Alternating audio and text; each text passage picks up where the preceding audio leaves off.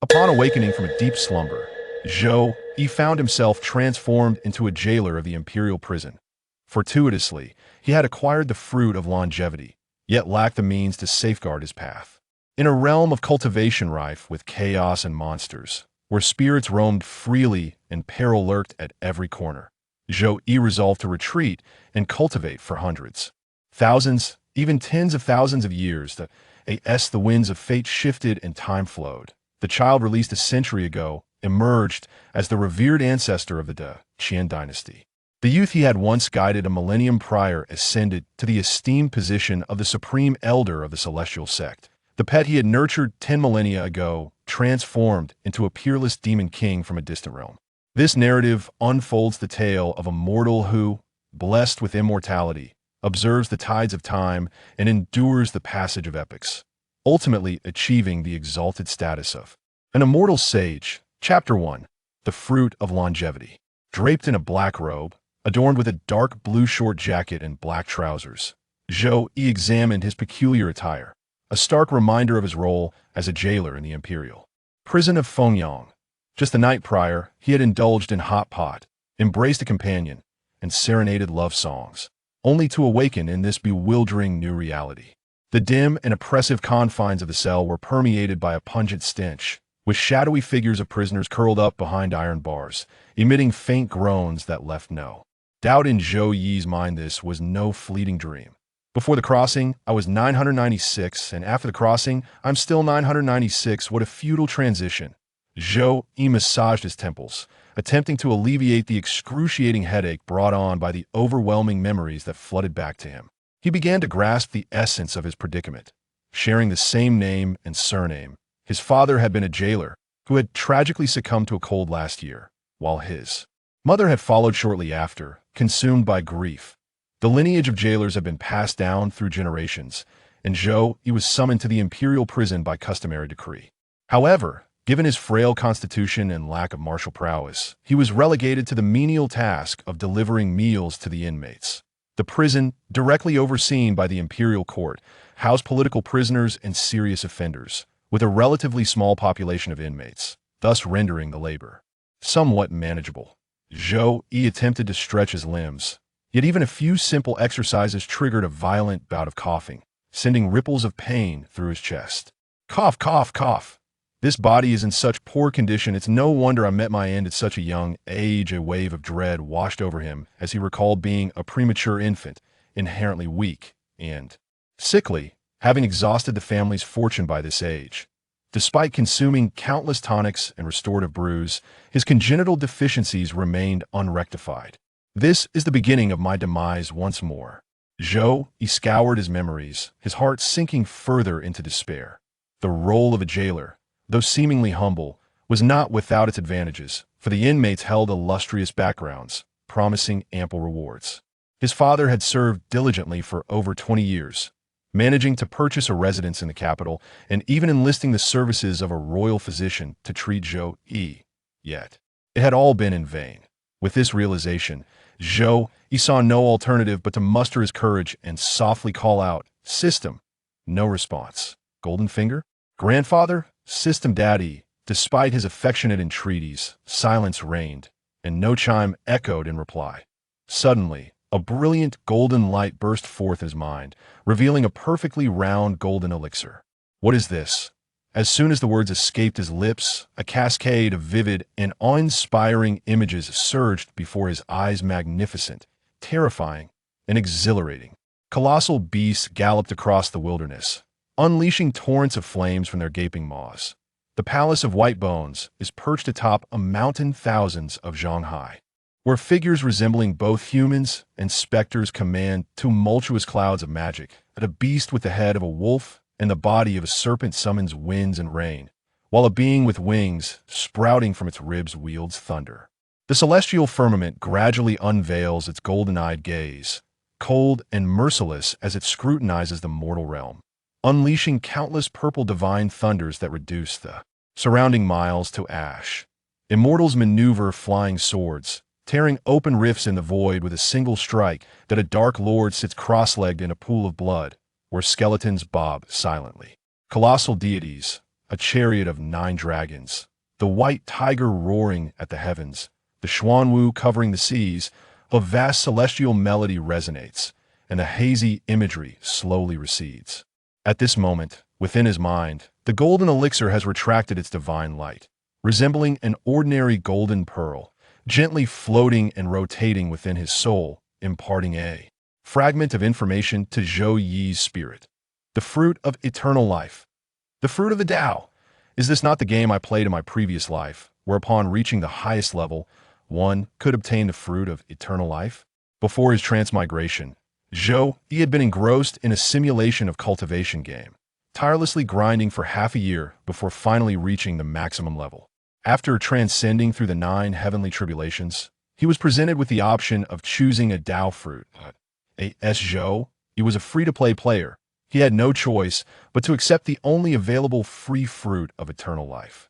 Tao fruit, eternal life.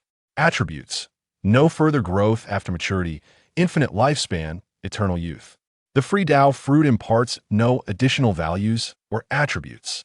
So my golden finger is the game. Loading game, opening game, game panel, Dicho Studio. Zhou Yi called out a few times, confirming that no other game properties have been transferred, and could only shrug in resignation. So, I am now immortal. Alas, immortality does not equate to invincibility, it merely prevents aging, granting an endless lifespan. One can still suffer injuries, fall ill, encounter various accidents, or even be slain. Zhou Yi moved his arms and legs, discovering that his weakness and ailments had vanished, his breathing steady and deep, and his limbs strong and vigorous. The congenital deficiencies have disappeared. It must be the influence of the fruit of eternal life. Had I known I would transmigrate, I should have spent 10 times 648 to acquire the best Tao fruit talent. However, while other Tao fruits augment talents and attributes, none offer true immortality. After pondering for a moment, Zhou Yi realized that the reality differed from the game. The fruit of eternal life was indeed the optimal choice. In reality, where lifespan is limited, possessing other high-level attributes and talents still necessitates continuous cultivation for immortality, fraught with perilous battles and strife that in the face of danger and the specter of death, one must navigate through life and death struggles to attain longevity. Conversely, by possessing the fruit of eternal life, one merely needs to exercise caution and avoid fostering enmity, progressing steadily in their cultivation, ultimately achieving immortality after tens of thousands of years. Zhou Yi recalled the terrifying scenes in the realm of cultivation, where moving mountains and filling seas was commonplace, and tearing apart the void was but a trivial act. Even with the aid of advanced Tao fruits, one must endure countless life and death struggles to reach immortality. Immortals, Buddhas, and demons are not benevolent mentors should they discover Zhou Yi's cultivation speed exceeds the norm, or if certain beings near the end of their lifespans require a vessel, they would seek to utilize him. It is not uncommon for them to resort to skinning the surface, soul-searching, or seizing the Tao fruit. The Tao fruit represents the ultimate goal of cultivation without the appropriate protective arts. One is akin to a child holding gold amidst a bustling market. Zhou Yi, one to seek valor through reckless confrontation. Zhou Yi resolutely decided to endure in silence until he became invincible, after which he would roam freely in the outside world. The prison truly was an excellent place geographically. It was situated in the Ningde district of the capital, with the Grand Gate of the city to the west and the Dali Temple adjacent to the east, merely 2 blocks from the Imperial Palace, with thousands of elite guards ensuring tight security and the ability to escape the city at any moment. It was undoubtedly the safest location in the Fengyang Kingdom. Even amidst the upheaval of dynastic change, the assailants would target the palace, for the new emperor would never release serious criminals to endanger his own realm and subjects. Enjoying the defenses akin to that of an emperor, one would not be ensnared by courtly intrigues. Perfect. Let's set a modest goal: to live in this prison for a few hundred years. Zhou Yi, carrying a food bucket, approached each cell door and ladled out a spoonful of the thin porridge, the contents of which were uncertain.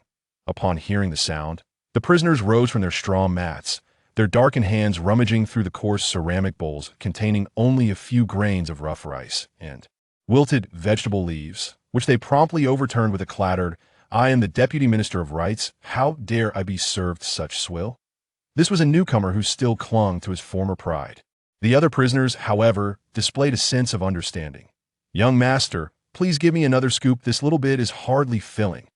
Upholding the principles of humanitarianism, Zhou Yi glanced at the cell number and scooped a thicker portion of porridge from the bottom of the bucket for the prisoner while gently reminding him, the end of the month is approaching. Remember to have your family send money for food. Another month has passed. The prisoner sighed, raised his bowl to slurp down the remnants, and satisfied, returned to his straw mat to meditate in silence. Chapter 2. The Rainbow Swordsman. The imperial dungeon remained perpetually shrouded in darkness, with only the faint glow of oil lamps lining the corridors. Gloomy and oppressive, it was impossible to distinguish day from night. New prisoners would initially carve marks upon the walls to track the passage of time. But as the days stretched into an endless torment, or when the walls became too crowded with such etchings, they eventually abandoned all attempts to count the days. After all, few who entered these accursed depths ever emerged alive. The meditating prisoner was vaguely remembered by Zhou Yi, a man surnamed Su, once a renowned literary figure in the Jiangnan region. His rebellious poetry had drawn the attention of the imperial guards, who somehow uncovered evidence of his abuse and fatal mistreatment of a household servant. Convicted under the law, he was imprisoned in the imperial dungeon. With his family sending silver, he could savor an extra spoonful of watery gruel with each meal. Perhaps one day, when the current ruler passes and a new sovereign ascends the throne with a grand amnesty, this individual shall be released. No wonder they maintained such equanimity. Zhou Yi finished distributing the thin porridge and walked along the prison cells towards the exit. Sounds gradually approached from afar, first a cacophony of indistinct murmurs, then escalating into loud shouts and jeers. Judging by the commotion, it was clear they were gambling. The Phoenix dynasty had stood for 3 centuries now, plagued by all the typical maladies of a waning empire, extravagant tributes demanded by the throne, corrupt governance, and lax military discipline. The once strict regulations of the imperial prison had long eroded since the founding emperor's reign. Otherwise, someone as frail as Zhou Yi would never have been hired. Of the 1,000 guards officially on the roster, most existed only on paper, their salaries pocketed by absentees. The few officers who did show up spent their days drinking and gambling for amusement. Comparing the historical patterns with the current state of the Phoenix dynasty, Zhou Yi surmised that a dynastic upheaval was all but inevitable. Finished delivering the meals, little E? Come over and play a few rounds. The voice of Zhang Zhou, the jailer, snapped Zhou Yi out of his reverie. Zhang was blowing on his palm repeatedly, as if this could magically increase the value of his dominoes. As a low-ranking prison official, Zhang was Zhou Yi's direct superior and had been on good terms with Zhou Yi's late father. Zhou Yi shook his head, partly due to his cautious nature that shunned gambling, and partly because he lacked the silver to wager. His predecessor had squandered the family's savings on daily medicinal tonics in a futile attempt to restore his health, only for his body to be claimed by a soul from the Blue Star. Standing behind Zhang Zhou for a while, he observed a game resembling Pai Gao, with Sergeant Yo acting as the banker. Dull, uninspiring. Zhou Yi calmed his mind, contemplating how to cultivate in the days to come, even with the fruit of longevity. He could not abandon the path of immortal cultivation. What if one day he encountered demonic cultivators abducting people, or celestial beings clashing and obliterating entire cities? Natural disasters and human calamities could not be avoided by mere caution alone. Longevity was the fruit of the Tao, while immortal cultivation was the art of safeguarding it. In his previous life's memories, he had never heard of the path of immortal cultivation, nor even tales of celestial beings. The only knowledge he possessed was of martial arts, divided into internal energy and physical tempering. For more detailed information, he would need to inquire at the local martial arts hall. The pursuit of immortality was for longevity. Yet Zhou Yi had already attained the fruit of enlightenment. He would not abandon the essential for the trivial, nor would he wander recklessly in search of immortality. Therefore, for the time being, the path of martial arts remained his sole choice. Should one first amass a considerable fortune to enhance their quality of life? If one cannot master the craft of soap and cement, one might still experiment with saltpeter for ice-melting greenhouses, or perhaps plagiarize poetry and verses to gain renown. Where fame flows, wealth follows. Failing even that, let it be for now. With a courtyard in the divine capital and meals provided by the prison, why invite unnecessary troubles over mere silver? Zhou Yi harbored no illusions about the mercantile environment of antiquity. In a society rigidly structured around officialdom, Possessing substantial wealth without influential connections was tantamount to being a plump pig awaiting slaughter. At this moment, a clerk entered and whispered something into Captain Niu's ear. The rank of captain in the imperial prison was a lowly ninth-grade position, overseeing 10 bailiffs, each managing 10 jailers. By regulation, Niu should have commanded 100 men. However, rampant corruption had left him with only 20 or 30 jailers under his charge, and even those were often absent. Brothers, duty calls, Niu declared, tossing his dominoes onto the table. Warden Lei has ordered that the thief imprisoned days ago must be interrogated and forced to sign a confession today, lest it delay his execution. Warden Lei, known as Lei Hu, held the position of chief warden, excluding the imperial guards stationed outside.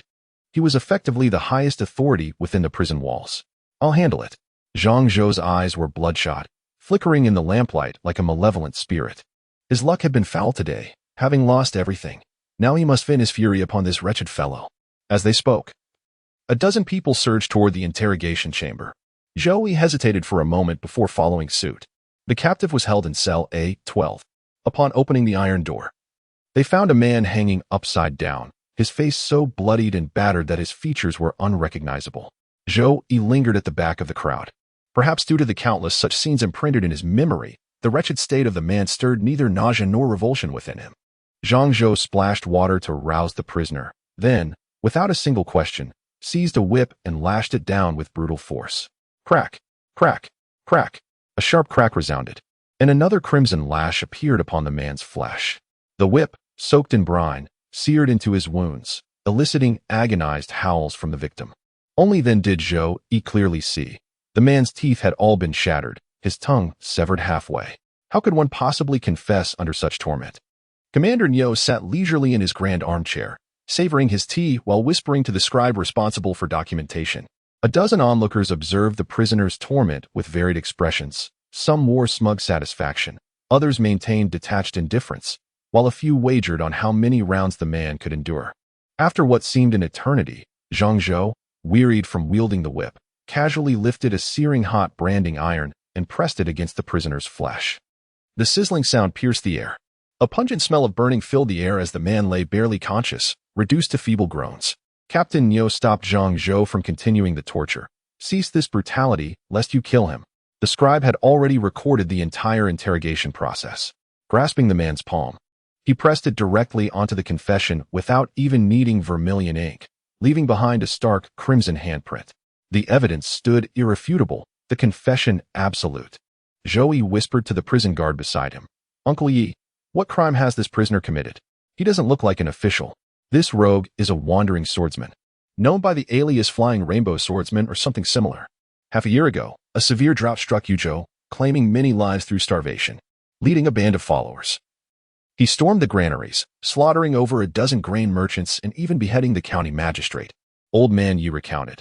The imperial guards pursued him relentlessly for half a year before finally apprehending him, sentencing him directly to execution by decapitation. A true outlaw of the Greenwood. This was Zhou Yi's initial thought. In ancient times, droughts of mild severity would leave the land strewn with emaciated corpses, while more severe ones could drive people to the unthinkable act of exchanging children for sustenance. The man's decision to open the granaries and distribute grain undoubtedly saved countless lives.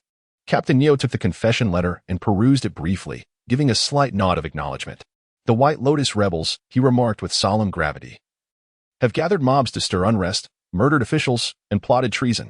Take good care to feed him properly. He is to be executed in a month. At the very least, keep him alive till then, said Zhang Zhou. Rest assured, my lord. Young Yi handles matters with utmost reliability, came the reply. My lord, shall we provide him with finer meals? Zhou Yi bowed in acknowledgement, observing the wretched state of the man before him. So tormented, he scarcely resembled human form. It seemed impossible that mere gruel could sustain him for even a month. Captain Niu waved dismissively. No need for concern. This scoundrel has tempered his very organs, a first-rate master of the martial world. Death does not claim him so easily. Indeed, by evening, when Zhou Yi returned with the meal bucket, the man had already regained his vigor, his tiger-like eyes blazing with defiance. The dark purple brand marks on his face and the crimson lash scars across his body did not render him feeble. Instead, they lent him an aura of ferocity. Zhou Yi dared not approach too closely. Dipping a ladle of gruel, he attempted to pour it into the man's mouth. but the prisoner clenched his jaw and thrashed. In the struggle, the thin broth spilled into his nostrils instead. Cough, cough, cough. The man coughed violently, choking uncontrollably. Great hero, I'm but a lowly constable. Please don't make this difficult. The prefect, those damned, cudgel-wielding curs. The man's tongue was severed halfway, rendering his speech slurred and indistinct. Zhou Yi set down the rice bucket and stepped outside to survey the surroundings. The adjacent cell stood empty, the jailers all absent, likely engrossed in their gambling. Returning to the man's side, he clasped his hands in respectful salute. Sir, your selfless devotion to aiding the afflicted commands my deepest admiration. Though now imprisoned, you must not surrender to despair. Even upon the executioner's block, one should retain the vigor to denounce the corruption of the court. The man fell into a prolonged silence upon hearing this, then gradually parted his lips. Zhou Yi gently wiped away the grains of rice and traces of blood from the man's face. With meticulous care, he ladled the porridge, taking great pains to avoid letting it flow into the nostrils again. Chapter 3. The annihilation of a profligate scion. The martial arts practitioner indeed possessed an astonishing appetite. Nearly half a bucket of thin congee vanished into the man's stomach with remarkable swiftness. Zhou Yi clasped his hands respectfully and inquired, "Esteemed warrior, might I have the honor of knowing your name?" The man paid no heed to Zhou Yi, closing his eyes in meditation as his internal organs emitted a resonant hum, while his sinews and muscles trembled incessantly. A mouthful of crimson blood spewed forth. The man's face turned as pale as snow, his breath instantly feeble and withered. Zhou Yi observed from the side, surmising that the man's attempt to heal through inner energy cultivation seemed rather ineffective. What a vicious poison! The burly man spat out a mouthful of blood and said, "I am Wei Chang. What delicacies does Hero Wei fancy? I shall bring some tomorrow." Zhou Yi had previously provided meals to prisoners at prices 100-fold higher than outside, yet all the silver earned was spent on nourishing medicinal soups. Wei Chang responded coldly, "My entire family has been exiled. I have no silver to bribe you. I simply admire the noble deeds of Hero Wei." Zhou Yi spoke solemnly, "With my temperament, I cannot achieve such self-sacrifice for others, yet that does not hinder my admiration for heroes. All I can offer is some food. Consider it a modest farewell for a great warrior." Wei Chang closed his eyes and spoke no more. Zhou Yi carried the meal bucket away, but just as he stepped beyond the prison door, a voice called out from within, "Is there wine?" "Yes." The following day, Zhou Yi first attended the morning roll call at the front office before heading to the kitchen to fetch the meal buckets. The prison kitchen consisted of two sections, one large and one small. The larger one merely boiled coarse porridge, carelessly tossing in rough rice and wilted vegetables, ensuring it was barely edible. The smaller kitchen, however, was meticulously arranged, stocked with fine ingredients like chicken, duck, fish, and meat, all masterfully prepared by Chef Lu from the renowned Dingxiang restaurant. "Brother Yi, last night someone was brought to cell 9, quite a temperamental one. Serve them with caution." Chef Lu handed Zhou Yi a specially prepared meal box. Curious, Zhou Yi inquired, "Brother Lu, what is their background?" The celestial prison often held special inmates, those with uncertain charges or powerful familial connections shielding them. The private kitchen catered precisely to such privileged detainees.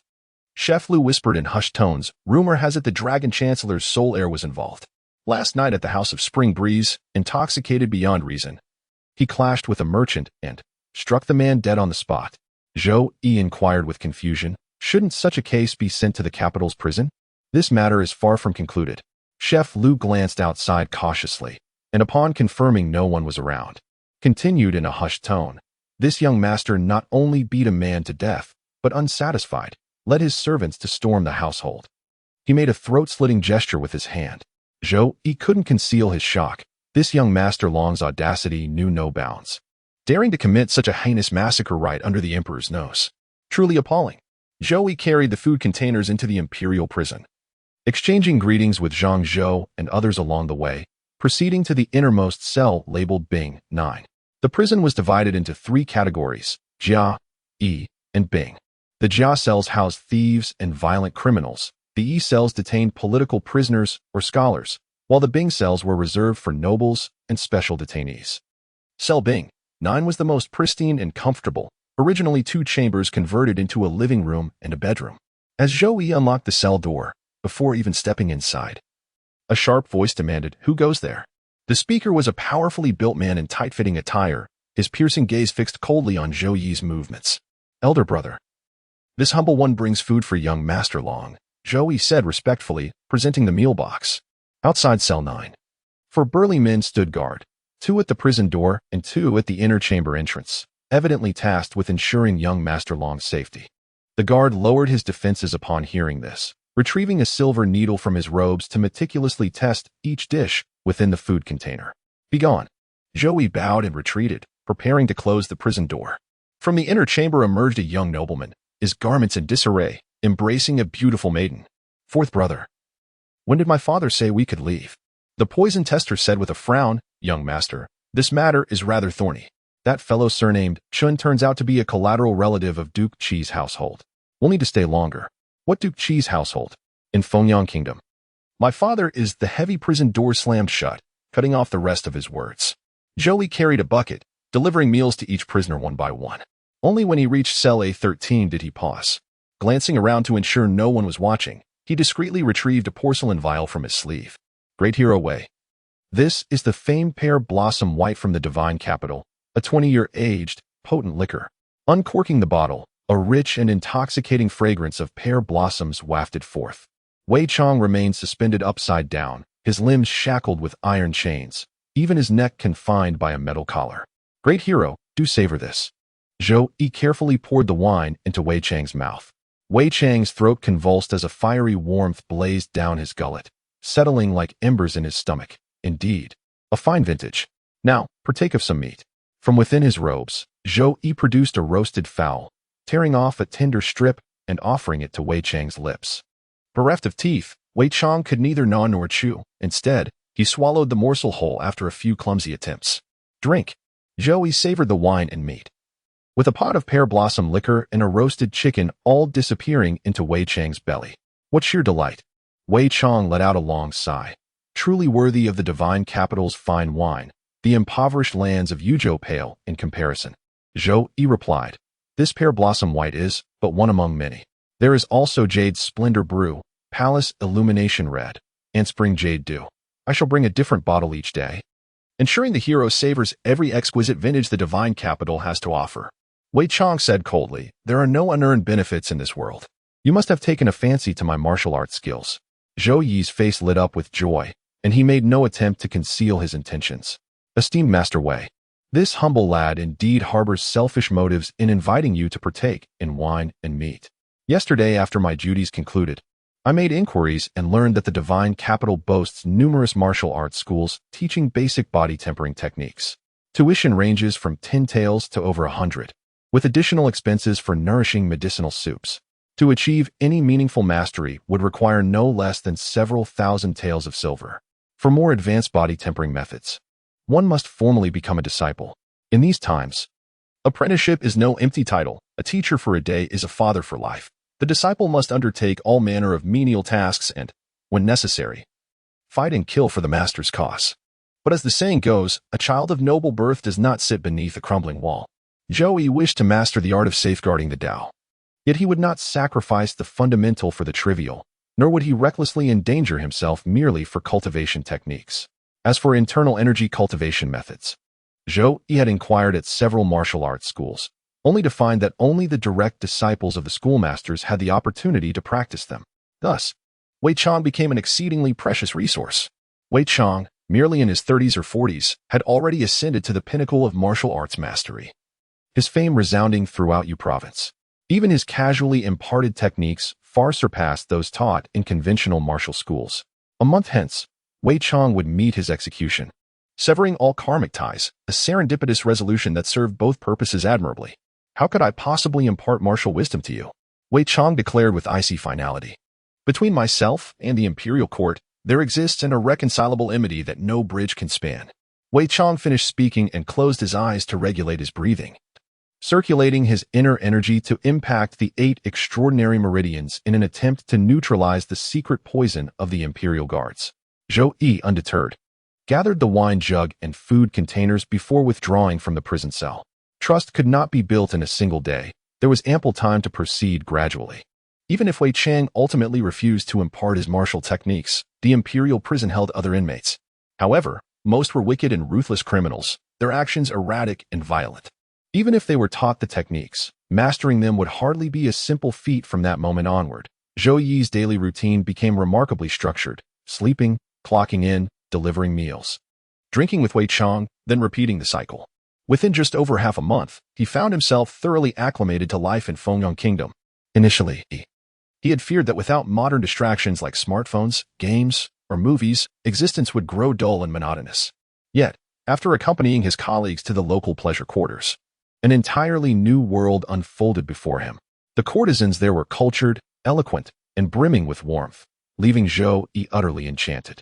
On this particular day, after delivering his usual meals, Zhou Yi arrived at Wei Chang's cell for their customary drink. Great hero, this autumn dew wine is only a decade old. My purse has been rather light of late. Wei Chang cast a disdainful glance and sneered. Have you squandered all your silver in the brothels and pleasure houses? Zhou Yi touched his face and replied with a wry smile. Is it truly that evident?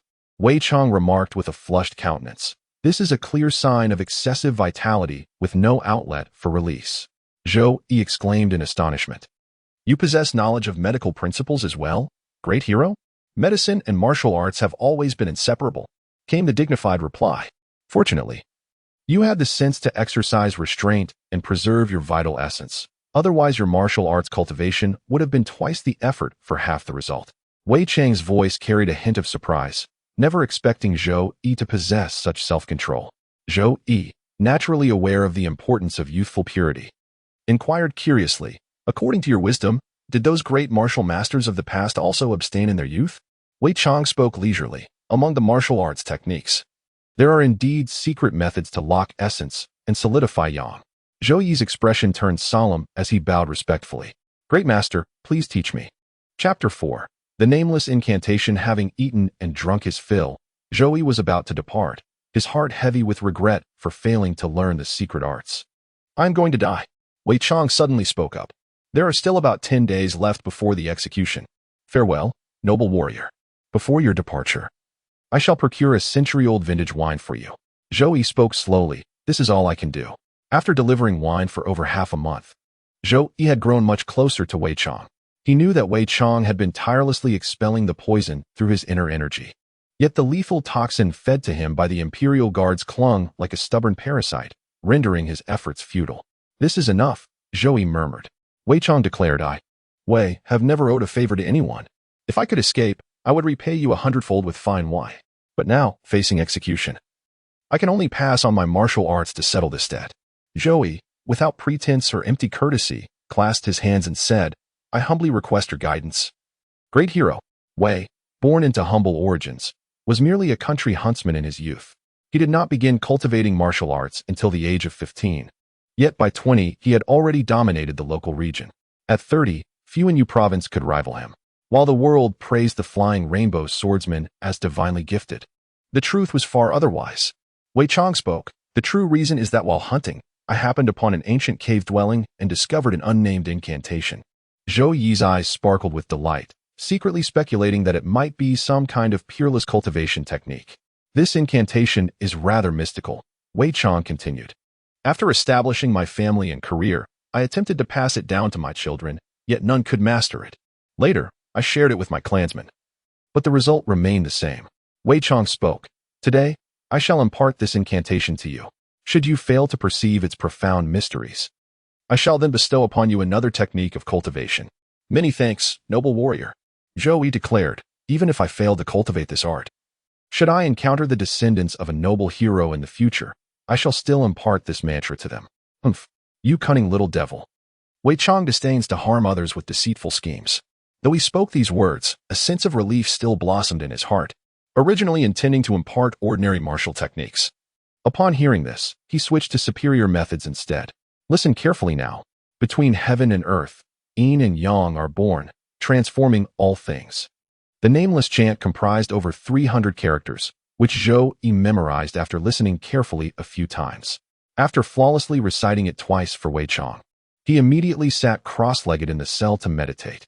Calm the heart naturally, breathe slowly and evenly, gather the divine light, reach the celestial core. Following the guidance of the nameless chant, Zhou Yi sought to quietly comprehend the workings of heaven and earth. Yet, no response came. He could not sense the pure and ethereal qi that Wei Chong had described. After nearly an hour, Zhou Yi's legs grew sore from sitting, forcing him to rise and move about.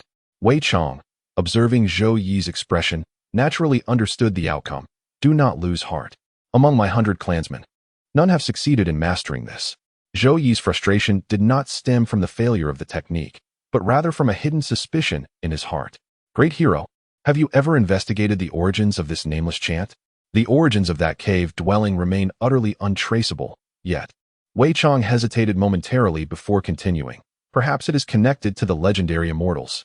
However, the path of cultivating immortality and seeking the Tao is but an ethereal fantasy. After years of fruitless investigation, I eventually abandoned my inquiries. The celestial Tao, Zhou Yi murmured to himself, utterly convinced of the immortal's existence in this world. This nameless cultivation method operated by attuning to the ethereal spiritual energy between heaven and earth. While the martial arts techniques circulating in the mundane world, those focused on physical tempering and internal energy, all originated from within the human body itself. Distinctly different cultivation methods. 9 times out of 10 are the techniques of immortal Tao. From this, one might surmise that cultivating immortality likely requires certain innate talents, perhaps bone structure, spiritual roots, or meridian channels. Conversely, those incapable of practicing immortal Tao techniques must lack the aptitude for celestial cultivation.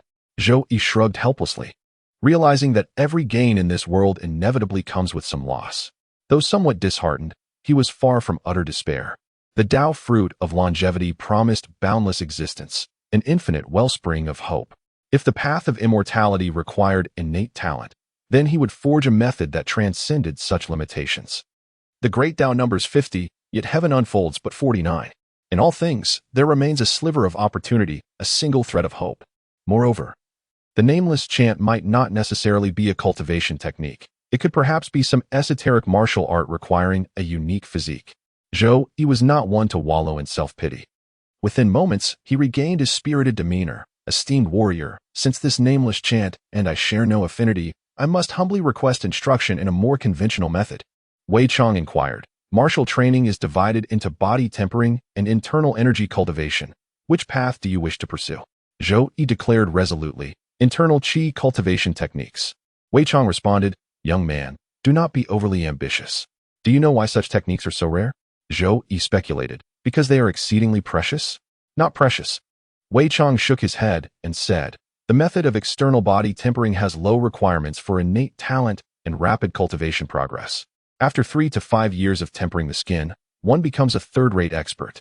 With 7 to 8 years of refining muscles and bones, one ascends to second-rate mastery. If one's aptitude isn't too lacking, merely 2 or 3 decades of body forging can elevate them to the first-class realm of organ refinement. In contrast, cultivating internal energy demands exceptional talent and comprehension. Ordinary individuals may meditate for 20 or 30 years, yet their martial prowess remains comparable to that of the skin membrane realm. 50 years of internal energy cultivation might elevate one to the second-rate level, a century to first-rate, and 200 years of accumulated power to rival the bone marrow refining realm. 200 years? Yet, who among mortals can endure 2 centuries of life? Zhou Yi was taken aback, having initially assumed that internal energy cultivation techniques were rare due to their preciousness, only to realize they were considered rather trivial. This was the common perception among ordinary people. The disciples of those prestigious sects possess extraordinary talents. From childhood, they nourish their bodies with medicinal baths and temper their bones with true qi. Their cultivation speed surpasses ordinary people by 3 to 5-fold, Wei Chen remarked. Coupled with profound techniques and the consumption of various elixirs, just 2 or 3 decades of rigorous cultivation can grant them 2 centuries' worth of power. If physical cultivation has lower innate requirements and faster progress, why bother with the arduous path of refining true qi? Zhou Yi was filled with doubt. He cared not whether it would take centuries. Disciples of great sects consumed vast resources to perfect their inner qi cultivation for good reason. Both body tempering and inner qi belong to the postnatal realm, above which lay the innate grandmaster stage. Cultivating inner qi made breaking through to the innate realm considerably easier than the arduous path of external body refinement. After a moment of contemplation, Wei Chong spoke. I once attended a martial alliance gathering where an innate grandmaster expounded upon martial principles. Some of the cultivation essences discussed bore resemblance to that nameless chant. Zhou Yi's mind stirred. I beseech you, noble warrior, to impart the inner energy techniques. Have you made your decision? Wei Chang reminded him. I shall impart but one technique, sufficient to repay your kindness in gifting the wine. Zhou Yi nodded and replied, a man must always harbor dreams. What if one breaks through to become an innate grandmaster? An innate grandmaster. If one day you truly break through to the innate realm, I beseech you to journey northward and watch over my aging parents, my wife and children. Wei Chang suddenly thought of his family. Exiled to the harsh and bitter lands, please convey my deepest apologies on behalf of this unworthy Wei. It is I who have brought misfortune upon them. Zhou Yi solemnly declared, I shall not fail in this sacred trust. The internal energy cultivation technique practiced by Wei was called the return to origin art. Characterized by its balanced and harmonious nature, a genuine Taoist heritage from Qian Mountain, Wei Chang recited the return to origin mantra word by word, discovering it was several times longer than the nameless chant. Comprising over 2,000 characters, Zhou Yi spent a full hour silently memorizing it before finally committing it to memory. Zhou Yi inquired, Great hero, is it possible to simultaneously cultivate both physical strengthening and internal energy?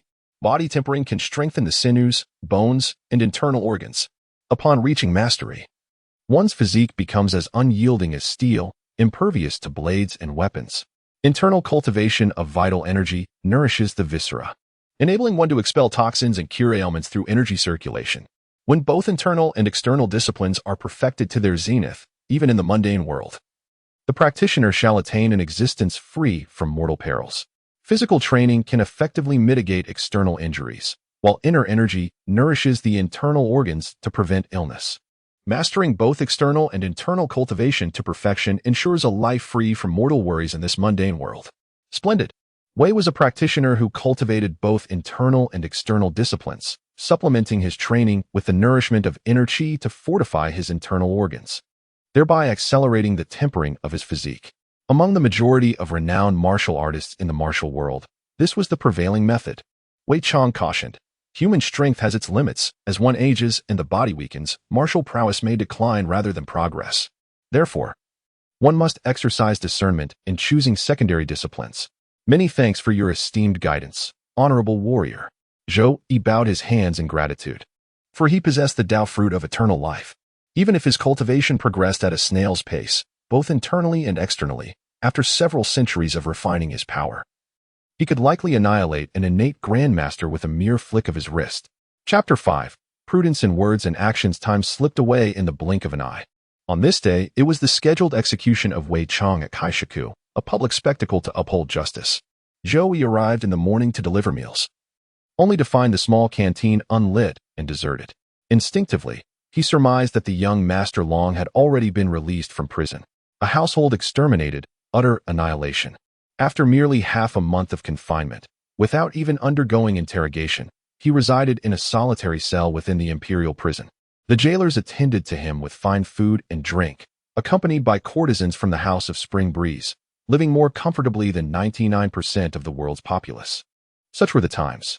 Zhou Yi, while on duty at the imperial prison, frequently overheard his colleagues speak of the overwhelming influence of Prime Minister Long. The current Emperor Chongming, obsessed with cultivating immortality and Taoist practices, had neglected court affairs for 26 years. Prime Minister Long had held the position for 19 of those years. His dominance over the court was absolute. Among the common folk, whispers circulated that even if the emperor were to return to court, the civil and military officials would no longer heed his commands. Cell 13. Zhou Yi carried the meal box, a customary Last Supper, prepared with meat and wine for every condemned prisoner, regardless of their crime.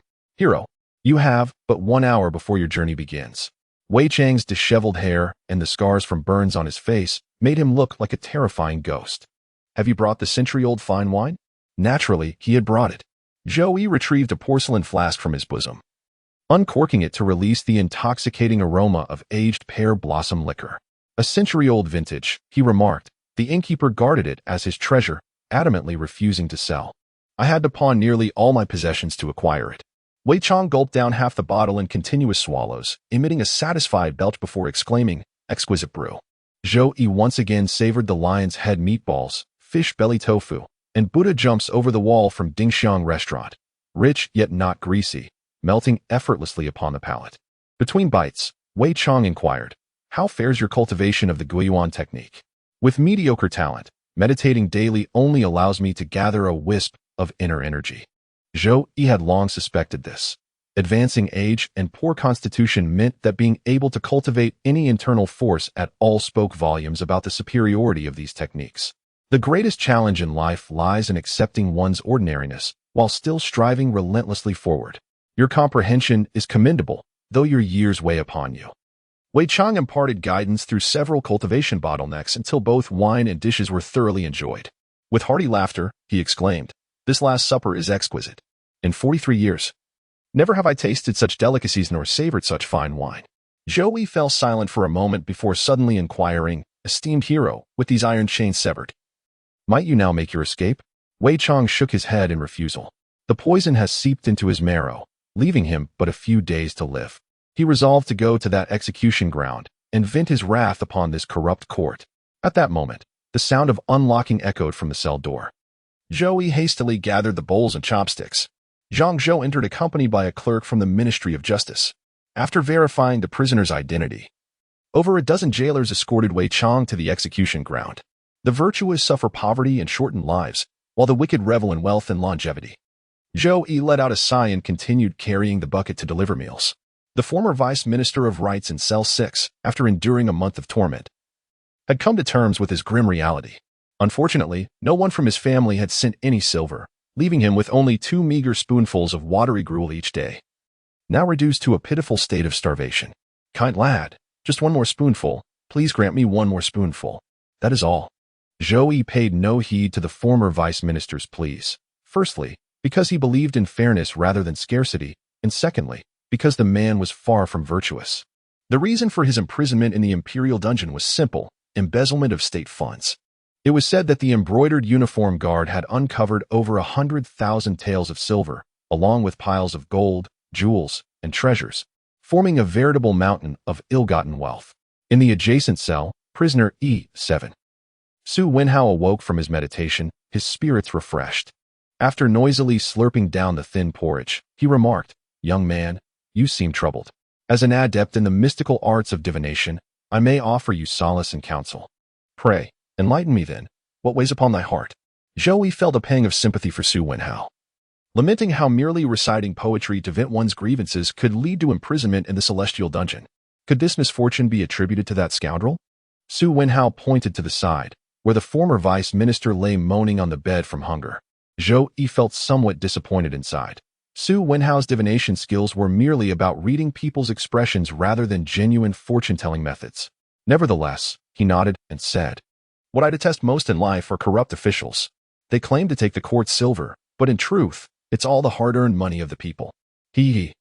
You simply don't comprehend." Su Wenhao chuckled twice. This old man recognizes this fellow. His official capabilities are rather commendable, having accomplished some practical deeds for the common people. As for embezzled silver, well, not excessively much. The former vice minister groaned while lying down. "Old Su, I haven't made friends with you in vain." Zhou Yi inquired with puzzlement, then why was he imprisoned in the imperial dungeon? The officialdom values not political achievements, nor purity and corruption, but rather factional alignment. Su Wenhao remarked, "Not all who engage in corruption fail to be promoted, and not all who end up in prison are there because of corruption." Zhou Yi pondered carefully, clicking his tongue twice. "Fascinating, truly fascinating." The former vice minister said, "Young man, if you find it amusing, serve this old man another scoop of rice." "Very well." Zhou Yi initially intended to mock him with a few words, but upon second thought, prisoners in the E block were no ordinary convicts. Many had their official positions reinstated. It would be wiser not to provoke them. He scooped the thick congee from the bottom of the bucket and filled a bowl for the former vice minister. Zhou Yi inquired, "Why is Master Su in such a talkative mood today?" The elderly man was habitually taciturn, spending his days in silent meditation after meals, likely practicing some esoteric internal martial art that preserved his vigorous spirit and robust health. Yet fate had cruelly confined him behind bars for 4 or 5 long years. Su Wenhao smugly recited a verse. "This old man has a premonition. The day of breaking free from this cage and returning to liberty is not far off." "Then congratulations to Su Wenhao," Zhou Yi said with a cupped hand salute before picking up his bucket and leaving. The old man had been imprisoned for 3 or 4 years, yet remained unchanged, still unable to restrain himself from spouting poetry. What did he mean by wrongfully fallen? It was clear he refused to accept Emperor Chongming's judgment. The former vice minister, hunched over preparing his meal, suddenly paused, his eyes gleaming with intensity. After Wei Chang's execution, Zhou Yi's life returned to its usual rhythm, shuttling between home and the prison. Zhou's father had spent most of his life as a jailer, spending the bulk of his ill-gotten silver on treating Zhou Yi's illness and the remainder on purchasing a modest house in the capital, Ningde Lane, a single courtyard residence. By the standards of his past life, where the imperial city was the first ring, Ningde Lane would be a courtyard house within the second ring, something Zhou Yi couldn't afford even if he worked 500 years without eating or drinking. Progress in the Guiyuan technique was slow, but Zhou Yi was in no hurry. His greatest advantage was time. Day after day, year after year, eventually, the divine art would reach perfection, reaching out to touch my lady's silken hair, wandering beyond the soft expanse. Humming a newly learned tune, Zhou Yi mused that though the Guiyuan technique had yet to reach mastery, its Taoist method of locking yang and consolidating essence granted him unyielding stamina, enough to ride gallantly without faltering. After clocking in for duty, he picked up his bucket and set off to deliver meals. Encountering the night patrol officer Chong Ning on his rounds, accompanied by 4 jailers escorting a shackled prisoner. The captive, with disheveled hair upon closer inspection, turned out to be Su Wenhao. Zhou Yi stepped forward to greet them. Uncle Chong, what has befallen this gentleman? In the prison, Zhou Yi was the youngest and the latest arrival. The other jailers and wardens were of the same generation as Zhou's father, so addressing them as uncle was not inappropriate. In daily life, he could also receive more care from his seniors. Chang Ning snorted coldly, "Humph. This insolent wretch dares defy your majesty's decree and slander the imperial longevity. He deserves to be confined in the imperial prison, where the embroidered uniform guard interrogates traitors.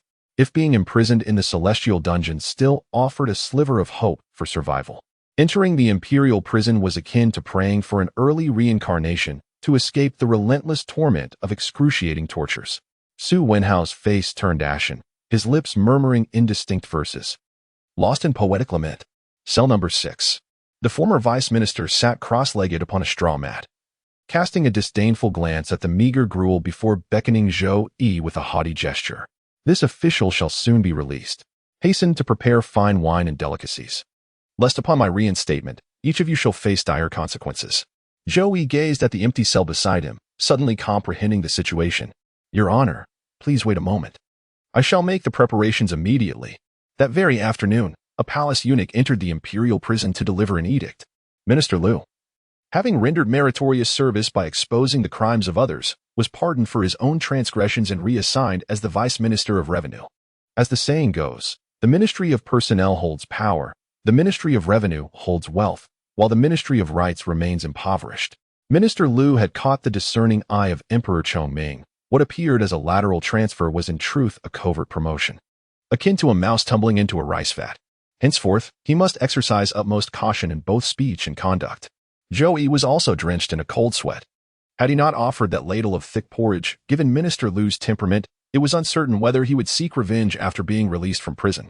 Chapter 6. Finally dead half a month later, while playing cards, Captain Niu mentioned that Su Wenhao had died in the imperial prison. It was said that by the time of his death, there were hardly any intact bones left in his body. In our line of work, one must always remember caution in speech, utmost caution. Captain Niu cautioned solemnly, especially you, Xiao Yitzi, when delivering meals to the prisoners, refrain from idle chatter. Minister Liu has instructed me to remind you, do not listen to what should not be heard, nor speak what should not be said. The young man understood thoroughly. Zhou Yi felt a lingering fear in his heart. This had truly been a profound lesson. Fengyang Kingdom was not a society governed by law. An individual's life, death, honor, or disgrace depended entirely on the whims of those in power. A single line of poetry, a mere utterance, could become a fatal accusation. For instance, Zhou Yi delivered wine and meat to Wei Chang, even addressing him as a great hero, lavishing him with effusive praise. Should any vigilant individual report this to the imperial court, the mildest consequence would be exile, while the graver outcome would be branded as Wei Chang's accomplice. In such times, even the pursuit of eternal life and spiritual enlightenment would dissipate into nothingness. One must never recklessly thrust oneself into the limelight. Zhou Yi reminded himself that in the days to come, he would inevitably witness more injustices and grievances. He must learn to remain indifferent, merely standing by as a silent observer, neither questioning nor interfering, much less attempting to intervene. Wandering amidst the mundane world yet detached from its trivialities, Zhou Yi had an epiphany about the intricacies of life. Transforming into an impassive prison meal deliverer, he reserved his smiles only for inmates who greased his palms. After all, a jailer's meager monthly stipend of 5 silver coins couldn't even cover the cost of enjoying a single musical performance at the Spring Breeze Pavilion. The better the prisoners dined, the more silver found its way into Zhou Yi's coffers each month. One might aptly call them his benefactors sustaining his livelihood. On that day, a new prisoner was incarcerated in the imperial dungeon, rumored to be the leader of a southern rebellion. Dark-skinned and emaciated, his face etched with sorrowful wrinkles. He bore no resemblance to a general commanding tens of thousands, appearing instead as a weathered peasant from the fields. The arrival of this peasant general brought a peculiar liveliness to the prison. Captain Yo and his subordinates took turns devising cruel methods of interrogation and torture. Within mere days, the old peasant was reduced to a broken figure. Yet, unlike Wei Chang's steely endurance, this man possessed an even more formidable resilience. Whether subjected to finger presses, branding irons, barbed whips, or crushing cangs, each torment was met with eerie silence. At the end of every session, spitting blood and foam, he still mustered the strength to curse corrupt officials. "Keep going, old man. Beg for mercy just once, and I'll take your surname as my own." Zhou Yi stood by and listened, suddenly feeling that this man still bore more resemblance to a general. The general was imprisoned for a few days before being escorted to the execution ground at Kaishaku, where he was beheaded alongside dozens of others, ranging from high-ranking officers down to mere squad leaders. The blood that gushed forth drenched the entire execution site. The onlooking crowd cheered loudly, eager only for spectacle, indifferent to the reasons behind these executions. Zhou Yi stood by the execution ground, watching the general's head roll far away. The eyes still wide open, glaring fixedly at the executioner, showing no sign of submission.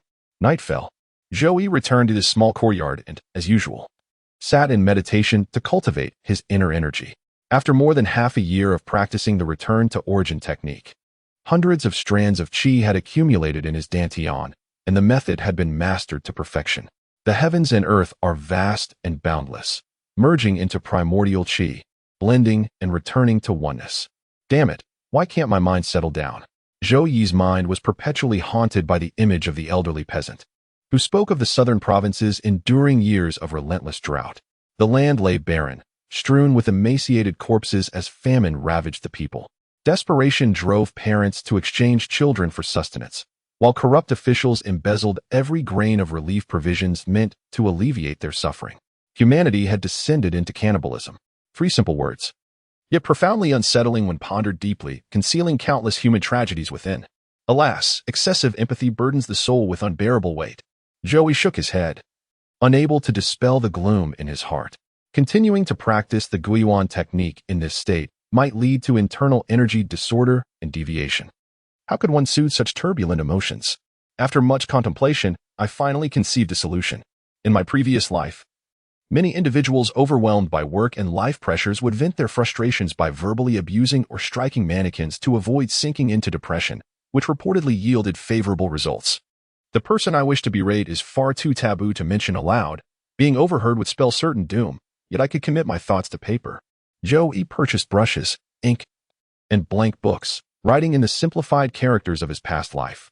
Even if someone saw them, they wouldn't recognize the script. How should he proceed? After pondering for a moment, he began to write.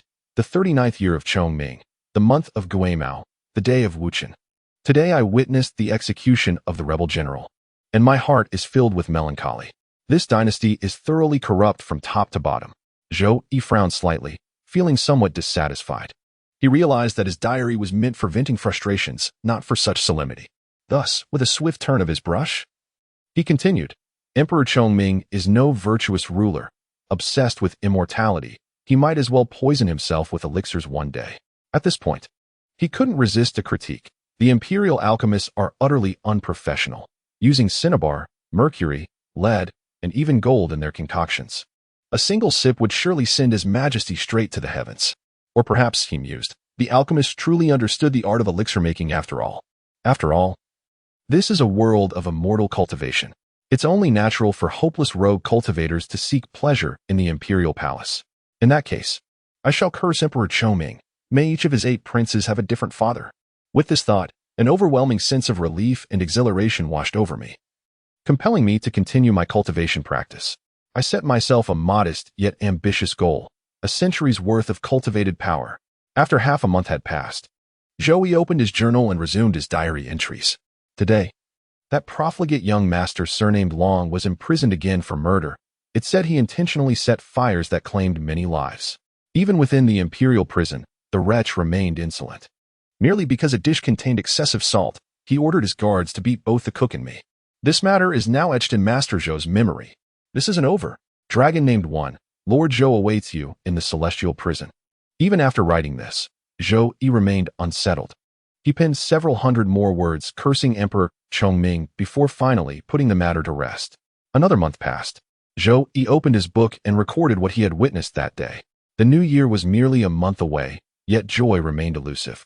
Everyone knew the rebellion charges were baseless, yet the imperial court feigned ignorance, sentencing the entire Jinghua general's household, 300 souls, to execution. Rumors spread that the rebel forces had already reached Yuzhou, merely a few hundred miles from the divine capital. Instead of mobilizing troops to suppress the uprising, the court wallowed in internal strife.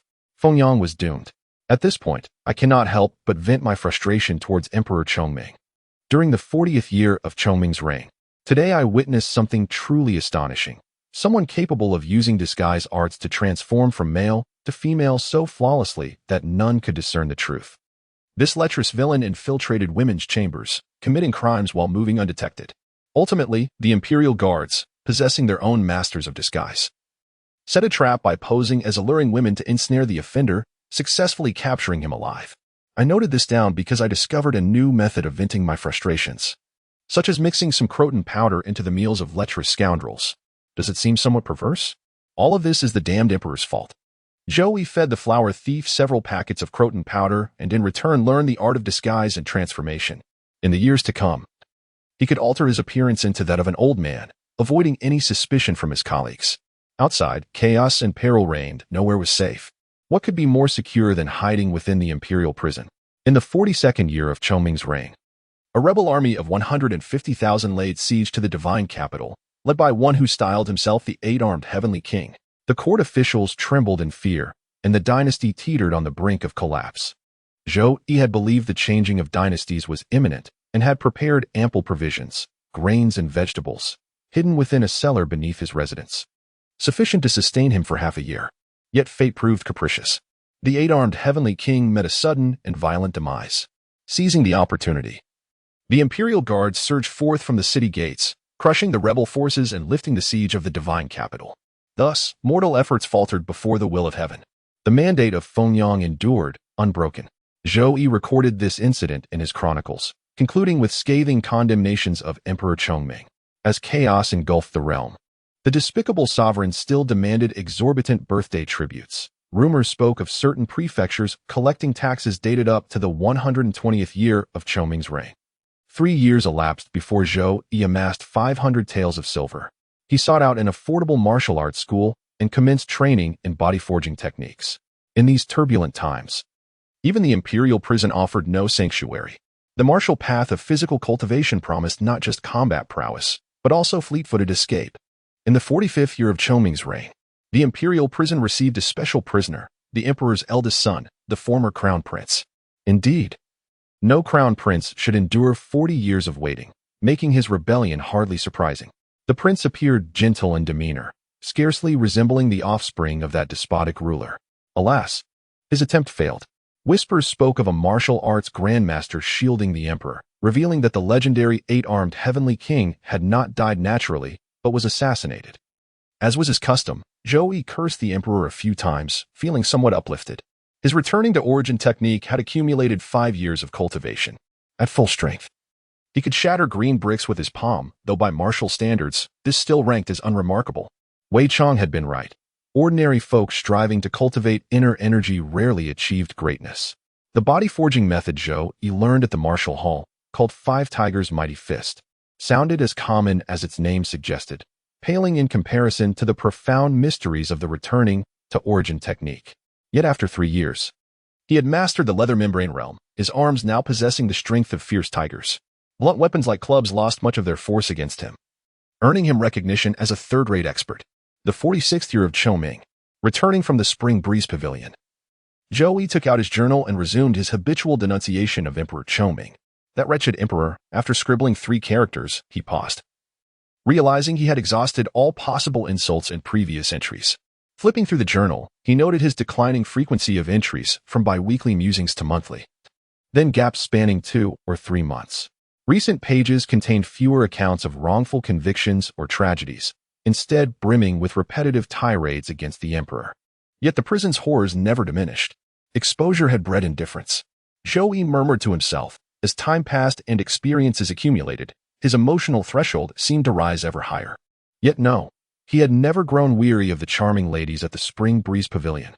The journal has reached a point where words fail to express the depth of my indignation. Emperor Choming had truly abandoned all pretense of governance, sequestering himself in the Shanyang Palace for over 3 decades to pursue immortality through mystical cultivation. With a heavy sigh, Zhou Yi finally put brush to paper, writing in frustration, "When will this wretched emperor finally perish?" From that day onward, Zhou Yi would inscribe a daily curse upon Emperor Chongming, praying for his swift demise. At dawn, when the mist lingered faintly and the fading stars still clung to the pale crescent moon, Zhou Yi moved with fluid grace through the courtyard. His fists sliced through the air in relentless succession, each strike resonating with a sharp, rhythmic force, thud, thud, thud, like the deep rumble of a bullhide drum, akin to the muffled roll of distant thunder. In the bitter chill of midwinter, Zhou Yi wore only a thin martial arts uniform. After several rounds of vigorous fist practice, his vital energy surged and overflowed from his body, transforming into rising steam. After practicing the Zhou Yi to its culmination, he exhaled deeply, releasing a 3-foot-long white mist that lingered in the air without dispersing. Having cultivated the 5 Tigers' fist to the tendon refining realm, he could already be considered a second-tier martial artist. Yet, having never engaged in actual combat and lacking proficiency with weapons, his formidable strength remained merely superficial. Zhou Yi had grown into adulthood, yet for the past 5 years, his physique and countenance had remained utterly unchanged. Having truly experienced the profound mysteries of the elixir of immortality, he cast aside his last vestiges of concern and settled into the unremarkable life of a prison guard in the celestial dungeon, indifferent to the machinations of both court and martial world. Centuries and millennia passed, yet Zhou Yi remained immutable, while the kingdom of Fengong had long since faded into oblivion. Returning to the chamber, Zhou Yi applied subtle cosmetics to dim his complexion, rendering his visage pale and sickly. At the age of 29, prolonged confinement in the dim and damp dungeon had accelerated the signs of aging, making this haggard appearance perfectly plausible. Venturing out, he headed straight for the morning market. Seating himself at a humble stall, he summoned the proprietress for a bowl of tofu pudding and crispy fried dough sticks. Suddenly, a resonant bell tolled, melodious, profound, its lingering echoes weaving through the air like an unbroken thread. Ding-dong. 9 consecutive chimes resounded, and the once bustling morning market abruptly fell into complete silence. All the commoners lifted their gaze toward the imperial palace direction with such synchronized movements, as if they had rehearsed this moment countless times and waited for ages. Zhou Yi continued lowering his head to savor his tofu pudding, the corners of his lips curling slightly upward, finding it 100 times more delectable than usual. The damned emperor had finally breathed his last. Chapter 7. Seeking refuge in the imperial dungeon. The common folk are blind and foolish. They would cheer with glee at the sight of rebels being beheaded, merely fascinated by how far the blood might spurt, wondering if they could dip their steamed buns in it. Yet the common folk are also wise. When thousands upon thousands turn their gaze toward the imperial palace in unison, silent, wordless, their collective will, vast and unspoken, has always propelled history forward. Only then did Zhou Yi understand the saying, pointed at by 1,000 fingers, "One may perish without illness." Wiping his mouth, he raised his head and called out, "Landlady, the bill." "Brother Yi, today's meal is on the house." Snapped out of her daze by the tolling bell, the landlady pinched her cheeks hard to keep herself from laughing aloud. Very well. Zhou Yi did not feign courtesy by tossing silver onto the table. Cultivating martial arts was a bottomless pit. The martial arts school charged tuition, 10 taels of silver was not exorbitant. Only after imparting the techniques would they reveal that body tempering required nourishing medicinal brews. Otherwise, one would cripple or kill oneself through training. The recipes for these decoctions were the school's closely guarded secrets, known only to the headmaster, who sold the pre-brewed elixirs. This scheme bore an uncanny resemblance to free online games. Without continuous investment, one could forget about growing stronger. Zhou Yi clicked his tongue in amazement, whether past or future. The cunning stratagems of merchants never changed. From tempering the skin to honing the sinews, he had already spent 500 to 600 taels of silver. And what lay ahead, refining the organs, cleansing the marrow, demanded even more precious medicinal tonics, likely costing thousands of taels without end. Ordinary martial artists, upon reaching the second-tier realm, would venture into the Jianghu. Amidst the glint of blades and shadows of swords, few embodied true heroism. Most fought merely to earn silver. Zhou Yi, however, need not take such risks. The imperial prison teemed with corrupt officials, and skimming just a fraction of their ill-gotten wealth sufficed to fuel his martial cultivation. As he walked down the street, the common folk seemed struck by a spell of silence, their gazes flickering repeatedly toward the imperial palace. They burned with the urge to speak, yet dared not voice their thoughts aloud. Instead, they exchanged meaningful glances, undoubtedly cursing the damned emperor for finally meeting his end. At the prison, Warden Lei had already donned mourning attire and was directing the guards to raise white funeral banners. With the emperor's passing, the entire nation was plunged into mourning. Once the towering banners were erected, Warden Lei summoned all the guards. An edict had arrived from the palace. From this moment forth, the prison gates were to be sealed, forbidding entry or exit to all, including the warden himself. Food and drink would be confined within the prison walls. Warden Lei turned his gaze towards Zhou Yi and instructed, "Young Yi, go inspect the provisions in the kitchen. If supplies are insufficient, make haste to procure more. During the emperor's mourning period, feasting is prohibited. We must subsist on plain rice and wheat flour alone." Though advanced in years, Warden Lei's memory grew ever sharper. A clear indication of his intent to remain in this post until his dying day. Whispers circulated that he had even declined an offer for a 7th-rank position in the Ministry of Justice. Zhou Yi bowed in acknowledgement. "As you command," Zhang Zhou reminded. "Make sure to stock up on several jars of cooking wine. If you skimp on it while stir-frying, the dish simply won't taste as fragrant." He chuckled. The jailers burst into raucous laughter. While others used cooking wine for stir-fries, Zhang Zhou drank it straight with his meals. "I understand." Zhou Yi had served in the imperial prison for a decade, long familiar with everyone there. They often frequented brothels together to enjoy music, so formalities had long since vanished. The prison had few proper officials, but many low-status jailers whose positions had been hereditary for generations. None looked down on another, and with such lucrative illicit gains, maintaining poor relations among colleagues was nearly impossible. The kitchen. Chef Lu was already in the kitchen, directing his son and apprentice in preparing a large pot of meal. Zhou Yi exclaimed in surprise, "What are you doing here? Stop working quickly, or the prison gates will be locked soon." "I'm not leaving. Not leaving. I'll stay in the prison for a while."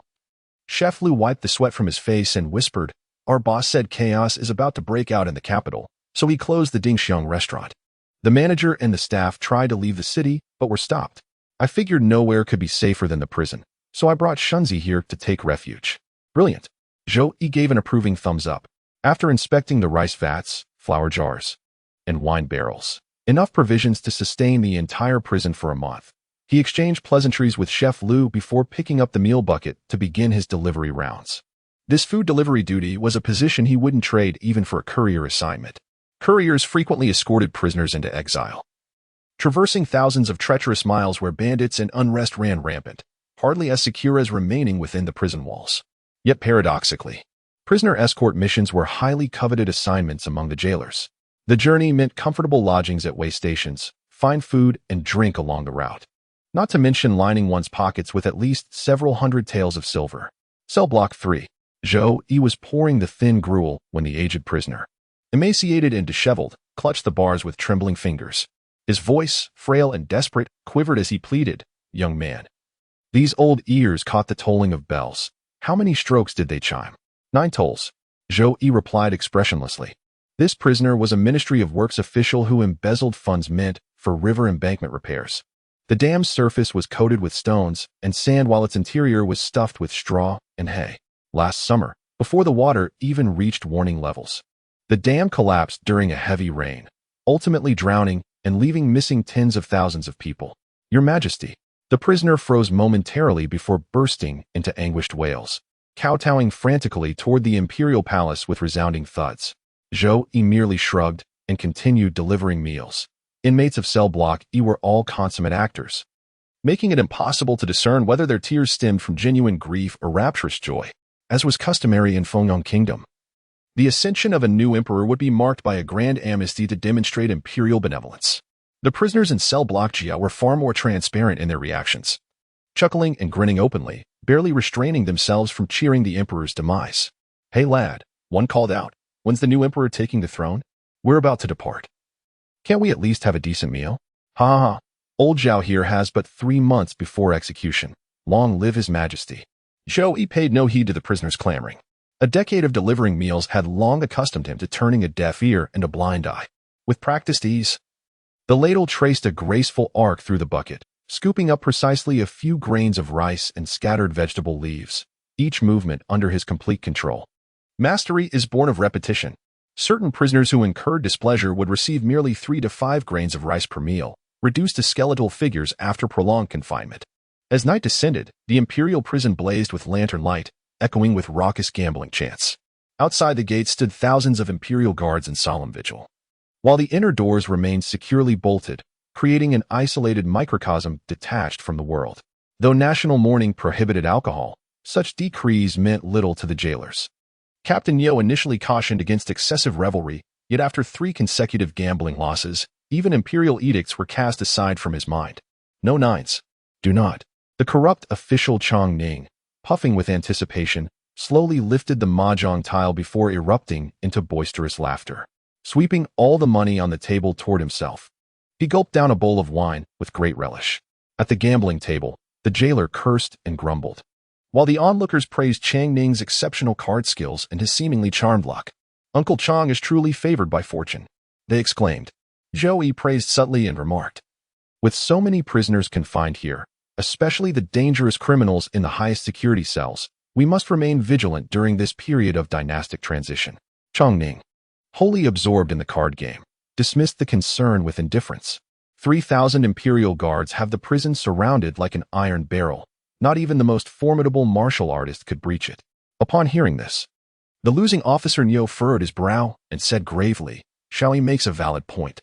We absolutely cannot afford negligence.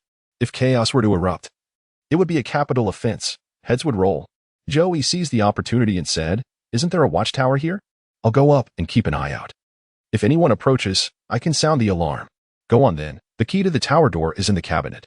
"Help yourself," replied Captain Yo without suspicion, shuffling his cards while showing concern.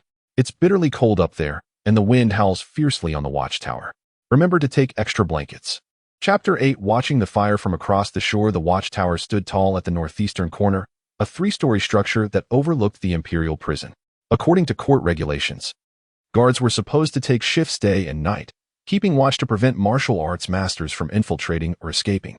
Yet now, with military discipline lax, most guards had become mere figureheads collecting pay without duty, leaving the watchtower unmanned. Zhou Yi pushed open the iron door of the watchtower and ascended the narrow staircase, step by step, until he reached the top. To his surprise, a figure was already standing there. "Lord Lei, why are you here?" "To watch the show." The warden of the prison nodded slightly, his gaze turning toward the imperial palace.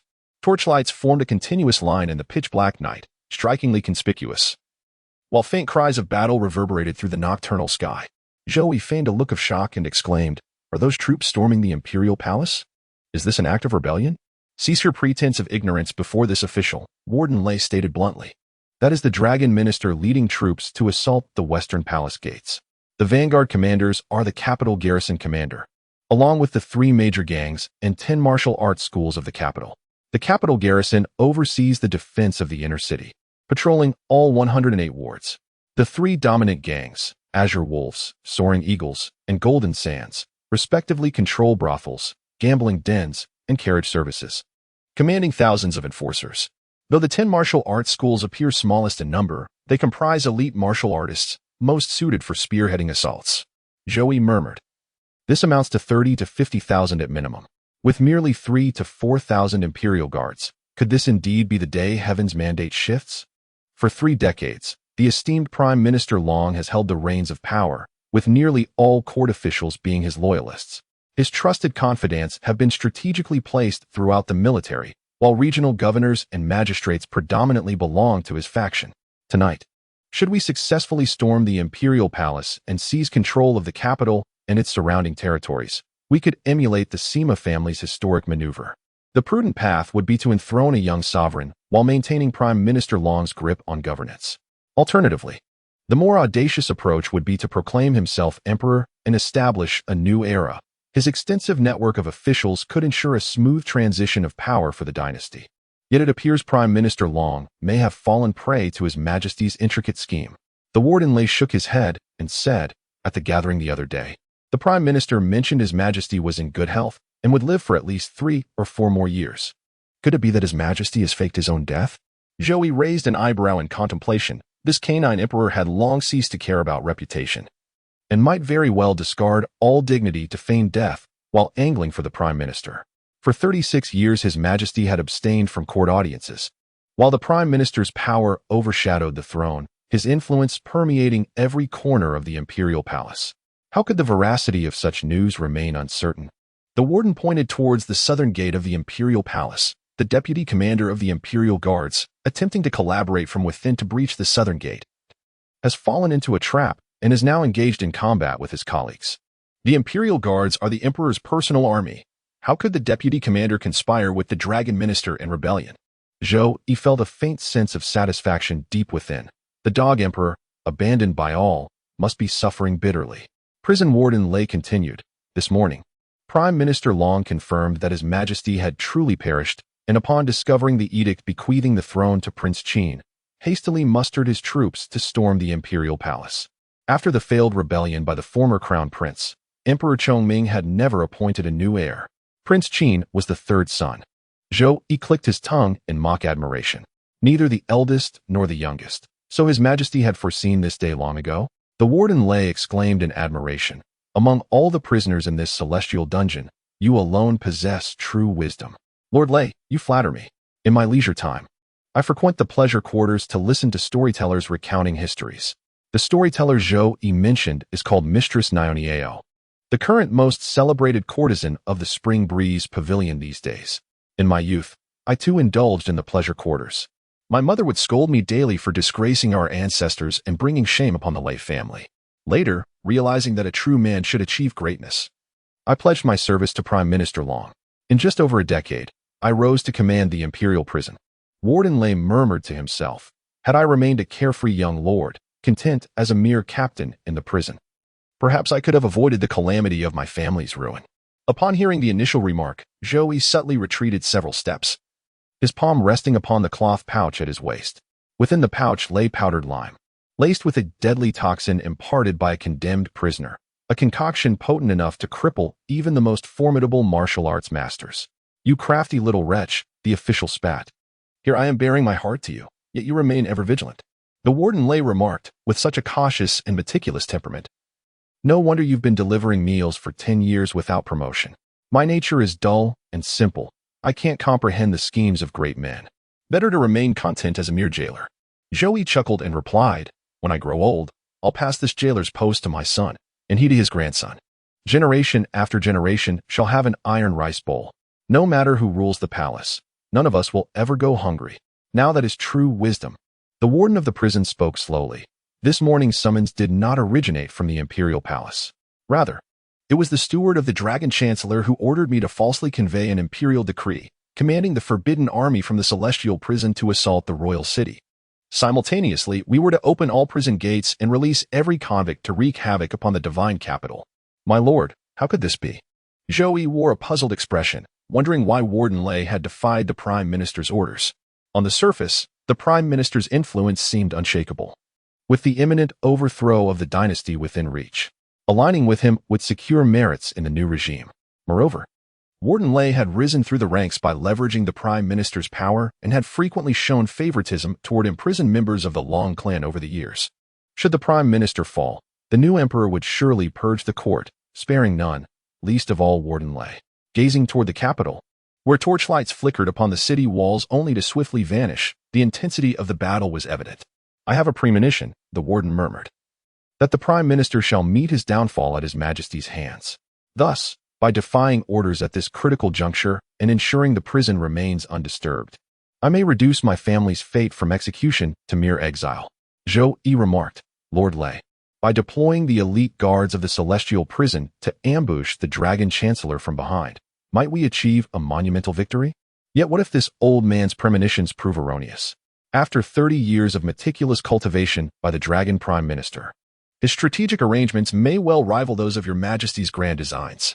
Warden Lei sighed and lamented, in my youth, I would have contended for such an opportunity. But now that I am aged, even the greatest merits would bring me no joy. Zhou Yi silently cursed the cunning old fox.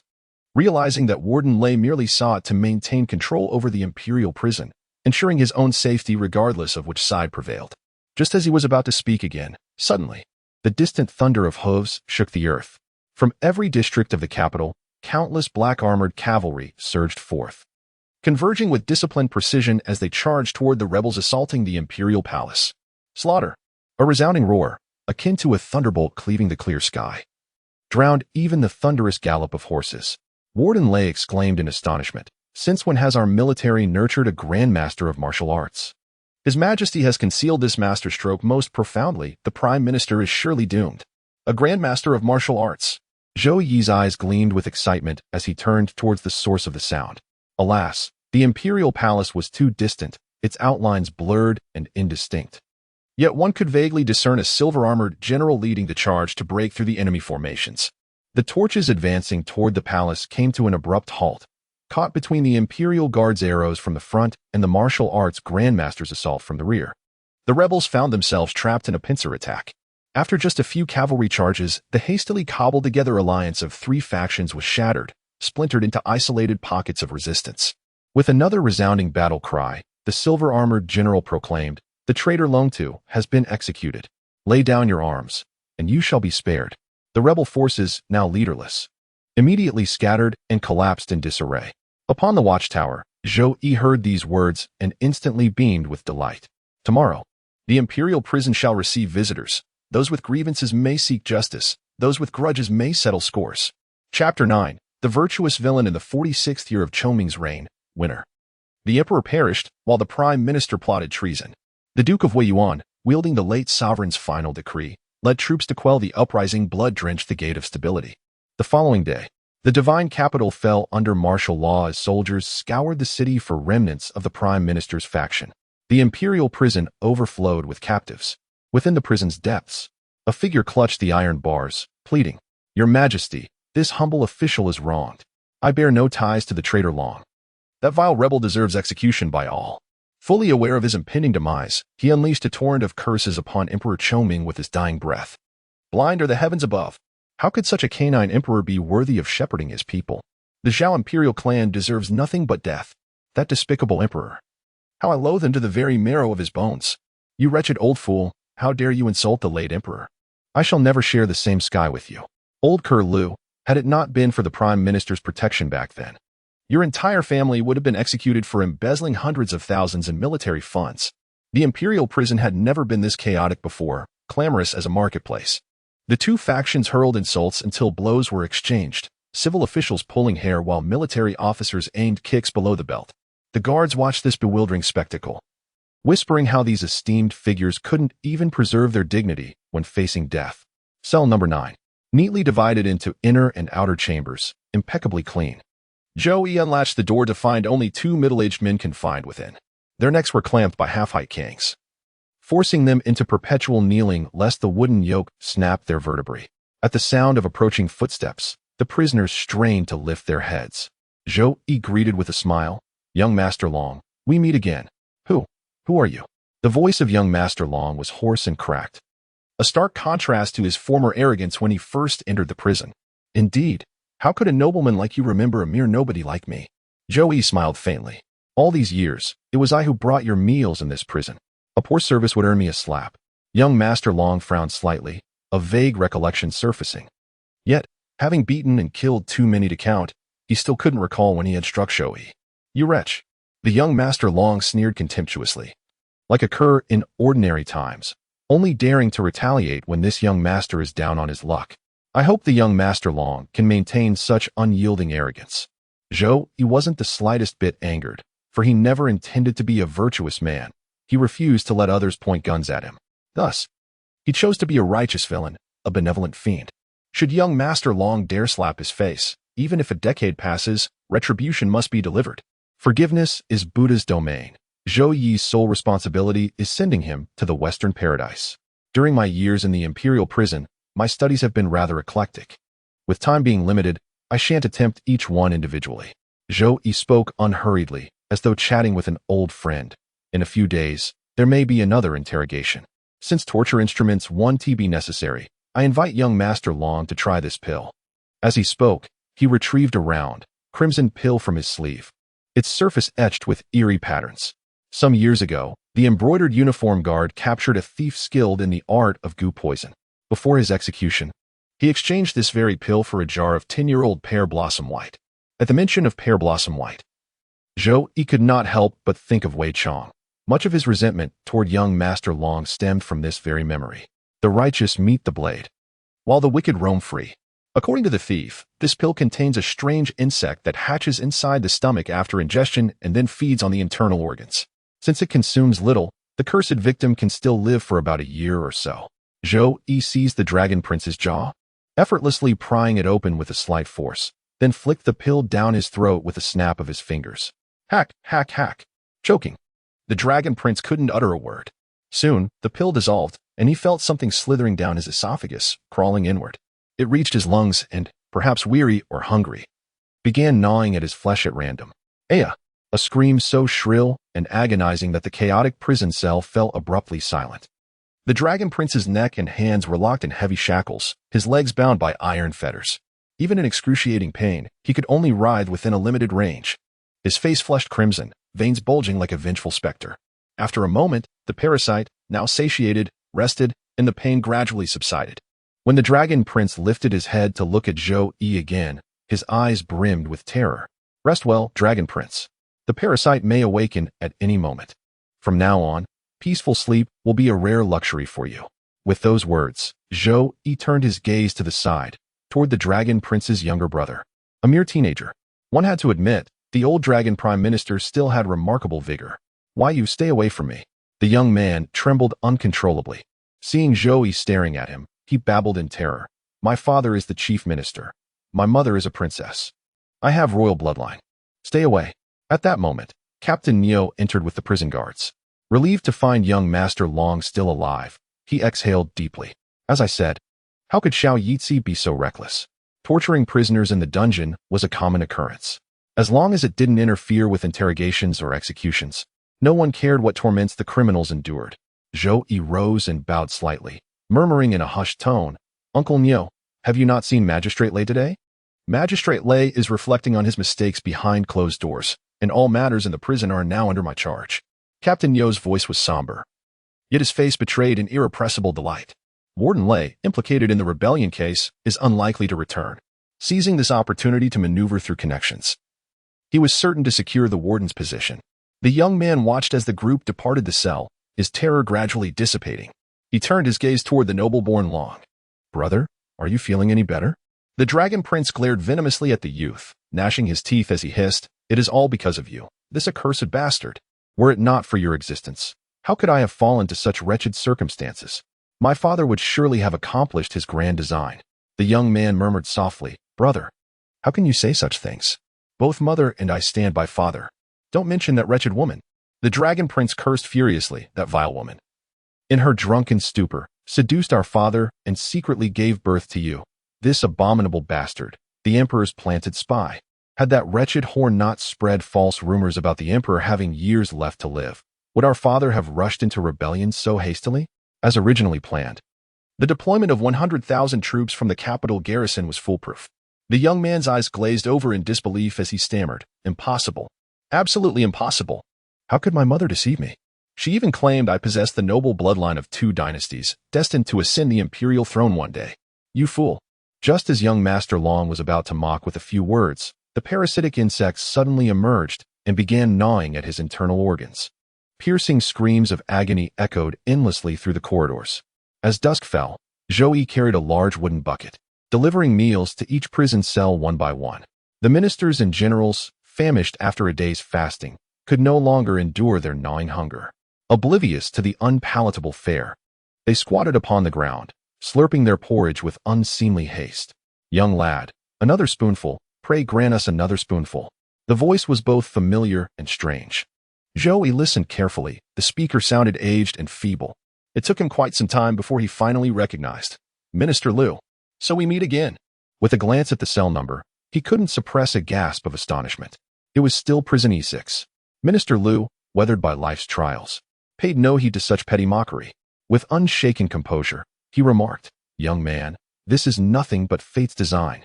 Zhou Yi inquired, "Minister Liu, over these years I have always wished to ask, given your close relationship with Scholar Su, why did you report him?"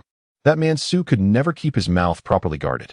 Minister Liu shrugged and remarked, "Even if I refrain from reporting this, trouble is bound to arise sooner or later. Since we are all comrades here, rather than letting others reap the benefits, why not bestow this merit upon me?" Admirable indeed. Zhou Yi was utterly astonished and promptly served Minister Liu with fine wine and sumptuous delicacies. In cell A12, Zhou Yi poured the gruel into a basin, allowing the prisoners to distribute it among themselves. The A block incarcerated only the most vicious and formidable criminals, each possessing some degree of martial prowess. A hierarchy emerged based on strength. The powerful claimed beds and full bellies, while the weak endured hunger beside the chamber pot.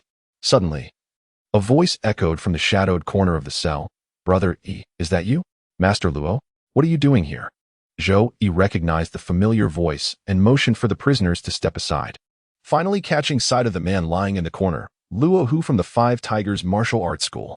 His body bore 7 or 8 knife wounds. His robes soaked crimson with blood. A broken arrow protruded from his shoulder, and his legs were twisted at unnatural angles. Only then did Zhou Yi understand why this first-class expert, capable of refining his internal organs, had not been isolated in solitary confinement.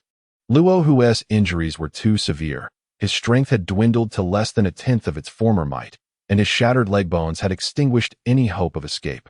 Leaning against the wall, Luo Hu pleaded weakly, "Brother Yi, there are things I must tell you. Alone." "Very well." Zhou Yi exchanged a few words with the jailer on duty, instructing him to relocate the other prisoners temporarily to another cell. None dared protest. Though raising a fuss might disrupt the jailer's affairs, doing so would only invite relentless torment in the days to come. Soon, only Zhou Yi and Luo Hu remained in cell A12. Without preamble, Luo Hu spoke, "I own a residence in the capital, registered under an outsider's name. Buried at the bottom of the well are several thousand taels of silver, the 5 Tigers Fist Manual, and medicinal tonics. If you retrieve them, Brother Yi, they will be enough to cultivate your way to the marrow-cleansing realm." Zhou Yi narrowed his eyes. "First, tell me, what do you want in return?" Luo Hu whispered in a hushed tone, "Brother Yi, please devise a way to rescue my son, to preserve the Luo family's lineage. Your son cannot be freed." Zhou Yi resolutely declined. The 10 martial arts schools in the capital were implicated in rebellion, and every execution would verify the identities meticulously.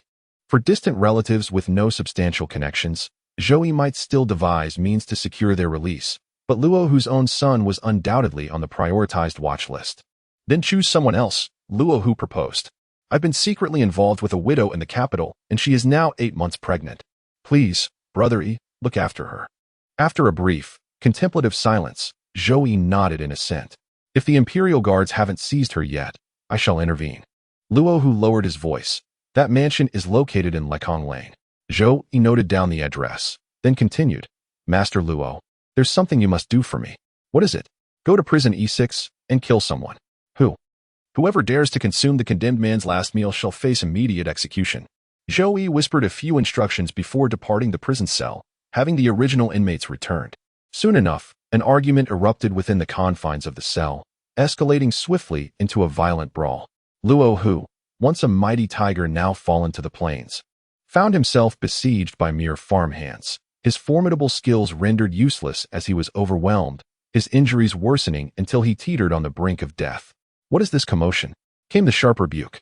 "No food for 3 days." The jailer shouted several times, fearing Luo, who might be beaten to death, and transferred him to another cell, cell B6. Vice Minister Liu was drinking wine and eating meat when the jailer tossed in a bloodied prisoner. He couldn't help but stare a few extra moments. Luo Hu, what are you looking at? Minister Lu. This official. Ah. Luo Hu lunged violently at Minister Lu, smashing his head against the elderly officials with brutal force. The frail scholar, weakened by age, suffered a shattered skull upon impact, splattering brain matter across the faces of surrounding civil and military officials. Prison guards swiftly intervened, dragging Luo Hu away while delivering a savage beating before transferring him to another cell. Shortly thereafter, a thunderous crash echoed through the prison as Luo Hu ended his own life by ramming his head against the cell wall. Chapter 10. Desireless Strength. The office of the heavenly prison. Zhou Yi pushed open the door and entered, bowing respectfully. Uncle Nyo, you asked for me? Captain Nyo gestured for Zhou Yi to sit down, remarking with a wry smile, your methods, young man, are rather crude. Aren't you afraid of attracting the attention of the embroidered uniform guard? Upon hearing the jailer's report, Captain Nyo concluded that Zhou Yi had orchestrated the death of Minister Lu, a common occurrence in the imperial prison. Officials often bribed to eliminate political rivals sent to the dungeons, lest they stage a comeback. What does Uncle Nyo imply? We merely delivered meals as instructed, someone muttered. Zhou Yi feigned ignorance, neither denying nor admitting the allegations. With both Minister Lu and Luo Hu lying cold in death, the truth was buried with them. Yet risks remained. In the kingdom of Fengyang, justice was not blind but beholden to those in power. Under the cruelest tortures, what confession could not be extracted? The law bowed to authority, and guilt or innocence was decreed from above. Captain Nyo snorted disdainfully. No wonder Commander Lei warned me that among all the prisoners in this celestial dungeon, you're the most cunning fox. Lord Lei, you flatter me too much. Zhou Yi said with a smile. Master Luo owns a residence in the capital, where he has hidden several thousand taels of silver. The silver shall go to Uncle Nyo, the martial arts manual shall be mine, and the house shall belong to that widow. Exquisite arrangement. Captain Nyo praised with admiration, growing increasingly pleased with Zhou Yi, willing to sacrifice his own interests to fulfill his promise to Luo Hu. Such integrity was something Captain Nyo admitted he himself lacked, for exploiting widows and seizing inheritances had become all too commonplace. After all, Master Luo had imparted his skills to me, a debt of gratitude not easily forgotten. Zhou Yi had never sought the limelight. The tonic recipe was secondary. What truly burned within him was the fervent desire to see Minister Lu meet his demise. Minister Lu, a man of genuine villainy. Such individuals act without any moral boundaries. If not thoroughly eradicated, they will bring endless calamities. Should they manage to please the new emperor and regain their official positions, Zhou Yi would have no choice but to flee in haste. Captain Nyo inquired with curiosity. I've long known of your obsession with martial arts, but have you achieved anything remarkable? From childhood, my constitution was frail, and martial arts became my means to strengthen body and spirit. Zhou Yi picked up the teacup lid from the table, rolling it between his fingers before it crumbled into fine powder in an instant.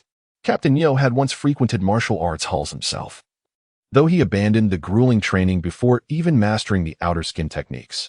Yet he recognized the hierarchy of martial prowess. Forging bones of steel, crushing stone to dust. How could you have attained such formidable strength without a whisper?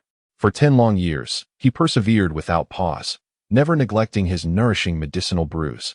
Yet his innate talent could only be deemed the lowest of the low. Zhou Yi's words were not spoken in modesty, as Wei Chong had said. Most martial artists in the Jianghu could temper their sinews and bones within 7 or 8 years, though those who roamed the martial world seldom had the luxury of daily training. The true disciples of Master Luo, bathed in medicinal concoctions since infancy and nurtured by internal energy, had already achieved mastery of sinew and bone by 16 or 17. Hailed as future candidates for the legendary Xiantian Grandmaster realm, Zhou Yi felt admiration but no envy, for that prodigious disciple had already perished amidst the chaos of war.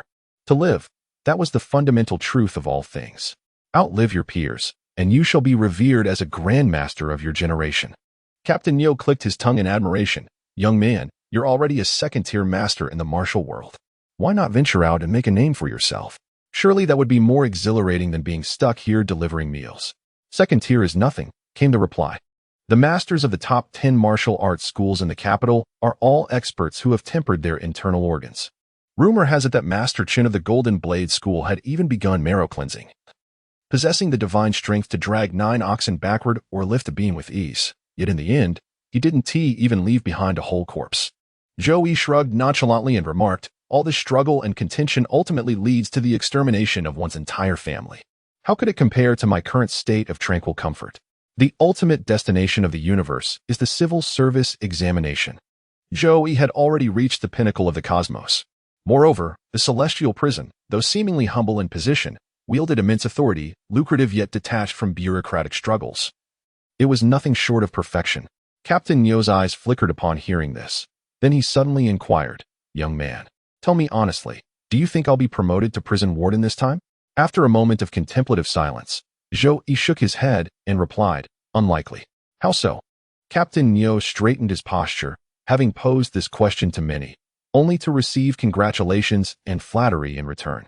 Everyone believed that the next warden of the celestial prison would undoubtedly be Captain Nio. Any outsider who dared to enter, ignorant of the prison's rules, would soon find themselves residing within its very cells. After careful consideration, Zhou Yi remarked, in his desperation to mitigate his crimes, Magistrate Lei will undoubtedly disclose the rebellious plots to the imperial court. How could the new emperor dare trust the imprisoned officials? Most likely, he'll appoint a trusted confidant as the new prison warden.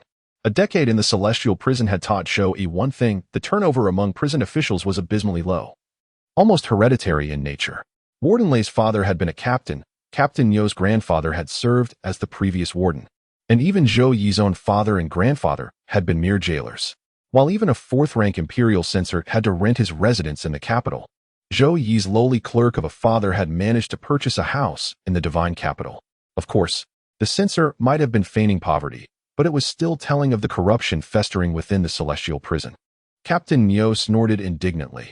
This place operates on layers of unspoken rules, both overt and covert.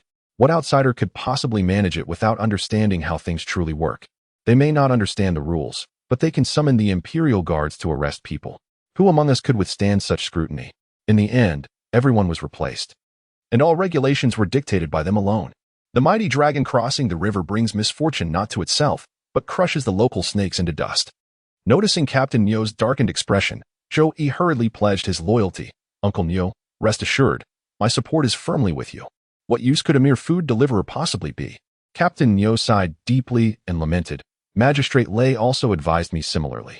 It was his allegiance to the rebel Long that brought upon his family the calamity of confiscation and exile. Otherwise, the Lei family, with generations serving as prison captains, would never have lacked prosperity, regardless of which dynasty or era they lived in. The nobility of the imperial court may see their titles diminish with each generation. And after 5 generations, the ancestral privileges are exhausted, leaving them no different from commoners. However, the imperial prison is an iron rice bowl that can be passed down through generations. Uncle Nio need not worry if a new official arrives. Simply assist him with all your might. Zhou Yi consoled. The celestial prison has existed since the previous dynasty.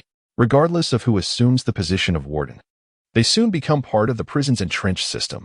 The celestial prison operates with relative autonomy, maintaining minimal connections with other government offices. Once its gates close, it transforms into a secluded realm beyond worldly affairs. Any individual who ascends to the wardenship and wields such immense authority and privilege would naturally resist altering the established order of the celestial prison. Captain Nio nodded slightly in agreement, then shifted the topic with a wry smile. "You're already 27 this year, lad, yet still frolicking daily at the Spring Breeze Pavilion? My elder brother has a niece, who is born with dignified grace.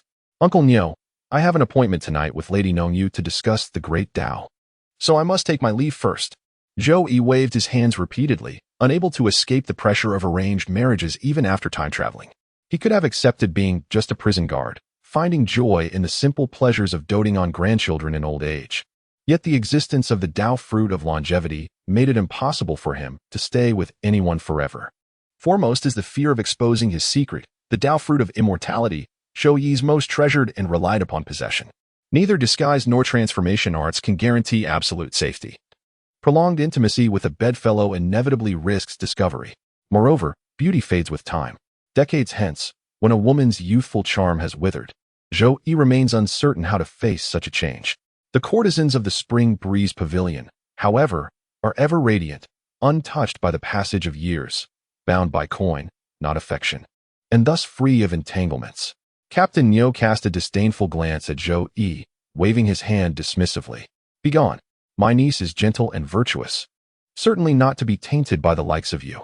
After finishing his duties, Zhou Yi did not visit the Spring Breeze Pavilion, as all feasting and entertainment were prohibited during the national mourning period. Of course, this did not affect the establishment's business. They discreetly welcomed guests through a back door, even raising their prices in the process. Returning to his residence, Zhou Yi immersed himself in reading the spring and autumn annals, reflecting upon the day's events. His encounter with the young Master Long had been somewhat reckless, yet the satisfaction of venting his grievances left him in high spirits, hardly a loss. Caution is not synonymous with cowardice.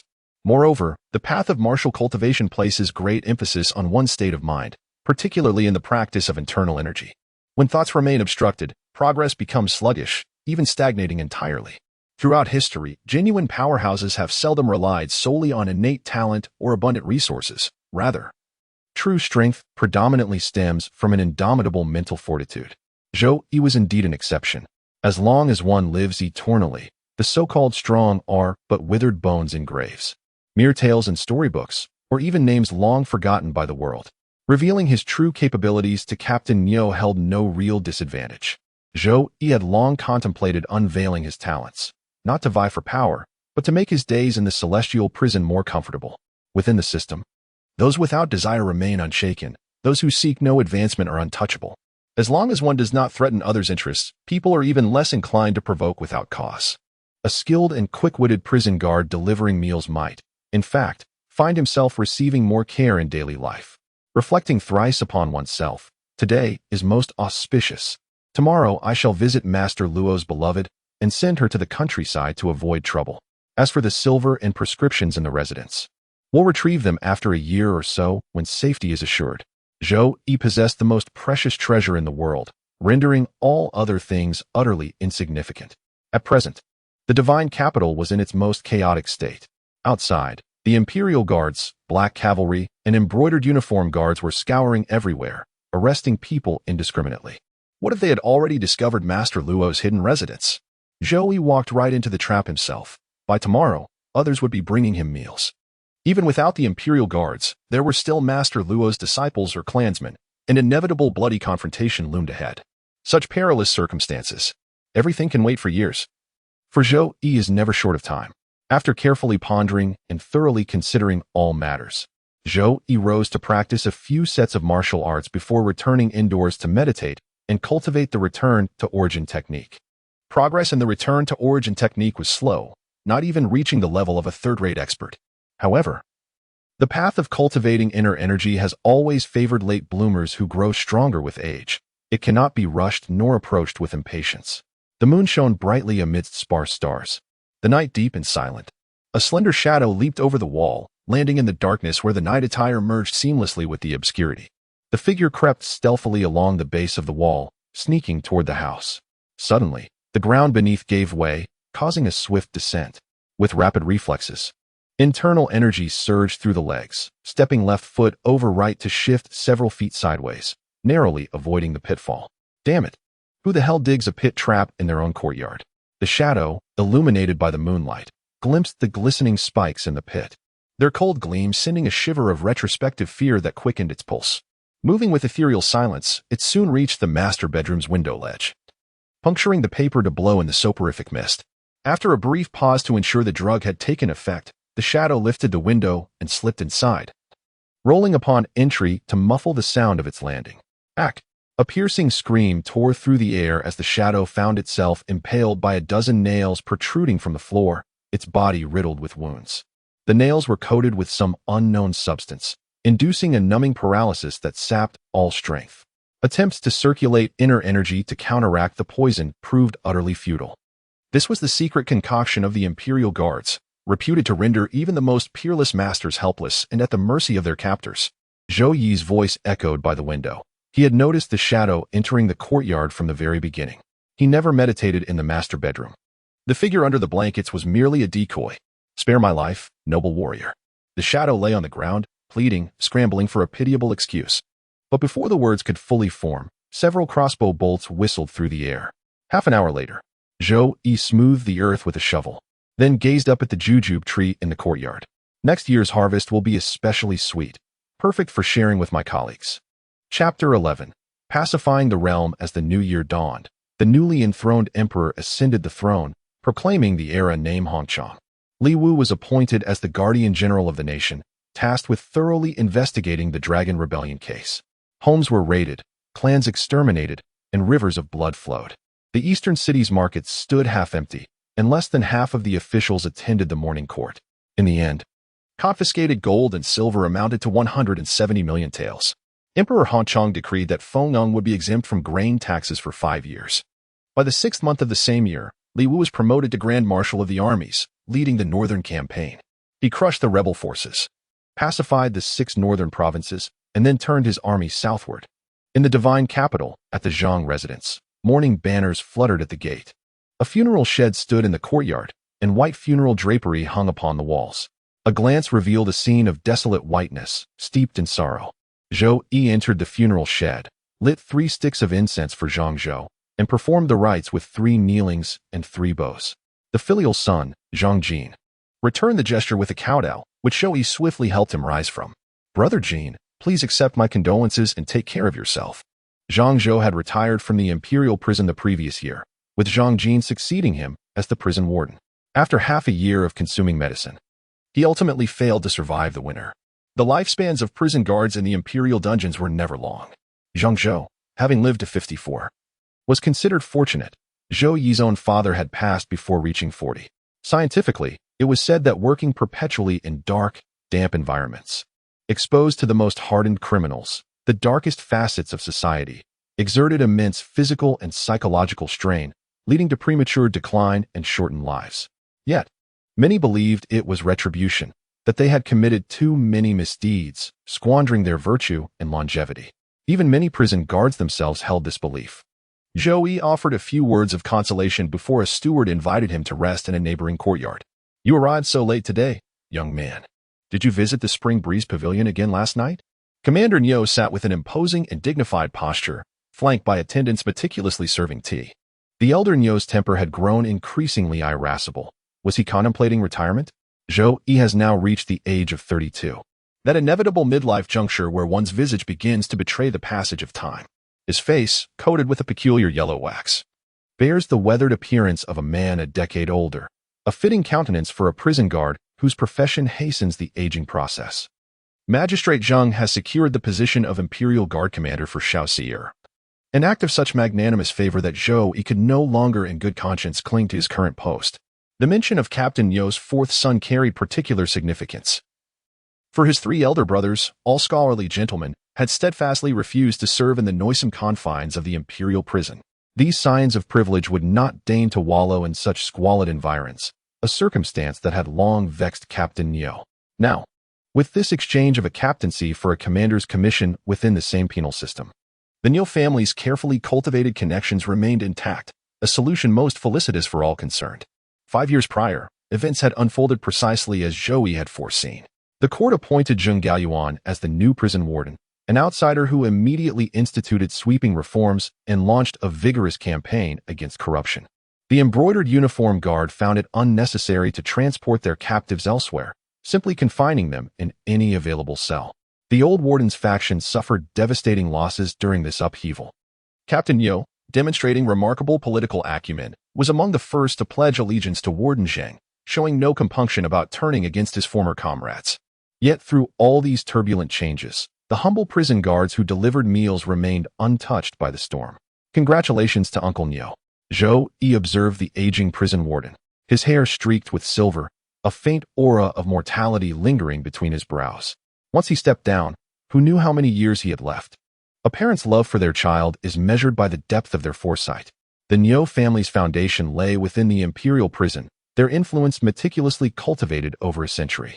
To abandon it now, how could they possibly ensure the survival of their vast estate, entrusted to those 3 spoiled young masters who couldn't even pass the provincial examinations? How many high-ranking officials and nobles are imprisoned in the celestial dungeon? Zhou Yi stood by, observing and listening. Great families cannot be toppled by external assaults alone. They must first decay from within. Like a mighty tree hollowed by termites, it collapses when the storm arrives. Colleagues and friends gathered for casual conversation, inevitably steering the topic toward the rebellion battlefield, the defining event of Fengyang Kingdom over the past 5 years. The Grand Marshal spent 2 years pacifying the north before leading his forces southward, where fierce battles have raged for over 3 years. Official bulletins frequently report the Grand Marshal annihilating tens of thousands of enemy troops. The jailer, Yi Cheng, chuckled darkly and remarked, according to the court's bulletins, the total number of rebels defeated has reached 3 to 4 million. If the southern insurgents truly commanded such vast forces, wouldn't they have already laid siege to the divine capital? Zhou Yi cautioned, Brother Yi, choose your words carefully. If the Li family hears such talk, you might as well find yourself a prison cell. Currently, the Li family's prestige in the kingdom of Fengyang surpasses even that of the Prime Minister Long in his heyday. After all, no matter how much civil officials manipulate power, they can never compare to military officers commanding hundreds of thousands of troops. Rumors have long circulated among the common folk that the 3-year unrest in the south persists precisely because General Li Wu is nurturing bandits to strengthen his own position. What the hell do you know? Captain Yo bellowed, the southern lands harbor more than mere rebels. His Majesty decreed 5 years of tax exemption, crushing the northern insurgents' morale. But the south remains different. Not a single grain of rent is spared. Among the mourners at the Zhang family's funeral, Captain Yo already held the highest status. At his words, the surrounding crowd drew closer. Who would dare defy the imperial edict now? He sneered. Captain Yo did not continue speaking, instead shifting the topic. Young Yi, have you cultivated your internal organs yet? At your age, vitality has already begun to decline. It will only grow increasingly difficult from here on out. It will take several more years. Zhou Yi shook his head. Another 5 years passed. His bones and sinews had been tempered to perfection. Yet refining vitality to nourish the internal organs remained a bottleneck. The toughening of skin, muscles, and bones was a matter of hard discipline. Persistent grinding over time would yield results. But refining the organs and cleansing the marrow belonged to the realm of subtle cultivation, where reckless force was absolutely forbidden. Many had attempted to forcibly temper their organs, only to rupture them and bleed internally. You've been clever all your life, yet in this, you've finally shown folly, someone remarked. All your silver has been poured into martial arts and pleasure houses, not even securing a marriage. Who will care for you in your old age? Captain Yo seemed to have regained his composure, wanting to burst into laughter yet feeling the occasion inappropriate. Over these years, he had frequently consulted the Book of Changes, each time leaving with the illusion that he was but a foolish brute. Yet who knows, perhaps one day, he might break through to become an innate grandmaster. Zhou Yi spoke with utmost sincerity, yet those present could only perceive it as jest. In the current state of Fengyang Kingdom, only 2 grandmasters stood confirmed, one being the Grand Marshal of the armies, Li Wu, and the other the rebel leader from the southern territories, self-proclaimed as the Heavenly King.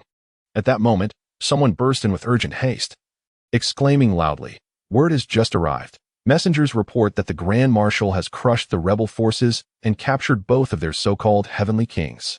The crowd erupted in astonishment. Under the imperial court's deliberate dissemination, the triumphant news swiftly spread throughout the divine capital. On the 21st day of the 9th month in the 5th year of Hongchang's reign, the Grand Marshal returned victorious to the capital. The eastern gate of the divine capital was packed to the point of suffocation. Imperial guards lined both sides of the road, continuously pushing back the throngs of civilians to clear a path for the returning army. Zhou Yi had specifically requested leave and secured a coveted window seat in a street-side tavern well in advance. That fateful night had been too dark, and he had stood too far away to witness the grandeur of the transcendent Grandmaster. Today, he would finally remedy that regret. As noon approached, the ground trembled as the thunderous gallop of war horses approached. Leading the procession were 4 columns of cavalry, their obsidian armor scarred with the marks of countless blades, exuding an aura of chilling lethality.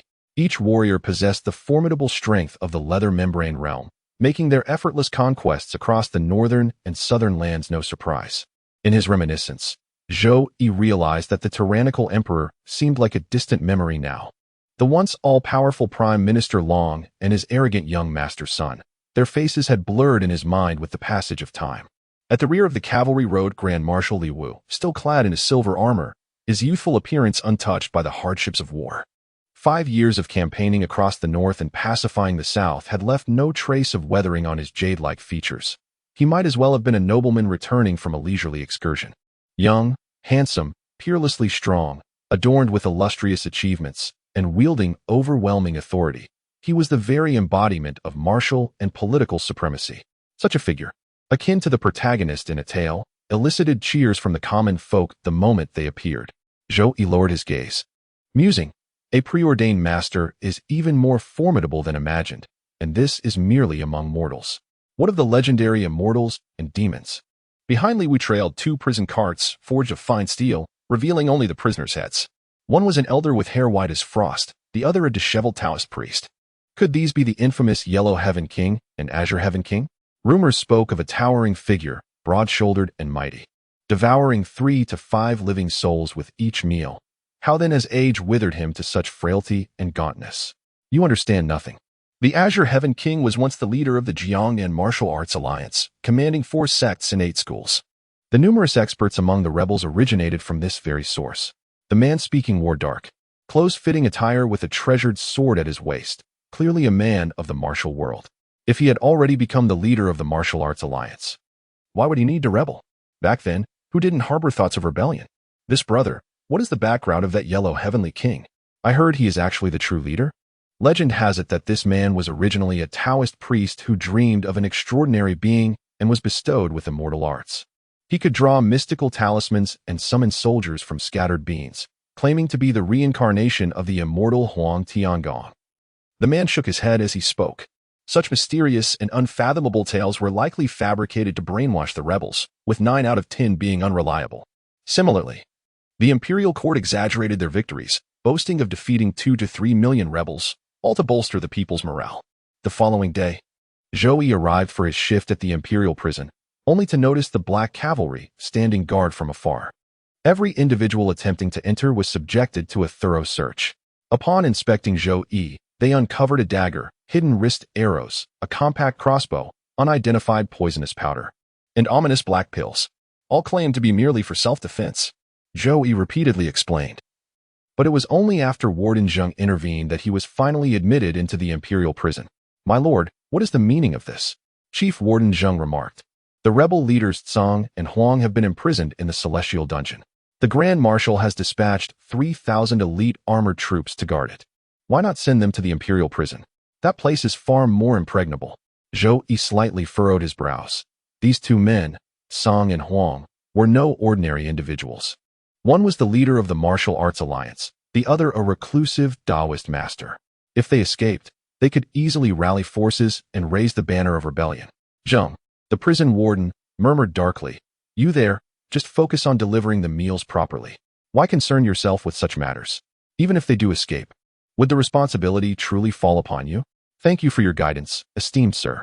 Zhou Yi had little interest in pondering the intricacies of courtly struggles, instead finding himself rather intrigued by the 2 individuals surnamed Tsang and Huang.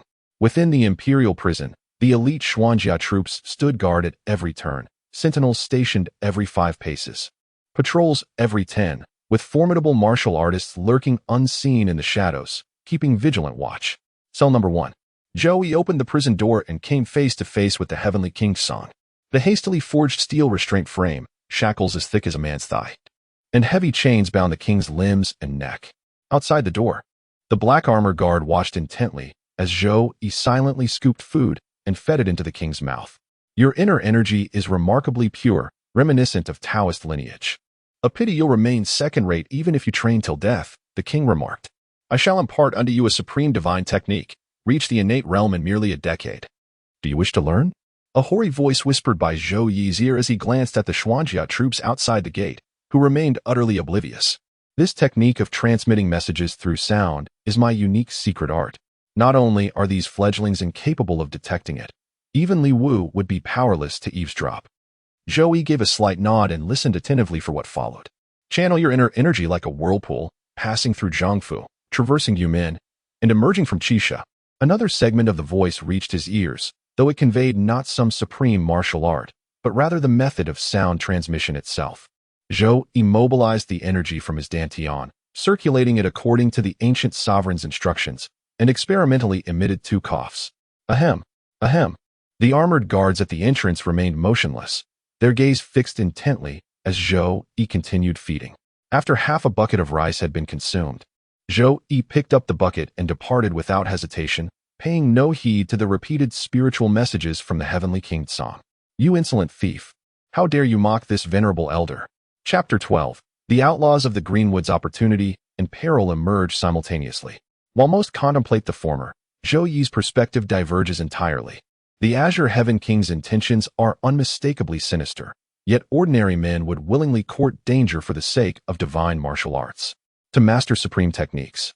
Ascend to the Qian realm within a decade, and etch one's name as a grandmaster. This narrative bears an uncanny familiarity, does it not? Zhou Yi shrugged nonchalantly. He was neither the son of some esteemed master, nor did his ancestors harbor some profound vendetta awaiting vengeance. Compared to a destined protagonist, he resembled more of a petty antagonist exploiting prisoners for silver. Thus, to freely obtain a secret sound transmission technique, he was already quite content. Zhou Yi carried a bucket into prison cell A2, where the Heavenly King Huang was imprisoned. The layout of the cell was similar. Heavenly King Huang was shackled to a torture rack, his hair disheveled, his Taoist robes stained with dark crimson blood. His arms were twisted like limp noodles, broken in countless places, and all 10 of his fingers had been severed, leaving only bare, mutilated palms. Your Majesty, I brought you a meal, Zhou Yi said, employing a secret sound transmission technique. As expected, the black-armored guards stationed at the door showed no reaction. Heavenly King Huang paused briefly before continuing to eat as if nothing were amiss, responding through the same covert means. Who are you? Have you come to rescue this humble Taoist? No. Zhou Yi's thoughts raced like lightning as he swiftly responded. May the Heavenly King ascend to the heavens. The Taoist priest should have realized long ago that those aristocratic families are mere opportunists, swaying with the east wind when it blows strong, bending with the west wind when it prevails. Huang Tianwang muttered to himself. Zhou Yi slightly furrowed his brows, choosing not to continue his persuasion. After delivering the meal, he went to find Warden Zheng, claiming to have caught a chill and requesting a leave of absence for a month or two. You wretched man, behaving like an old tortoise. Warden Zheng waved his hand and did not trouble Zhou Yi. At the Spring Breeze Pavilion, the air was filled with melodious songs and graceful dances, the crimson sleeves of courtesans fluttering alluringly. Even before nightfall, the establishment was already packed to capacity. For today was the day to crown the courtesan queen. The brothel presented 10 to 20 untouched maidens, each taking turns to display their talents, playing the zither, chess, dance, calligraphy, painting, poetry, with 2 or 3 eliminated every 10 days. The last one standing would be declared the queen. This cycle of selection proved far more lucrative than the mere deflowering of these maidens. Wealthy merchants and noble patrons, eager to support their favored beauties, scattered gold without hesitation. A single song could earn countless bolts of crimson silk. Lady Nongyu, peerless in her zither skills. A reward. The corpulent man adorned with 10 jade rings on his fingers casually scattered a stack of silver notes.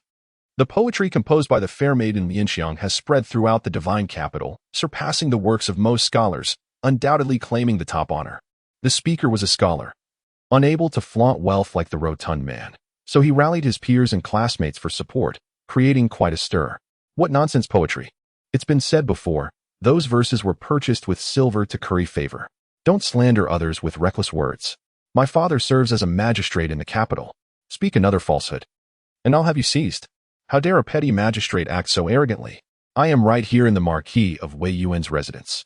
Come and arrest me if you dare. Vulgar. Worthless.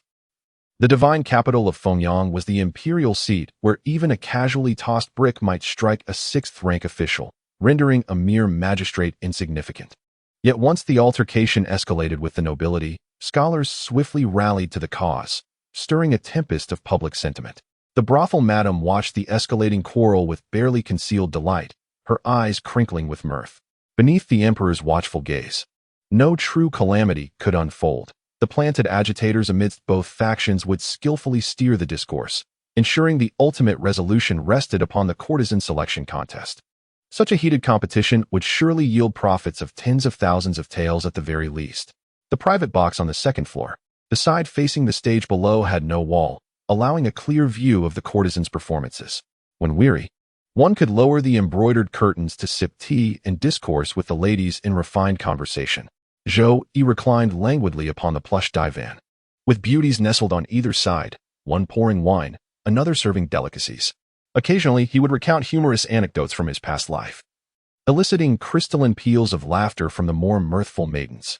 Then he would weave tragic tales of star-crossed lovers, moving the tender-hearted girls to silent tears. Oh, this was truly the epitome of heavenly bliss. Zhou Yi reveled in the embrace of jade and fragrance, indulging in unbridled pleasure. After securing paid sick leave from the imperial prison, he shed his aged disguise and donned a youthful, handsome visage, lingering at the Spring Breeze Pavilion for over half a month. The art of disguise makes aging the young simple, while rejuvenating the aged proves exceedingly difficult. Blessed with the gift of immortality, Zhou Yi ceased aging upon reaching adulthood. With mere adjustments to complexion, facial structure, and voice, even if Zhang Zhou were resurrected, he wouldn't recognize him. Few among the prison guards remembered Zhou Yi's youthful appearance. Like an eternal specter, an undying phantom, I wander through the mortal realm. Zhou Yi gently swirled his wine glass, murmuring, empires or royal lineages, civil officials or military generals, peerless heroes or those who held sway over the court, all are but fleeting clouds passing before one's eyes. Emperor Huang has colluded with the southern aristocratic families, turning the imperial prison into a powder keg. It would be prudent to return only after the storm has passed. Crash! A deafening explosion pierced the air, followed by a woman's piercing scream, abruptly shattering Zhou Yi's train of thought.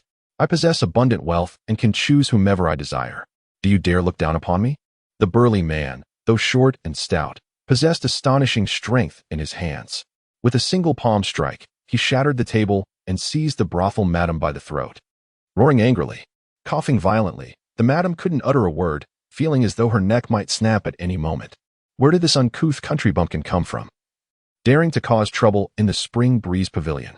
Before the words faded, a shadow darted forth. The glint of a blade aimed straight for the man's throat without the slightest hesitation to hold back. We are the twin heroes of the northern desert. Not mere country bumpkins, declared the stout man as he released the brothel keeper. His rotund figure bounced up from the ground like a rubber ball, spinning midair to deflect the blade's edge before colliding squarely with the swordsman. Thud! Thud!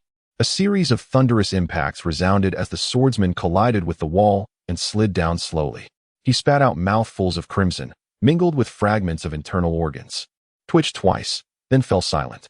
The brothel madam turned deathly pale, trembling uncontrollably. This swordsman had been an esteemed retainer of their hidden backer, a man of unbreakable steel, yet couldn't withstand even a single exchange. No more protests about refusing to sell now. No you. Come attend to this distinguished gentleman at once. Ha ha. The stout man laughed heartily, grabbing Nongyu by the collar, and with a few agile leaps, whisked her away. The staff of the Spring Breeze Pavilion efficiently removed the swordsman's corpse, scrubbed away the bloodstains, and replaced the broken tables and chairs as if nothing had transpired. Moments later, the patrons resumed their revelry. Music played on, dances continued. Just how many top-tier masters had met their end here? Zhou Yi spent half a month indulging in the Spring Breeze Pavilion, encountering several first-class masters, among whom were those whose depths he couldn't fathom, likely top-tier experts at the marrow-cleansing realm. Brothels and taverns were the most well-informed places. Discussions about the imprisonment of the heavenly King Song erupted the very next day. 15 years ago, Song Tianwang was merely an ordinary disciple of the Great River sect, with mediocre martial arts talent. While escorting goods on a boat, he fortuitously retrieved a divine martial arts legacy from the river. Within just a decade, he broke through to become a Xiantian grandmaster. Had he not encountered Grand Marshal Li Wu, no one in the Fengyang kingdom could have restrained him. He would have at least secured dominion over half the realm. Rumors spread with alarming swiftness, undoubtedly fueled by unseen hands.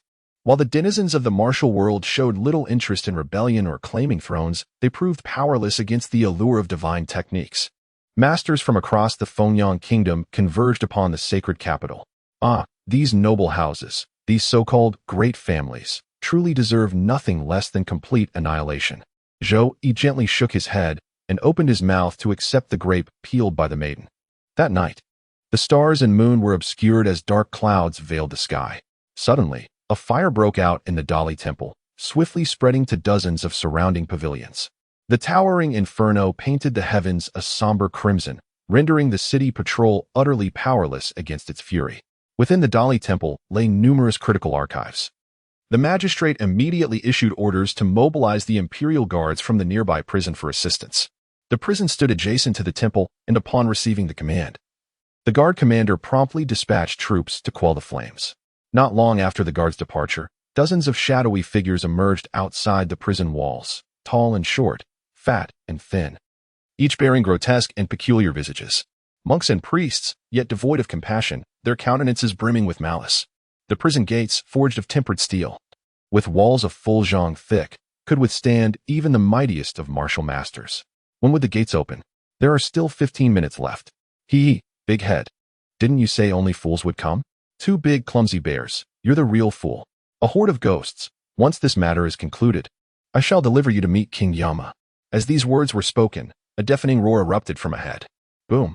The prison gate collapsed with a resounding crash, not because the tempered steel had shattered, but rather due to explosives detonating from within, severing its pillars.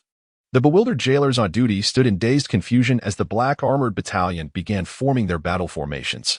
Slay them.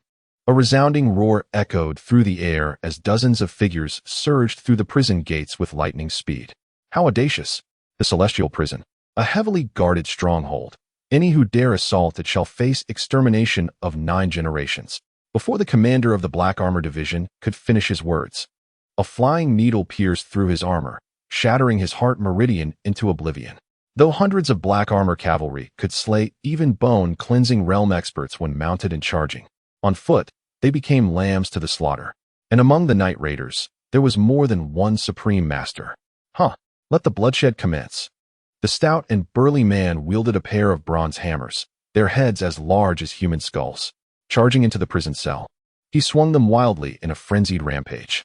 The guards suffered grievous wounds at the slightest graze, and death upon direct impact, within moments. Over 20 lay lifeless beneath his brutal assault. Crimson and pallid hues stained the hammerheads. Licking his lips with a flick of his tongue, his slaughter grew ever more maniacal. Leading the charge to cell A1, the stocky warrior raised his hammer high and brought it crashing down, shattering the prison bars with a thunderous blow. Celestial King Tsang, I have come to liberate you, he bellowed. The two bears in the northern desert. The heavenly King Tsang slowly raised his head. Beneath his disheveled hair lay a face of striking handsomeness. Aren't you the heavenly King Tsang? The stout man had never seen the heavenly King Tsang, but he had heard tales of the Jiangnan Martial Alliance leader, described as a haggard old man with a face full of wrinkles.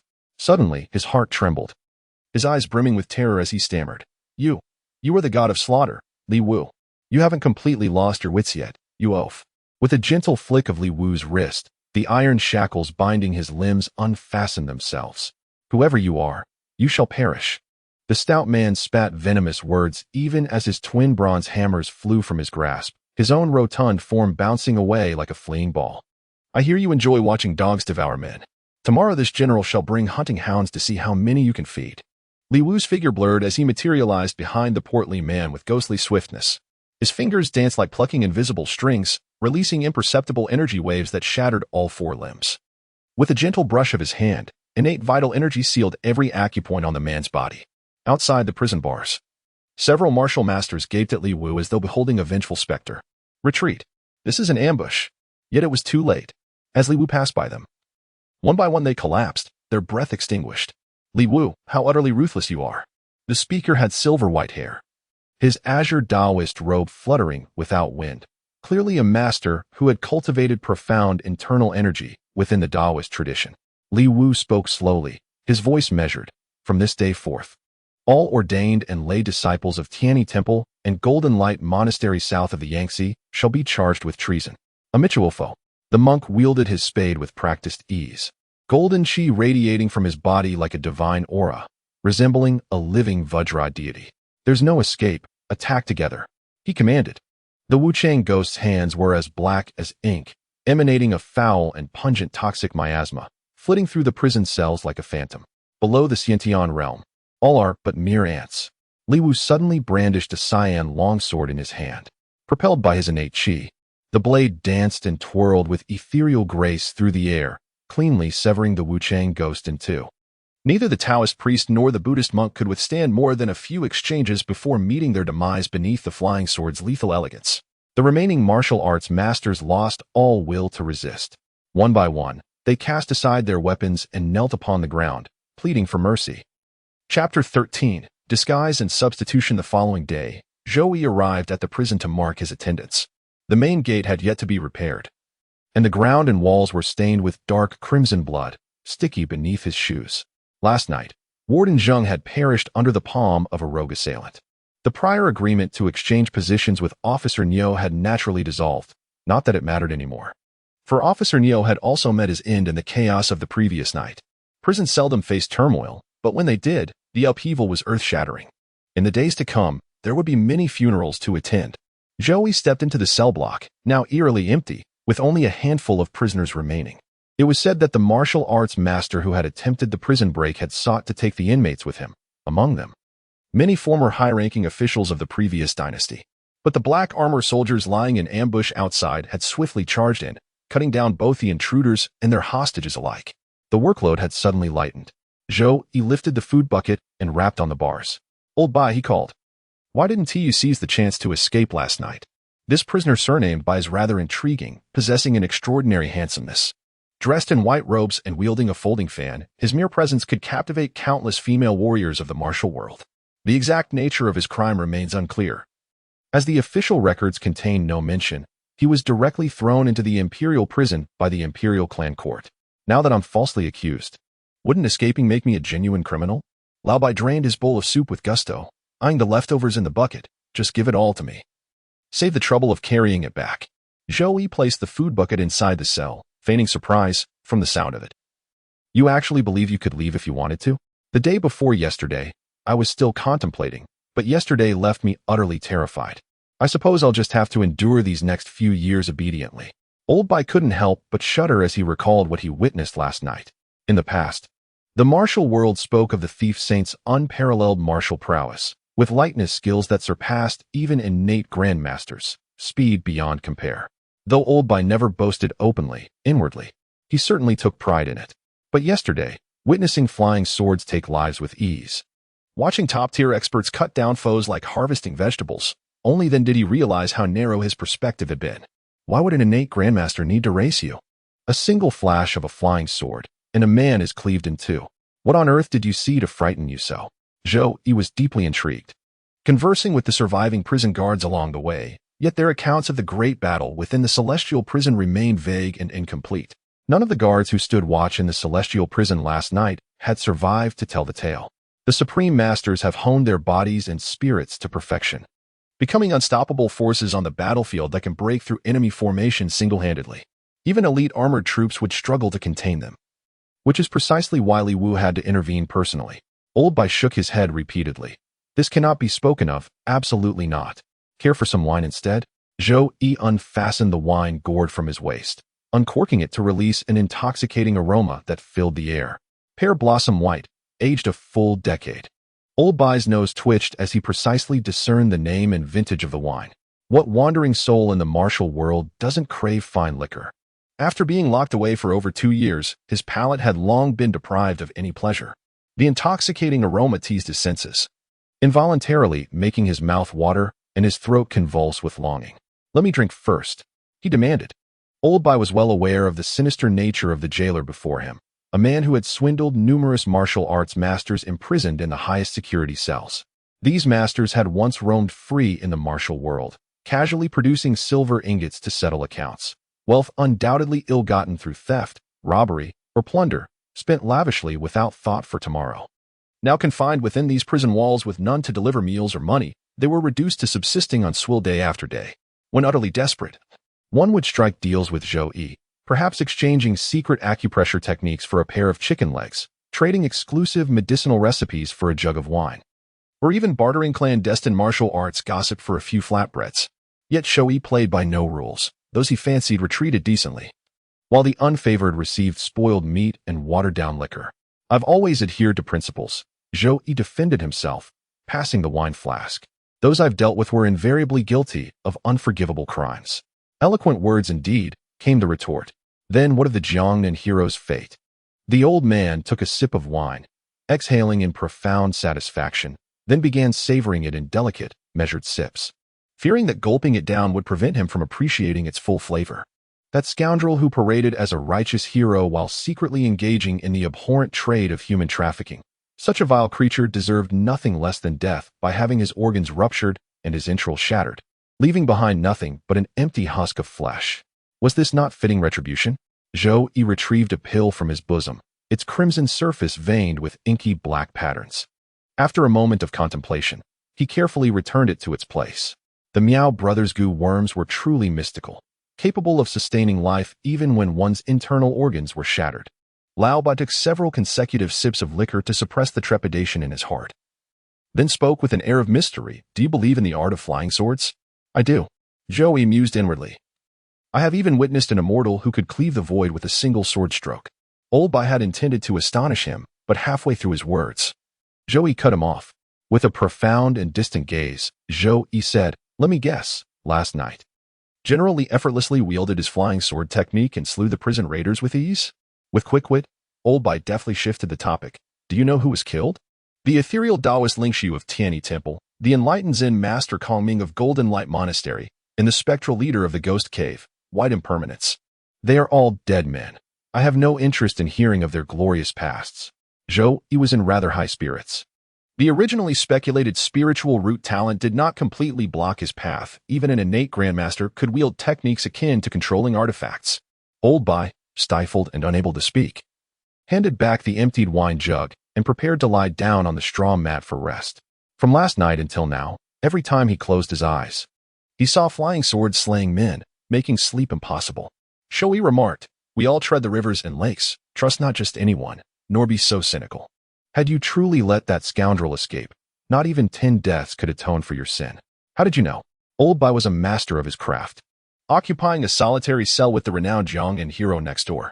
Zhou Yi remarked, no matter how covertly you two act, you might evade the guards' patrols. But can you truly escape the notice of the other prisoners in this jail? Someone traded your words for a chicken leg with me. Old Bai suddenly no longer wished to endure imprisonment. Perhaps accepting the princess's proposal would be less humiliating than his current predicament. Zhou Yi continued, wouldn't you say I've essentially saved your life? I heard your Qigong skills are quite impressive. Could you teach me? I'm exhausted. Lao Bai turned his back to Zhou Yi. 6 months elapsed in the blink of an eye. The newly appointed prison warden, who previously oversaw the capital's detention cells, found himself unexpectedly promoted to manage the imperial prison. The unspoken rules across Fengnong Kingdom's correctional facilities bore striking similarities, though the imperial prison offered far greater and more effortless opportunities for illicit gains.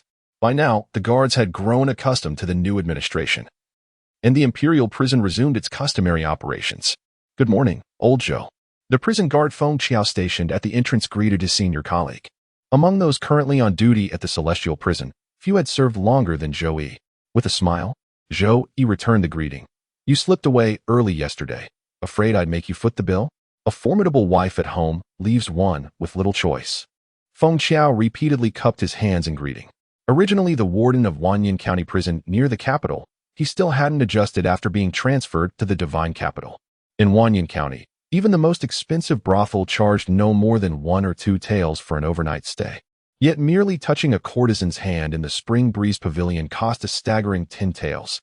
Not even gold-plated hands would be worth that price. Zhou Yi chuckled. Since the captain himself has gone, the expenses shall be covered by the prison's ledger. We mustn't suffer a loss. Feng Qiao instantly regretted his earlier bravado. He had intended to gather details this morning, only to boast at home later, pretending he had indulged in the pleasures of the Spring Breeze Pavilion. There would be other opportunities in the future, he thought. Zhou Yi chatted with his colleagues as they walked, carrying buckets of food to deliver. Cell B7. The prisoner, newly incarcerated, was an official from the Ministry of Personnel convicted of selling government positions. His hair was streaked with white, his frame gaunt and withered. At his age, once thrown into the imperial prison, he wouldn't last more than a year or so. Upon seeing Zhou Yi pour the meal, the prisoner struggled to rise, coughing violently before shuffling forward with great effort. He lifted the bowl and ate in small, measured bites. Every movement bore the unmistakable frailty of a man on death's doorstep. A glint flashed in Zhou Yi's eyes. Skilled in the art of disguise, he had already detected several inconsistencies. The man's facial expression was too rigid. Even if feigning exhaustion, the skin shouldn't remain utterly motionless. The hue of his neck slightly differed from his hands, particularly the black grime clinging to them. Not only was the filth applied too deliberately, but it also failed to seep naturally into the skin. Moreover, for a man supposedly so feeble, his grip on the bowl was unervingly steady. Zhou Yi departed without a word, finally arriving at Old Bai's cell. From his sleeve, he produced a flask of wine. Old Bai uncorked it and inhaled. Pear blossom white again. This brew is far too harsh. Nothing compared to the lingering depth of Crimson Palace or the mellow grace of spring jade dew. An old friend of mine long ago favored pear blossom white, Zhou Yi replied. I grew accustomed to it and never bothered to change. He strained to recall Wei Chong. Only the impression of a towering, broad-browed man remained, the finer details of his face now blurred. TSK. A black-hearted schemer like you actually had friends? Over the course of 6 months, Lao Bai and Zhou Yi had grown familiar with each other, their conversations now unburdened by excessive restraint. Zhou Yi preferred not to dwell on the past, for his lifespan stretched infinitely into the future, destined to accumulate countless bygone days, including the possibility that Lao Bai before him might one day become just another memory. Thus, he had learned the necessity of sealing away or forgetting. Yesterday, while practicing the drifting duckweed steps, Zhou Yi found himself struggling with certain transitions. After a contemplative pause, Lao Bai remarked, in this world, lightness skills can broadly be divided into 2 categories: the nimble footwork of evasion within confined spaces, and the swift endurance of long-distance pursuit. The drifting duckweed steps belong to the former. He then elaborated in detail on the essential techniques of the drifting duckweed steps, imparting wisdom and dispelling Zhou Yi's doubts until the wine in the pot was exhausted. Before taking his leave, Zhou Yi inquired, shall we have Zao Hong or Yulikin tomorrow? Old Bai remarked, I'd still prefer pear blossom white. Once accustomed to the taste, I can't be bothered to change. Zhou Yi paused slightly in surprise before crouching back down. I'll fetch a century-aged jar of pear blossom white. In return, you'll do something for me. Old Bai nodded in agreement. That suits me perfectly. In the past, I wouldn't settle for anything less than 100-year-old vintage. Zhou Yi smiled and said, won't you even ask what it is? What if it's murder, arson, or robbery? Would you still do it? Though your heart is dark, you still possess principles, Old Bai remarked. Moreover, if I truly intended evil, I would simply enjoy the fine wine without paying. What could you possibly do about it? The prisoner in cell 7 seems to have been replaced last night. Zhou Yi mentioned the origins of the convict, with subtle flaws left behind from the disguise. How intriguing. How could such an amusing affair possibly proceed without my presence? Old Bai's eyes gleamed with excitement. For his long confinement in the prison cell had left him utterly bored. Rest assured, he said, if he makes any move, it won't escape my notice. But be careful, that man is likely a formidable opponent. Zhou Yi repeatedly emphasized caution, advising only to keep watch and not to pursue even if the scoundrel fled. Don't worry, came the confident reply. I'm a seasoned veteran. How could I not know that safety comes first? Several days later, Zhou Yi arrived at the prison cell to deliver meals. Old Bai grinned mischievously and beckoned him closer, transmitting his voice through internal energy. That scoundrel finally made his move last night. What did he do? Zhou Yi learned over a dozen Qigong techniques from Old Bai, including several supreme legacies. In return for this kindness, he imparted the secret sound transmission method of the Azure Sky King. He went to cell A1 and searched for half the night before returning. Old Bai's face lit up with excitement. Who didn't know that half a year ago, that very cell had held a Grandmaster of Martial Arts? Chapter 14. The Devouring Heaven Demon Art. What shall we do next? Should we continue our surveillance? Seeing Zhou Yi's flickering expression, Old Bai scratched his head impatiently and urged, once that fellow finds that Songtian King's manual, if we join forces to ambush him covertly, wouldn't victory be effortlessly within our grasp? Perhaps it would be wiser to administer poison beforehand, rendering them half dead for greater certainty. The innate Grandmaster is the ultimate dream of every martial artist. Even the usually indifferent Lao Bai couldn't escape this common aspiration. The legend of King Songtian's rise has long spread throughout the martial world, an obscure figure before 30, who attained the innate realm within a decade after obtaining divine martial arts. A peerless Grandmaster, the undisputed leader of the Jiangnan Alliance, wielding unparalleled power and influence.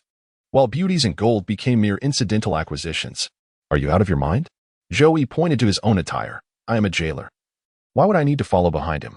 Indeed, Old Bai suddenly comprehended, gazing at Zhou Yi walking towards cell A1. He yearned to inquire about the name of the divine technique, yet feared losing one of his few remaining friends. Cell A1 stood desolate and empty, every corner immaculately clean. After that night's ambush to thwart the prison breakers, the embroidered uniformed guard had scoured the cell thoroughly, scraping away even 3 layers of the walls. If the imperial guards could find nothing, was that man merely relying on luck? Or did he truly know something? Zhou Yi had witnessed the wretched state of the Azure Heaven King, his bones shattered beyond repair, rendered so feeble that even meals had to be spoon-fed to him. Thus shackled inextricably to the steel torture rack. Every inch of the rack had been probed with internal energy, from the manacles to the chains, all forged of solid, unyielding steel. Among the embroidered uniform guards were no shortage of internal energy masters who must have similarly scrutinized it. The Azure Heaven King would not have concealed his legacy in so elementary a manner. It had to be a method beyond the reach of outsiders. Suddenly, an epiphany flashed through Zhou Yi's mind. Pressing his palm against the rack, he channeled his internal energy into it, guided by the secret art of sound transmission. Devouring Heaven Demon Art. The voice of the Azure Heaven King suddenly echoed in my ears, followed by an incantation over 3,000 words long, teaching the method to devour others' internal energy, refine and assimilate it for one's own use. Within it lay the secret to breaking through the innate realm, astonishingly straightforward and brutal, devoid of any profound or mystical intricacies. 5 centuries' worth of internal energy, once set into motion, could forcibly draw upon the primordial energies of heaven and earth, effortlessly ascending one to the innate realm. At the conclusion, the heavenly king Tsang solemnly admonished, the deviant inner energy refined through the devouring heaven demonic art is exceedingly sinister, consuming one's lifespan at a ratio of 5-to-1. Our clan has produced generations of supreme masters, ensuring the continuity of our lineage and perpetual prosperity. Descendants of the Tsang family must never covet the innate realm. No wonder the heavenly king Tsang, merely in his 50s and already an innate grandmaster, appeared so aged and decrepit.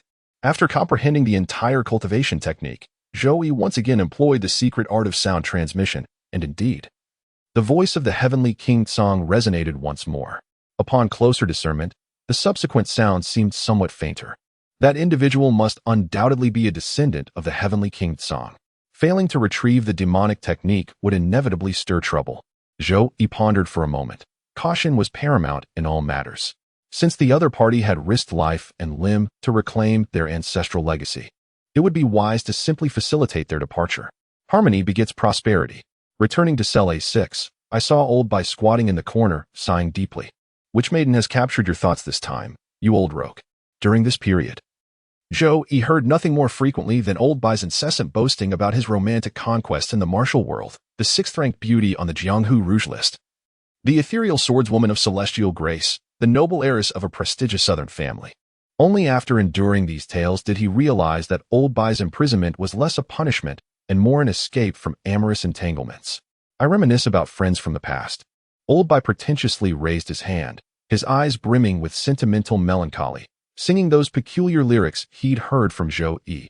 Oh friend, my dear friend. Zhou Yi interrupted Old Bai's discordant antics. Enough. Do you wish to learn about the celestial sovereign's cultivation techniques? Could old Zhou enlighten me? Lao Bai's figure flickered, leaving behind several afterimages in the air as he instantly landed before the prison gate.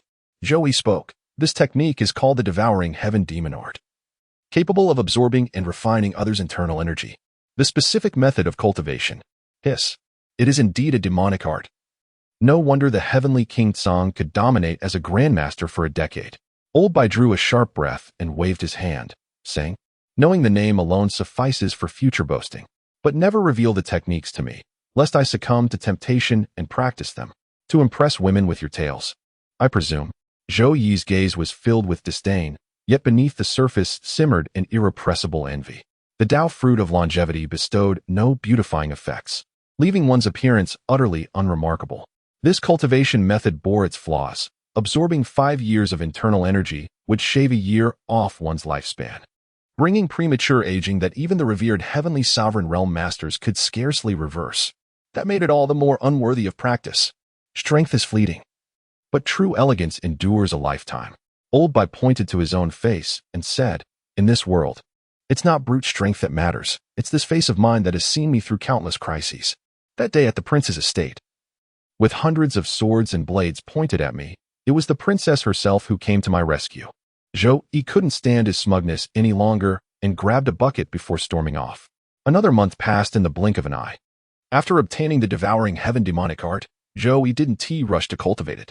Instead, he continued to observe that man's movements in secret. Early that morning, Zhou Yi arrived at the prison for roll call, only to find imperial guards stationed outside and embroidered uniform guards conducting a search inside. Old Zhou, Feng Qiao whispered. Last night, someone escaped from the prison. Word is, someone killed a prisoner and took their place with a disguise. Captain Liu took a bribe from Magistrate Xiao of the Ministry of Justice to interrogate the prisoner in the dead of night. He meant to cripple him. But who knew the man was a master? Captain Liu's neck was instantly snapped, and the prisoner broke out of the cell, vanishing without a trace. Zhou Yi found himself at a loss for words. From a colleague's perspective, he ought to feel sympathy, yet the wanton torture of prisoners seemed inherently wrong. Unwritten rules remained merely unwritten. To genuinely regard them as righteous could only signify a corrupted soul. At the memorial service, remember to offer a generous condolence gift.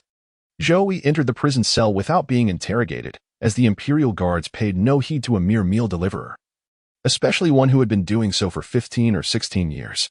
The matter eventually faded into obscurity. The thieves had employed disguise techniques, leaving no trace of their original appearances or ages, making it impossible to issue wanted posters. Outlaw martial artists flouting the law have long been a persistent affliction for the Phoenix Sun Kingdom. While the capital and its surrounding regions remain relatively stable, the provinces and counties teem with martial strongholds. The mightiest, like the Azure Sky King, wreaked havoc across the southern lands for over a decade, while lesser rogues tyrannized villages and market towns, bullying merchants and oppressing the countryside. Cultivating martial arts demands vast sums of silver and time, making it nearly impossible for common folk to even cross the threshold. Thus oppressed and exploited, they lack even the privilege of a commoner's righteous fury. The chasm between martial artists and ordinary people, though not as vast as that between immortals and mortals, remains insurmountable for mere handfuls of resistors. In the extraordinary world, social stratification has only intensified further. People merely admire the glamour of the upper echelons, turning a blind eye to the wretchedness at the bottom. Zhou Yi was no saint with compassion for all under heaven. He merely sighed in passing before heading to Cell A1. There, he employed esoteric arts to probe the punishment pillar, confirming that the voice of the heavenly King Tsang had vanished entirely. With the final karmic ties in the prison severed, tranquility was poised to return. During his days delivering meals, Zhou Yi had covertly gathered intelligence on the inmates, who possessed profound inner energy, who was destined for execution, and who lacked influential sect connections beyond these walls. Others who obtained the devouring heaven demonic art either cultivated inner energy discreetly and progressed sluggishly, or recklessly preyed upon martial artists, inviting relentless pursuit. Whether cautious or brazen, by the ironclad laws of the martial world, practitioners of demonic arts invariably met grim fates. Yet Zhou Yi was different. The prison teemed with martial masters. All he needed was to select his prey wisely. After meticulous selection, the renowned master Yu Sheng was chosen. Yu Sheng could truly be called a self-made legend of the martial world. In his youth, he reveled in brawls and violence, and upon reaching adulthood, turned to robbery and plunder. Yet the silver he acquired was neither gambled away nor squandered on debauchery. Instead, every coin was devoted to the cultivation of martial arts. Blessed with exceptional talent, he swiftly earned renown in the martial world, known by the moniker Bloodblade. However, as the saying goes, he who often treads by the river will one day wet his shoes. Eventually, he fell into a trap set by the embroidered uniform guard and was cast into the imperial prison, awaiting execution after autumn. Early death or late death, death is death all the same, he mused, rather than facing the executioner's blade. Why not trade your inner energy for a meal of wine and meat? Is this not a reasonable bargain? Zhou Yi pressed his palm against the prisoner's Dantian region. The captive's inner energy surged forth like floodgates opening, coursing through meridians as it flowed entirely into Zhou Yi's body. The prisoner writhed in excruciating agony, his body convulsing violently.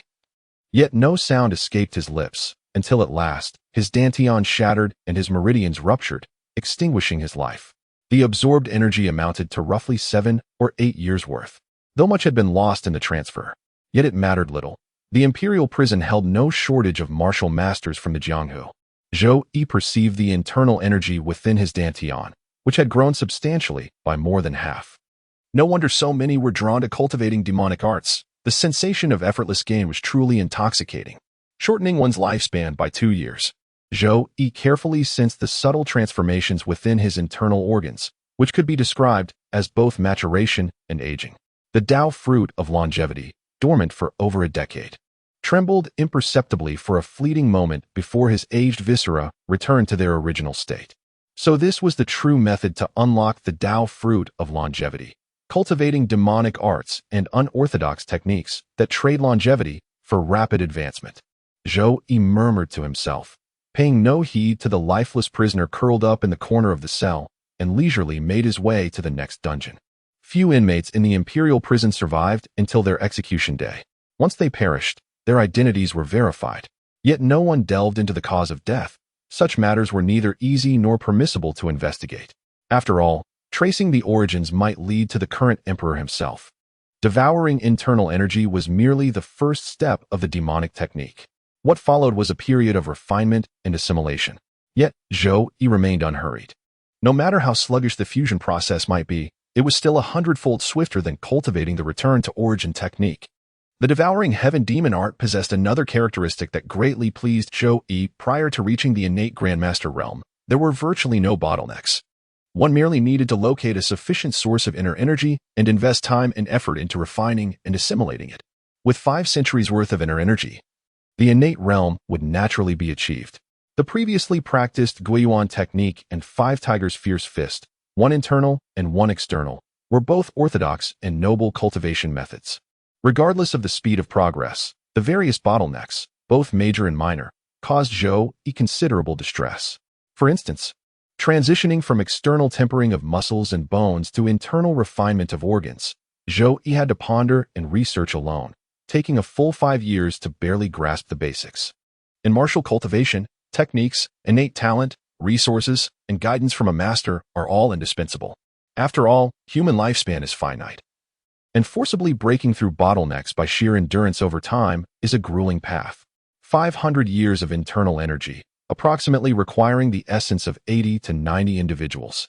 Zhou Yi gazed at the prisoners in cell A as if they were plump pigs awaiting slaughter. From now on, he would treat them better, no more feeding them slop. If they became weak and frail, their internal energy scattered and wasted, wouldn't that be a loss? From that moment onward, the prisoners of cell Jia were served thick porridge, within which one could even discern flecks of meat, filling them with boundless gratitude towards Zhou Yi. In the autumn of the 7th year of Hongchang's reign, Zhou Yi entered the kitchen to fetch the meal buckets and noticed Chef Lu preparing a food hamper, instructing that it be delivered to cell Bing 9. Which young master from a noble family has been incarcerated this time? Zhou Yi had long grown accustomed to such scenes. Over the past decade, he had witnessed countless pampered young nobles treating the imperial prison like a holiday resort, with some even taking pride in it. In the capital, no scion of nobility could claim to be among the true elite without having enjoyed special treatment in cell block 9 of the heavenly prison. The head chef Lu whispered cautiously. Rumor has it he's from a collateral branch of the Li family. As for his crime, I dared not inquire further. In the divine capital, the number of people bearing the surname Li is beyond count, among whom many are affluent and noble. However, since Emperor Hongchang ascended the throne, the only household in the capital truly recognized as the Li family is that of the Grand General's residence, the Li Wu clan. Chapter 15. Loyalty to the nation. Those are members of the Li family, Old Lu. You must summon your most exceptional skills from the depths of your repertoire. Zhou Yi opened the food container to reveal 8 exquisite dishes, 4 cold and 4 hot, each a feast for the eyes and palate alike. The wine flask contained a century-old vintage. Procuring such fine liquor overnight undoubtedly required considerable effort from the prison warden. Of course, Chef Lu curled his lips slightly. I've exhausted every culinary secret passed down through 18 generations of ancestors, lest we displease the distinguished guest. The unspoken rules of the prison kitchen were numerous, especially concerning cell 9. Chef Lu had to tailor each meal meticulously based on the prisoner's noble rank, official position, and familial connections, never treating them uniformly. Serving a duke's household the same fare as a minister's would inevitably invite trouble afterward. These pampered young nobles, drowning in idleness, have nothing left but to compete in frivolous displays of prestige. While I feast upon 4 chilled delicacies and 4 steaming dishes in the celestial prison, savoring century-old vintage wines, my lavish banquet shall eclipse your meager 4-course meal in both splendor and face. The frivolous rivalries among the aristocratic dandies may seem like idle nonsense to common folk, mere trifles born of excessive leisure. Yet within the confines of the imperial prison, officials must cater to their whims. The Long family once held the most formidable power during the Chongming dynasty. Now, the privileges once enjoyed by the young Master Long have been transferred to the Li clan. Li Wu, having quelled the internal strife across both northern and southern Fenggang, spent a year consolidating his forces before leading a million-strong army northward to wage war against the Great Yang dynasty. His sworn mission, to reclaim the 3 lost provinces.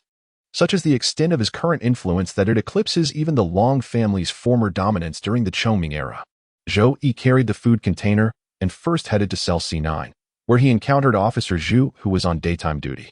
Officer Zhu repeatedly cautioned him, "Old Zhou, you must serve with utmost caution. That gentleman is a truly fearsome individual. If he flies into a rage, I dare not intervene to save you." Zhou Yi exclaimed in astonishment. "My Lord Commandant, I'm merely a humble food deliverer. Might you enlighten me as to why that esteemed gentleman was imprisoned in the celestial dungeon?" Captain Zhu whispered a warning. They allowed their troops to plunder merchant routes, then feigned campaigns against mountain bandits, slaughtering entire villages to claim false merits. After a prolonged silence, Zhou Yi inquired, who would dare expose such appalling atrocities, permitting soldiers to pillage and slaughter innocent civilians to claim merit, which offense does not warrant the extermination of 9 clans. The Li family's 9 clans would inevitably include General Li Wu. That man commands 1,000,000 troops marching north. One misstep in handling this matter could trigger an earth-shattering upheaval.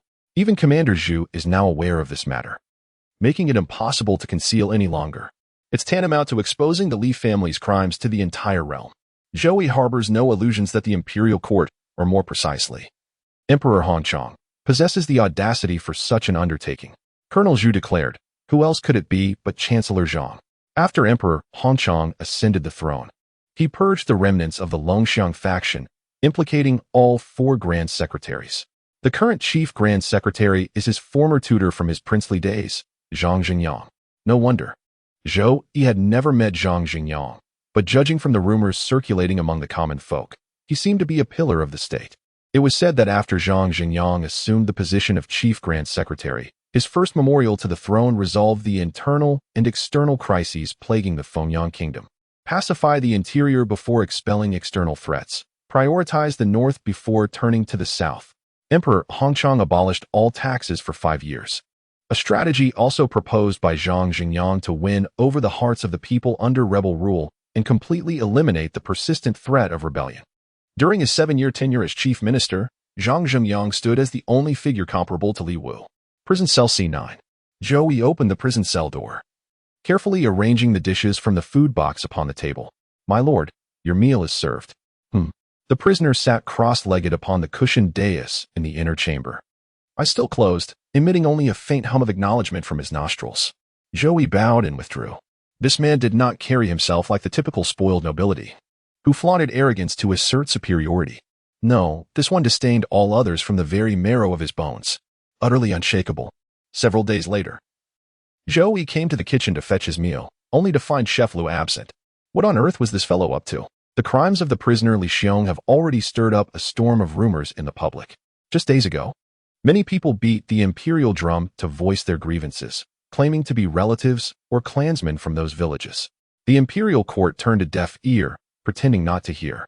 In the end, constables from the capital's yamen dispersed the protesters one by one, imprisoning them under the charge of gathering to cause trouble. Once this incident erupted, the capital's yamen became the target of public outrage, its gates smeared with filth every day. Censors submitted memorials impeaching the prefect of Xinjiang, listing his crimes of oppressing the people, dereliction of duty, and shielding criminals. Yet not a single word mentioned the Li family. Helpless, the prefect of Xinjiang submitted a memorial pleading guilty and was promptly thrown into the imperial prison. In just a short span of time, Xinjiang witnessed a whirlwind of upheaval, with the eye of the storm centered on cell number 9. Chef Lu, for reasons unknown, seemed to have lost his mind. Zhou Yi hurriedly sought out Captain Zhu to inquire about delivering meals that day. With an air of righteous indignation, Captain Zhu declared, "He is a prisoner like any other. Let him eat what the rest eat. There shall be no special treatment." Zhou Yi slightly furrowed his brows before suddenly realizing, "Has there been news from the north? You scoundrel." Commander Zhu made no attempt to conceal it, for the truth would inevitably surface within days. At high noon tomorrow, the entire Li clan lineage of Li Xiong shall face confiscation of property and execution. The embroidered uniform guard will likely deliver them here before long. Zhou Yi inquired, was it the general's request? Truly, objects age into curiosities, and men age into cunning foxes. Old Zhou, with such shrewdness as yours, how could you have spent a lifetime delivering meals? Commander Zhu whispered in a hushed tone, according to the prison warden.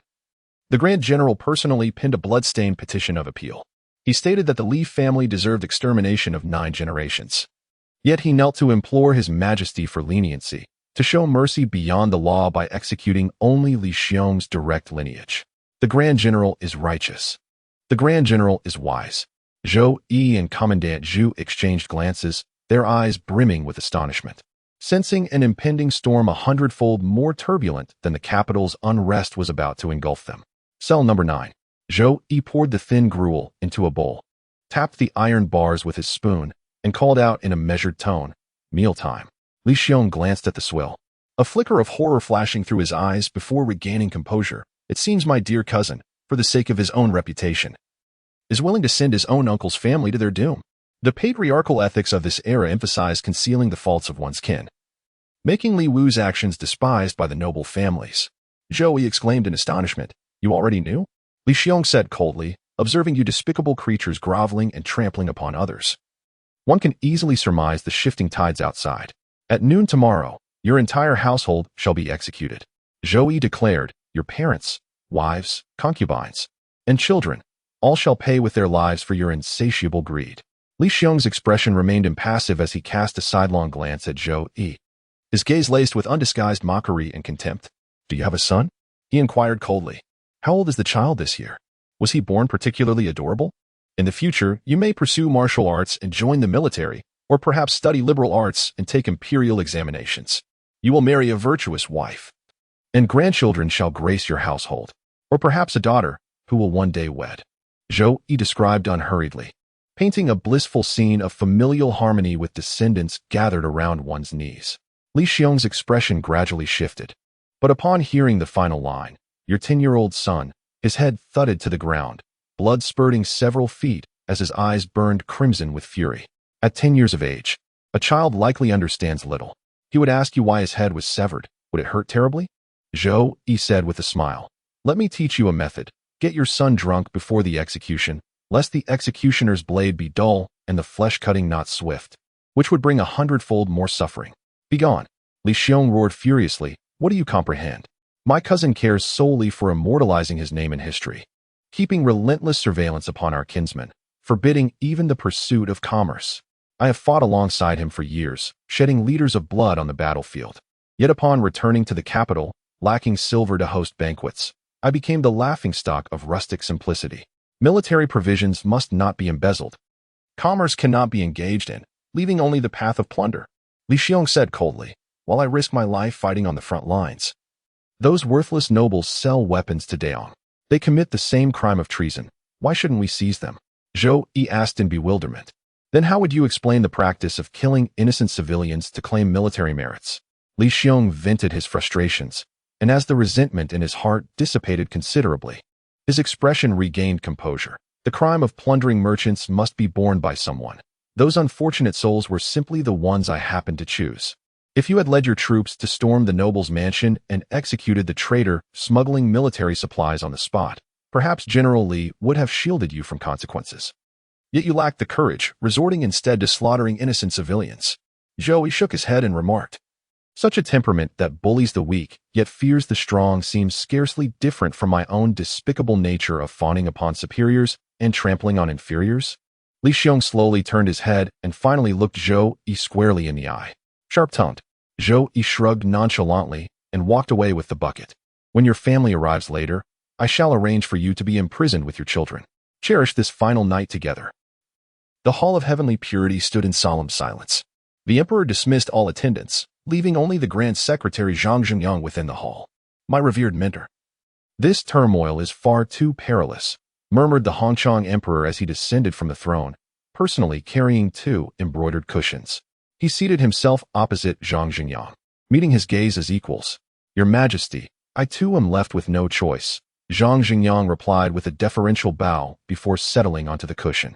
"The civil officials harbor treacherous ambitions. Even a dragon's defiance could be overturned in a single night. As for the military commanders, such as Li Wu, whose valor overshadows his sovereign and whose achievements eclipse the realm." He paused, carefully weighing his words before continuing in a measured tone. "They have already reached the point where they may depose and enthrone at will. Emperor Hongchang furrowed his brow deeply. My esteemed mentor. Minister Li has diligently served the royal affairs externally while maintaining strict discipline within his own clan. How could those rebellious dragons possibly be compared to him? This is precisely what makes it so terrifying and appalling. If Li Wu were merely as greedy and tyrannical as a dragon in reverse, that would be one thing. But to strictly discipline his own clansmen while simultaneously currying favor with the populace clearly indicates grand ambitions. This time, regarding Li Xiong's crime. The elder statesman had it publicly exposed with the original intention of compelling Li Wu to submit a memorial, thereby forcing the imperial court to reluctantly pardon Li Xiong's family. Zhang Zhengyang lamented. How could this old minister have fathomed that Li Wu would ruthlessly turn against his own uncle and cousins? A man so devoid of compassion and righteousness, so decisive in his brutality, can there be even a shred of loyalty or integrity within him? Emperor Hongchang inquired with bewilderment. The crimes committed by Li Xiong are intolerable to both heaven and earth. How does the esteemed teacher explain this? By shattering Li Wu's reputation of invincibility.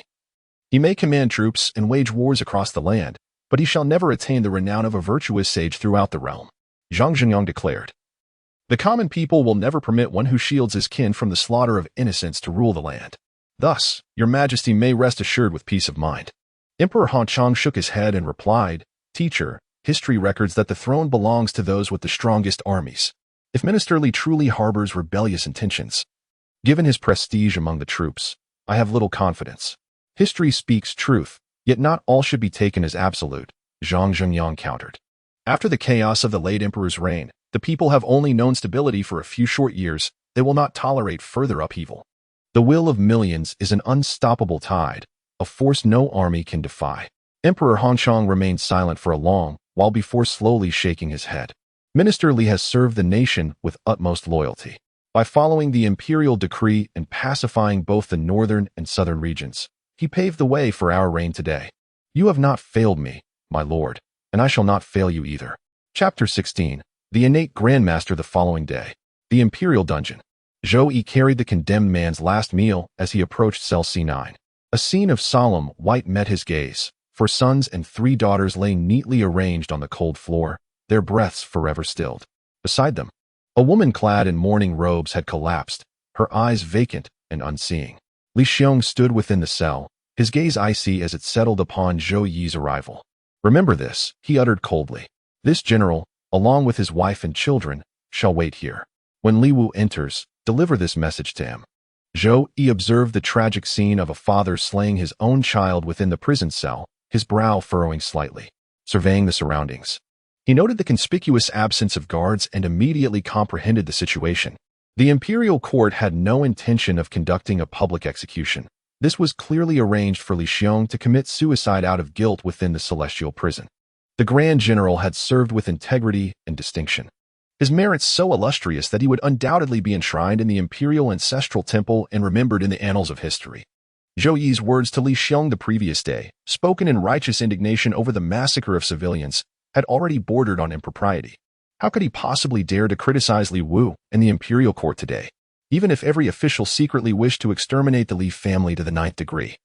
They would still be compelled to publicly praise their loyalty to the sovereign and devotion to the state. He will come, Zhou Yi murmured to himself. I shall await him. After speaking, Li Xiong struck the woman's forehead with his palm, then turned his hand to strike his own head. Husband and wife both perished with shattered skulls. Had they known this would be the outcome, why did they ever begin?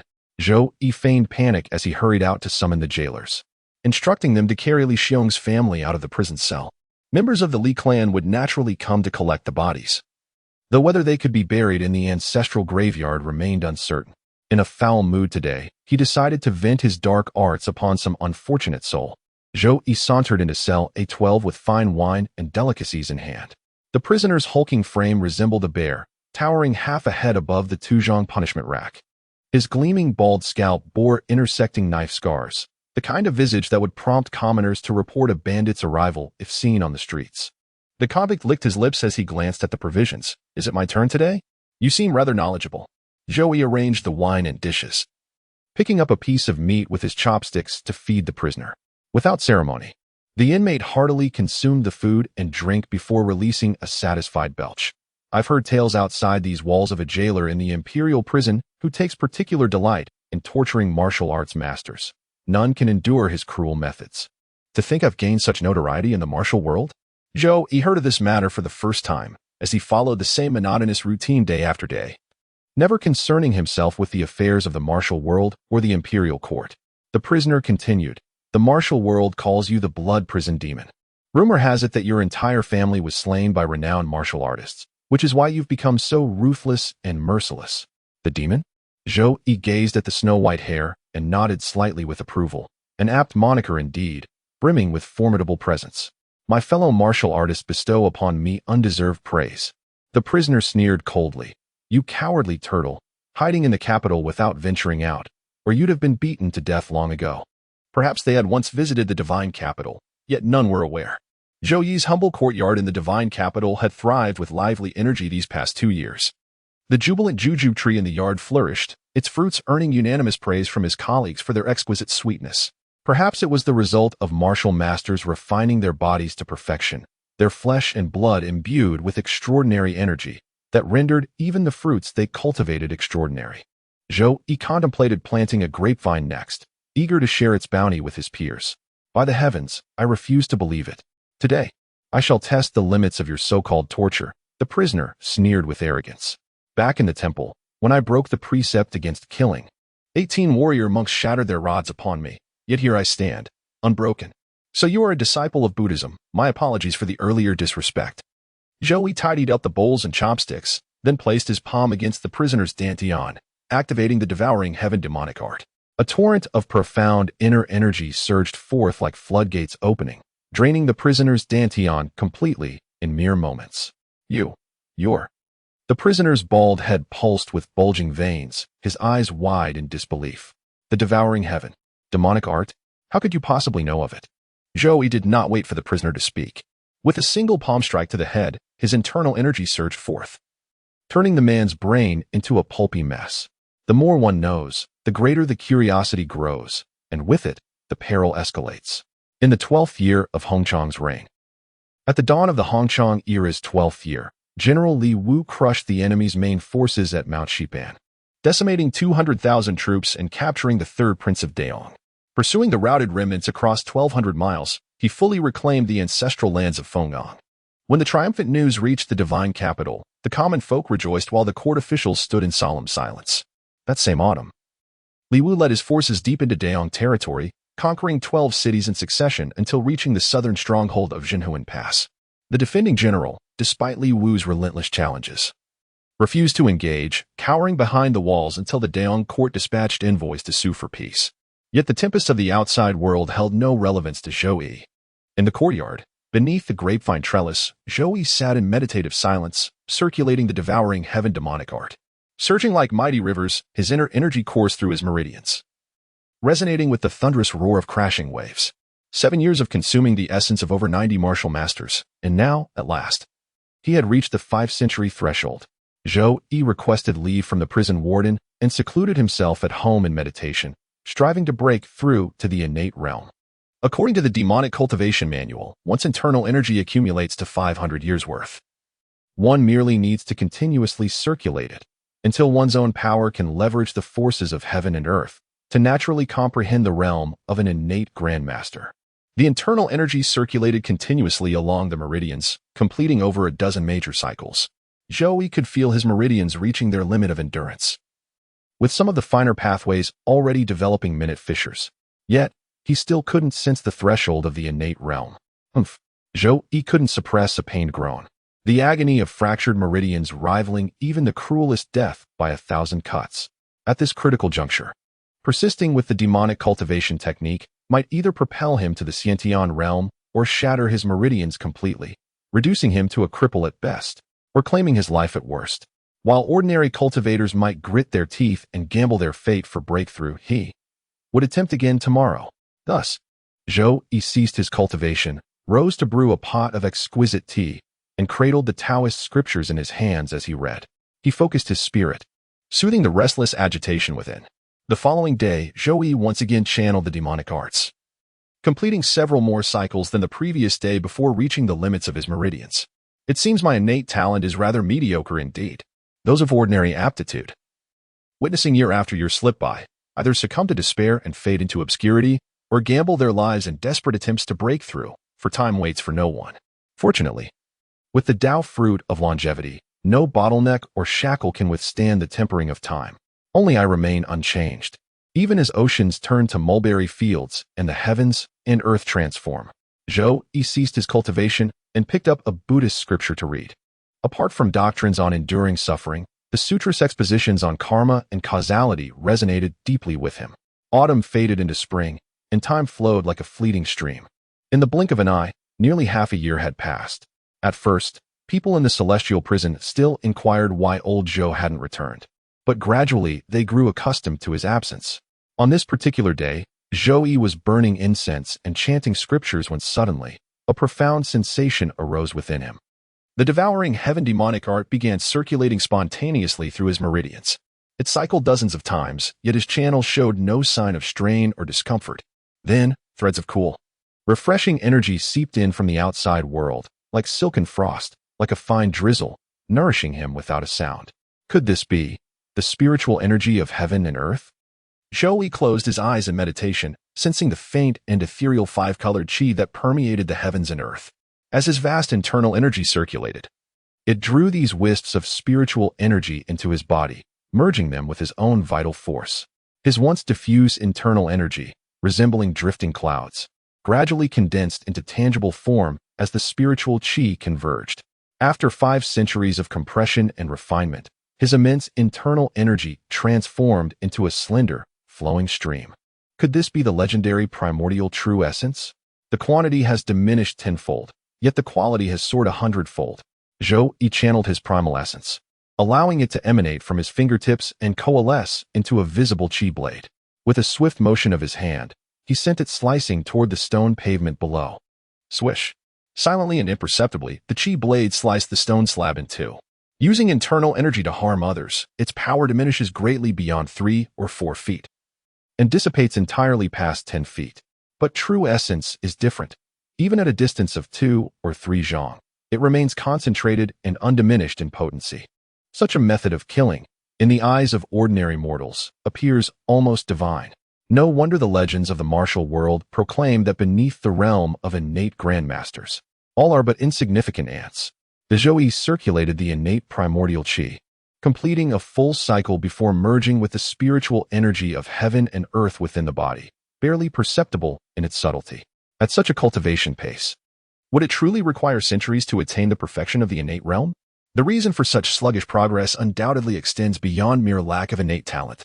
Neither the devouring demon art nor the primordial return technique contain cultivation methods beyond the Qian realm. Secondly, the mortal world was utterly devoid of spiritual energy, making absorption naturally slow. Thirdly, relying solely on self-cultivation without auxiliary aids like elixirs. Zhou Yi carefully pondered and listed several reasons for his slow advancement. Yet, he resolved to continue his secluded cultivation in the mortal world. Even if it took centuries, he would persist until the day when progress became truly impossible before venturing into the immortal realm. The world of immortals was far different from the mortal realm. Concealment was difficult, schemes abounded, and the tranquility of his current practice would be hard to maintain. In fact, Zhou Yi considered the extreme scarcity of spiritual energy in the mortal world as a form of protection. Moreover, it seemed there might still be cultivation techniques available. Suddenly, he recalled the nameless chant Wei Chang had imparted years ago. Its essence was to sense the energy of heaven and earth, refining it through the technique to strengthen the body. Back then, he had been unable to grasp it, but now, having ascended to the Qian realm, he could finally perceive spiritual energy, calm the heart naturally, breathe with gentle rhythm, gather divine light, and reach the celestial core. As Zhou Yi silently recited the chant, his inner true essence flowed autonomously, and spiritual energy gathered at several times its previous speed. The energy refined by the nameless chant did not enhance his Qian true essence, but instead fused into his bones, tendons, organs, and limbs. His martial body, which had just entered the organ-refining stage, visibly advanced by a noticeable margin. This chant was not a cultivation method. It was likely the legendary body-refining technique. Thus, may I cultivate yet another horizontal refinement of the primordial? Zhou Yi wore a subtle smile upon his countenance. whether practicing martial arts or cultivating immortality. The ultimate purpose was to safeguard the fruits of longevity. As long as it could enhance one's strength, he would spare no effort in cultivation. For 100 or even 1,000 years made no difference to him. Tomorrow, it would be time to assume his duties once more. The prison. Zhou Yi greets the guard on duty. Old Feng, long time no see. Feng Xiao was reminiscing about the courtesan Lianxiang from the Spring Breeze Pavilion, the reigning beauty 8 years prior, whom wealthy merchants had once spent fortunes to court in vain, yet now could be had for a mere 5 taels of silver. Old Zhou, you're still alive? Zhou Yi inquired with a solemn tone. Who dares proclaim my demise? Rumors spread even within these prison walls, claiming you take perverse pleasure in tormenting martial arts masters. Having claimed countless lives, numerous enemies beyond these bars thirst for vengeance, ensuring your demise would leave not even a complete corpse behind. Feng Qiao explained. Captain Zhu also sent someone to your residence, but there was no response when they knocked, so everyone believed it. I hid outside for a while, but now everything is fine. Before Zhou Yi entered seclusion, he stockpiled ample provisions, locked the doors tightly, and spent his days savoring tea, reading books, and contemplating his inner state. He couldn't be bothered to respond no matter who came knocking. During that time, some intruders did enter the courtyard, perhaps enemies or thieves, but none could withstand even a single palm strike from Zhou Yi. With 5 centuries of martial prowess concentrated in one fist, who could possibly withstand such might? Chapter 17. The aging Emperor Zhou Yi's prolonged absence had even spawned rumors of his demise, yet upon his return to duty, none dared question him. A mere demonstration of his ability to snap blades between 2 fingers earned him the odd admiration of the prison guards. Superintendent Liu remarked approvingly. Old Zhou is a man who cherishes old ties. Young, you needn't bother with prisoner escorts. Just assist old Zhou with meal deliveries. The youth addressed as young Yu was Yu Jia, a lad of 17 or 18 summers. Unlike the others who had been steeped in the dungeon's miasma for months, he retained an untainted air, much like Zhou Yi when he first arrived at the imperial prison. Quiet and unobtrusive, he stood behind the seasoned guards, speaking little. Zhou Yi chuckled. After years in these cells, one grows accustomed to their peculiar scent. That evening at the Spring Breeze Pavilion, they toasted to Zhou Yi's return. Captain Zhu draped an arm over Zhou Yi's shoulder and murmured, "The prison's been restless lately. Specters glimpsed in the night. Now that you've returned a master, keep your eyes sharp." I understand. Zhou Yi had always been cautious before, but now that he had ascended to the rank of innate grandmaster, he could afford to be slightly more unrestrained. One uneventful day on duty, as night descended, the prison guards changed their attire, and a group of over 20 headed straight for the Spring Breeze Pavilion. Zhou Yi inquired. Old Feng, didn't you previously mention having a formidable wife at home? You seem quite carefree now. Didn't old Zhou know about this? Captain Zhu winked mischievously and said, this scoundrel secretly purchased a pair of twins from the slave market and kept them hidden in the capital. Somehow word got out, and his wife from the county town came to make a terrible scene. At first, he tolerated her because she came from a wealthy family. Feng Qiao interjected bitterly. But now that money means nothing, he found an excuse to divorce her. The profits from the imperial prison far surpassed those of the county jail by 10-fold, even 100-fold. A single opportunity to escort exiled officials could yield more silver than years of work in the county prison. Zhou Yi did not advise against abandoning one's humble wife, knowing that shallow words would only breed resentment. Observing his colleagues' superficial smiles masking the disdain in their eyes, he understood Feng Qiao's future would be fraught with hardship. Who would dare work alongside a man who discards his wife upon rising to fortune? Twin sons, youthful and oh so tender. Feng Qiao was no fool. He could clearly perceive his colleagues' disdain. Yet what did it matter? As long as one cared not for face or future prospects, such things truly held no sway. Half a year had passed since his last visit, and the house of Spring Breeze had already crowned a new reigning courtesan. The madam's face blossomed into a radiant smile at the sight of Zhou Yi. Master Zhou, she cooed. It has been far too long since we last had the pleasure of your company. A patron of 21 years. Though Zhou Yi never vied for the courtesan's favor nor scattered silver heedlessly, the accumulated wealth he had lavished upon the house of Spring Breeze over the years could have purchased a fine residence in the capital. It was such steadfast patrons as he that formed the unshakable foundation upon which the house of Spring Breeze had stood unwavering through the ages. Zhou Yi smiled and said, what performance shall we enjoy today? Naturally, it must be Master Zhou's favorite. The madam summoned the attendant and whispered a few instructions. abruptly halting the half-sung melody on stage and replacing it with drunken spring breeze. The newly crowned courtesan was a woman of ample charms. Her crimson lips parting slightly as she softly crooned the suggestive lyrics, gently pushing her lover away. Oh, the sweet agony, arms entwined, moving in rhythm.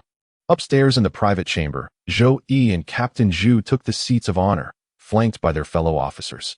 Without needing orders, the attendant brought forth the dishes, Zhou Yi's usual favorites, paired with 50-year-old pear blossom white wine. Master Zhou, indulge freely tonight.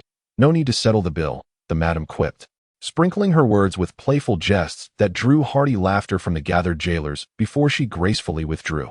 Captain Zhu remarked, when visiting the Spring Breeze Pavilion, one must always invite old Zhou along.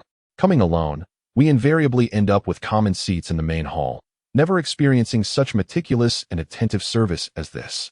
Lord Zhu could enjoy such privileges even after spending 10,000 taels here. Zhou Yi roughly calculated that the annual expenses would amount to no less than several hundred taels, and over 20 years, it would far exceed 10,000 taels. Captain Zhu murmured, Old Zhou, why don't you follow Old Feng's example and buy a few to keep at home? You wouldn't spend this much silver in a lifetime. The colleagues exchanged bewildered glances. Even with the lucrative opportunities within the imperial prison, one couldn't possibly embezzle to such extravagant extents. 10,000 taels for the Spring Breeze Pavilion. Likely even more for martial arts body tempering. The alchemical baths alone required century-old medicinal ingredients, priceless treasures beyond mere market value, combined with other expenditures. The total sum became utterly unfathomable.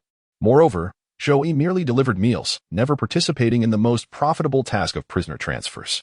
Where could such staggering wealth possibly originate? In the world of martial arts, one's network of friends is vast, and there are always those who come bearing gifts, so insistent that refusal is hardly an option. Zhou Yi, however, did not amass much silver during his time in the imperial prison. In recent years, many inmates, upon seeing him enter with wine and meat in hand, would be so terrified that they'd promise riches and treasures in exchange for their lives, yet he never collected. The silver shared within the prison walls was merely the extra meal money from the families of disgraced officials. After deducting portions for colleagues and superiors, it was far from enough to indulge at the Spring Breeze Pavilion. So that's how it was.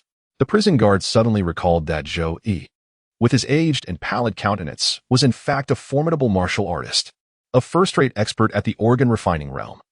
He could have directly ascended to the rank of a minor banner commander in the Imperial Guards, or carved out a significant reputation for himself in the martial world, much like the flying rainbow swordsman who roamed freely across Yu province, or the twin bears of the northern desert who struck off throughout the northwest.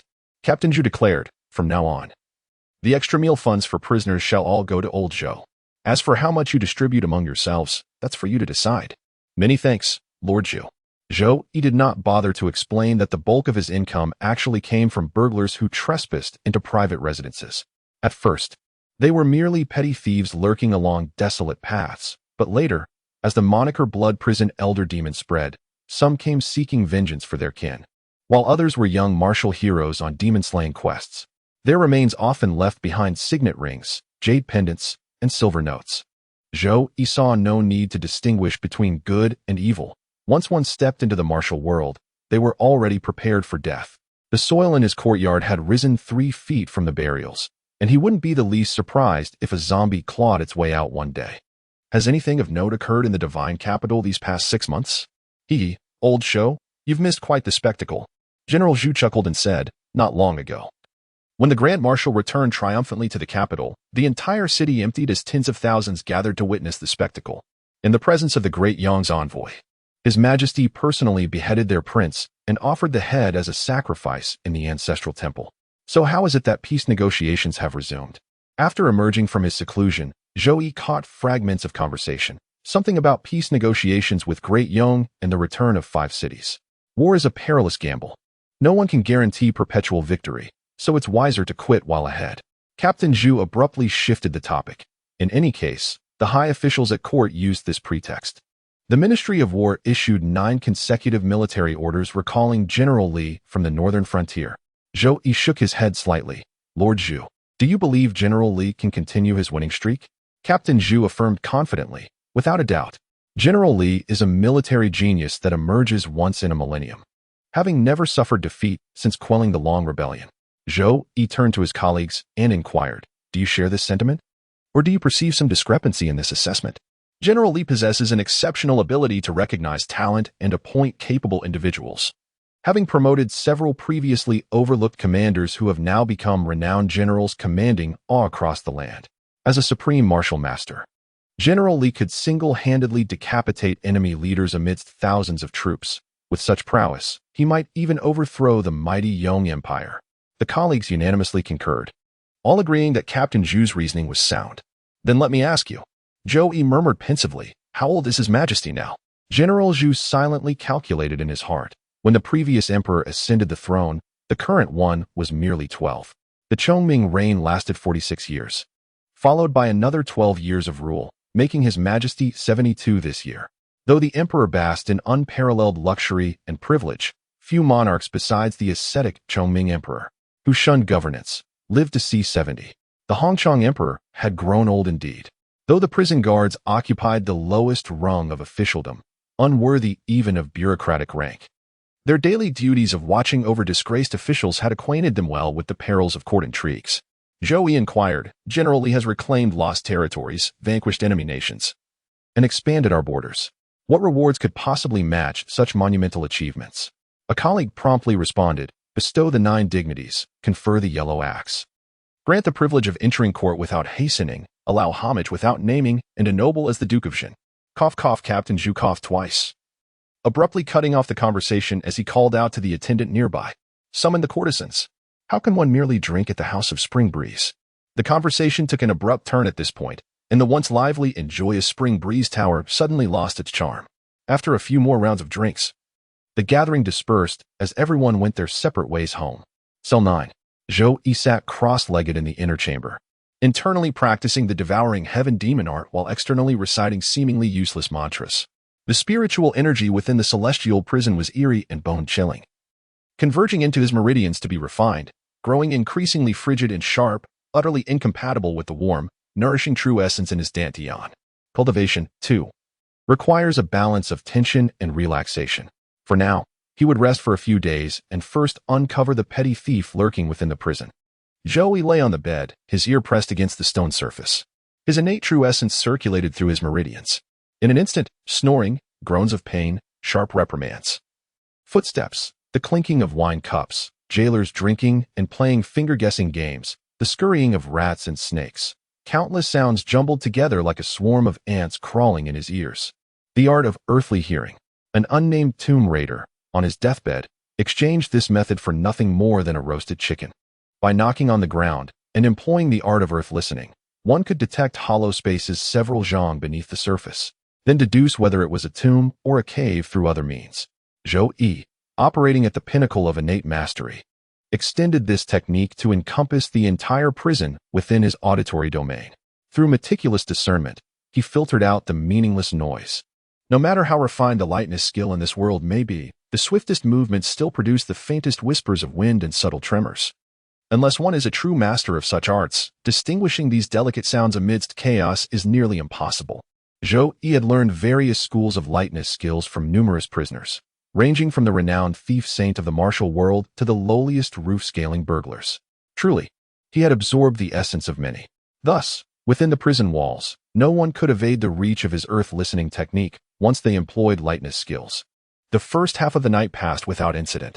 By dawn, the exhausted guards had succumbed to fatigue, some slumped over tables in drowsy stupor, others seeking corners to rest. Amid the howling night wind, a shadowy figure slipped into the prison. The guard at the entrance drowsily lifted his head, seeing no one in sight, and resumed his slumber against the wall. The oil lamps in the prison corridor flickered dimly, casting wavering shadows upon the walls that writhed like tormented specters. The darkness advanced unimpeded, penetrating deep into the heart of the dungeon, cell A2. Currently devoid of prisoners, the shadow deftly produced a key, unlocked the iron gate with practiced ease, and slipped inside. It scoured every crevice with meticulous precision. Click! The iron gate swung shut of its own accord, sealing the shadows within the prison cell. "Who?" A crisp exclamation echoed from the shadows. Instinctively reaching to pull open the cell door, I beheld a sword aura, so tangible it seemed corporeal, thrusting toward me with a whistling sound. The sword she slashed through the prison door, severing the steel bars with a resounding crack. "Spare me, venerable one." The shadow recoiled in terror, the swirling gray-black mist around it rapidly dissipating to reveal the figure within. Keh, keh, keh, keh. A sinister, signature demonic laughter echoed, a hoarse yet resonant voice that spoke directly into Yu Jie's ears. "Boy, what brings you to the heavenly prison?" The ethereal voice drifted without a trace, its origin impossible to discern. Beads of sweat formed on Yu Jie's forehead as he repeatedly bowed in all directions, convinced he'd encountered some ancient and formidable entity. "This humble junior, grandson of Yu Shi, has come to the celestial prison to retrieve my ancestor's legacy. I meant no offense whatsoever." Chapter 18. The Art of Talismanic Inscriptions. Yu Shi? What kind of absurd name is that? Zhou Yi recalled all the criminals in the prison and confirmed there was no such person. The martial world is full of formidable figures who rose from humble beginnings. Yet upon gaining power, they invariably adopt a domineering alias. A gang leader named Li Ergu or a sword god called Zhang Taizhu would surely become the laughingstock of the martial arts community. Consequently, many renowned masters bear strikingly similar titles, frequently employing characters like Xiao, Ba, Hao, or Lai, likely all crafted by the same name consultant. Having witnessed much of this world, I have never heard of this individual. How dare you spin such lies, boy? Sword energy encircled Yu Jie's head, swirling gently in a circle. Strands of hair drifted to the ground. Just half an inch lower would have cleaved his skull. "Senior, please calm your wrath. This junior would never dare deceive you." Yu Jie's heart trembled with terror as he gritted his teeth and spoke. Yu Shi was our ancestor's true name, but he was also known by another title, Huang Tianwang, the Yellow Heavenly King. Zhou Yi's voice was ethereal. As if reminiscing about the past, this old man once crossed paths with him and heard him speak of the turmoil of Azure and Yellow. It was orchestrated by the aristocratic families of Jiangnan behind the scenes, and in the end, both heavenly kings became mere pawns to be discarded. The elder speaks wisely. In those days, with the ancestral talismans aiding the Azure Heaven King, even Li Wu could not gain the upper hand. Yu Jie declared indignantly, "The Jiangnan noble families initially supported our ancestor, yet later betrayed him in secret, colluding with the imperial court. They deceitfully persuaded our ancestor and the Azure Heaven King to consume a rare poison. Otherwise, how could a primordial grandmaster have been captured alive?" "I see." Zhou Yi suddenly comprehended. After breaking through to the innate realm through demonic cultivation, he finally understood the formidable power of the Sky King from back then. He had initially thought Li Wu's ability to capture the Sky King alive was due to extraordinary talent. But the truth turned out to be the result of a rare poison. The renowned great general, praised by all as upright and honorable, had actually resorted to underhanded methods. This realization poured cold water on Zhou Yi's somewhat smug thoughts. While innate masters may be invincible against ordinary foes, they are not immortal. Enemies may employ traps, poisons, curses, and other sinister methods. A single misstep could lead one down the same tragic path as the Sky King. How can one verify their lineage as descendants of the Yellow Emperor? This talisman is named the Shadow Sigil, an arcane art passed down through generations of ancestors. The renowned Shadow Secret Guards who once dominated the Jiangnan region traced their origins to this very technique. Yu Jie retrieved a talisman from his bosom, its surface inscribed with vermilion cinnabar and esoteric patterns. When the imperial troops stormed the Heavenly King's palace years ago, it was by concealing myself with this talisman that I narrowly escaped with my life. Zhou Yi inquired, "What purpose does this talisman serve?" Yu Jie said, "The shadow talisman can summon a mist to conceal oneself, blending seamlessly into the night as if rendered invisible." Zhou Yi commanded, "Demonstrate it, and let me witness its marvel with my own eyes." Back then, sensing the peril of the celestial prison, Zhou Yi hastily departed to seek refuge and never laid eyes on the Yellow Emperor again. Initially, it was believed that the folk tales of the Yellow Emperor curing ailments with enchanted water were merely a strategy to consolidate faith and facilitate rebellion. Yet now, it appears there was indeed an air of mystical prowess about him. The art of talismans transcends the mundane martial paths, resembling more the methods of cultivators. Filling Zhou Yi with eager anticipation, Yu Jie dared not refuse, channeling his inner energy into the talisman, which spontaneously combusted into ashes without flame. Within the confines of the cell, a dark mist inexplicably arose, enveloping Yu Jie within a half-foot radius, blending seamlessly with the night's obscurity when viewed from afar. Zhou Yi inquired, "Are there any other talismans?" In previous years, while evading the pursuit of the imperial guards, I had exhausted all my offensive talismans. leaving only a few shadow and swift movement charms. Yu Jie produced another talisman, its intricate patterns distinct from the shadow charm.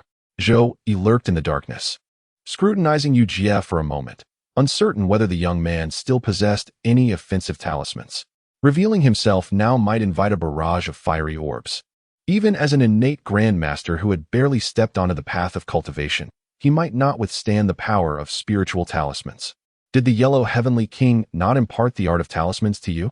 After a moment of contemplation, Yu Jie replied, "Some have been imparted. Yet this humble disciple's dull intellect failed to grasp them fully." Zhou Yi made no attempt to conceal his intentions. His tone laced with ruthless dominance. "This venerable one holds a profound interest in talisman techniques. How about exchanging your insignificant life for them?" Yu Jie was convinced that Zhou Yi was an eccentric old master of the martial world, a man of capricious and violent temperament, against whom no refusal could be dared. With a sharp tearing sound, he ripped open his sleeve and retrieved a blue-bound book hidden within. "The talismanic arts passed down by my ancestors. I have recorded them all here. Esteemed senior, you may take them for your perusal." Zhou Yi then inquired, "Young man, since you possess such a heritage, why have you come to this prison?" "You may not be aware, esteemed elder, but my ancestors only passed down the rudimentary talisman techniques." Then sudden calamity struck before the complete legacy could be preserved. Yu Jie explained with a sigh, "Even these elementary talisman methods, after years of contemplation, I still cannot grasp their essence. My only hope lies in discovering the subsequent teachings. That perhaps I may master the arcane art of talismanic inscriptions." A series of eerie laughter reached Yu Jie's ears, as Zhou Yi's voice revealed a chilling intent to kill. "With all this talk, boy, are you attempting to employ the stratagem of driving the tiger to devour the wolf, seeking to use my hand to uncover the legacy of talisman arts?" Yu Jie obediently admitted, "This junior has thoroughly searched all possible places where our ancestors might have left their legacy. Now only the imperial prison and the imperial inquisition remain." The imperial inquisition. Zhou Yi had already combed through the imperial prison. So the talisman techniques of the Yellow Heavenly King were most likely hidden within the imperial inquisition of the embroidered uniform guard. Yet the imperial inquisition was fraught with far greater peril than the imperial prison. Rumors abound that the Yellow Heavenly King received teachings from a mysterious sage and mastered the art of talismanic inscriptions. Might I inquire, venerable elder, whether these whispers hold any truth? I dare not conceal anything from one of your wisdom." Yu Jie sensed the imminent threat gradually dissipate and inwardly sighed in relief. Answering truthfully, what the world knows is merely the facade our ancestor presented to the public. In those years of relentless drought, the despotic emperor incessantly raised taxes, forcing our ancestor to seek refuge in a Taoist temple simply to survive. Yet even the temple lacked provisions. Unwilling to starve, our ancestor outwardly posed as a wandering Taoist, while secretly turning to tomb raiding for sustenance. The art of talismanic inscriptions was unearthed from a tomb at Mount Dai. After mastering these techniques, our ancestor practiced healing with enchanted water, gathering numerous disciples. The rest need not be elaborated. Huang Tianwang's disciples spread across the southern lands. Among them scions of noble families. United in purpose, they rose in rebellion, proclaiming themselves the Heavenly King. Zhou Yi scrutinized Yu Jie for a moment before ultimately deciding against taking his life. With an authoritative tone, he commanded, "Place the tome down. You may depart now." "Young man, my deepest gratitude, venerable senior." Yu Jie's face lit up with joy as he repeatedly bowed in all directions. With great care, he placed the book on the ground before hastily departing from the prison. Rather than retrieving the book, Zhou Yi stealthily followed Yu Jie, arriving at a secluded courtyard residence in Dishing Lane.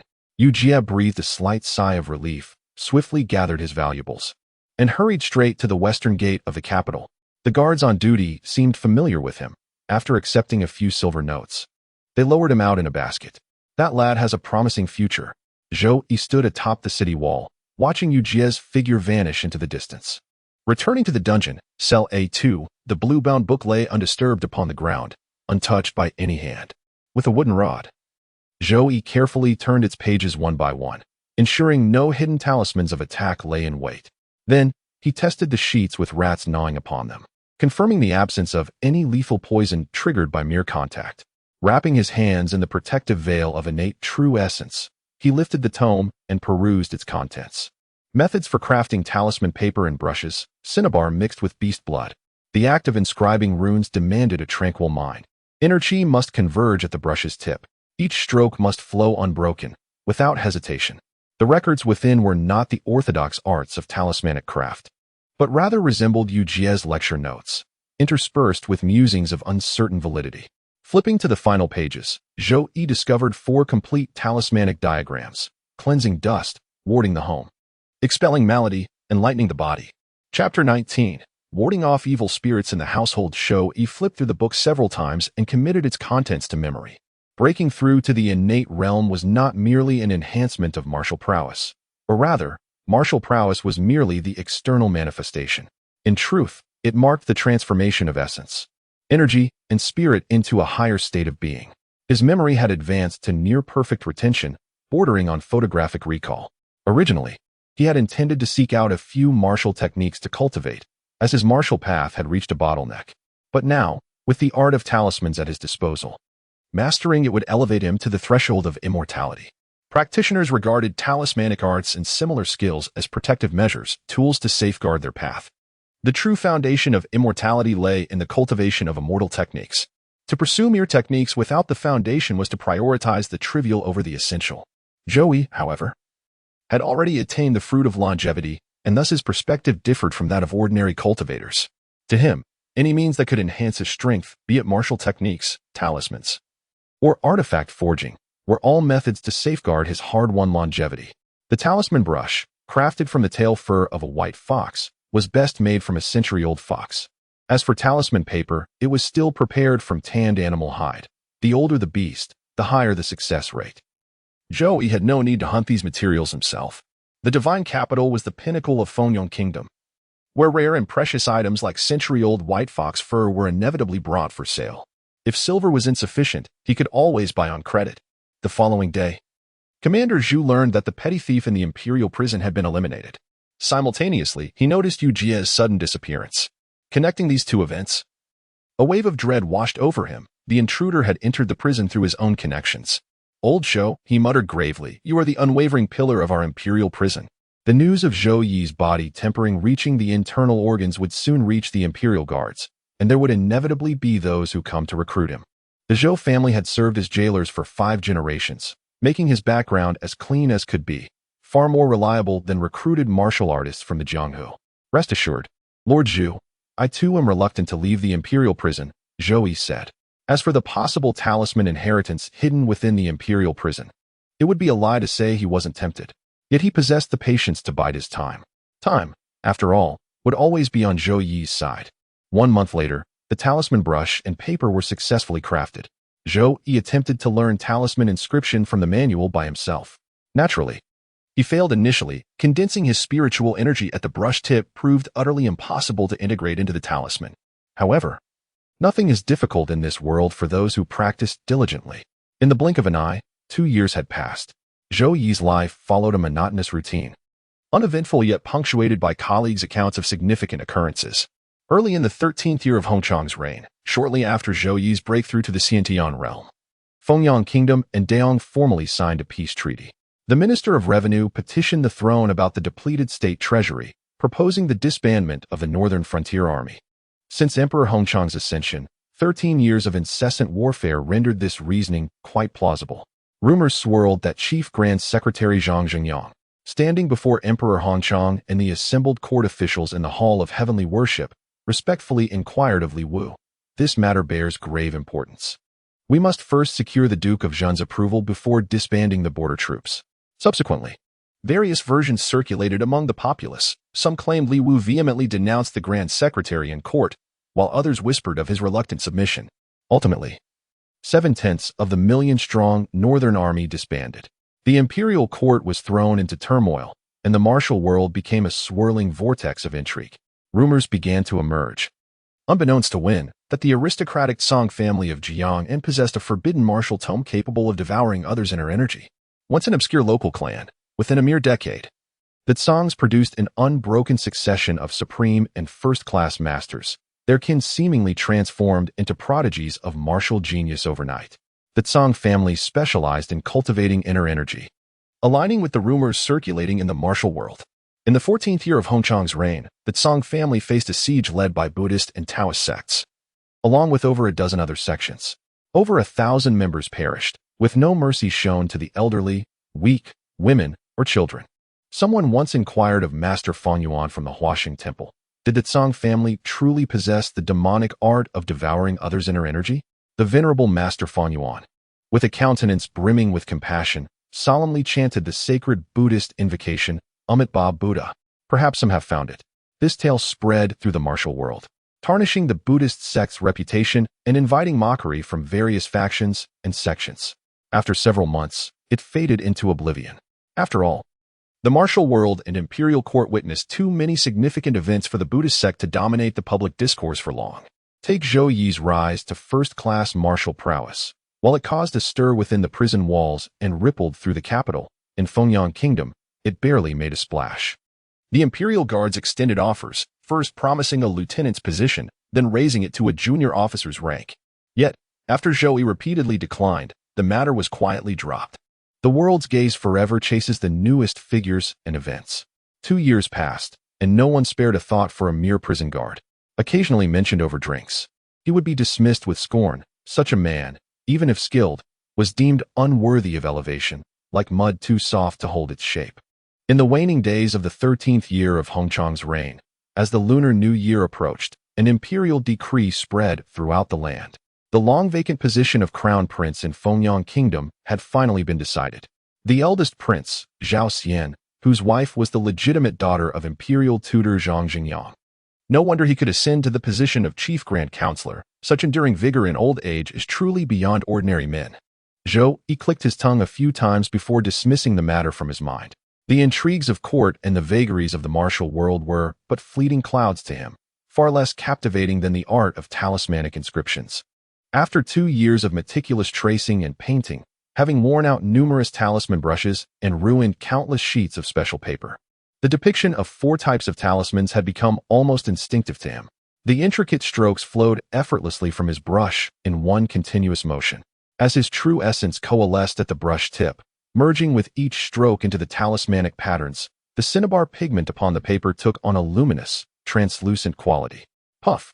A soft whisper echoed as the vermilion cinnabar's spiritual essence dissipated, the talisman paper crumbling into dust.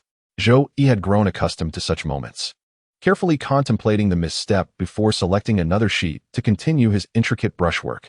2 years had passed since his initial fumbling attempts, now on the cusp of mastery. Each stroke refined through relentless trial and error. He sensed the impending breakthrough, that elusive moment when the incantation would finally hold. His supply of talisman paper dwindled. Another visit to the merchant on credit loomed. Whispers in the southern district spoke of the fierce tiger gang's recent acquisition, a pristine white tiger pelt, its splendor displayed at the gang leader's celebratory feast. As a fellow disciple of the 5 Tigers' Fist, Zhou Yi mused, surely such a treasure ought to be borrowed. The leader of the fierce tiger hall was a disciple of Luohu. Back then, he did not participate in the rebellion. Later, when the martial arts school was shut down by the Imperial Guards, he seized the opportunity to obtain the subsequent boxing manuals and nourishing prescriptions, eventually becoming a powerful figure in his own right. Though seemingly empty, the spiritual talismans manifest on their own. Zhou Yi's spirit was serene and unclouded. As the final stroke descended upon the talisman paper, a faint spiritual radiance shimmered. It didn't shatter. Zhou Yi felt a surge of astonishment as he carefully examined the household talisman, finding it identical to the descriptions in the ancient tome. Yet its efficacy remained uncertain. As he channeled his primordial energy into it, the talisman spontaneously ignited without flame. An imperceptible ripple of power swept through the entire courtyard. It was the dead of winter. The depth of night, silent and still. Suddenly, an eerie wind began to howl through the courtyard, whispering ghostly moans. Who's there? Zhou Yi's eyes blazed like lightning as he sharply turned his gaze toward the date tree in the courtyard, where there should have been empty space. Clusters of black mist now swirled, vaguely taking humanoid forms with only 2 crimson points of light where faces should be. Shifting his attention to the grapevine trellis where he usually dined, sipped tea, and enjoyed wine, he saw more of these spectral figures, some lurking among the vines, others perched on stone stools, and even 2 shadowy apparitions sprawled across the dining table. Dozens of pairs of blood-red eyes glared at him with venomous hatred, as if poised to lunge and tear into him at any moment. Ghosts. Zhou Yi harbored not a trace of fear within his heart, but rather brimmed with exhilaration. His primordial essence coalesced into a spectral hand that seized one of the shadowy apparitions. Upon contact with his essence, the ghostly figure emitted a piercing, mournful shriek before dissipating into nothingness. Far too fragile to be called a true specter, he mused disdainfully. At best, these are mere remnants of departed souls. Shrouded in his protective aura of primordial energy, Zhou Yi advanced toward the clustered shadows. The malevolent spirits wailed piteously, their forms writhing in terror as they retreated until pressed against the corner, their smoky essences piling upon one another like mist upon fog.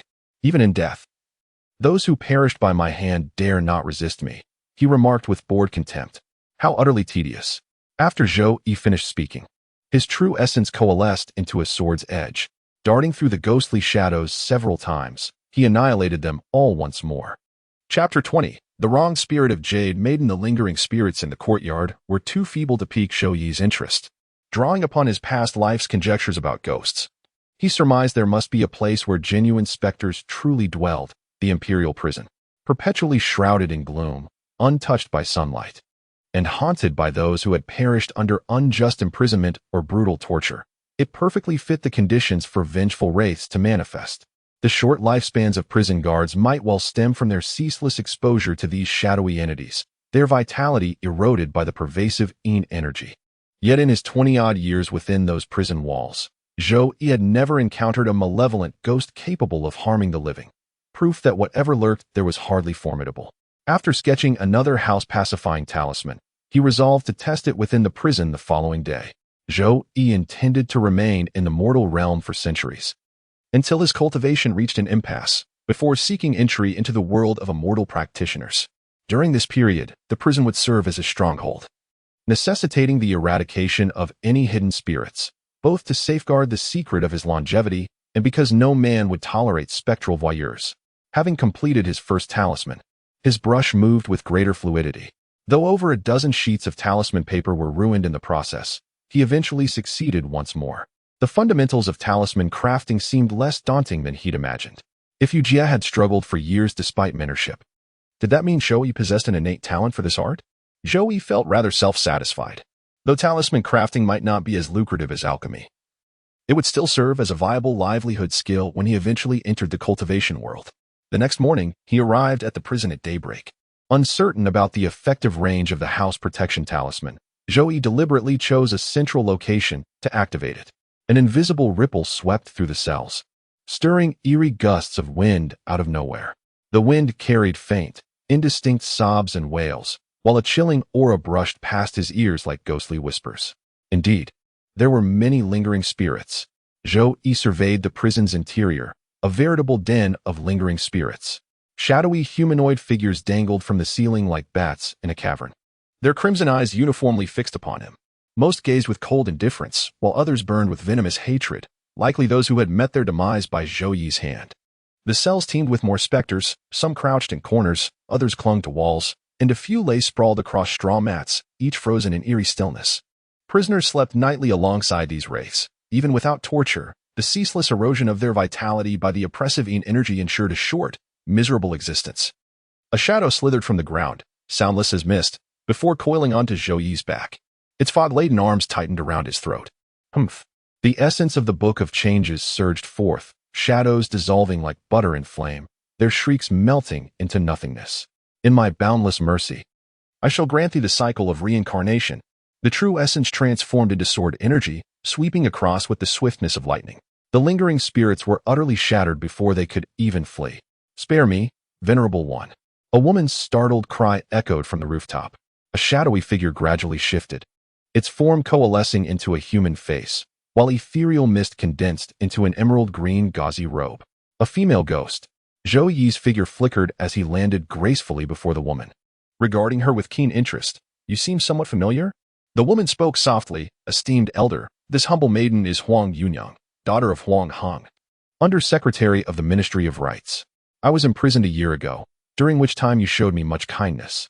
Your old Huang's daughter? Zhou Yi swiftly recalled Huang Hong, who had been wrongfully imprisoned a year ago on charges of embezzlement. A mere minor official of the 5th rank.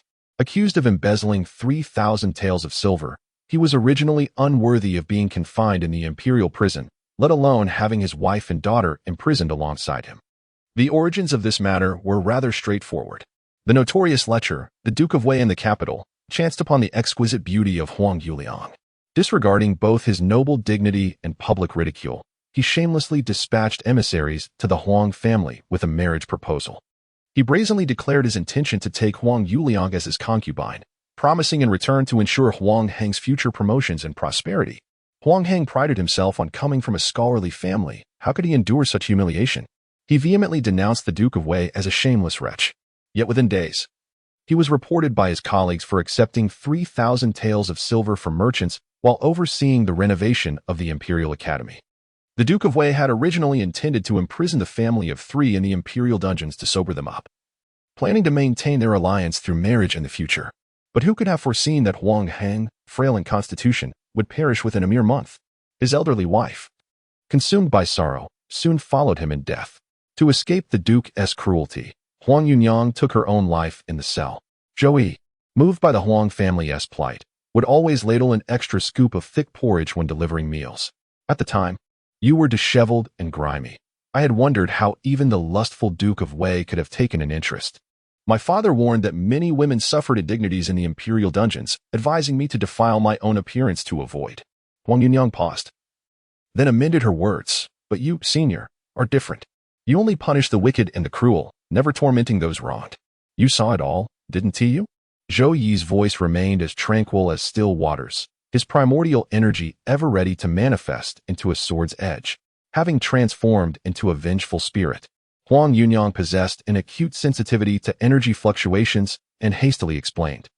This humble maiden is aware that the venerable senior is an innate grandmaster, one who delights in fine wine, relishes listening to prisoners' tales, silently executes those attempting escape, yet turns a blind eye to the wrongfully accused who flee. In the past 2 years since Zhou Yi mastered the heaven-devouring demonic art, absorbing internal energy no longer augmented his primordial essence, thus revealing no abnormalities. The sole discernible flaw perhaps lay in his eternally unchanging visage. Why do you differ from those lingering remnants of souls? Within the celestial prison lingered over 100 spectral entities, all but Huang Yunyang being mere remnants of consciousness, wandering in oblivion.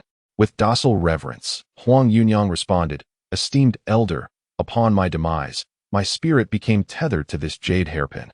Through its nourishing essence, I've preserved both intellect and memory." Zhou Yi inquired further, "Having transcended into spectral existence, have you attained any mystical arts or arcane techniques?" The young maiden could drain the essence of men to strengthen her ghostly form, or possess and disturb the souls of mortals. However, said Huang Yunyang, I can only possess those who are frail and ordinary.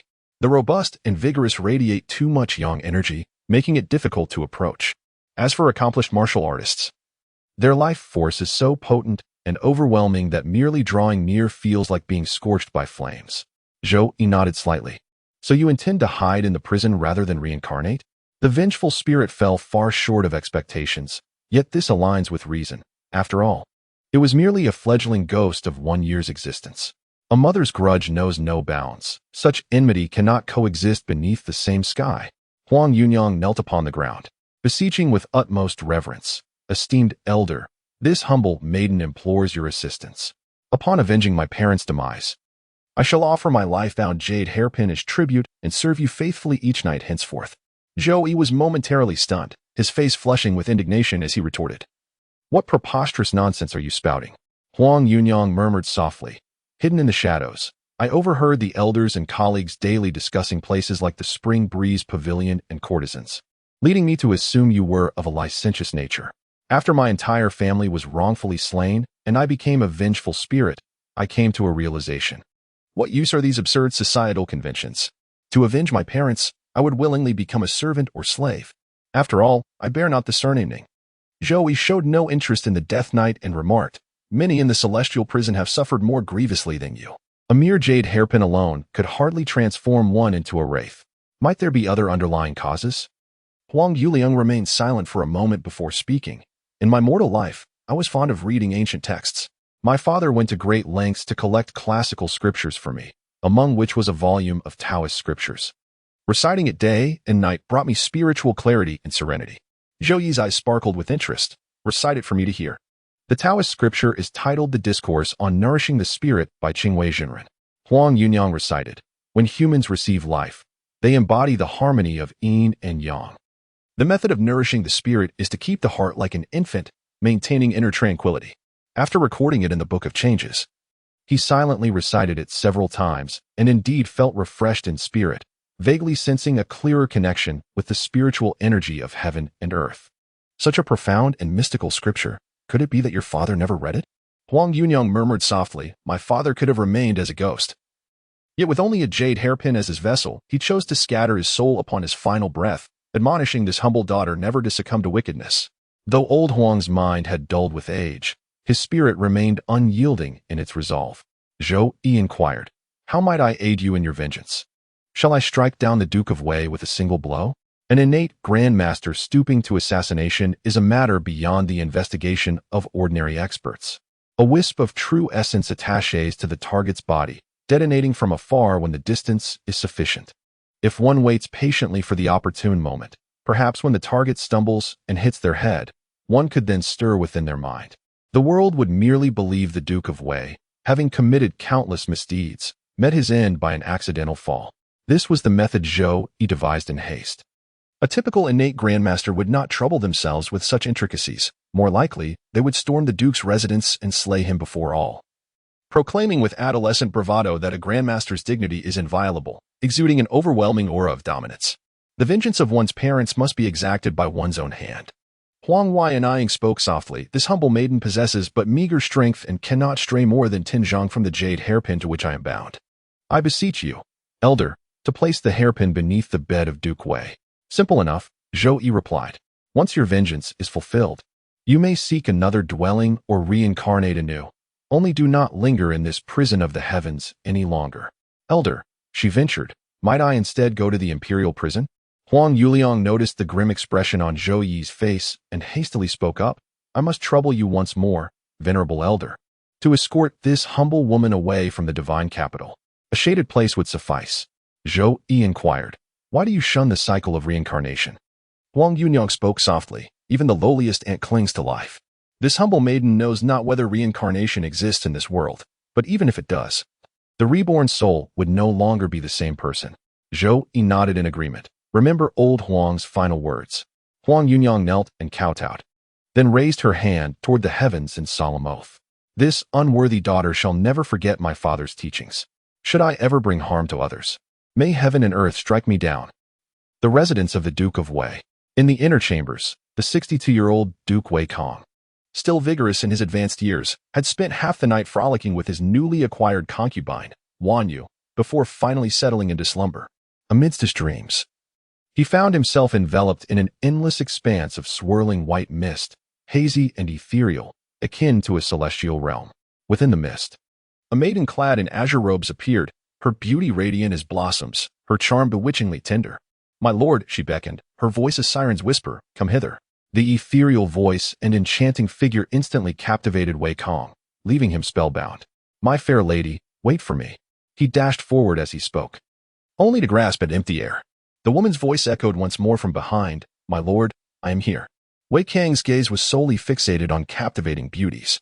No matter how many times he failed, he persisted relentlessly, utterly oblivious to the gradual transparency creeping over his lower body. By then, the morning had fully dawned. His concubine, not daring to disturb him, rose quietly to pay respects to the Duchess. By noon, Wei Kong remained deep in slumber, unrousable. The Duchess, assuming he had been drained by Wan Yu, ordered her beaten half to death. The Duke of Wei had taken concubines numbering no fewer than 80, if not 100. Few survived beyond a year, let alone bore heirs to continue the family line. Yet Wei Kong cared little for their fates. As dusk fell, the Duke still lay motionless, like a living corpse. Only then did they realize something grave had occurred. Upon learning of this matter, the Dowager immediately summoned Imperial physician Gu from the palace for consultation. After carefully examining the pulse and observing the symptoms, physician Gu shook his head and remarked, the Duke's pulse appears normal, merely showing signs of deficiency that cannot bear strong tonics. There should be no reason for such prolonged unconsciousness. Having inquired in detail, the Dowager arranged for physician Ji's return to the palace. Wei Chong, the eldest legitimate son of Duke Wei, volunteered to accompany the physician, stating his intention to discuss the condition further so as to seek appropriate renowned doctors for treatment. Once outside the main gate, Wei Chong lowered his voice and inquired anxiously, "Physician Go, is there any hope for my father to regain consciousness? Prolonged unconsciousness, does it pose a mortal peril? My medical skills are inadequate, Your Highness. It would be wiser to consult another physician." Imperial physician Ge dared not speak further and hastily boarded the carriage. Chapter 21. The ritual commences. Several days had passed. Wei Kang's facial features protruded grotesquely, his chest and abdomen sunken inward, his emaciated frame resembling little more than a walking corpse. Imperial physicians from the palace and renowned doctors from the capital had all been summoned, yet none could discern the cause of his affliction, let alone provide a remedy. Hovering above Wei Kong, Wang Yunyang opened her spectral maw, drawing in wisps of ash and mist that merged with her ghostly form.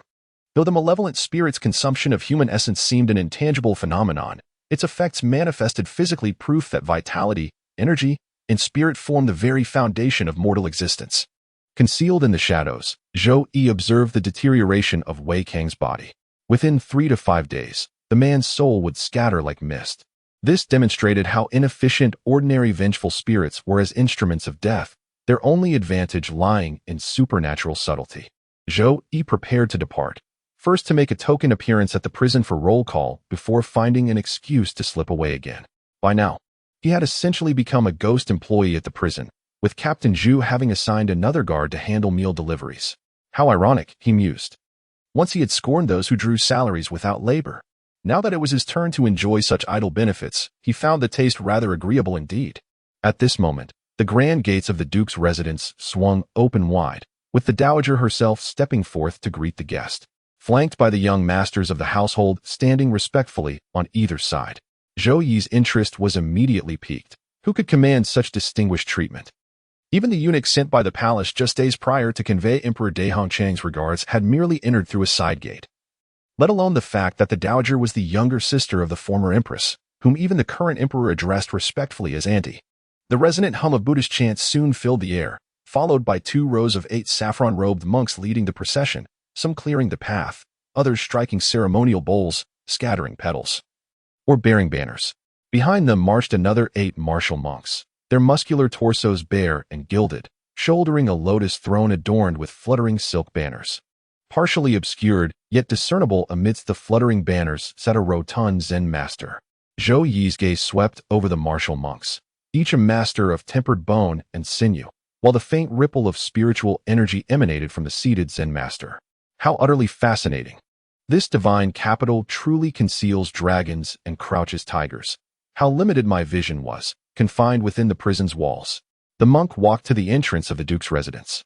The Zen master slowly rose from his lotus seat, gazing solemnly at the sky above the mansion. Amitabha Buddha, what manner of demon dares to wreak havoc upon the divine capital? Upon hearing this, the elderly matriarch promptly dispatched attendants to invite the Zen master and his entourage into the mansion.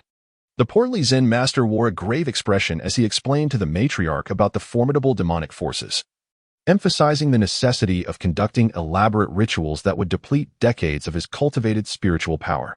The total cost for all required preparations amounted to over 200,000 taels of silver and gold. The annual tax revenue of Fengyang Kingdom barely exceeds 10 million taels. Yet a single Buddhist ceremony conducted by the Zen master consumes 2 to 3% of the national treasury. All shall proceed as Grandmaster Miaojua decrees. The elderly matriarch decisively agreed, retrieving the vault keys to have the silver transported. Within lay massive ingots cast to the size of winter melons, requiring 2 men to shoulder each load in concerted effort.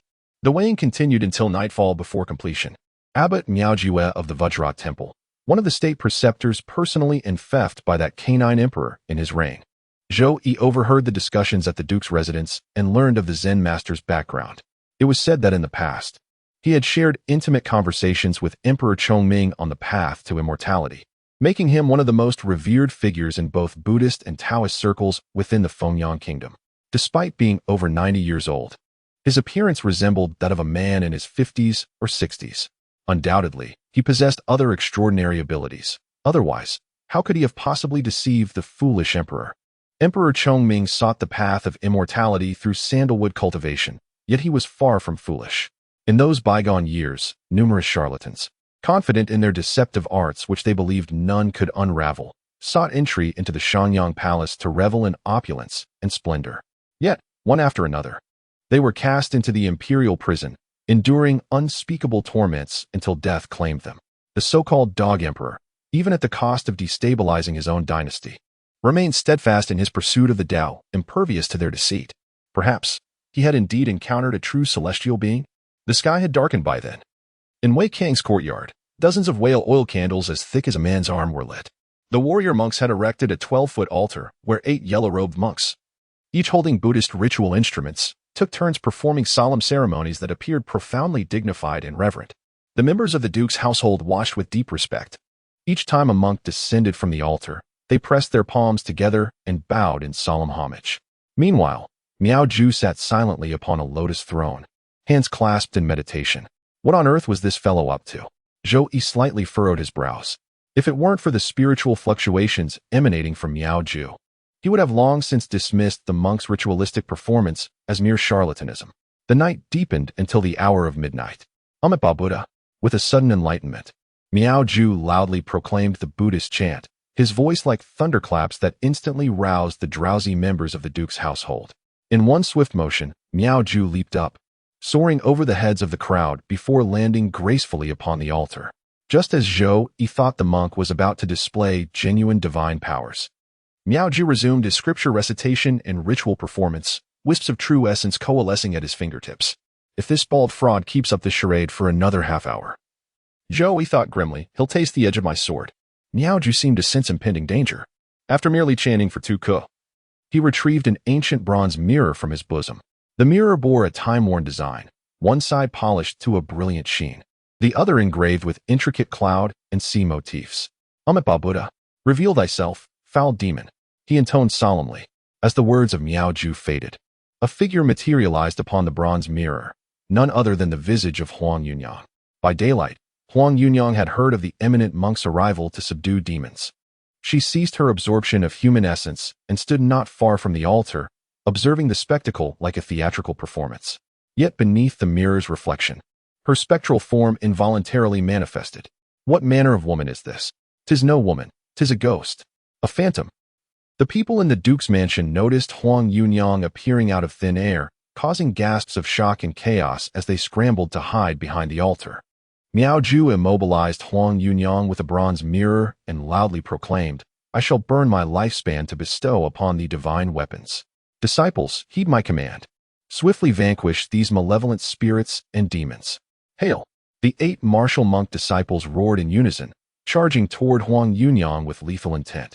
The scorching masculine energy forged through their rigorous training proved highly effective against spectral entities. Merely their proximity caused Huang Yunyang's ethereal form to flicker and fade. These bald-headed monks. With a flick of his finger, Zhou Yi sent his true essence sword whirling past Miao Ju's wrist, circling before the monk's eyes before severing several strands of his beard. Over the past 2 years, the growth of his innate true essence had been negligible. Yet his mastery over it had refined to extraordinary levels. Within a radius of 10 zhang, he could freely manipulate its form into any shape he desired. The condensed sword tip was but a manifestation, born from Zhou Yi's dream of becoming a sword immortal. Miao Ju felt a sharp pain in her wrist, causing the bronze mirror to slip from her grasp, no longer able to restrain the spectral entity. Huang Yunyang floated up ethereally, vanishing into invisibility in an instant. The martial monk turned his gaze toward the altar, only to see Miao Ju standing there with a dazed and terrified expression. Then, she frantically pulled out a bottle of elixir from her bosom and gulped it down in desperation. Thud! Miao Ju spewed a torrent of crimson blood. His pallid visage drained of color as he tumbled headlong from the sacred altar. Venerable Master, Abbot, came the anguished cries in succession. With his breath fading like the last embers of twilight, Miao Ju whispered, Amitabha Buddha. This humble monk has failed the venerable matriarch. The demon's power is formidable. It shattered the Vajra demon-subduing formation. Coughs blood before the words could fully leave his lips. He coughed up another mouthful of crimson blood and collapsed into unconsciousness. One of the monks spoke solemnly, Venerable Matriarch. This humble monk shall first escort our abbot back to the temple for recuperation. The 200,000 taels shall be returned to your household tomorrow. What nonsense are you speaking, master? The aged matriarch shook her head with dignity. The Zen master suffered grave injuries and sacrificed his longevity while assisting our family affairs. Consider this modest offering as but incense for the temple's eternal flame. Ba, the monk murmured in reverent acknowledgement. The monk chanted a Buddhist invocation, directing the warrior monks to carry the palanquin as they swiftly departed. In the shadows, Zhou Yi observed the farce drawing to a close and spoke to Huang Yunyang. You have witnessed it yourself. Those spirits are formless and immaterial. They cannot act recklessly. Henceforth, you must remember to tread with caution. I am deeply grateful for your noble rescue. Honorable elder. Huang Yunyang knelt reverently upon the ground. This humble maiden's great vengeance has been fulfilled. Should you ever require anything in the days to come, this unworthy one shall obey your commands without hesitation, even if it means facing 10,000 deaths or the dissipation of my very soul. Wei Kong had already lost 60 to 70% of his vital essence. Even if he were to awaken, he wouldn't survive more than a few days. His condition was like a lamp burning out its last drops of oil, beyond even a divine physician's cure. Since I'm leaving the capital anyway, I might as well help you find a suitable resting place. Zhou Yi tucked away the jade hairpin, his figure flickering before vanishing without a trace. Chapter 22. The Unity of Buddhism and Taoism at the Eastern Gate of the Divine Capital. A monk presented a token from the Duke of Wei's residence. The guards dared not inspect it closely and hastily opened the city gates to let them pass. The warrior monks, possessing formidable stamina, sprinted relentlessly for over a dozen miles without pause. Inside the palanquin, Miao Jue, who should have been on the brink of death, sat composed and steady. Were it not for the vast stains of blood on his robes, one might have thought him an entirely different person. Thank the heavens this humble monk was prepared, or else disaster would have struck. Recalling that fleeting sword gleam, Miao Jue shuddered involuntarily. Lifting the curtain, he leaned out and urged the warrior monks with palpable urgency. Faster! Once we return to the temple, seal the mountain gates immediately. We shall receive no visitors. Hearing this, the martial monk realized the gravity of the situation. His sinews stretched and his movements quickened with renewed urgency. Miao Jue had just withdrawn his head and was about to lie down for rest when he suddenly sensed another presence beside him. A figure clad entirely in black, dark robes, black trousers, and an obsidian cloak. Ah, Amitabha Buddha, he exclaimed, startled. Miao Jue let out a cry before hurriedly reciting Buddhist chants. The accompanying monks outside, hearing the commotion, inquired of the abbot what had transpired and whether they should pause for a brief respite. Cough, cough, cough. The master felt a surge of Qi rebellion, yet urged without pause, make haste back to the temple. Miao Jue turned and bowed repeatedly to the figure cloaked in black, lowering his voice as he spoke. Before such an esteemed Grand Master, whatever your command may be, this humble monk shall comply without question. Do you know who stands before you? The voice of Zhou Yi transmitted through the air, ancient and resonant. Miao Jue shook his head repeatedly.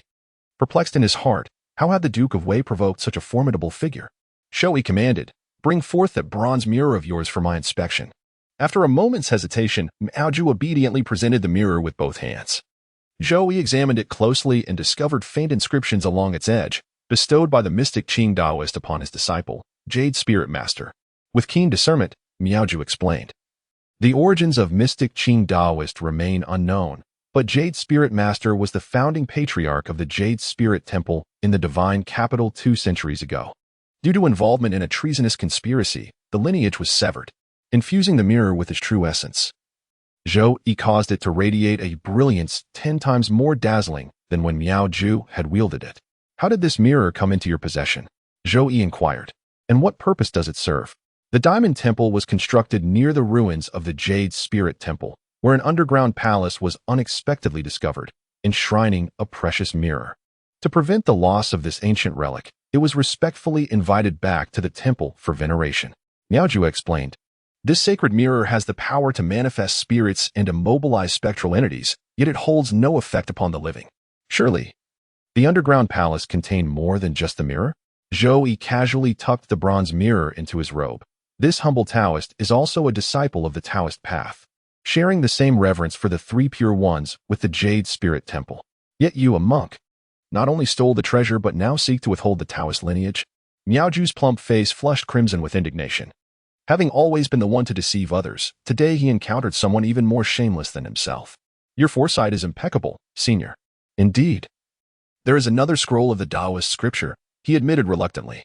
Call off your men outside and retrieve the scripture from the temple. You must recite it yourself. Zhou Yi's voice turned icy as he warned. If even a single character differs between the two versions when compared, I shall slaughter every last soul within the Vajra temple.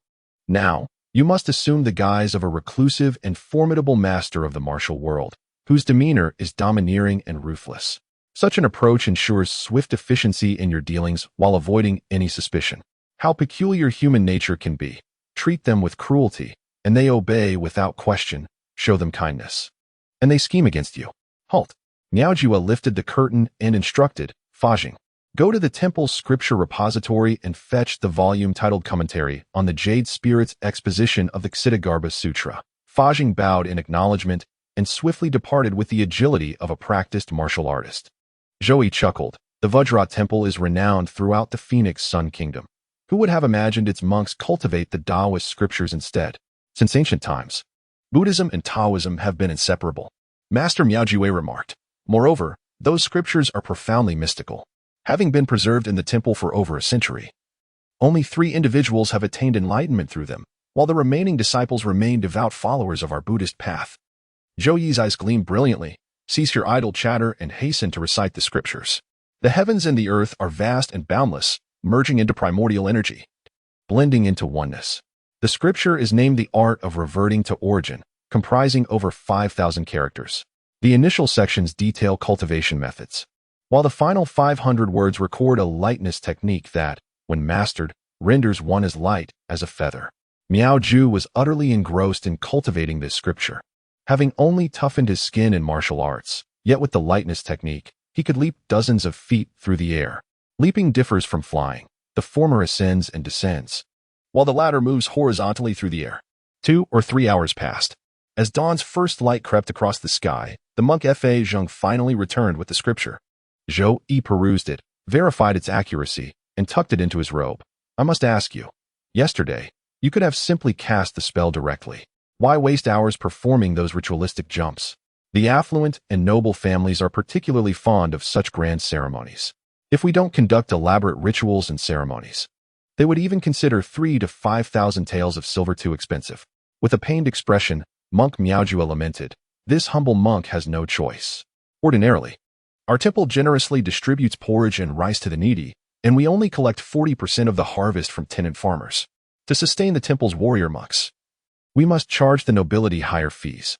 Do not complain of hardships before me. Zhou Yi cast a sidelong glance at the portly monk. He had indeed heard of the reputation of the Vajra temple, otherwise his demeanor would not have been so amicable. This humble monk spoke out of turn, Miaojue quickly interjected, perceptive enough to detect the softening in Zhou Yi's tone. A wave of relief washed over him. At the very least, his life had been spared. Zhou Yi then inquired, are you aware of any nearby places that remain perpetually dark and frigid? Miaojue was slightly taken aback, pondering for a moment before replying. This humble monk only knows of one place, a wondrous cold pool 300 li southeast of the divine capital, where many dignitaries retreat during the summer heat. Zhou Yi shook his head slightly. Places frequented by crowds are unsuitable for spirits to dwell. Venerable one, please wait a moment. This monk shall summon someone to inquire further. Miaojue leaned out and consulted over a dozen monks before turning back. There are 3 other shadowy locations, the mass graves at Shirley Slope, the ancient battlefield of Daliang Mountain, and Wanshou Mountain. Zhou Yi gently patted Miaojue's shoulder and said, should I catch wind of any unfavorable rumors, I shall visit the Diamond Temple to engage in profound discussions on scriptures and philosophy with you. Having spoken, he swaggered away, lifting the sedan curtain with an air of nonchalance before vanishing into thin air under the horrified gazes of the assembled monks. Amitabha Buddha, they murmured in shock. Such meticulous ruthlessness, which ancient demon could this be? With trepidation and indignation stirring in his heart, Miaojue leaned out and berated the assembled monks. Why stand there dumbstruck? Return to the temple at once. Mount Wanshou, located 150 li from the divine capital, it houses the imperial mausoleums of the Fengyang Kingdom, where generations of Zhou dynasty emperors rest in eternal slumber. The sacred grounds are vigilantly guarded by the imperial army, strictly forbidding any trespass that might disrupt the dragon veins. Zhou Yi contemplated that the vast underground palace of the mausoleum would serve as the perfect abode for Huang Yunyang, its cavernous halls providing ample space for her wandering spirit, while ensuring she would never come into contact with the living. Act with noble virtue, yet beware of petty minds. Huang Yunyang swore solemnly not to harm others. Perhaps she could resist temptation for 10 or 20 years, but after centuries of becoming a ghost king in her domain, could she still keep her promise? After all, it is by devouring the essence of human vitality that malevolent spirits swiftly grow in power. Zhou Yi walked with measured steps, his pace unhurried yet swift, traversing several yards with each stride as if the earth itself contracted beneath his feet. Simultaneously, he perused the return to origin scripture, discerning similarities to the nameless incantation, likely a celestial cultivation technique. While the former gathered spiritual energy to temper the body, this sacred text refined spiritual energy into the dantian, transforming it into magical power. He pondered the distinction between this mystical force and innate primordial essence. Zhou Yi did not recklessly commence his cultivation. He resolved to thoroughly comprehend the scriptures first, then transform martial arts into the path of immortality. The pursuit of celestial cultivation should not be rushed in haste. With the addition of Huang Yunyang's scripture that enhances the soul, am I now cultivating essence, energy, and spirit simultaneously like in the legends?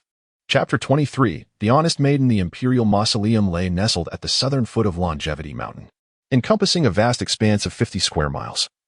The sacred burial grounds were embraced by undulating peaks, with the solemn waters of the Sioux River flowing to the north. 17 tombs stretched in a solemn procession from west to east. Zhou Yi slipped past the imperial guards with effortless grace, arriving before the newest monument, the tomb of Emperor Chongming. Truly, emperors were the most incomprehensible creatures under heaven.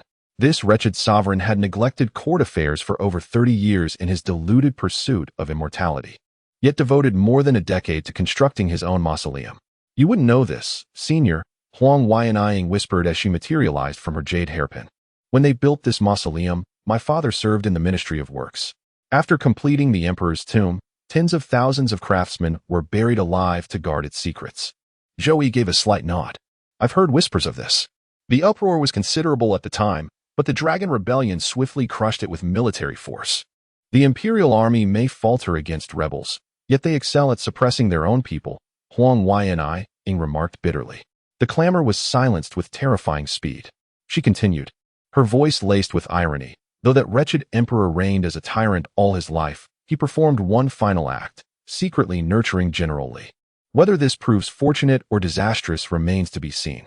Zhou Yi studied the grandiose epitaph extolling non-existent virtues. Henceforth, you shall dwell within this tomb of the wretched emperor. Let this place serve some purpose at last. In his historical studies, textbooks had merely labeled certain emperors as tyrannical, without witnessing such cruelty firsthand. Zhou Yi had struggled to harbor genuine animosity, but the reign of Chongming had shown him the truth, had forced him to see and hear the unspeakable. People eating people, 3 simple characters, yet behind them lay countless fates steeped in tragedy or absurdity. Other phrases like massacre, great famine, extermination of 3 generations. More than half perished. These stark descriptions, devoid of the flowery rhetoric carved in stone, carried no emotion, making their horror all the more chilling. Remember this for me. Huang Yuanyang's voice turned glacial. When you possess the power someday, burn that wretched emperor's corpse to ashes and scatter them to the winds. Zhou Yi found a secluded spot where his true essence sword light pierced through the ancient tomb. Sensing the vast mausoleum within, he sent the jade hairpin harboring Huang Yuanyang's spirit into its depths. The sword energy churned the soil at the entrance, ensuring that in time, no trace would remain. In the prison, the lingering malevolent spirits had been cleansed, and the chilling aura had mostly dissipated.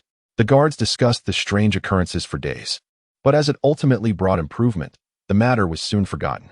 Since eliminating the bandits, Zhou Yi, though still nominally a prison guard, now enjoyed privileges equal to those of Captain Zhu. He was allotted a private chamber, which he had meticulously renovated by skilled craftsmen. Fine rosewood furniture was arranged, and premium tea sets were procured.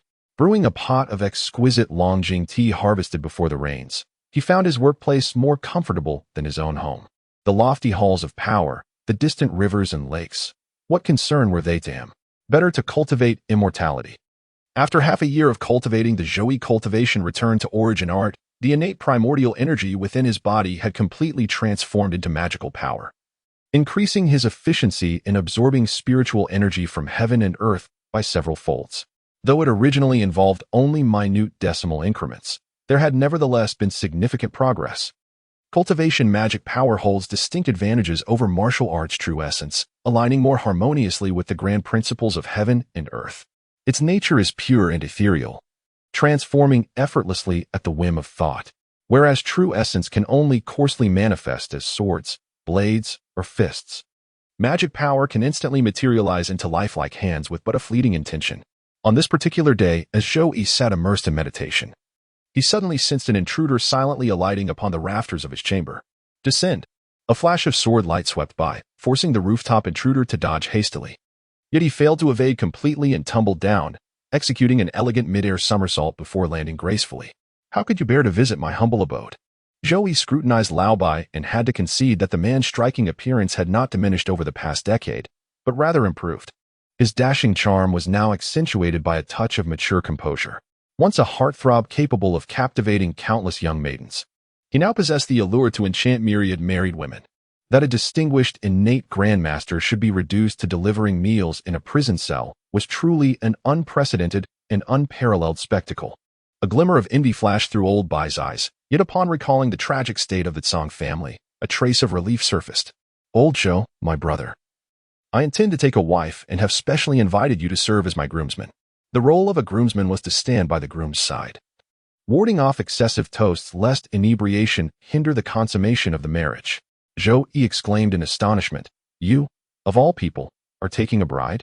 What maiden possesses such allure to captivate you? It was the invitation from Princess Rongchang. Old Bai retrieved a crimson card from his bosom, adorned with gilded threads and exuding an air of opulence. Zhou Yi was momentarily taken aback before scoffing in disdain. You shameless scoundrel. After indulging in reckless pleasures abroad to your heart's content, now you seek to settle down by preying upon an innocent maiden? Princess Rongchang, the legitimate daughter of the Prince of Donyang in the kingdom of Fengyang. Old Bai repeatedly boasted in prison about how he once accidentally got trapped in the prince's mansion, teetering between life and death, only to captivate the princess's heart with his charm before casually walking away unscathed. Old Bai set down the invitation and took several hearty gulps from the teapot. Are you even my brother? Do you truly believe I'd willingly agree to this marriage?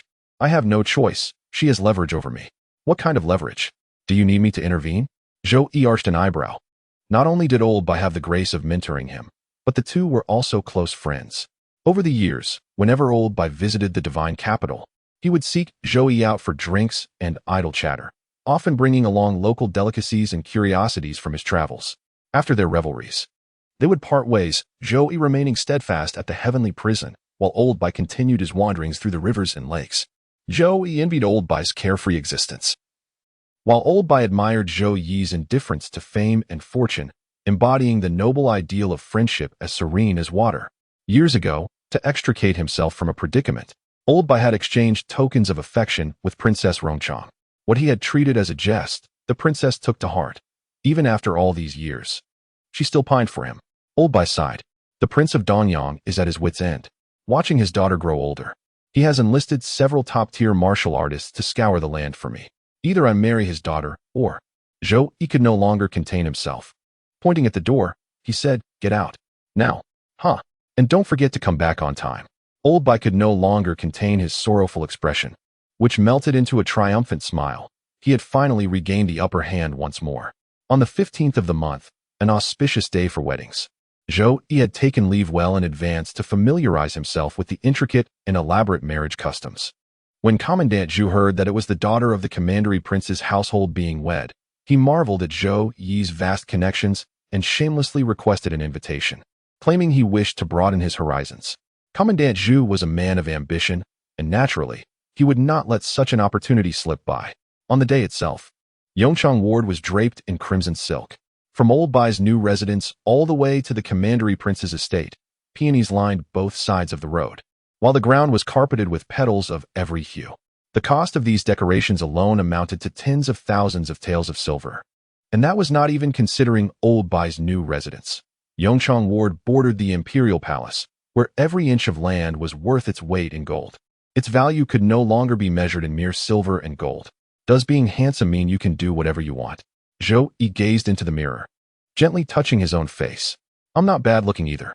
One of the additional advantages of magical power compared to true essence is its constant nurturing of the body. guiding the physical form toward a more flawless metamorphosis. Hence, in the realm of immortal cultivation, one seldom encounters unattractive individuals. Only handsome men and beautiful women prevail. After a series of ceremonial procedures, the princess was finally welcomed into the Bai household. In the grand banquet hall of the Bai residence, old Bai, accompanied by elders from the prince's estate, moved from table to table, toasting and engaging in conversation, acquainting himself with the various noble families, princes and marquises' estates alike. Zhou Yi stood by his side, discreetly transmitting a message through spiritual communication. The Prince of Donyang treats you far too generously to introduce such prestigious connections to you. A mere son-in-law, what fortune! Perhaps this is the love of parents for their children.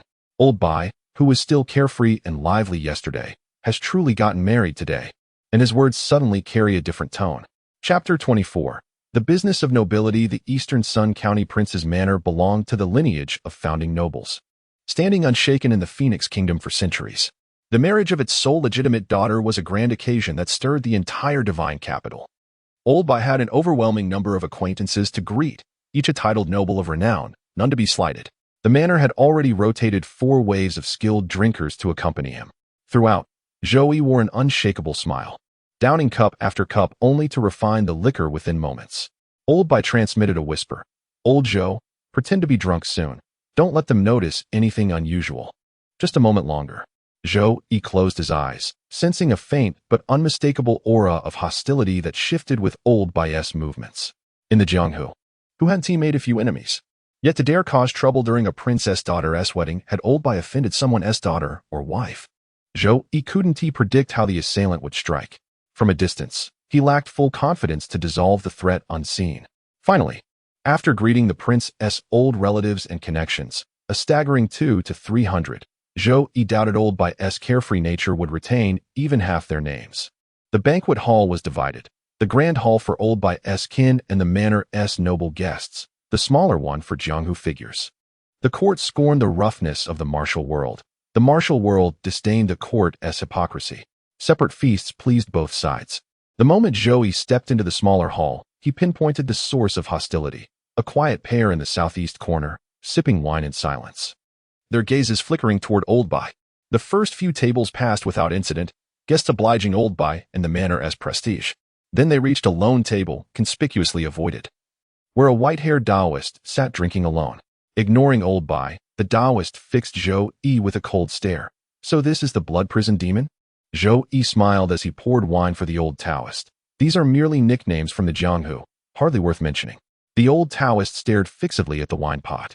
Others either paid no attention or were too far away to notice that the pot stood perfectly upright while the wine poured itself out. It flowed steadily into the cup without spilling a single drop. Ahem. The elderly Taoist coughed twice, his benevolent smile radiating warmth like spring rain. This humble priest has long heard of your esteemed reputation and harbored intentions to make your acquaintance. Should you pass by Jingyun Prefecture in the future, Changchun Temple shall prepare its finest accommodations. Such meticulous methods likely indicate mastery of internal organ refinement, suggesting potential to reach the pinnacle of cultivation. Enmity is better dissolved than deepened, especially for aging martial artists whose vigor wanes. The Taoist presence in the prison, best left unmentioned. When time permits, I shall certainly accept your generous invitation. Zhou Yi nodded slightly, though his attention remained fixed on the southeastern corner. The old priest's aura marked him as a top-tier master, yet the 2 youthful figures there surpassed even his prowess. Old Bai circulated through the gathering offering toasts, oblivious to the lurking peril until reaching that fateful corner table. Honored guests who've journeyed from afar, this Bai is deeply. His voice abruptly faltered. The vintner's complexion cycled through pallor, flush, and sickly green as he instinctively retreated behind Zhou Yi. Lecher. Libertine. 2 feminine voices let out sharp exclamations as twin flashes of sword light blossomed forth, one aimed straight for old Bai's throat, while the other swept toward his lower extremities. Women? Zhou Yi was momentarily taken aback, then flicked his fingers across the sword's edge. A terrifying force surged through their wrists, causing the 2 women to cry out in pain as their long swords clattered to the ground. This sudden disturbance immediately alarmed the assembled guests, and the hidden guardians from the prince's manor swiftly leaped into action, surrounding the women with intent to capture them alive. Yet, to everyone's astonishment, the women displayed extraordinary lightness skills, one soaring effortlessly through the air, the other moving with eerie unpredictability, vanishing from the banquet hall in the blink of an eye, leaving no trace behind. Zhou Yi, having concealed his own prowess, had already slipped away from the small banquet chamber. Before departing, however, his curiosity got the better of him, and he sent a silent inquiry through the air. Who were those two women? At such a tender age, you've already attained remarkable martial prowess. There exists great potential for you to break through to the innate realm in the future. Old Bai initially had no intention of responding, yet Zhou Yi incessantly transmitted his voice, nagging and urging without pause. With resignation, he replied, one is the senior sister of the Boundless Sword sect. The other is the holy maiden of the heavenly demon sect. Zhou Yi deeply regretted meddling in others' affairs, thinking he should have let that scoundrel face disgrace at the wedding banquet. In the grand banquet hall, having completed his task, Zhou Yi found a quiet corner to rest. The festivities were already past their peak, with the elders having departed, leaving only the younger generation who reveled in wine and merriment, their unrestrained natures fueled by intoxication. Loosen their tongues. The son of the Earl of Dingxing remarked, have you heard? Many positions in the northern frontier have recently opened up. His Majesty intends to promote nobles there. To endure hardship in that desolate, bitter cold, who would willingly go? The son of Marquis Wei Yuan spoke. In a few days, there will be new deployments in the capital garrison. This is truly an excellent opportunity. The capital garrison is far too costly. A guerrilla general demands 100,000 taels of silver. How many years would it take to recoup such an extravagant sum? The northern frontier is far more economical. I've heard a brigade commander costs a mere 20,000 taels. Why settle for a brigade commander when, with just a few thousand more, one could secure a position at the Armaments Directorate? Now that would be a truly lucrative investment. Amidst the idle chatter, they treated matters of military importance as mere business transactions. The son of Marquis Wei Yuan shook his head disdainfully. What do you fools understand? The border skirmishes between our northern armies and the Great Yong may seem minor, but they could erupt into full-scale war at any moment. Hearing this, the crowd immediately abandoned their thoughts of heading to the northern frontier. While making a fortune in business was appealing, their lives were far more precious. With the wealth accumulated over generations in their families, it would take several lifetimes to squander their fortunes. Now that His Majesty intends to support the nobility, we must seize this opportunity, at the very least, to secure a position as a general with real authority. Only with military power in hand can a noble title truly hold its weight.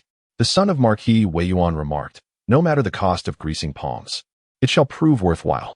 This is a venture that yields steady returns over time. With the imperial court allocating millions in silver annually, we shall recoup our investment one day. Young Liang speaks wisely, came the reply. Then it is settled. We shall journey together to the capital's military camp and serve His Majesty with honor. My father constantly berates me for being idle and unambitious. Today, I shall rise to become a general and finally hold my head high with pride. We nobles are bound to the nation's fate, while others may plot rebellion. We never would. Hush now, speak carefully. These young noblemen, already inebriated, had virtually secured their positions in the capital's military camp. In truth, the outcome wouldn't differ much, given their family's profound connections and willingness to lavish money on securing favors. Zhou Yi listened quietly for a while before rising from his seat and taking his leave. No wonder these individuals treat national affairs as mere business transactions. Indeed, most matters in this world are but commerce. Loyalty and betrayal, prosperity and decline, all are commodities in the grand marketplace of human affairs. Some have chosen the path of treachery and decay, though one might argue they had little alternative. Emperor Hongchang was well aware that these aristocratic young lords were utterly worthless. Not only were they incapable of military strategy, they could scarcely recall how many troops they commanded, let alone lead them into battle. Yet sometimes, such incompetence breeds reassurance. They would bleed their soldiers dry, embezzle silver, and dabble in commerce. But rebellion? That was beyond their grasp. Once more, the winds of change began to stir, carrying with them a sense of foreboding. Zhou Yi's brow furrowed slightly, as he found himself momentarily at a loss. What exactly did he hope for? A rebellion or a peaceful transition of power? Before departing, he presented Old Bai with a gift he had prepared for a long time, a hand-polished jade pendant. The material and craftsmanship were ordinary, save for a strikingly unique crimson hue at its core. Zhou Yi knew nothing of artifact forging, so he simply channeled his magic to forcefully infuse a drop of his blood into the jade. Bound by blood, no matter how many centuries or millennia passed, this pendant would always be recognized. Chapter 25. Li Wu imprisoned in the 17th year of Hongchang's reign. During summer's embrace, a peculiar prisoner arrived at the imperial dungeon. Neither escorted nor dared to be escorted, he strode into his cell of his own volition. Li Wu. The celestial prison was constructed by the Phoenix Kingdom upon the remnants of the previous dynasty's dungeon, tracing its origins back a millennium. It has confined countless nobles and royals. And today, it welcomes its second innate grandmaster as an inmate. The combined might of the guarding imperial troops would scarcely suffice to withstand Li Wu's slaughter. How utterly unexpected. Zhou Yi prided himself on standing aloof as an observer, discerning the grand tides of Fengyang Kingdom's fate. Yet he could never quite fathom the depths of the human heart. Bring the meal box. I shall deliver it myself. You've toiled enough, Master Zhou. The prison guard currently tasked with delivering meals, Zhang Yun, was the grandson of Zhang Zhou. His own son, Zhang Jin, had perished under the blades of bandits barely 2 years into his service at the imperial prison. Mindful of past kindness, Zhou Yi had recruited Zhang Yun into the prison's service last year, once the young man came of age. Cell 9.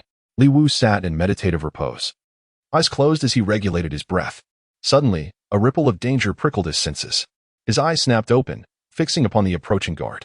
Who are you? A mere nameless prison guard. Zhou Yi responded with a message, opened the cell door, and took out fine wine and delicacies from the food box, arranging them one by one on the table. After 15 long years, he finally stood face to face with this renowned great general, a grandmaster of martial arts. There had been opportunities before, but Zhou Yi had always been cautious. Without absolute certainty of safety, he was reluctant to approach such individuals, lest unforeseen mishaps occur. For instance, those seeking vengeance against Li Wu were undoubtedly martial arts masters themselves. Should a deadly duel erupt between such titans, bystanders could easily be reduced to ashes. Li himself had never believed in the existence of hidden masters among common folk. After all, human life is fleeting. And who could scale the pinnacle of martial arts only to willingly remain obscure and unknown? Li Wu's eyes brimmed with admiration as he employed the same secret voice transmission technique.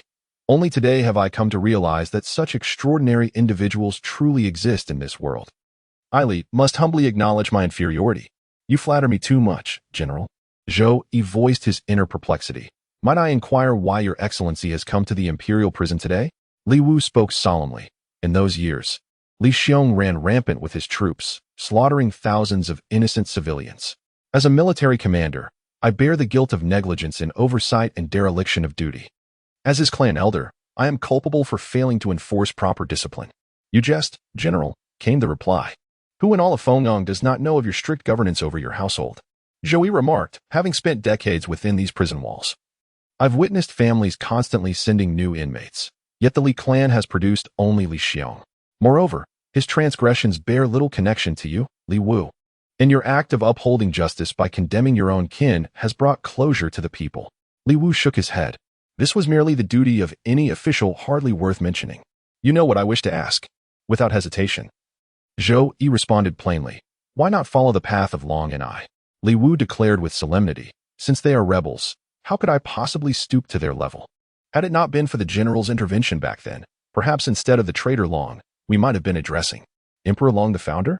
Zhou Yi personally witnessed the reign of the Chongming dynasty, where the despotic emperor had long forfeited the people's support. After the successful rebellion led by Prime Minister Long, it was effortless for him to consolidate his imperial throne. The Long rebellion was confined solely to the capital, yet the casualties exceeded 60,000. Should Li Wu choose defiance?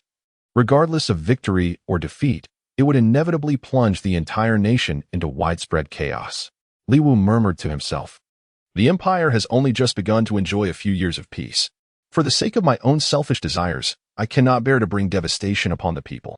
Zhou Yi paused for a moment before speaking. General, you may resign from your official position and retreat into seclusion. The innate grandmaster cares not for power or position, and the imperial court would never deliberately provoke him. Push him too far, and he might storm straight into the royal palace. Li Wu spoke solemnly. I am well aware that my achievements have overshadowed the sovereign's authority. As long as I live, the stability of our dynasty remains uncertain. The late emperor showed me immense kindness, and with his dying breath, he earnestly exhorted me to prioritize the welfare of our nation's people above all else. That despotic emperor only knows how to lecture others. When has he ever truly cared for the common people of this kingdom? Zhou Yi noticed Li Wu mentioning Emperor Chongming with an expression brimming with reverence, making it inappropriate to openly criticize. Has the general's household been properly settled? Li Wu nodded solemnly and said, His Majesty has promised that as long as I remain loyal and devoted to the nation, the Li family shall share the fate of the country. To die would be the ultimate act of loyalty to the state. Do you believe in this pledge? Zhou Yi ultimately refrained from uttering those words. Whether Li Wu believed him or not was inconsequential, for the decision had already been made. Firstly, he wished to avert further conflict, and secondly, he sought to repay Emperor Chongming's benevolence. Regardless of Li Wu's motives for surrendering himself to imprisonment, his actions ultimately quelled the turmoil. Zhou Yi privately reflected that were he in Li Wu's position, he could never have acted thus. Most likely, upon receiving the military decree from the Ministry of War 5 years prior, he would have immediately led the Northern Frontier Army back to the capital to stage an armed remonstration. As for how many would perish in such a rebellion, Zhou Yi cared not. His sole concern was that he and his family must survive. How many souls in this world would willingly forsake their lives and power for complete strangers? Men like Li Wu are often deemed foolishly loyal by later generations when they look back upon history. Li Wu was born a hero, strict with himself and disciplined with his family. Yet alas, when the Li family is imprisoned, they shall be well cared for. Zhou Yi never hesitates to speculate upon human nature with malice. Previously, he suspected Li Wu would rebel, but was mistaken. Now he conjectures that before Emperor Hongchang's demise, he will purge the Li family and their military influence, leaving behind a pristine and unblemished Fengyang kingdom for his successor. The times forge heroes, and heroes transform the times. The imprisonment of Li Wu dissipated the gloom that had shrouded the divine capital like morning mist before the sun. The once oppressive imperial court suddenly became markedly more buoyant. Ministers and officials submitted memorials in droves, pleading that General Li had rendered meritorious service to the nation, beseeching His Majesty to show clemency for his transgressions. Though none could specify what crimes Li Wu had actually committed, all understood with dreadful certainty that he would never emerge alive from the celestial prison. Truly, the Duke of Zhen was the very bulwark of the state. The court officials lavished extravagant praises on Li Wu's imprisonment, eager to see him enshrined in the imperial ancestral temple.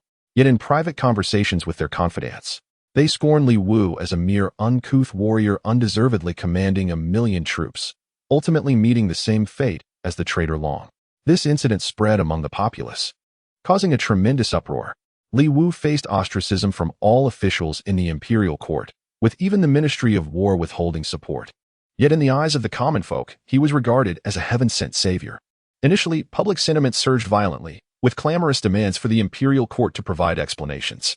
Later, rumors spread that Li Wu's southern campaign involved indiscriminate slaughter of civilians, that Li Xiong's plundering of merchants was tacitly permitted by Li Wu, and that Li Wu was the mastermind behind the death of Duke Wei. With slanderous accusations piling up and the imperial guards arresting numerous individuals, public discourse soon dissipated into silence. As Li Wu remarked, the people of Fengyang Kingdom had only recently enjoyed a few years of peace and stability, thus harboring no desire for further turmoil. Consequently, there was no need for a formidable general renowned for sweeping across the land with military might. In remembrance of Li Wu's valiant efforts in quelling the rebellion, a temple was erected and a monument raised. Nothing more remained. The common folk mourned as though you had perished, offering incense and weeping bitterly before the shrine. Zhou Yi inquired, Do you harbor any regrets for the choices you made? Mr. Zhou, there is no need for further persuasion. This decision was mine alone to make, bearing no relation to others. It matters not whether my name is etched in the annals of history. I simply wish to prevent further loss of innocent lives. Li Wu picked up a morsel of food with his chopsticks and took another sip of wine. Besides, he remarked, there's no room for regret now. Zhou Yi furrowed his brow slightly upon hearing this, and gestured to summon the wine jug. The wine was called Nine Brew Spring, a tribute liquor reserved for the imperial family of Fengyang Kingdom, aged nearly 200 years. Originally, the liquid shimmered with a crystal-clear amber hue, but due to an excessive amount of some unknown medicinal powder, it had turned a sickly pale white. The poison has been added far too liberally, Zhou Yi mused bitterly. What was once a fine vintage has now become poison diluted with mere wine. The flavor is quite exquisite, truly a rarity in this world. Li Wu's expression remained natural as he took a bite of food and a sip of wine, treating the lethal poison as if it were non-existent. General, if you have any last words, I might be able to assist with such trivial matters. Zhou Yi's temperament made it difficult for him to act nobly. Yet that did not prevent him from showing respect to those of noble character. Chapter 26. The calamity of annihilation. Zhou Yi had no desire to involve himself in the power struggles of Feng Kingdom, yet he wished to do something for Li Wu. In the past, watching martial arts dramas, he often saw chivalrous warriors voluntarily exhausting themselves to protect some incorruptible official. He had dismissed such plots as mere narrative devices, unrealistic and best ignored. That was what Zhou Yi had believed. Yet after these days of casual conversation with Li Wu, an unexpected impulse for chivalry arose within him. This sentiment clashed with his previously established philosophy of detached transcendence. Mr. Zhou, with his indifferent and unworldly temperament, actually made such a promise. Doesn't this precisely demonstrate that Mr. Li's choice was not mistaken? Li Wu clapped his hands and laughed. His face now inexplicably streaked with dark tendrils creeping from his neck toward his crown. A grandmaster of martial arts tempers skin, sinew, and bone externally while refining organs and marrow internally, achieving a state of near-perfect unity where the body becomes nearly impervious to all poisons. Yet this venom strikes directly at the mind, and once it erupts, it reduces its victim to a living corpse. I don't think it's all that great. Zhou Yi lowered his gaze, suddenly recalling certain faces that stirred an inexplicable restlessness within him. Throughout my life, my actions have been beyond reproach in service to the imperial court, save for my harsh treatment of my own clan. Those petty enemies who dared not show their faces in my lifetime will surely seek vengeance upon my kin once I am gone. Li Wu pondered for a moment before speaking. There are several military experts in the residence, so there should be no mishaps. Zhou Yi assured him. As long as no innate masters appear, the Li family will remain unharmed. Below the level of an innate grandmaster, I can eliminate them all with a mere wave of my hand. Li is deeply grateful. Li Wu attempted to rise and bow, only for his vision to blur abruptly, sending him tumbling back into his seat. A peerless grandmaster who had dominated the kingdom without equal, clinging to some inexplicable principle, had in mere moments fallen from the lofty heights of Duke Xinghua to this pitiable state where he could barely stand. How much accumulated virtue did the Zhao imperial lineage possess to withstand such reckless squandering?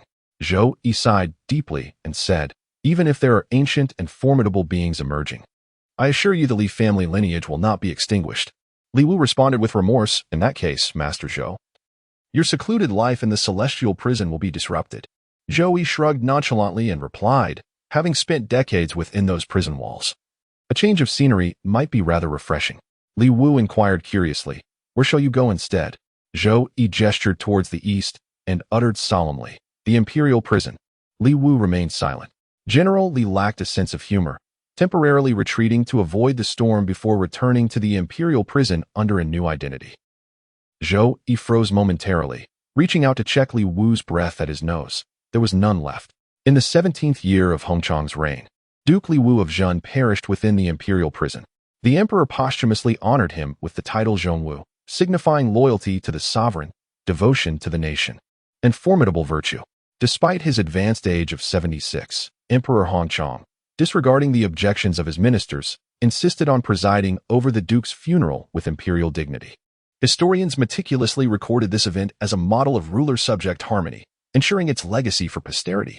As the eve of the Lunar New Year approached, crimson clouds loomed overhead, while a bitter northern wind howled relentlessly. Thick snowflakes drifted ceaselessly for an entire day without pause. At the stroke of midnight, patrolling soldiers, cowering from the cold, sought refuge in their barracks to drink. The capital lay in profound silence, broken only by the soft whisper of falling snow. At the estate of Duke Zhen, the night watchman dozed fitfully. A shadow flickered before his drowsy eyes, and as he sluggishly raised a hand in greeting, a blade flashed across his throat. Scalding blood spilled across the ground. Silence. Slaughter. The black-clad figures moved like frigid machines, reaping lives as effortlessly as one mows grass, advancing methodically from the outer perimeter of the Duke's residence inward, leaving no living creature in their wake. Assassins. A sudden shriek pierced the silence, followed by the relentless clashing of blades. The mansion's elite guards jolted awake from their slumber. Some rushed to confront the intruders at the front quarters, while others hastened toward the rear chambers, moving with the precision of a military formation. In the inner quarters, Li Yi, the newly appointed Duke of Xinghua, stood surrounded by 100 martial arts masters. The captain of his guard spoke urgently. The enemy has come prepared. Might your grace consider changing attire? and departing through the secret passage? Unable to depart, Li Ye's countenance remained utterly fearless, having once accompanied his father in military campaigns. Pointing toward the eastern mansion, he declared, "With rebels besieging the Duke's residence while the Prince of Anhua's manor remains eerily silent, pray tell, where could I possibly flee?" Commander Li spoke in a solemn tone, "Lord Duke, it is all the more imperative to preserve your life for the sake of future endeavors." What future endeavors could there be? Rebellion? There was a trace of resentment in Li Ye's words. "With my father enshrined in the imperial ancestral temple and immortalized in the annals of history, how could a son possibly contemplate rebellion? Or perhaps, with his intellect, my father failed to foresee this calamity of familial annihilation?" The old Duke, Commander Li, a staunch loyalist of Li Wu, found himself at a loss for words under Li Ye's interrogation. The women of the Li household cowered in their chambers, eyes brimming with terror, many clutching daggers ready to take their own lives. Li Wu departed with cavalier indifference, leaving the rest to dwell in perpetual dread.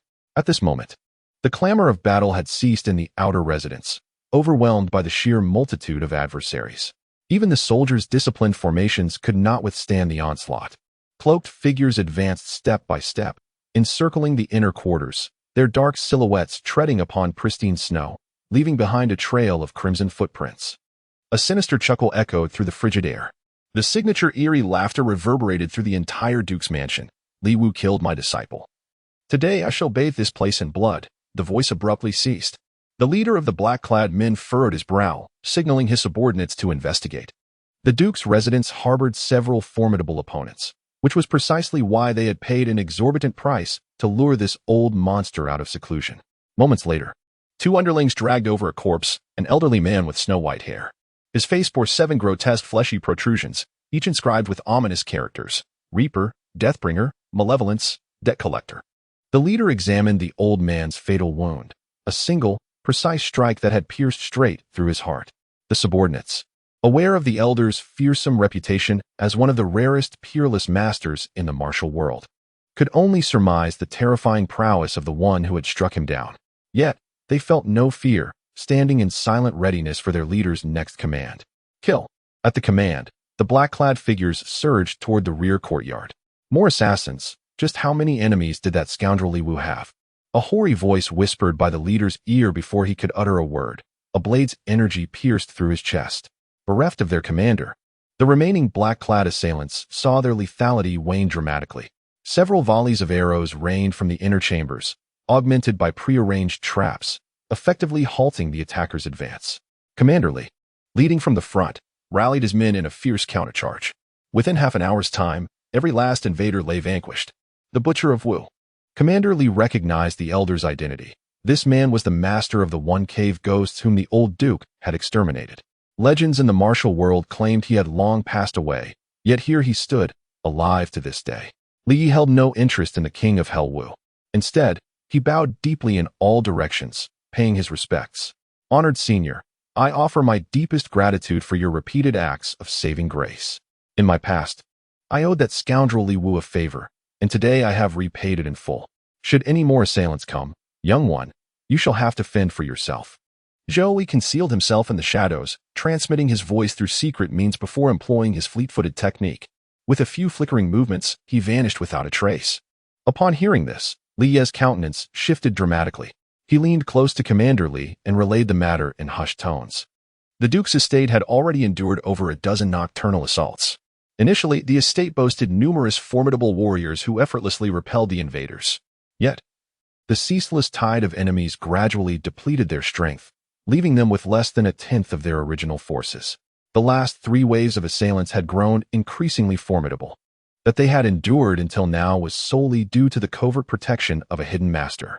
Commander Li proposed in a low voice, "My lord, perhaps it is time to leave the capital and live under an assumed name?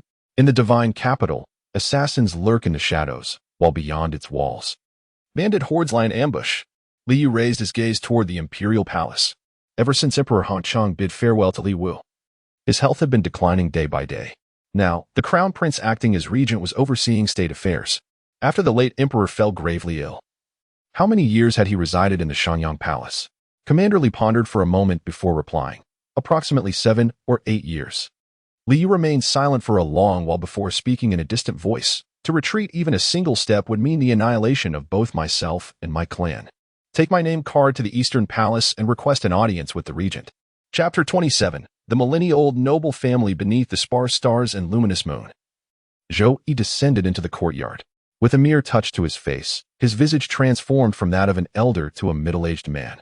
This was the countenance he wore daily within the celestial prison, his mastery of arcane arts, coupled with the arts of disguise and bone-shifting, rendered him unrecognizable even to those closest to him.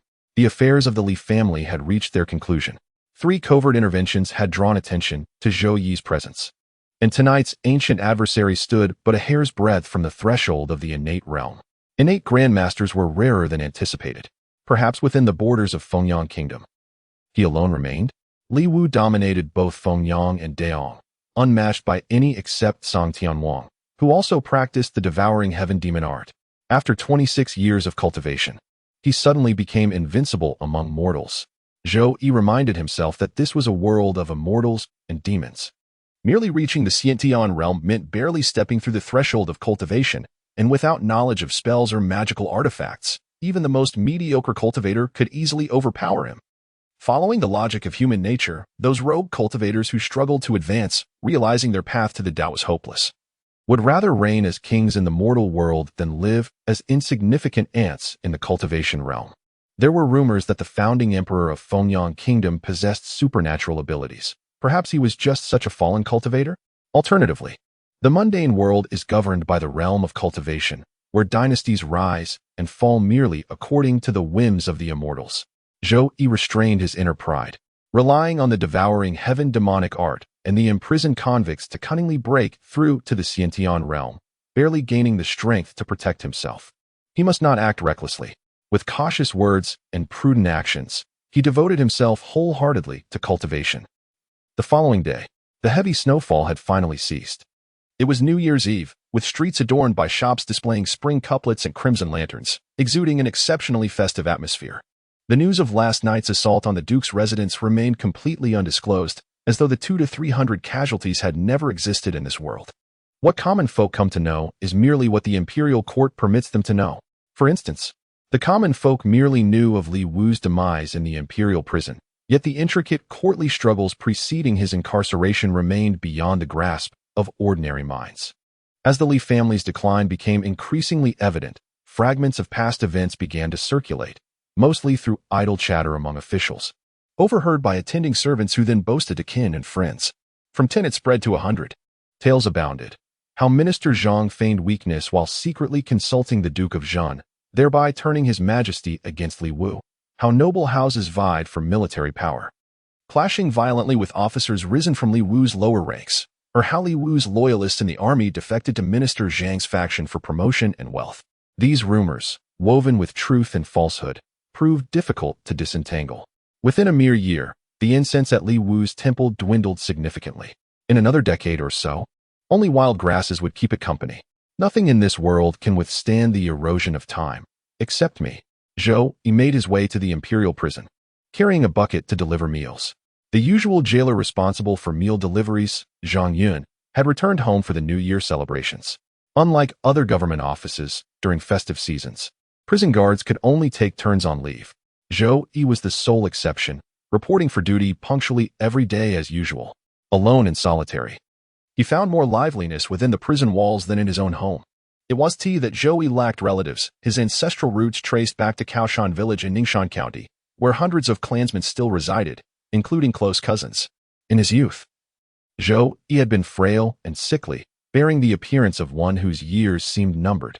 The Zhou family elders proposed to Zhou's father that they select a child from the clan to adopt, lest the prison guard position and the residence in the divine capital be left without an heir should Zhou Yi meet an untimely demise. Having served long years in the celestial prison and witnessed all manner of unsavory affairs, how could Zhou's father fail to discern the true intentions behind his clansman's suggestion? Even if Zhou Yi had not yet passed away at that time, once the adoption was agreed upon, should Zhou's father meet an untimely demise, the clan would surely find ways to ensure Zhou Yi met an early end. After several rounds of disputes, the stubborn elders still refused to relent. In the end, Zhou's father decisively severed all ties completely. After the passing of Zhou's father, Zhou Yi inherited the position of prison guard. The Zhou clan members occasionally came to the capital to observe, waiting for him to succumb to illness. They waited and waited. Yet Zhou Yi outlived several uncles and saw his cousins grow old. Thus, the familial ties were completely severed. "Old Zhou, you've arrived at the perfect moment. I must beg a favor of you," whispered Commandant Zhu as he leaned in closer. "A new prisoner has arrived in the dungeon today. We require your specialized techniques for dealing with rogue martial artists to properly interrogate this scoundrel." Zhou Yi inquired, "What crime has been committed? What else can officials do but embezzle money?" Commander Zhu remarked, "However, this individual is exceptionally adept at embezzlement, earning him the moniker 3 feet higher than heaven. During his 3-year tenure in Luoyang Prefecture, he reportedly extorted over 10 million taels of silver, equivalent to nearly the entire annual tax revenue of Fengyang Kingdom." Zhou Yi expressed his bewilderment. "Civil officials typically cannot endure multiple rounds of severe torture. Why then must I intervene? In recent years, when particularly unruly and vicious criminals from the underworld were apprehended, Captain Zhu would often enlist Zhou Yi to carry out the interrogations. The notorious reputation of the blood prison demon largely stemmed from these occasions." Captain Zhu explained, "The imperial court has captured this man, but we have yet to locate where he has hidden the silver. This scoundrel is exceptionally tight-lipped, and we dare not subject him to severe torture for fear of accidentally killing him. Does he not even care for the lives of his own family?" For years within the celestial prison, Zhou Yi had witnessed officials who could endure severe torture, yet when their parents, wives, and children were dragged into torment, few remained unmoved. The system of collective punishment was undeniably brutal, yet Zhou Yi found himself rather in favor of it. In this era, the concept of clan unity prevailed. If Qian had partaken in the corrupt gains of a venal official, they ought to share in the punishment as well. This man's family had originally been simple farmers. In earlier years, famine had swept through, claiming entire villages, leaving him bereft of parents or relatives long ago. Captain Zhu explained, "A wife and children he might have had, but like silver coins, they've been hidden away. Who knows where?" Had he been preparing all along for the day of capture and imprisonment? Zhou Yi's curiosity was piqued, so he carried a bucket to cell B7. The prisoner lay prone on a straw mat, his back crisscrossed with bloody lash marks, his clothes soaked through with blood seeping from his buttocks. At the sound of footsteps, he slowly raised his head, revealing a square, dignified face that exuded an air of righteousness. Zhou Yi opened the cell door and crouched before the prisoner, saying, "A commoner who rose to the rank of third-grade official, with prospects of reaching the imperial court. Why stoop to corruption?" The prisoner remained silent and slumped back down. "With tens of millions of taels of silver recovered by the imperial court, even if only 1/10 trickles down to the common people, it shall serve as atonement for your sins." Zhou Yi flicked his finger, transforming his magical energy into needle points that penetrated the convict's body. The sharp essence coursed through his bloodstream, slicing along meridians, an excruciating torment from within that surpassed even the agony of Lingqi execution. Moreover, while Lingqi eventually reaches its conclusion, this strand of magical energy merely pricks without rupturing, rendering the torture truly interminable. Those ruthless outlaws of the martial world feared neither death nor torture, yet they couldn't endure the torment of a needle piercing relentlessly through their flesh. "Ah!" The prisoner let out a piercing cry of agony, his body trembling violently like a sieve, eyes bloodshot and crimson. Zhou Yi struck several pressure points on the convict to prevent him from fainting from the unbearable pain. He must remain conscious to fully experience the torment. After what seemed an eternity, the question came, "Where is the silver?" Zhou Yi waved his hand to disperse the magical energy and spoke unhurriedly. "Perhaps you could challenge the limits of endurance. The previous one was a vicious cultivator at the marrow-cleansing realm, known as the human demon.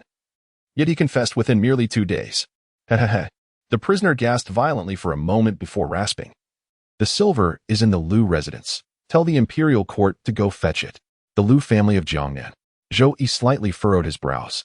Among the numerous aristocratic families in Jiangnan, 8 surnames boasted the most ancient lineage, traceable to the previous dynasty or even the one before. While no imperial reign lasts a millennium, aristocratic houses can indeed endure for 1,000 years. Among them, the Lu family ranks within the top 3. "What's the matter? Scared?"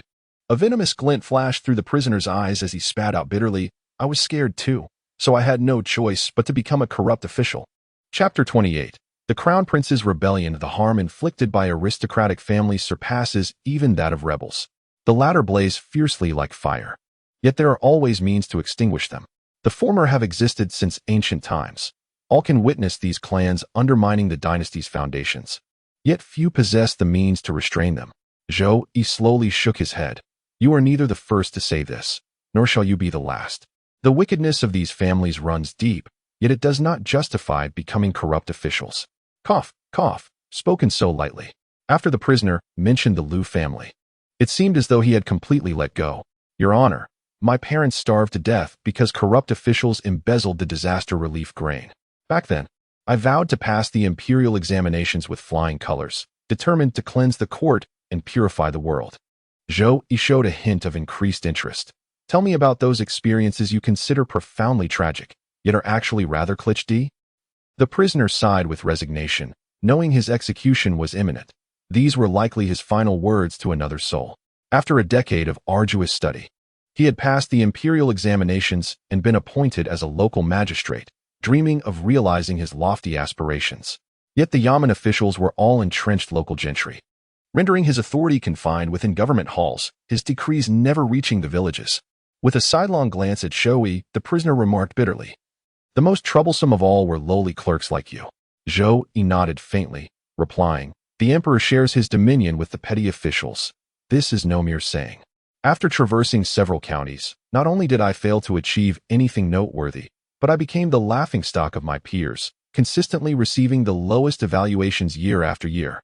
The prisoner murmured, to fritter away one's prime years in such a manner, what lofty aspirations could possibly remain? So he simply let them be, spending his days immersed in books and calligraphy while completely neglecting official duties. His ideals and aspirations were gradually eroded by harsh reality, transforming him into a corrupt and incompetent official. Zhou Yi inquired, what does this have to do with the Liu family? In the 6th or 7th year of the Hongqiang era, I was appointed magistrate of Chanfeng County, coinciding with a devastating flood. Rivers overflowed their banks, and people were reduced to the plight of fish and turtles. The prisoner recalled, as was customary, I submitted a memorial to the Ministry of Revenue, requesting funds and grain for disaster relief. According to protocol, the court would first dispatch officials to assess the damage before drafting relief measures, a process that dragged on endlessly. In major disasters, most victims would perish by then, so minimal aid sufficed. Minor calamities resolved themselves, rendering intervention unnecessary. Yet to my astonishment, the court swiftly ordered grain shipments from neighboring counties and allocated 300,000 taels of silver for relief. With such decisive action, Chanfeng County would surely weather the flood with ease. Restless nights had haunted me for a decade, but now, at last, I could fulfill my duty to the people and honor my parents' dying wish. The prisoner paused at this point and continued, during the famine years, my dying parents admonished me. In the future, you must become an upright official and deliver the people from their suffering. Zhou Yi adjusted his posture, sensing this prisoner was indeed different from the others. The imperial prison teemed with corrupt officials, and Zhou Yi had heard countless excuses for their embezzlement, each bizarre in its own way, yet all ultimately rooted in base greed and hedonism. Just as I was overjoyed, preparing to distribute relief, the Liu family arrived. The prisoner spat bitterly. A lowly gatekeeper dared to berate a scholar of the Son of Heaven. Claiming the grain and silver were procured by the Liu family from the court, why should they be given to the common folk? However, this also made me realize why the imperial court allocated funds and provisions, which had nothing to do with the memorial. Zhou Yi said, in the end, the disaster relief funds and provisions were sent to the Liu family? What could I possibly do about it? The prisoner declared, Chanfeng County falls under the jurisdiction of Luoyang Prefecture. The Liu family has entrenched themselves there for a millennium. Should anyone dare utter a word of dissent, they would embezzle funds and provisions that very day, then commit suicide out of feigned guilt. And then, the Book of Changes actually needs no consultation to foresee the subsequent developments. Provisions and funds were delivered to the Liu family, while the common folk of Chanfeng County suffered devastating casualties, reduced to selling their own children for survival. The prisoner sighed in lamentation. That year I was evaluated as grade A. The imperial inspector praised me for cherishing the people as my own children and making meritorious contributions in disaster relief. A year later, I was transferred to serve as the deputy prefect of Luoyang Prefecture. The local prefectural magistrate also held the 7th rank. Yet leaping directly from county to provincial level was indeed a promotion. Through this calamity, The Liu family profited in silver and land, while the convict ascended in officialdom, a joyous outcome for all. From that moment onward, I became an official of the Liu family, receiving the highest evaluations year after year. Within a decade, I rose to the position of governor of Luzhou, presiding over an entire region. The prisoner sneered and said, "Those very peers who once mocked me have now become my closest friends. To curry favor with me, they offer silver, present courtesans, compose flattering poetry, sparing no effort in their obsequiousness. From then on, I coveted wealth whenever possible and sold official positions without restraint. I became utterly lawless and unbridled." Zhou Yi let out a cold snort. This man had endured a life of setbacks and despair, descending into utter depravity amidst the terror of death. The prisoner's gaze was hollow, his voice ethereal as he murmured, "What is law?" "That is the art of governance employed by the imperial court to rule and restrain the populace." "What constitutes heaven?" "His Majesty is heaven, the imperial court is heaven, and the literati are heaven," Zhou Yi declared. "However, your demise is imminent." The prisoner, his eyes hollow and lifeless, murmured, "I was already dead the moment I became the Liu family's lackey. What does killing me accomplish? No one can alter the corrupt bureaucracy, nor can anyone salvage this crumbling dynasty." Zhou Yi declared coldly, "Every corrupt official shall be caught and skinned, their hides stuffed with straw." The prisoner retorted, "And those who replace them will simply be another batch of greedy officials." Zhou Yi inquired, "So, is it that the imperial court has thoroughly decayed?" The prisoner shook his head gently, pointed at his own face, and said, "It is not the imperial court that is rotten, nor the noble families. It is the scholars who are utterly corrupt." Zhou Yi was slightly taken aback, for this fellow seemed somewhat different from the corrupt officials he had encountered before. With curiosity in his voice, he inquired, "You're a lackey of the Liu family and hold office in Luoyang. How did you end up in the imperial prison?" "The master fattened the hound with the sole intent of slaughtering it for meat, lest the beast should one day rise to dominance," the prisoner remarked. "Thus, the Liu clan not only seized the silver, but also won the people's hearts. When the corrupt officials who plagued the region were apprehended by the honorable magistrate Liu, the common folk clapped their hands in jubilation. It seems you are not the first dog, nor will you be the last. Have you never considered resistance? Would it serve any purpose?" The prisoner's rhetorical question left Zhou Yi in a prolonged daze. The thought of a millennium-old aristocratic family was utterly terrifying. Without some golden finger or cheat code, it would be truly impossible to make any headway. After leaving the prison cell, Zhou Yi recounted the interrogation results in meticulous detail to Captain Zhu. "The Liu family?" Captain Zhu's eyes widened in astonishment. "Does that mean we can't retrieve it?" Zhou Yi looked puzzled. "Old Zhu, you seem rather invested in this matter. Is something troubling you?" "Nothing at all. Old Zhou, you're occupied. I have matters to attend to outside." Commandant Zhu repeatedly denied, clasped his hands in salute, and hastily departed. Zhou Yi slightly furrowed his brows. Could this old Zhu fellow have connected with some influential figure and be working for them? Millions of taels of silver would suffice to sustain an entire army, yet within the entire kingdom of Fengyang, only a select few are truly worthy of such resources. Not out of concern for Commander Zhu's safety, each must bear the consequences of the path they choose. Zhou Yi feared collateral damage. If Commander Zhu were implicated in a major case, he, as a close friend, would inevitably be affected. A prophecy fulfilled. In the first month of the 18th year of Hanchang, while the remnants of New Year's celebrations still lingered, the kingdom of Fengyang was shaken by an earth-shattering scandal that sent tremors through the imperial court. The crown prince and regent, Zhao Qi, had plotted regicide. The imperial guards apprehended the royal chef attempting to poison the emperor on the spot. After overnight interrogation, dragon robes and the imperial seal were discovered in the eastern palace.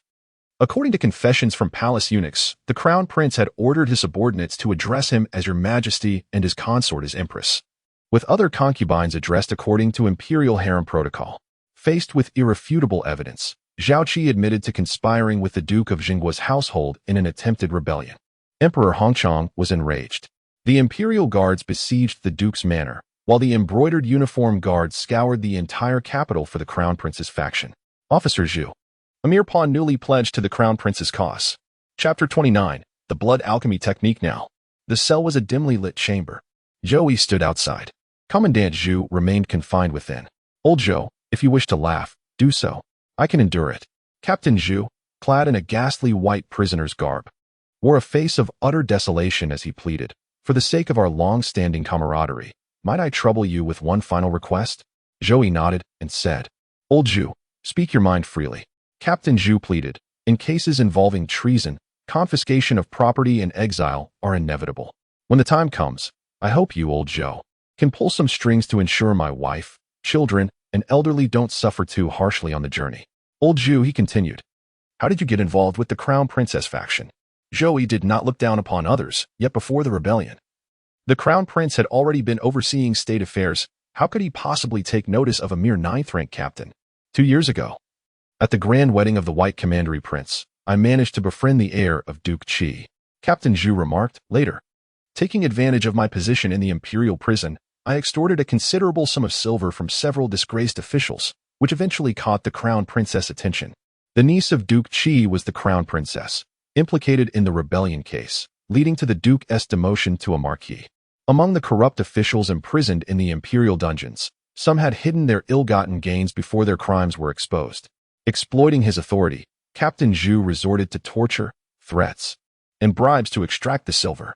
The heir of Duke Qi, in desperate need of funds to purchase an official post, cared little for Captain Zhu's humble origins and drew him into the Crown Princess faction. Old Zhu, rest assured, your colleagues in the prison will take good care of your family, Zhou Yi consoled him. Even when they are exiled, arrangements will be made with the local guards. While they may not live in luxury, at least they won't endure harsh labor or mistreatment. Such noble virtue, old Zhou. Captain Zhu was deeply moved. For in this world, most offer fuel when the snow melts, yet few provide charcoal in snowy weather. Zhou Yi offered him a few more words of solace, promising that once his family received pardon and returned to the capital, they could be arranged as prison guards, ensuring their livelihood would be secure and untroubled. Cell 9. This prison cell bore ill omens. Many a great man had entered only to meet their doom. Li Yi paced restlessly within the confines of the cell, his gaze frequently darting toward the corridor, as if anticipating something. Sharing the cell were his 3 younger brothers, ranging from 7 or 8 to barely over 10 years of age, their faces pale with terror, their spirits withered by fear. Zhou Yi arrived outside the cell door, his eyes sweeping over the 4. The 3 youngest had been born into silken luxury, never accompanying Li Wu on his campaigns, their bearing and vigor a far cry from Li Yi's. A flicker of hope flashed in Li Yi's eyes as he ventured cautiously, Elder, you are? Indeed, it is I. Zhou Yi's voice resonated in his mind. I once promised Li Wu to spare one bloodline of the Li family, lest a hero's lineage be extinguished. The aged voice fell upon his ears, identical to that of the mysterious elder who had intervened earlier. Li Yi exhaled in silent relief. This was the final lifeline his father had left for the Li family. Deepest gratitude for your life-saving grace, venerable elder. With keen perception, Li Yi discerned Zhou Yi's reluctance to reveal his identity and discreetly instructed his 3 younger brothers to withdraw to the inner chamber. Zhou Yi inquired with curiosity, how did you recognize my identity? Li Yi spoke solemnly, before my father passed away. He sent a messenger with these words, should the day come when our entire clan is imprisoned, wait in this very cell for the meal deliverer.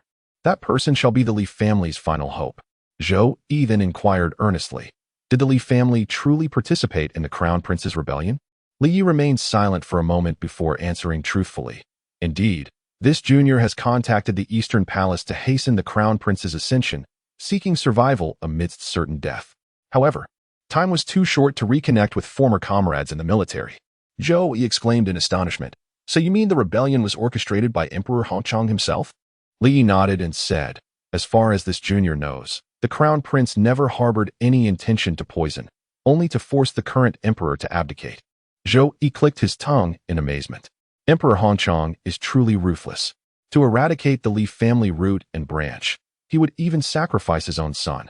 Such desperate framing clearly indicates his time is running short.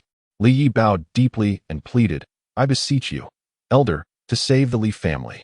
Zhou Yi cautioned, initially, I had promised Li Wu that I would only save one. The 4 sons of Li Wu are wanted criminals by the imperial court, thorns in Emperor Hongchang's side. Managing to rescue even one was already a considerable risk.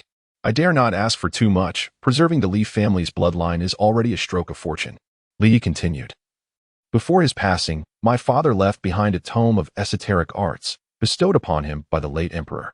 Now that the royal family seeks to eradicate the Li lineage, I no longer need to honor that oath.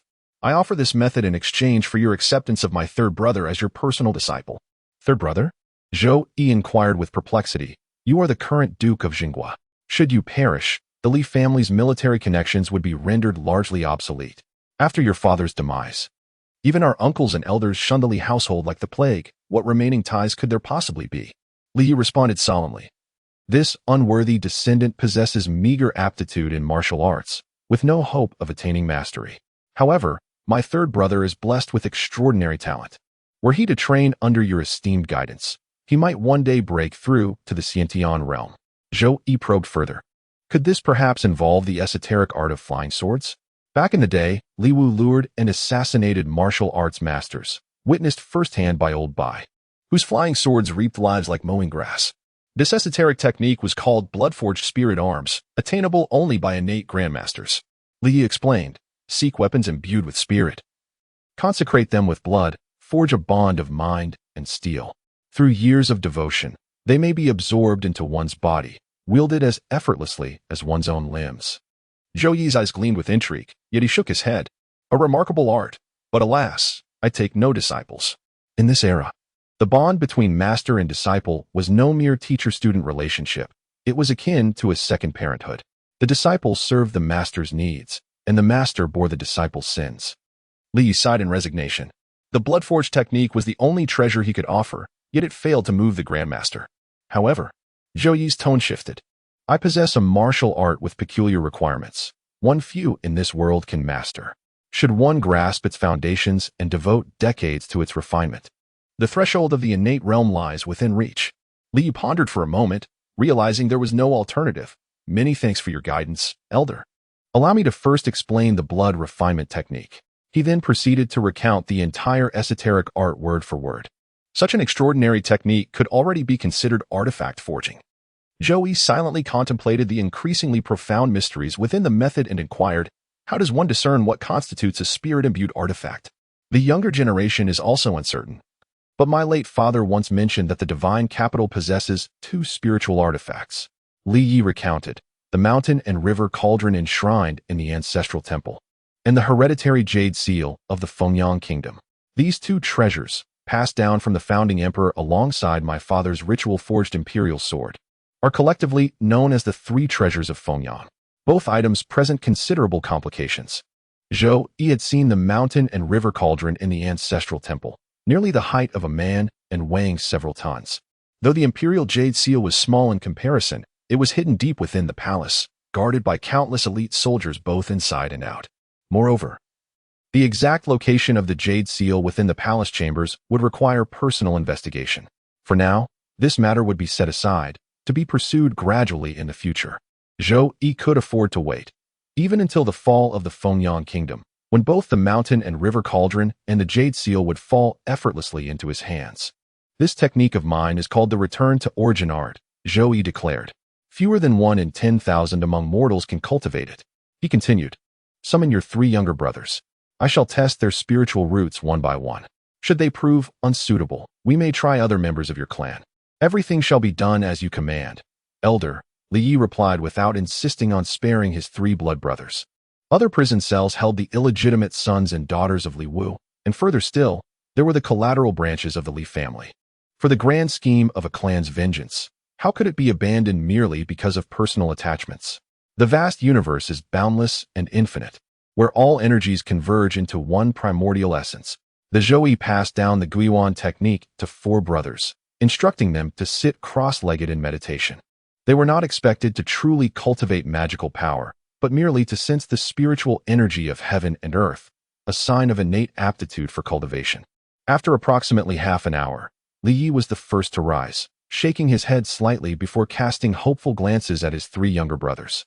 Soon after, the second and third brothers concluded their meditation, unable to perceive the pure and ethereal energy described in the Guiyuan technique, no matter how they tried.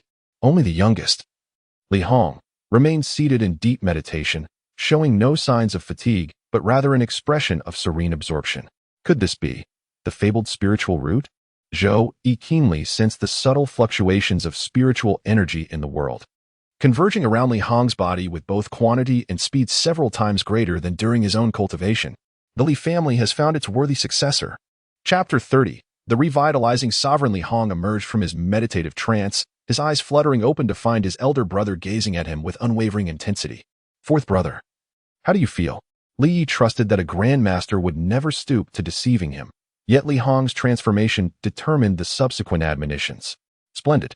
Li Hong had cultivated top-tier internal martial arts since childhood, with a martial arts master refining his sinews and bones. Having consumed numerous elixirs and now bathed in spiritual energy, his physique and strength had surged dramatically in a short span. Once the elder rescues you, seek seclusion to break through to the innate realm. Then, bide your time to avenge your clan, Li Yi solemnly advised. Should the Zhao family also be under the protection of a grandmaster, then there is no need to recklessly seek vengeance. Change your name and identity to ensure the continuation of the Li family lineage, dear elder brother. Despite his tender age, Li Hong comprehended the profound implications within. An overwhelming urge to weep surged through him. Yet he knew, a son of the Li family may bleed, may perish, but tears must never fall. Li Yi reprimanded Li Hong for his petty demeanor, then repeatedly admonished him to devote himself to cultivation henceforth, to be wary of the embroidered uniform guards, prioritizing survival over vengeance, and so forth. We are eternally grateful for your life-saving grace and transmission of techniques. Whether the Li lineage prospers or declines, we shall revere you as our parents and venerate you as our ancestors. Li Yi, along with his 3 younger brothers, prostrated themselves in deep reverence. There is no need for such grand gestures, Zhou Yi remarked. He then inquired, when do you intend to rescue him from the imperial prison? Have you devised a plan? Li Yi spoke with a measured tone. Esteemed elder, please bide your time for now. Once the imperial court issues its verdict, it will most likely be the revocation of nobility and exile to the frontier. Should bandits attack during the journey, you may seize the chaos to rescue my 4th brother. Zhou Yi gave a slight nod of understanding. This approach will not draw undue attention, ensuring Li Hong's subsequent seclusion for cultivation remains undisturbed. How can you be certain the court will decree exile? In this day and age, to eradicate your household, one would even forsake their own flesh and blood. Li Yi remarked. The Hongqiang emperor aspires to be remembered as a sagacious and enlightened ruler in the annals of history. He would never risk tarnishing his reputation by being accused of mistreating meritorious officials. Granting clemency to the Li family would earn him praise for benevolence, while secretly dispatching bandits to eliminate them would achieve both objectives flawlessly. The Book of Changes remarked, disregarding the misfortunes of the Li family. Emperor Hongqiang was indeed a monarch who revived the dynasty. During the reign of Emperor Chongming, the Fengyang kingdom nearly collapsed, with most of its territories falling into the hands of the Yong dynasty and rebel forces. Emperor Hongqiang, who ruled for 18 years, revitalized the declining nation and restored its prosperity. Li Wu played a significant role in this revival, yet war is not the sole concern of a state. Emperor Hongqiang's ability to rectify the chaotic legacy left by Emperor Chongming demonstrates his genuine competence in governance. Though the so-called dog emperor himself was unremarkable, his discernment in recognizing talent was impeccable, Li Wu and Hongqiang being prime examples. Reflecting on Emperor Chongming's final arrangements, Zhou Yi noted how he secretly nurtured Li Wu, orchestrated the downfall of Prime Minister Long, and ensured the ascension of the 3rd prince through his will, each step meticulously calculated. How could such an astute ruler become so engrossed in the pursuit of immortality and Taoist cultivation? Senior, Li Yi noticed the shift in Zhou Yi's expression and, fearing some oversight, added, if Emperor Hongqiang sentences the Li family to beheading, I humbly request your assistance in rescuing my 4th brother during the prisoner transfer. Why not from the imperial dungeons? Now, Zhou Yi is the most senior jailer in the celestial prison, having outlasted 3 wardens. Replacing someone is as effortless as a breeze for him. Li Yi spoke solemnly. The 4 of us brothers have become thorns in Emperor Hongqiang's side. Should any mishap befall us in the imperial prison, it would inevitably implicate all the officials involved, potentially disturbing your esteemed seclusion. Zhou Yi studied Li Yi intently for a long moment before nodding silently. Such a perceptive and astute individual could thrive anywhere. Being born into the Li family was truly a misfortune.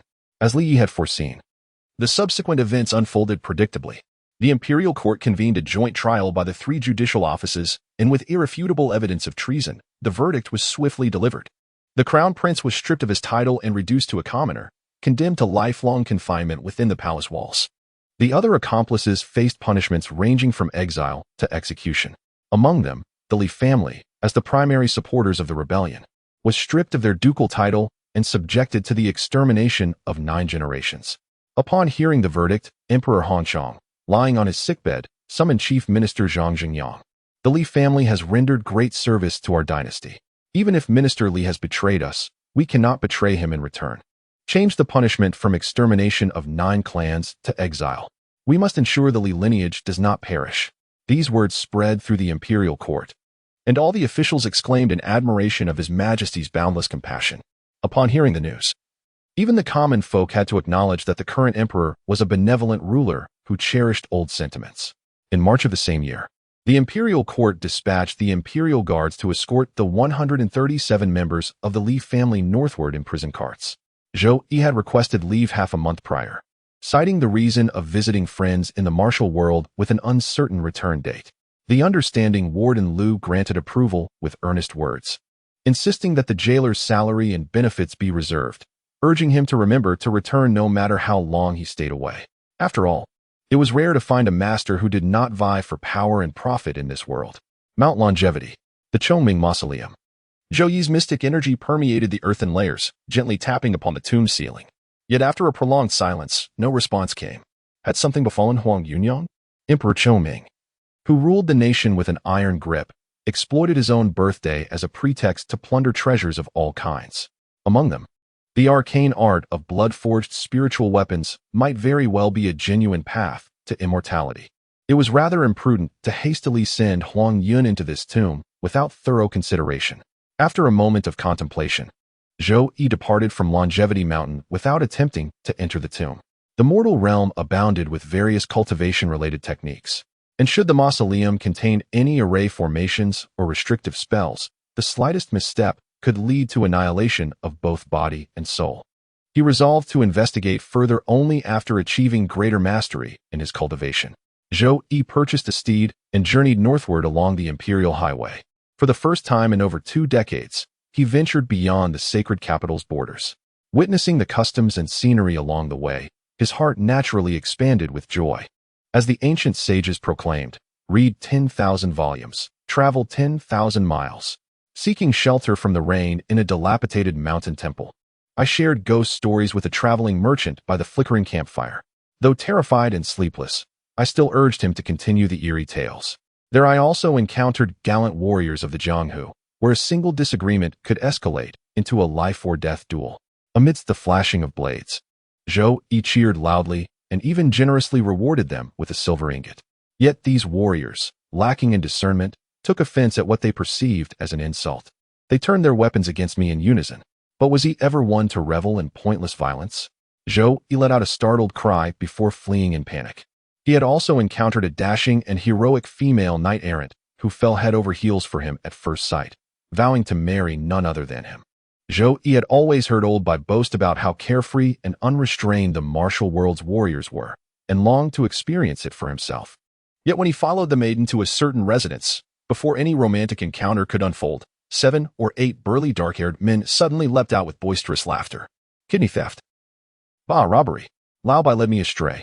Zhou Yi gazed up at the heavens with a heavy sigh, compelled to strike down all the bandits. As he journeyed with intermittent pauses, his purpose remained ever present in his mind, his attention perpetually fixed upon the imperial troops trailing a mile or 2 behind. The serpent-coiled mountain loomed near.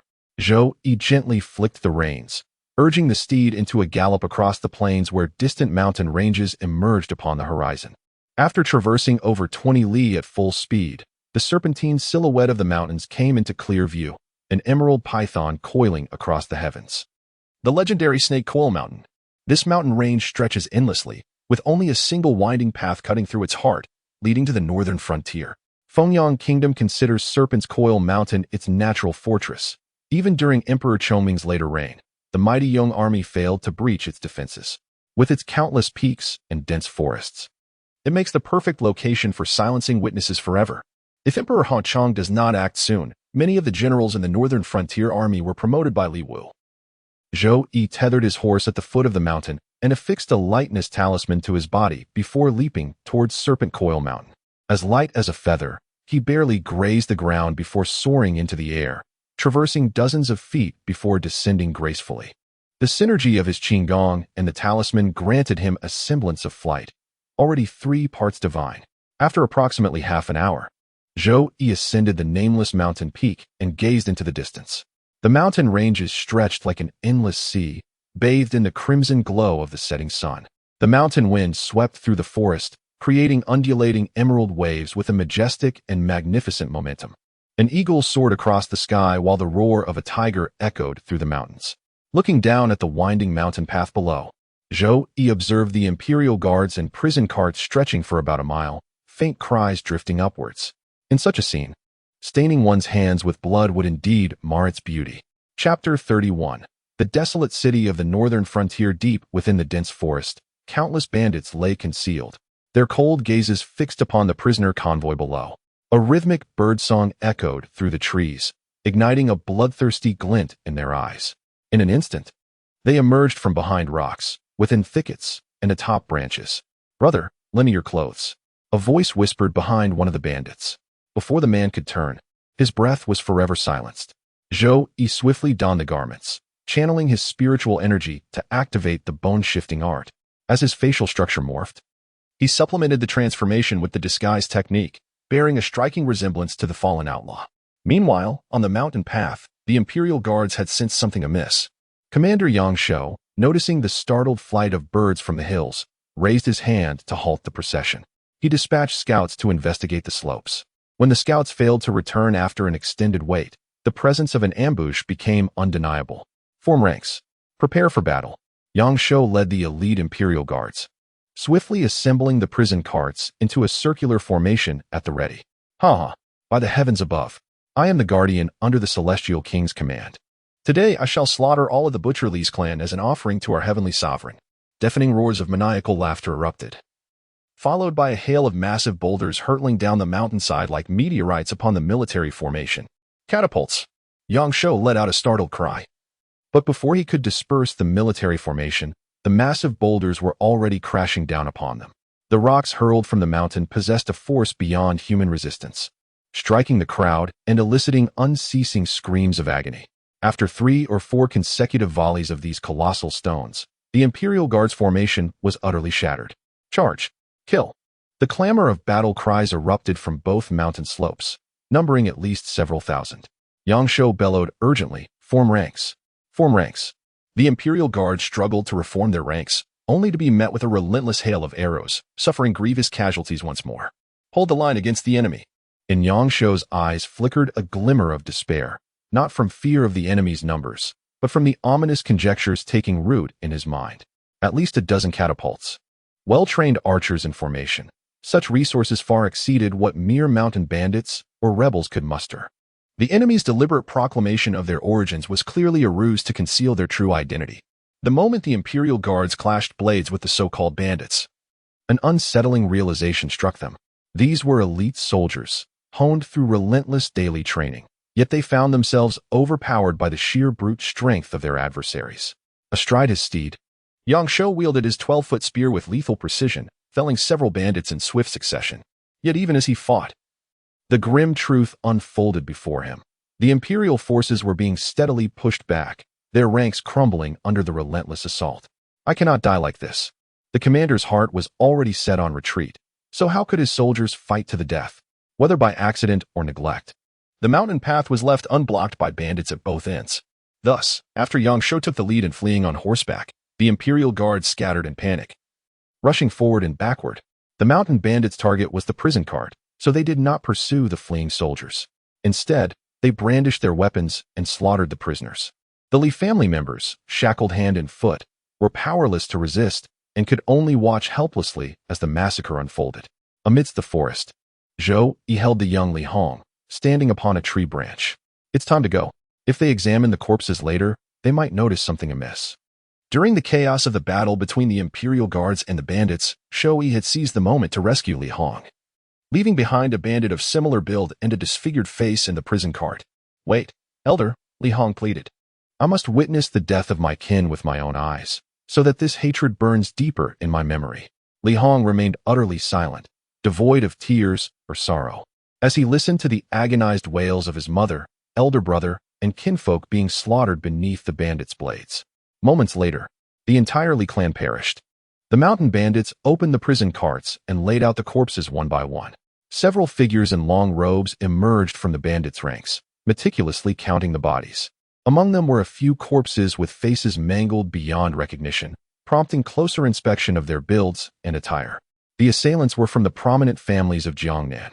Zhou Yi overheard the robed men conversing and remarked, "They harbor no suspicion toward you. They merely assumed the faces were mutilated in the chaos of battle. Those were my uncle Li Qi, my cousin Li Yi, and my younger cousin Li Liang, all only a year or two older or younger than me, with similar statures. My elder brother, ever meticulous, feared I might be pursued by the embroidered uniform guards, so he ordered their faces destroyed." Li Hong's voice remained eerily calm, though his eyes burned crimson with fury. "To be honest, I had higher expectations of your brother. Neither those who disfigured the corpses nor those who carried out the deed likely understood the true intent behind his actions." Zhou Yi grasped Li Hong by the collar and vanished into the mountain forests with a few swift leaps. The northern frontier, a desolate city. The name alone spoke of its bitter, frigid lands. This was where the kingdom of Fengyang exiled its convicts, near an iron mine where they toiled until death or royal pardon. The rhythmic pounding of hooves startled the guards on duty. "Halt!"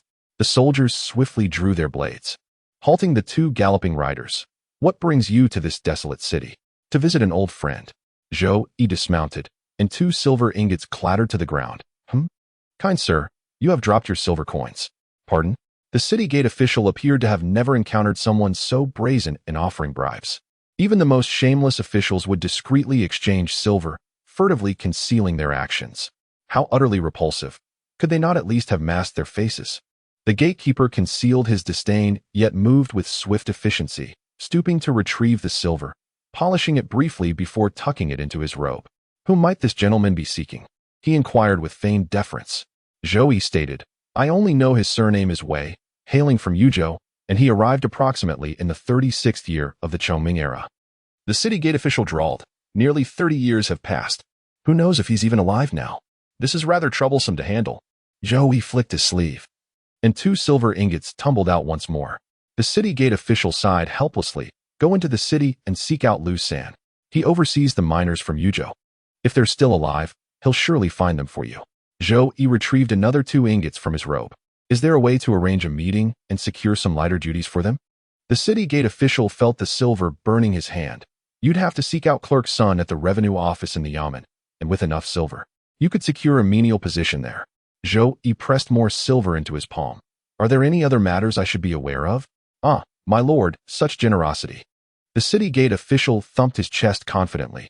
"Allow me to assist you with your affairs. Not only can I help you locate someone, but I could even arrange for their departure from this desolate city."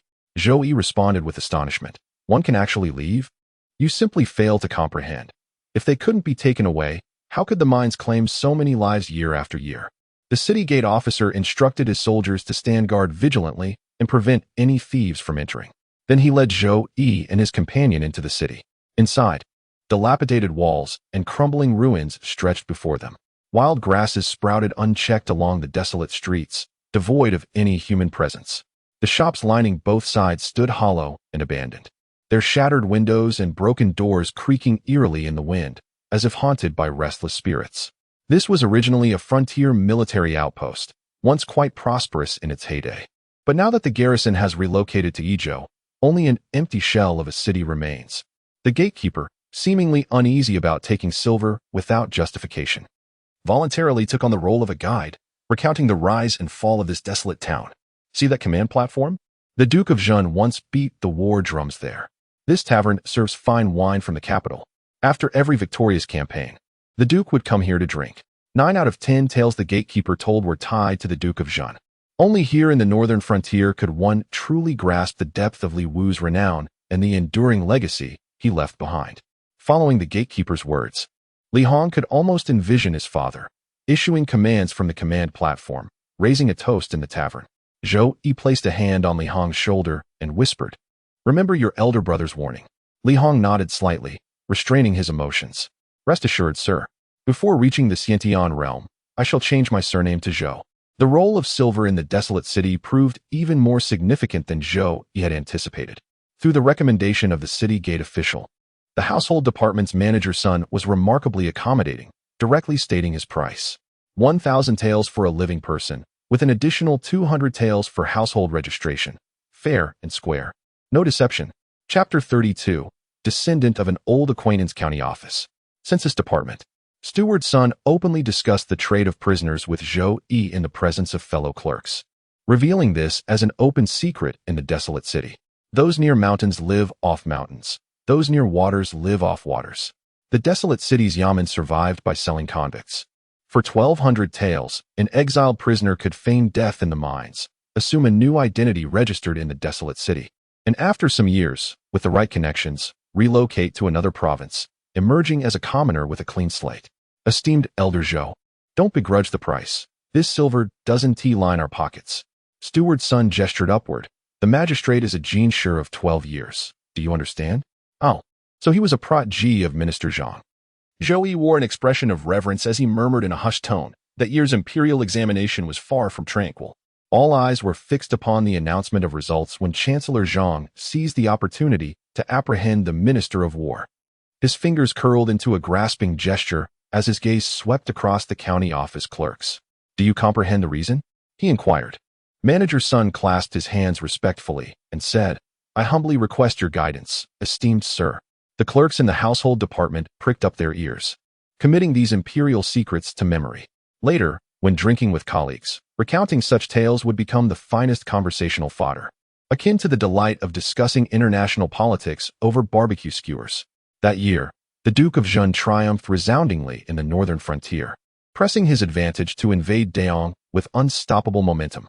Zhou Yi spoke slowly. The then Minister of War was originally a senior military general, who once joined forces with the Duke of Zhun to quell the Zhonghuang rebels in Jiangnan, with one handling internal affairs and the other external.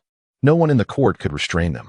Prime Minister Zhang seized this opportunity to remove him, breaking imperial precedent by appointing a civil official as the Minister of War. His manager's son no longer harbored any doubts about this Mr. Zhou. He must indeed hail from the divine capital. With deference, he said, Please have a seat, sir. I shall hasten those indolent clerks to attend to their duties promptly. May I trouble the steward? Zhou Yi carried himself with grace and propriety, exuding both dignity and approachability, making others feel at ease in his presence. In no time at all, he had engaged the household clerk in lively conversation. Casually, he shared some intriguing tales from the capital, such as how a certain high-ranking official, upon retiring to his hometown, was said to have frequented the house of Spring Breeze without settling his debts, accumulating tens of thousands of taels in unpaid bills. Eventually, whispers from the courtesans reached the ears of the censor, who then submitted over a dozen memorials of impeachment. The disgraced official had no choice but to resign in shame. Of course, such gossip from the streets could hardly be taken as truth. The real reasons behind an official's retirement were never disclosed to common folk. Yet, people far preferred these scandalous rumors. Steward's son, astonished, asked, What manner of place is this house of Spring Breeze, that it could sway a censor to impeach? Ordinary folk visiting the divine capital only know of the music bureau as a place of pleasure, yet in truth, it is not so. The music bureau is frequented merely by petty officials and minor clerks. The true gilded den of indulgence in the divine capital is none other than the Spring Breeze Pavilion. At the mere mention of this by Zhou Yi, all present perked up with keen interest. What had begun as casual banter among the clerks in the revenue office soon transformed into a lively gathering as Zhou Yi critiqued 3 or 5 renowned courtesans, drawing even the officers from other departments to eavesdrop. There were 3 domains within the divine capital with which Zhou Yi was intimately acquainted: home, the imperial prison, and the Spring Breeze Pavilion. Having mingled there for over 2 decades, Zhou Yi had engaged in profound exchanges with every celebrated courtesan crowned during that time. His critiques were incisive and impeccably reasoned. Among men, nothing fosters camaraderie quite like indulging in risque discourse. Such has been the way since time immemorial. Zhou Yi sighed and lamented. The courtesan Su Xiao, crowned as the flower queen the year before last, was undoubtedly the most exquisite beauty of the past decade. Alas, before she could even be properly adorned, she caught the discerning eye of the Duke of Wei. With silver exchanged, she was whisked away into the Duke's mansion as a concubine. Who would have imagined a woman of the pleasure quarters could ascend to the halls of nobility? The Duke of Wei is truly a towering figure of immense stature. What extraordinary fortune this is! The crowd murmured among themselves. discussing how the previous courtesans had met rather unfortunate fates, some retiring early to become merchants' concubines, while most eventually faded into obscurity as common prostitutes after their beauty waned. "You're all mistaken," someone interjected. "The most tragic fate belongs to none other than Su Xiaoxiao." Zhou Yi's tone took a sudden turn, tantalizing everyone's curiosity as he leisurely sipped his tea. That esteemed duke was also one who feared his wife. Not long after Su Xiaoxiao entered the mansion, she tragically fell into a well and perished. Ah, what a pity, what a pity. The most exquisite beauty in a decade, yet fate denied me the sight. Heaven envies such rosy charms. As I always said, how could a mere courtesan be blessed with such fortune? No one condemned the duchess for her murderous act. Instead, they scorned Su Xiaoxiao, deeming her deserving of such fate. A courtesan daring to aspire to the noble household was but reaping what she sowed. The lustful Duke of Wei, ironically, won public favor for his fear of his wife. If even a dignified duke trembles before his spouse, then does not my own trepidation elevate me to his noble standing? The ways of the world are thus, and none can alter them. As the words were spoken, the sound of footsteps approached. A bailiff entered with 7 prisoners clad in convict garb. The mines lay over 10 miles from the desolate city, and verifying identities required no less than 4 or 5 hours of travel. As dusk approached, the officers finally returned with their charges. Of the 100-strong Wei family exiled decades past, only 7 wretched souls remained clinging to life. Zhou Yi's gaze swept across the prisoners' faces before settling upon the most aged countenance. "Are you descended from the great Wei warrior?" he inquired. "I humbly report to my benefactor, this lowly one is Wei Jun, the 3rd son of my father Wei Chang." Wei Jun had already heard from the escort along the way that this gentleman was an old acquaintance of the Wei family, who had come to this desolate city to spin silver and save lives. After rescuing Li Hong, Zhou Yi altered his appearance from that in the imperial prison, now a slightly aged man of 45. He deliberately assumed this guise to carry out his affairs, revealing that he had once received kindness from Wei Chang, which conveniently explained the origin of his internal martial arts. Even if others learned of this matter, it would cause little trouble. On the contrary, they would admire Zhou Yi for repaying a debt of gratitude. Zhou Yi inquired, "Your esteemed father, the great hero Wei, once showed me great kindness. Today is the day I repay that debt. Think carefully. Do you wish to return to your ancestral homeland, or remain here in the northern frontier?" "Kind sir, we have already discussed on the road, and decided not to return to Yuzhou. We shall remain in the northern frontier to make our living." Wei Jun replied, "After several decades pass, we shall return to offer incense and pay respects to our ancestors. The Wei Chang case occurred merely 20 years ago, and there remain many enemies of the Wei family in our ancestral lands of Yuzhou. Even if we change our names, should we be recognized and reported, the imperial court would surely dispatch officials to investigate." Zhou Yi acknowledged with a nod. Retrieving a stack of silver notes from his sleeve, "I must trouble manager's son once more. I've noticed many vacant residences in this desolate city. Might we purchase one to house the Wei family?" "You jest, sir," the manager replied. "These abandoned dwellings and dilapidated courtyards need not be purchased. Simply select one, and we shall arrange the transfer of ownership." Steward's son accepted the stack of silver notes. No fewer than 15 or 16, his face beaming with delight as he said, "If the Wei family is willing to remain in the city, we can arrange positions for them in the household registry office. Their daily duties would involve guarding the granaries. Rest assured, they shall never want for food or drink." Noticing Zhou Yi's gaze upon him, Wei Jun promptly responded with gratitude. "Many thanks to our benevolent patron, and to you as well, steward's son." The Wei family felt boundless gratitude towards Zhou Yi, for only after their household was destroyed did they discern the authenticity of friendships. In former days, the Weis held considerable renown in Yuzhou, with the Flying Rainbow swordsmen enjoying extensive social connections. Yet when calamity struck, not a single soul extended assistance. The martial world teems with fair-weather companions. Occasionally 1 or 2 true heroes emerge, becoming legends immortalized in tales. One mustn't presume such nobility commonplace. "Old son, our patrol unit lacks manpower. Why not join us? Guarding the mines offers true freedom. The armory also needs recruits. Gate duty brings plentiful perks.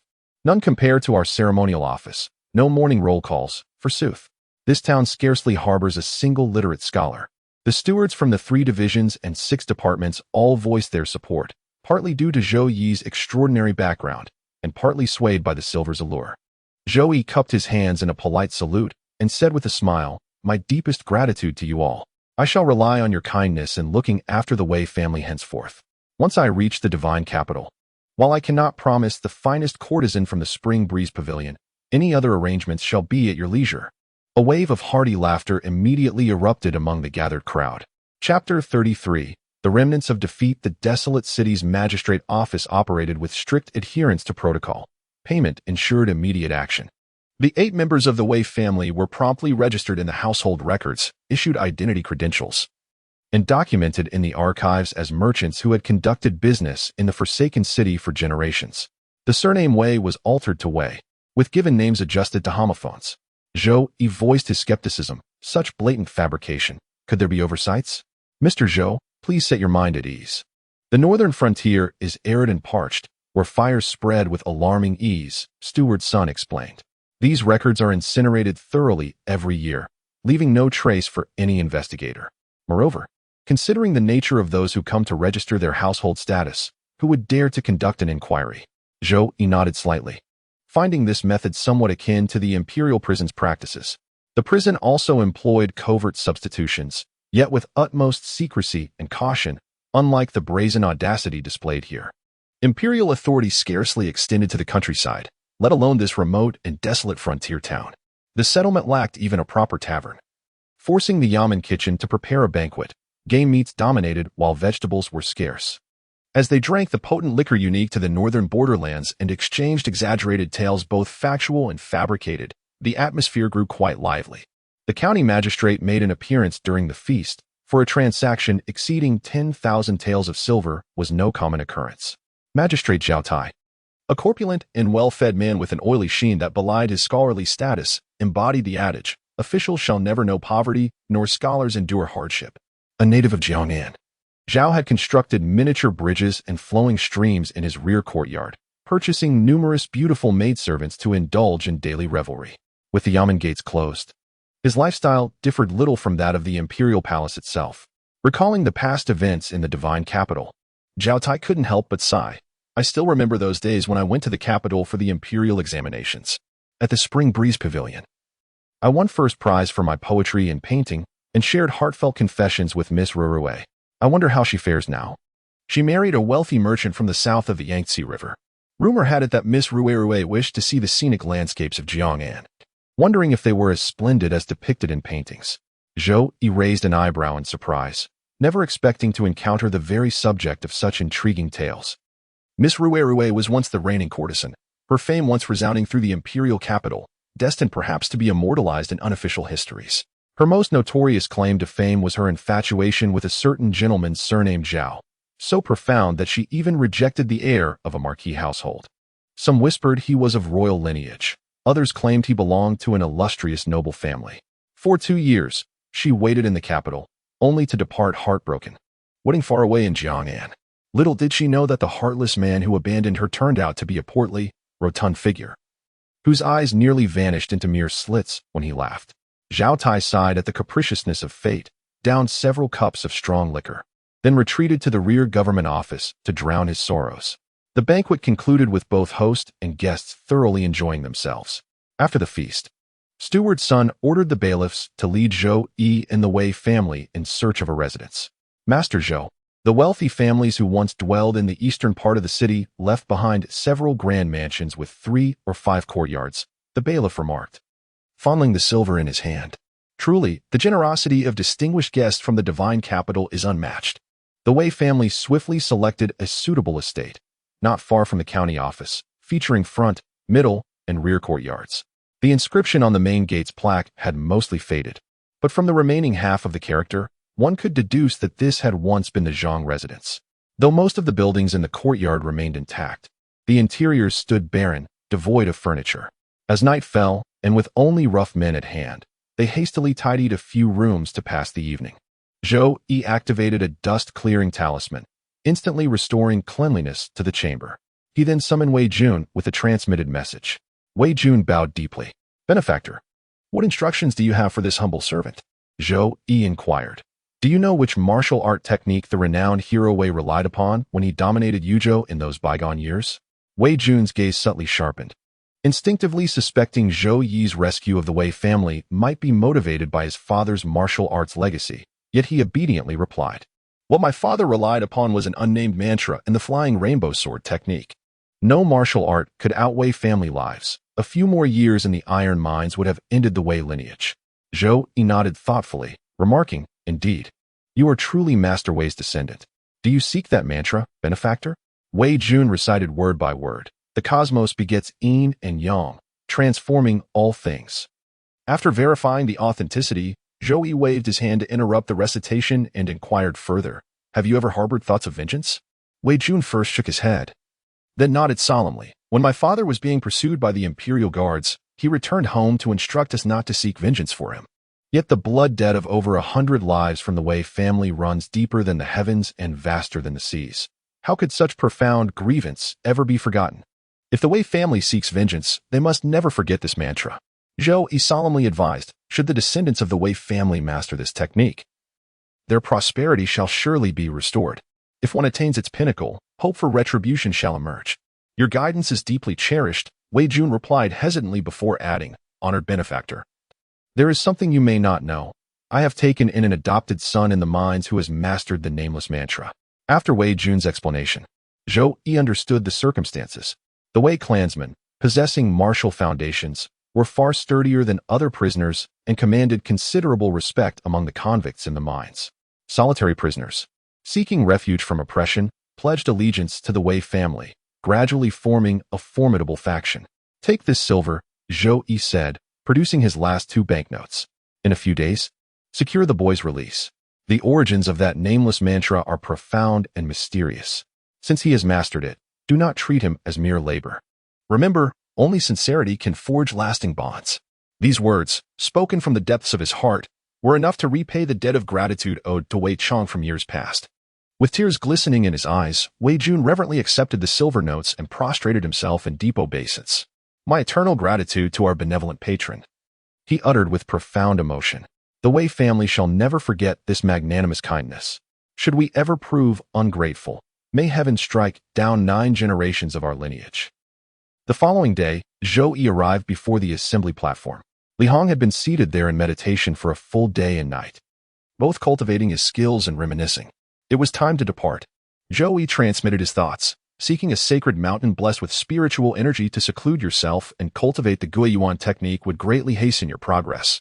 Esteemed senior, I have decided to remain here, Li Hong declared as he rose to his feet.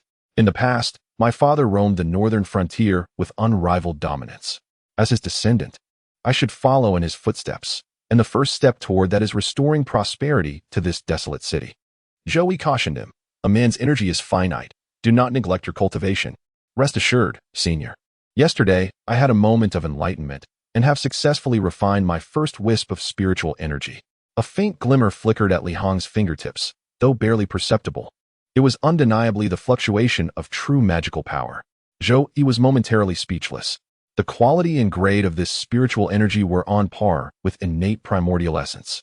Now, Li Hong could be considered to have stepped into the innate realm, though he was not yet capable of combat. As they spoke, the ground trembled faintly, and indistinct clamors drifted through the air. Standing atop the gathering general's platform, Li Hong gazed into the distance. To the north, chaotic figures were approaching in disorder. Senior, it seems an army is marching toward the desolate city. The army advanced with astonishing haste, or rather, fled in desperate retreat. As they drew near the city gates, it became clear these were hundreds, if not thousands, of defeated and broken soldiers. Their hair was disheveled, their armor discarded, and their banners reduced to tattered remnants. The commander bellowed hoarsely, "Open the gates. Open them swiftly." The gatekeeper inquired, "From whence do your troops hail?" The commander replied, "I am Liang Ying, the commander under General Chai of the Yizhou garrison. Half a month ago, the Great Yong launched an unprovoked attack. More than half of Yizhou has already fallen, and the enemy forces will be upon us soon. Do not deceive me." The city gate officer bellowed. The 300,000 troops from the northern frontier are renowned for their valor and combat prowess. 5 years ago, they swept through the Great Yong like a tempest. Are you mere bandits or mountain thieves, attempting to trick your way into the city for plunder? Nonsense. This desolate city is utterly barren. Not even a blade of grass to plunder, so wretched that even bandits disdain to raid it. Liang Ying cried out. Where in the northern frontier could we muster 300,000 troops now? We can barely scrape together half that number. How can we possibly hold back the great Yang's million-strong army marching south? The other soldiers, seeing the city gates remain stubbornly shut, erupted into chaotic clamor. These highborn lords from the divine capital, all they know is lining their pockets and bleeding us dry. What do those pampered nobles understand of military affairs? Day after day, they force us to till fields, haul goods, and raise buildings. Word has it the Yong troops disguised themselves as merchants, slipped past the northern garrison with ease, and took the fortress in a single day by striking from within. Open the gates. If you refuse, we'll storm them by force. The city gate official, upon hearing this, was so terrified that he hastily tried to pacify the situation, ordering the bailiffs to swiftly report to the county magistrate. The defeated troops from the northern frontier. Zhou Yi murmured to himself, gazing at Li Hong standing atop the gathering platform, sensing with certainty that their encounter would inevitably bring about unforeseen changes. Chapter 34, Pillage and plunder. The desolate city soon grew tumultuous. The routed troops under Liang Ying were merely the beginning, followed by over a dozen more bands of soldiers. The smallest groups numbered 300 to 500, while the largest swelled to 1,000 or 2,000. They commandeered courtyards within the city walls and ordered the magistrate to procure provisions. Yet how could supplies be gathered from a ghost town bereft of even souls? Zhao Tai could wield his mentor's influence when dealing with civil officials. But faced with these desperate, starving deserters, reason held no sway, and he dared not argue. He had no choice but to distribute the mine's grain reserves. With several thousand people in the city, these meager supplies would last at most 3 to 5 days. The generals and commanders, aware of the barren city's plight, had already reached a tacit understanding among themselves. Publicly, they proclaimed a scorched earth policy to resist the Great Yong, while privately they began plundering the surrounding villages and towns. Like a fine-toothed comb, the soldiers carried out systematic and lawful looting, stripping the common folk bare until nothing remained in their homes. With no recourse, the people became refugees, fleeing south with their families in tow. Those who dared resist were branded as spies of the Great Yong. At the city gates, Li Hong watched as carts laden with grain and valuables were transported to the various military factions within the city walls. He struggled to suppress the fury burning within him. "Sir," he began, his voice laced with restrained indignation, "I have often heard my elder brother speak of the days when the mighty northern armies, though not entirely blameless, at least upheld strict discipline. How, in just a few short years, have they fallen to such depths? Fearful of death and foreign wars, yet oppressive towards their own people. These marauding soldiers spread a scourge far worse than mountain bandits or rebel forces. Human nature is inherently thus. To better oneself is arduous, requiring adherence to myriad rules and ceaseless discipline. Yet to descend into vice is effortless. Not 5 years, but mere months suffice to transform ironclad warriors into lawless marauders." Zhou Yi spoke slowly. "The northern frontier is on the brink of war, where weapons portend danger and battles bring peril. A noble man does not stand beneath a crumbling wall. Today I shall return to the divine capital, amidst the great chaos. Remember that preserving one's life is of utmost importance." Having lingered in the desolate city for over half a month, a series of defeat messages arrived from the northern front. Yesterday, the routed troops in the city nearly mutinied, for the last remaining intact formation of the northern army had been encircled and crushed by the forces of Great Yong. The two northern provinces of Yi and Su, once territories of the old Great Yong, have now been completely returned. How much more of the Phoenix Sun Kingdom will fall hereafter remains unknown. Li Hong asked in astonishment, "With your capabilities, surpassing even my father's, who in this world could possibly detain you? You have never even ventured beyond the borders of Fengyang Kingdom. How dare you speak of the vastness of heaven and earth?" Zhou Yi solemnly declared, "Those who walk the path of cultivation must guard against arrogance. This world is vast beyond measure, so immense that ordinary mortals could never traverse its entirety in a single lifetime." Li Hong performed the ritual of a disciple, bowing deeply as he said, "Thank you for your teachings, Master. In recent days, conversing with Zhou Yi, the unfettered and imaginative ideas exchanged have broadened my horizons and opened my mind. Some statements seemed utterly inconceivable at first, yet upon careful reflection, they revealed profound and extraordinary wisdom." Li Hong had come to understand many truths not found in books. Though he and Zhou Yi bore no formal master-disciple title, the essence of their relationship was precisely that. "It is time for me to depart." Zhou Yi was not one to linger. Possessing a life of boundless expanse, he needed to grow accustomed to farewells sooner rather than later. With tears in his eyes, Li Hong bowed in parting. May your journey be smooth, master. His parents and brothers had already passed, and now, bidding Zhou Yi farewell. The vast northern frontier truly left him standing alone. Zhou Yi glanced back and transmitted his voice across the distance. The chaos in the northern frontier is a calamity for the common folk, the soldiers, and the imperial court alike. Only for you is this a favorable matter. If you aspire to emulate the Duke, then spend silver to purchase a guerrilla general's commission. With those words, he spurred his horse and galloped away in a cloud of dust. Even a military guerrilla general with actual authority could be bought for merely tens of thousands of taels. Though the Duke's estate had declined into dilapidation, Li Hong could still afford such a sum without difficulty. Following the imperial highway southward, 3 days later, wisps of cooking smoke rose in the distance, a sign that Qinjiagu, the village where he had lodged on his journey here, lay ahead. The village head, Old Man Qian, was a most intriguing character, skilled in roasting fragrant, crispy rabbit and brewing exquisite yellow wine. Moreover, his conversation and insights were remarkably refined. Zhou Yi engaged him in discussions spanning heaven and earth, past and present, yet found himself unable to gain even the slightest intellectual advantage. They talked deep into the night before Zhou Yi felt thoroughly satisfied. Truly, such extraordinary individuals dwell in the wilderness. Zhou Yi felt his parched pocket. Not even scattered silver remained. With Elder Qin's knowledge of the heavens and earth, surely he wouldn't begrudge 2 taels for lodging? Though frugal at home, one must travel in style. Zhou Yi had set out with 5,000 taels of silver notes, supplemented by generous gifts from gallant fellows along the way. Yet now, not a single coin remained in his purse. As Zhou Yi pondered this, his steed never slackened its pace, drawing ever nearer to Qinjiagu. Then a gust of wind swept by, and suddenly his expression shifted. The stench of blood hung thick in the air. Zhou Yi leaped from his galloping steed, covering 100 zhang in the blink of an eye. Indeed, smoke curled above the village, but not from the hearths of farmers. Instead, 200 or 300 soldiers had kindled fires at the village entrance.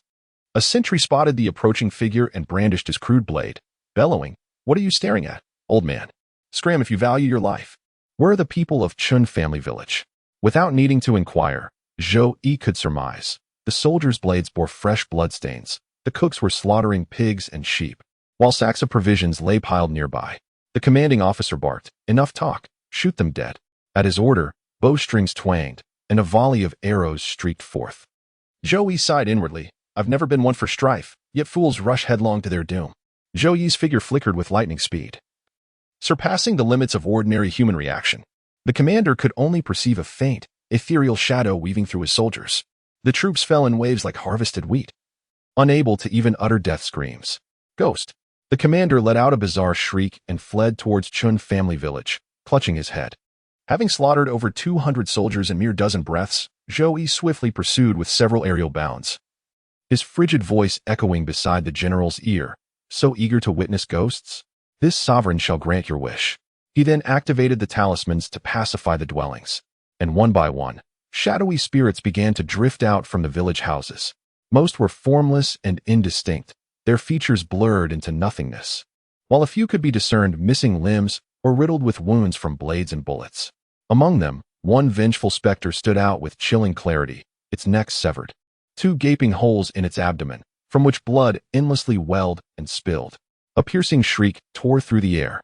The aggrieved spirit, upon beholding the commander's visage, instantly erupted with a surge of resentment, its countenance twisting into a ghastly snarl as it emitted a piercing spectral wail. The other dim-witted wraiths and shadowy entities, heeding the vengeful ghost's call, surged forward in a frenzied assault. Never having witnessed such a horrifying spectacle, one specter dragging its half-severed entrails, another clutching its own severed head, the commander's eyes rolled back in terror before he collapsed unconscious, as the horde of phantoms pounced upon his prone form. Poised to devour his vital essence and lifeblood, a sudden manifestation of military aura materialized as a protective shield. The searing agony, akin to blade slicing and sword stabbing, forced the wraiths to recoil with shrieks, cowering in fearful retreat. The vengeful spirit's eyes bulged with fury, black mist spewing from its mouth as it enveloped the commander. Zhou Yi channeled his spiritual energy, unleashing the martial technique of lion's roar. Elder Chun, spare his last breath. I still have questions for him. The thunderous voice jolted the spirit from its bloodthirsty rage. Recognizing Zhou Yi's visage, tears of blood seeped from its eyes. I bow in gratitude, noble benefactor. For avenging Qian family village. Condolences, elder brother Qian. Zhou Yi approached the commander, his spiritual energy piercing several acupoints. The excruciating pain of 1,000 cuts rousing the man from unconsciousness. Are you one of the defeated soldiers from the northern frontier? The commander gazed upon the spectral figures surrounding him, their crimson eyes glaring with venomous hatred, sending chills down his spine. Trembling, he scrambled to his knees and began kowtowing frantically, his forehead striking the ground in desperate supplication. I had no other choice, he pleaded. Ever since our crushing defeat at the northern frontier and our subsequent retreat, the imperial court has issued no new military orders, nor provided any provisions or pay for the troops. For nearly a week without sustenance, driven by sheer survival, one is compelled to plunder from the common folk. Chapter 35. The upheaval of Renin in the 18th year of Hongchang's reign, during the cyclical year of Renin, on the 23rd day of the 5th lunar month. Dark clouds veiled the moon, and an eerie silence enveloped the world. A carriage draped in black cloth halted at the rear gate of Prince Qian's residence. The patrolling guards, recognizing the elderly gentleman alighting from the carriage, dared not obstruct him in the slightest and hastened to report his arrival within the mansion. Prince Qian, Zhao Yuan, upon hearing of Zhang Xingyang's unexpected nocturnal visit, surmised that matters of grave importance must be afoot. With urgency, he ushered his guest into the study, commanding his guards to dismiss all attendants and ensuring no soul lingered nearby. Zhang Xingyang stood alone, and the very first words he uttered upon entering the study drained the color from Zhao Yuan's face. The emperor has passed away 2 hours ago. Ah, father. Zhao Yuan gasped in shock, leaping to his feet before slumping back down in resignation. If even his death was concealed from me, there must have been careful arrangements. Precisely. Zhang Xingyang nodded solemnly. The late emperor left an edict appointing 4 of us as regent ministers to assist the 6th prince in governing the realm. Then why have you? A glimmer of hope flickered in Zhao Yuan's eyes. The bells of Shanyang Palace had yet to toll, and news of Emperor Hongchang's demise remained unannounced. Perhaps there was still room for maneuver. Zhang Xingyang remarked solemnly. With a young ruler comes ministerial doubt. The 6th prince possesses an inherently wayward temperament, appearing wholly unfit for the mantle of sovereignty. Zhao Yuan nodded slightly, awaiting the continuation with quiet composure. The so-called unfit to rule was merely a superficial pretext. There must have been deeper reasons that compelled Prime Minister Zhang to dare defy the late emperor's sacred decree. As for the other 3 regent ministers, one was a castrated palace eunuch, another an ignorant woman, and the last a vulgar and uncouth noble of mere military merit. Zhang Xingyang declared, "How can the fate of our great dynasty be entrusted to such individuals?" The late emperor toiled day and night to achieve this renaissance. This old man shall never stand idly by and watch it crumble in the hands of mere children. Minister Zhang speaks wisely. Zhao Yuan could discern the identities of the other 3 individuals, feeling profound admiration for his late father's meticulously arranged edict. The eunuch Wang Gonggong, a detestable palace attendant, wielded authority over both the imperial guards externally and the secret memorial office internally. The 6th prince's birth mother, imperial consort son, came from a family whose male members commanded the capital garrison. The Duke of Cheng, now in his 80s, held the highest seniority and prestige among the nobility. Chancellor Zhang had dominated court politics for nearly 2 decades, with factions permeating both the imperial capital and regional administrations, nearly rivaling the influence of the rebellious Long faction. Only these 3 powerful figures, who stood outside the regular bureaucratic hierarchy as regent ministers, could counterbalance Chancellor Zhang's authority, granting the 6th prince sufficient time to mature and consolidate power. While Zhao Yuan revered his father's foresight, a bitter envy simultaneously gnawed at his heart. The current empress bore only one son. With the crown prince deposed for treason, Zhao Yuan stood as the eldest. Why then, he seethed, should the throne fall to that 6th-born whelp? Zhao Yuan could comprehend the benevolent intentions behind his imperial father's decree, which sought to restrain Prime Minister Zhang's influence.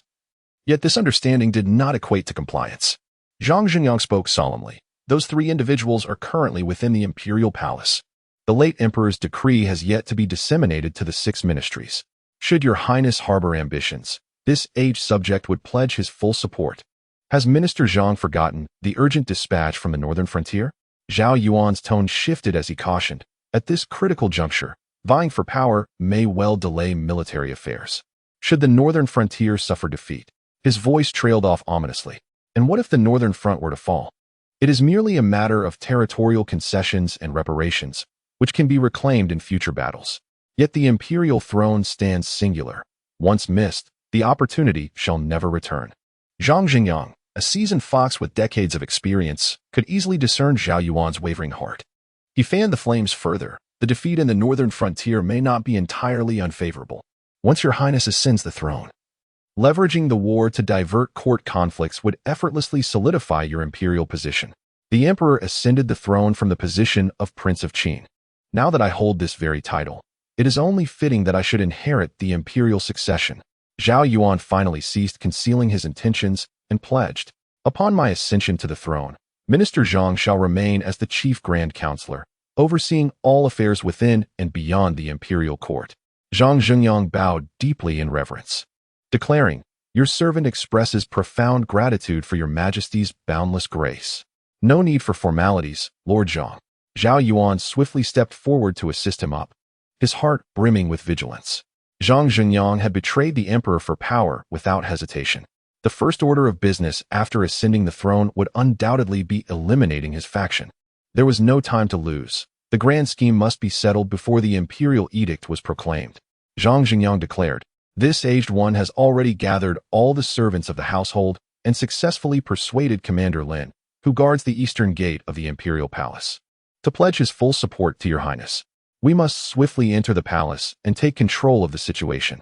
Excellent, came the approving response. Zhao Yuan commanded the chief guard to assemble his men, then summoned the chief steward of the princely estate. With his official insignia, he dispatched orders to several martial arts academies in the capital, instructing them to converge swiftly at the eastern gate of the imperial palace. These academies had long been under Zhao Yuan's covert control. During the crown prince's reign, they merely served as profitable enterprises, but now they transformed into instruments of political contention. Indeed, any imperial prince would secretly cultivate such latent forces, reserving them for unforeseen exigencies.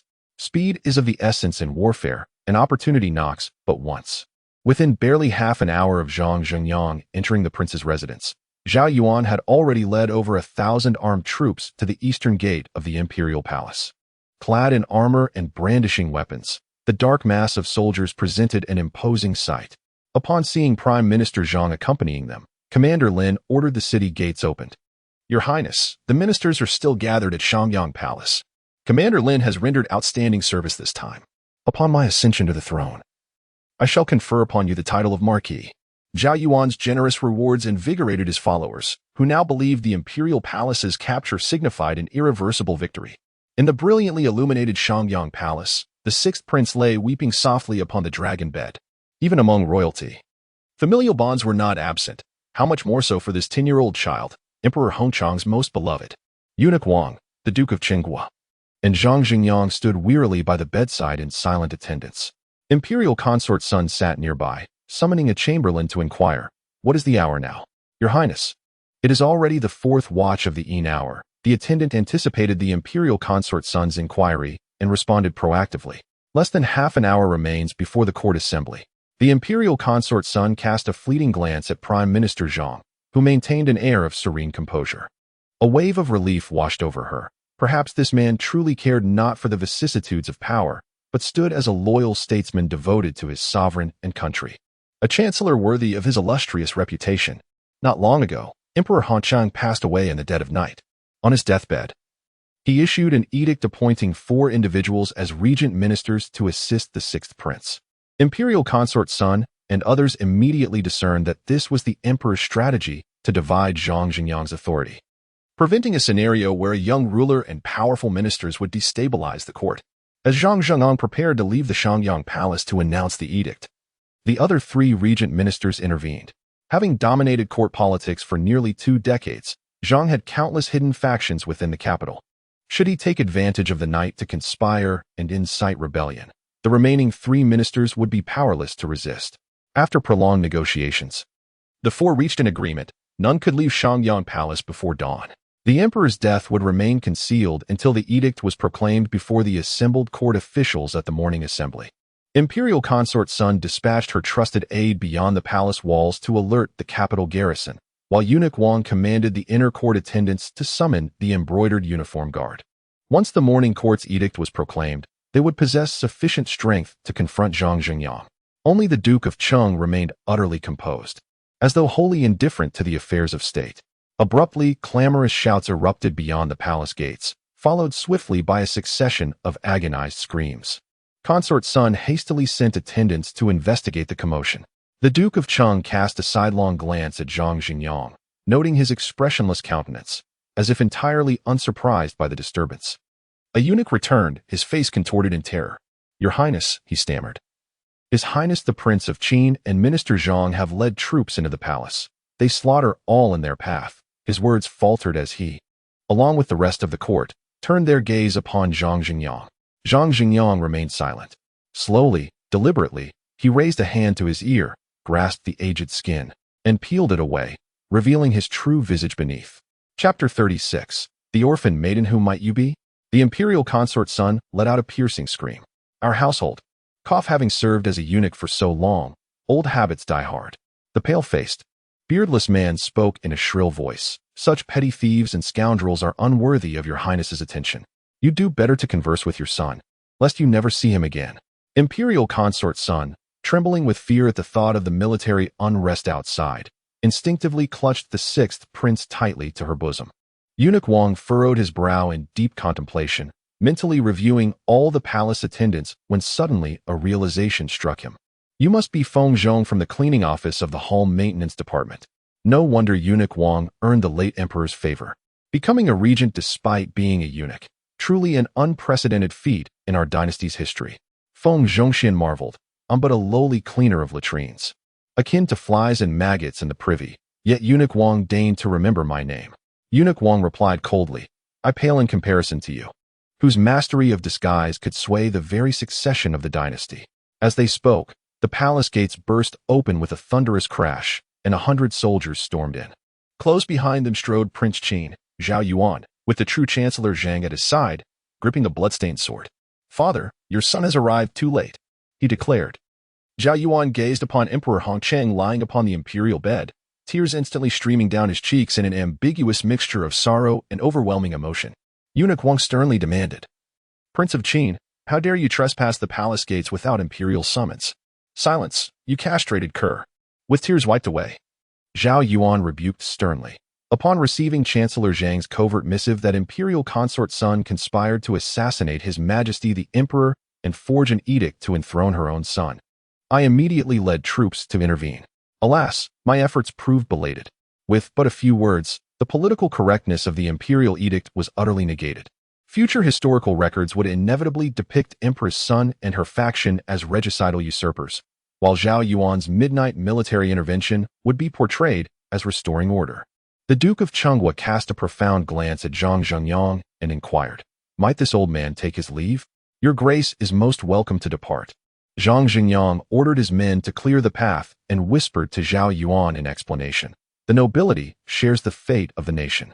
The Duke of Changhua is not a supporter of the sixth prince. Once the major affairs are settled, he can be won over.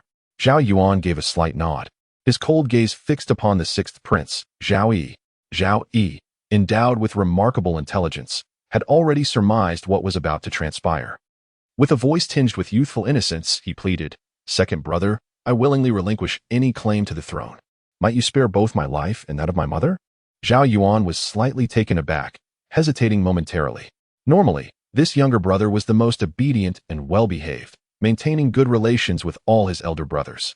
Your Highness, if we do not uproot the weeds completely, they will surely become future troubles. Zhang Zhengyang cautioned, the Sun family commands the capital garrison. By dawn tomorrow, their troops will arrive, and then it will be your Highness pleading for mercy from your younger brother. Kill. Without hesitation, Zhao Yuan gave the command with a wave of his hand. Moments later, Consort Sun and Zhao Yi lay lifeless before Emperor Hongcheng, while all the other palace attendants and maids in the Shanyang Palace met their demise.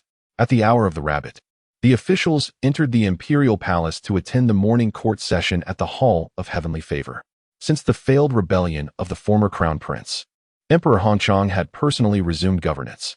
However, due to his frail and aging body, most morning assemblies were merely a formality.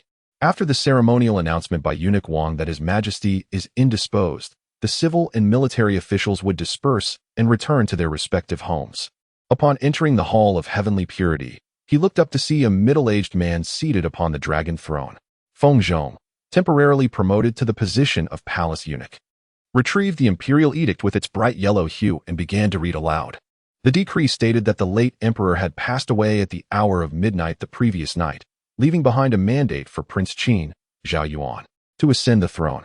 The civil and military officials exchanged bewildered glances, uncertain whether to mourn or to prostrate themselves in obeisance. Zhang Jingyang was the first to kneel and kowtow, loudly proclaiming, "Long live His Majesty."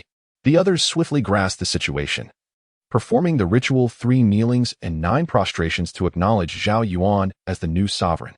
In Chun family village, the commander of the routed army met his end as the horde of ghosts tore him apart, devouring his flesh and blood until only pale bones remained. Zhou Yi carefully observed the transformations among the spectral entities. Having feasted upon living souls and flesh, most of the ghosts exhibited a slight increase in their aura, now tainted with an additional layer of ferocity. A smaller fraction of the wraiths, however, dissipated into wisps of blue smoke following the commander's demise. The vengeful spirit of Old Man Qian, along with the ghosts of the villagers, knelt and kowtowed in unison before Zhou Yi. "We thank our benefactor," they cried. Zhou Yi inquired, "What plans do you have for the future?" Old Man Qian spoke, "Let the remnants of our souls disperse, that we may soon be reborn into the cycle of reincarnation. This is indeed for the best." Zhou Yi gave a slight nod. Were it not for the stimulus of the protective talisman, these lingering spirits wouldn't even have been able to manifest their forms. In just a few days, they would have dissipated entirely. Without objects to anchor their souls or methods to refine their spirits, they couldn't even become vengeful ghosts. That Old Man Qian retained his consciousness, and even possessed the ability to exhale spectral mist, was due to his scholarly wisdom in life, which had made his soul far more resilient than that of an ordinary man. Old Man Qian pleaded, "We must trouble you, kind benefactor, to dig a pit and bury our remains. There is no need for separate graves or tombstones. After all, no one will come to mourn us in the future." Zhou Yi agreed, promising to find a place of auspicious feng shui so that they might be reborn into prosperous families. Upon hearing this, the spirits kowtowed in gratitude once more. Among mortals, there were masters skilled in the art of feng shui, using secret formulas and techniques to locate so-called dragon veins. Yet in the eyes of cultivators, such methods were trivial. By sensing where the spiritual energy of heaven and earth was pure and abundant, one could easily determine an auspicious burial site. Afterward, Old Man Qian led the way as Zhou Yi fetched a cart and went from house to house, gathering the remains. The manner of their deaths was too tragic to describe. Zhou Yi noticed that as he collected the corpses, some of the weaker wraiths dissipated on the spot, carried away by the wind, while the more resentful spirits grew increasingly translucent. Once the cart was filled with remains, Zhou Yi found a favorable feng shui site near Qian family village. With a single stomp, he blasted open a large pit. After the bodies were buried, those already faint and fading spirits vanished completely. Witnessing this, Zhou Yi pondered silently. Perhaps the funeral custom of laying the dead to rest originated from this very phenomenon, effectively reducing the number of vengeful spirits that might haunt the world of the living. The second cart was half filled with corpses when it arrived at a small farmhouse. This was Xuanzhu's home, where his 2-year-old daughter Yura lived. What a cruel fate! Old Qian's gaze swept over the sparse gathering of spirits, yet he failed to spot Xuanzhu among them. Zhou Yi arched an eyebrow slightly, his keen ears catching the faint sound of breathing. Perhaps there are still living souls here? He murmured thoughtfully. Upon hearing this, Old Man Qian was so overwhelmed with emotion that his very soul seemed to tremble. He darted frantically in and out of the house like a restless spirit. "Qian Yura is alive," he exclaimed. Zhou Yi pushed open the door and beheld 2 corpses lying upon the bed, the man stabbed in the abdomen, the woman's neck severed halfway. They had perished in each other's embrace, their blood saturating the sheets into a dark crimson hue. The sound of breathing emanated from beneath them. Zhou Yi lifted the corpse and pulled back the quilt, revealing a tiny infant girl within. She appeared to be around 2 or 3 years old. Her delicate skin flushed pink with hunger. As the covering disappeared, the baby struggled to turn over, crawling onto her mother's body in desperate search of nourishment. Her small hands, smeared with blood, moved frantically as she licked at them for sustenance. "Benefactor." Old Man Qian knelt down once more, kowtowing desperately. "Qian Yura is the last of our lineage in this village. I beg you, kind sir, to spare her a mouthful of rice and raise her to adulthood. Rise? Zhou Yi murmured, lost in contemplation. For nearly 3 decades, he had wandered the world alone, unburdened and free. The thought of taking another into his home unsettled him, firstly. His pursuit of immortality must remain concealed, and secondly, he had no experience in raising a child. What if he faltered, and tragedy befell her? His conscience would never rest. Yet, Zhou Yi could not harden his heart enough to watch the young girl starve to death before his eyes. Elder brother Qian, he said at last, though I have my own constraints, I shall take Qian back to the divine capital. I will find her a good family, visit her often, and ensure she lives a life of peace and happiness. Chapter 37. Undercurrents and gathering shadows. In the southeastern corner of Qinjiagu village, a massive burial mound stood solemnly, as the remains of the villagers were laid to rest. The lingering resentment of the wandering spirits dissipated into wisps of smoke, all except for the aggrieved specter of old man Qian.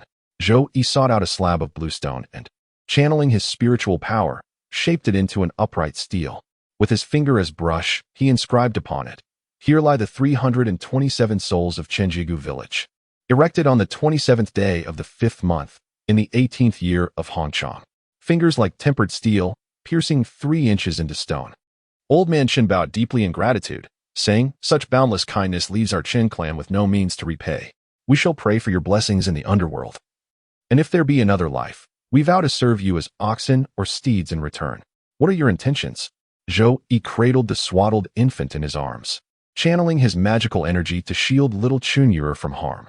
The lingering remnants of dissipated wraiths had left behind an oppressive aura of Yin energy in the air, enough to inflict spiritual maladies upon any vulnerable child or elderly person passing through this place. With his final breaths, the aged Qian made one last request. "Honored benefactor, I must trouble you with one final favor. Please, use your power to disperse this old man's soul." Zhou Yi frowned in bewilderment. "Why would you ask such a thing?" The elderly Qian remarked, "Originally, it was merely a feeble remnant of a soul, destined to dissipate in a few days. Yet unexpectedly, in this frigid and shadowy place, it has grown somewhat more substantial. Is this not a favorable development? If the Book of Changes fails to bestow the elixir of immortality when the sands of time run dry, one would inevitably exhaust all means to prolong life. Orthodox methods, esoteric arts, heretical scriptures, none would be refused. Be it seizing another's body to extend one's existence, transforming into a spectral cultivator after death, or simply interring oneself in lands of extreme Yin to become an enduring revenant, influenced by the information explosion of past lives. He believed maintaining one's consciousness rendered the form irrelevant, be it demon or ghost. This aged one, corroded by Yin energies, has birthed countless desires within, the craving to consume yang essence, the thirst to devour fresh blood. Elder Qian explained, "This is merely the beginning. Already, it stirs restlessness within me. Given time, it shall surely manifest as a malevolent wraith, bringing calamity upon these lands. While reason yet remains, I beseech you, noble benefactor, to sever this wickedness." Truly, Elder Qian is a man of extraordinary resolve. Zhou Yi exclaimed with admiration, far superior to those despotic emperors who, knowing their inevitable demise, still wreak havoc upon the realm merely to prolong their wretched existence. 100-fold, nay, 1,000-fold better. Ahaha, your praise is too generous, kind sir, chuckled the elderly scholar. This old man is but a destitute scholar who couldn't even pass the provincial examinations to become a mere provincial graduate. Old man Qian smiled wryly. Were one to ascend the throne and indulge in all the luxuries of imperial life, who's to say one wouldn't become cowardly and cling desperately to life? Farewell, brother Qian. Zhou Yi cupped his hands in respect. Though old man Qian was not the emperor, even an emperor would not have the chance to become a vengeful spirit. Judging by their proximity to longevity and immortality, the former was certainly closer. All things in this world lie between relinquishment and acquisition. Most people greedily seek to gain, yet few are willing to let go. Zhou Yi was no exception. With an air of detachment, old man Qian declared, "May you live 1,000 years, my benefactor. In my next life, I shall repay your kindness." Zhou Yi found himself momentarily at a loss for words. With a wave of his hand, he channeled his spiritual energy into a gleaming sword aura that shattered the vengeful spirit into fragments. Gazing down at the infant in his arms, he noticed Qian staring fixedly at the gravestone, as though etching its image indelibly into her young heart. Old brother Qian had repeatedly admonished him never let this child nurture thoughts of vengeance. Yet how could such a profound blood debt between parents and clan ever be concealed or relinquished? This karmic entanglement defied simple resolution. Zhou Yi gazed at the little girl's rosy lips and couldn't resist teasing her playfully. Giggles ensued. Qian let out a crystalline peal of laughter, infusing the fresh grave, misty haze, and bitter wind with a fleeting warmth. Boom, boom, boom. The thunderous gallop of hooves resounded like rolling thunder. A dozen black-clad cavalrymen thundered past on the imperial road. The riders bore bright yellow pennants, forcing officials and merchants alike to hastily retreat to the roadside. Any delay in delivering the imperial decree would be considered grave disrespect. Zhou Yi cradled a swaddled infant with one arm, while tugging the reins with the other, his chestnut mare obediently yielding the path. The Hanchang emperor had actually passed away. Zhou Yi urgently took Qian back to the divine capital in search of a wet nurse. After leaving Qinjiagu, they traveled day and night along the official road and had already encountered 4 batches of dispatch riders. The riders carried imperial proclamations, galloping toward every prefecture, county, and town of Fengyang Kingdom to post notices of the new monarch's ascension to the throne. The merits and faults of history shall be left for posterity to judge. Given Emperor Chongming's precedent, Zhou Yi harbored little resentment toward Emperor Hongchang. For an emperor, executing meritorious officials was hardly a blemish. Throughout history, the power struggle between imperial authority and ministerial influence has occurred in every dynasty.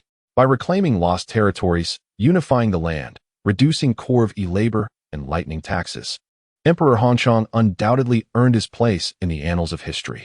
Yet, regrettably, he chose to prioritize imperial stability over national prosperity, even at the cost of dynastic decline. One can imagine Emperor Hongchang witnessing the northern frontier's defeat on his deathbed.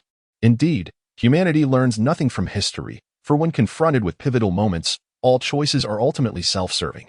In early June, Zhou Yi gazed upon the towering and unyielding walls of the divine capital from afar. At the western city gate, a bustling crowd stretched for miles, forming a dense queue.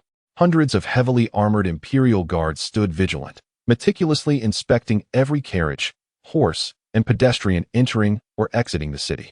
Any container exceeding 3 feet in length was subjected to thorough scrutiny. Those without travel permits, seized and detained without hesitation.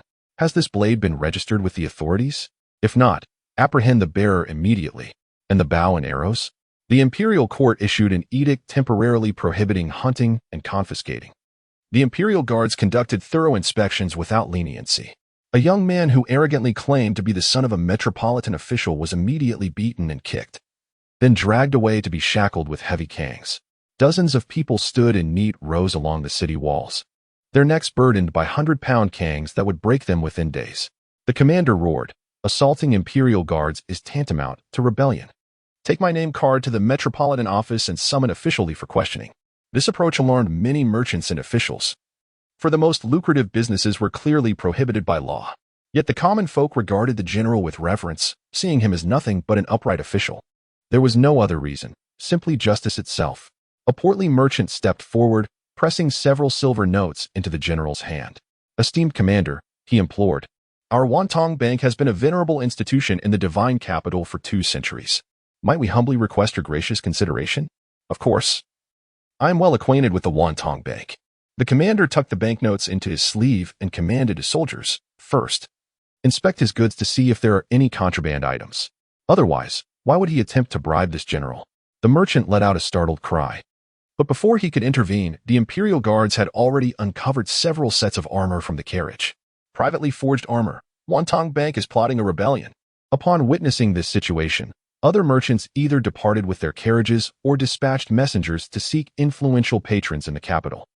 Zhou Yi waited in line for a considerable time before presenting his prison guard insignia from the imperial dungeon to the imperial guards. To his surprise, the commander of the imperial guards recognized Zhou Yi and jested, "I have long heard of Master Zhou's infamous moniker, the blood-drenched demon of the dungeon. Today, I finally behold the man himself."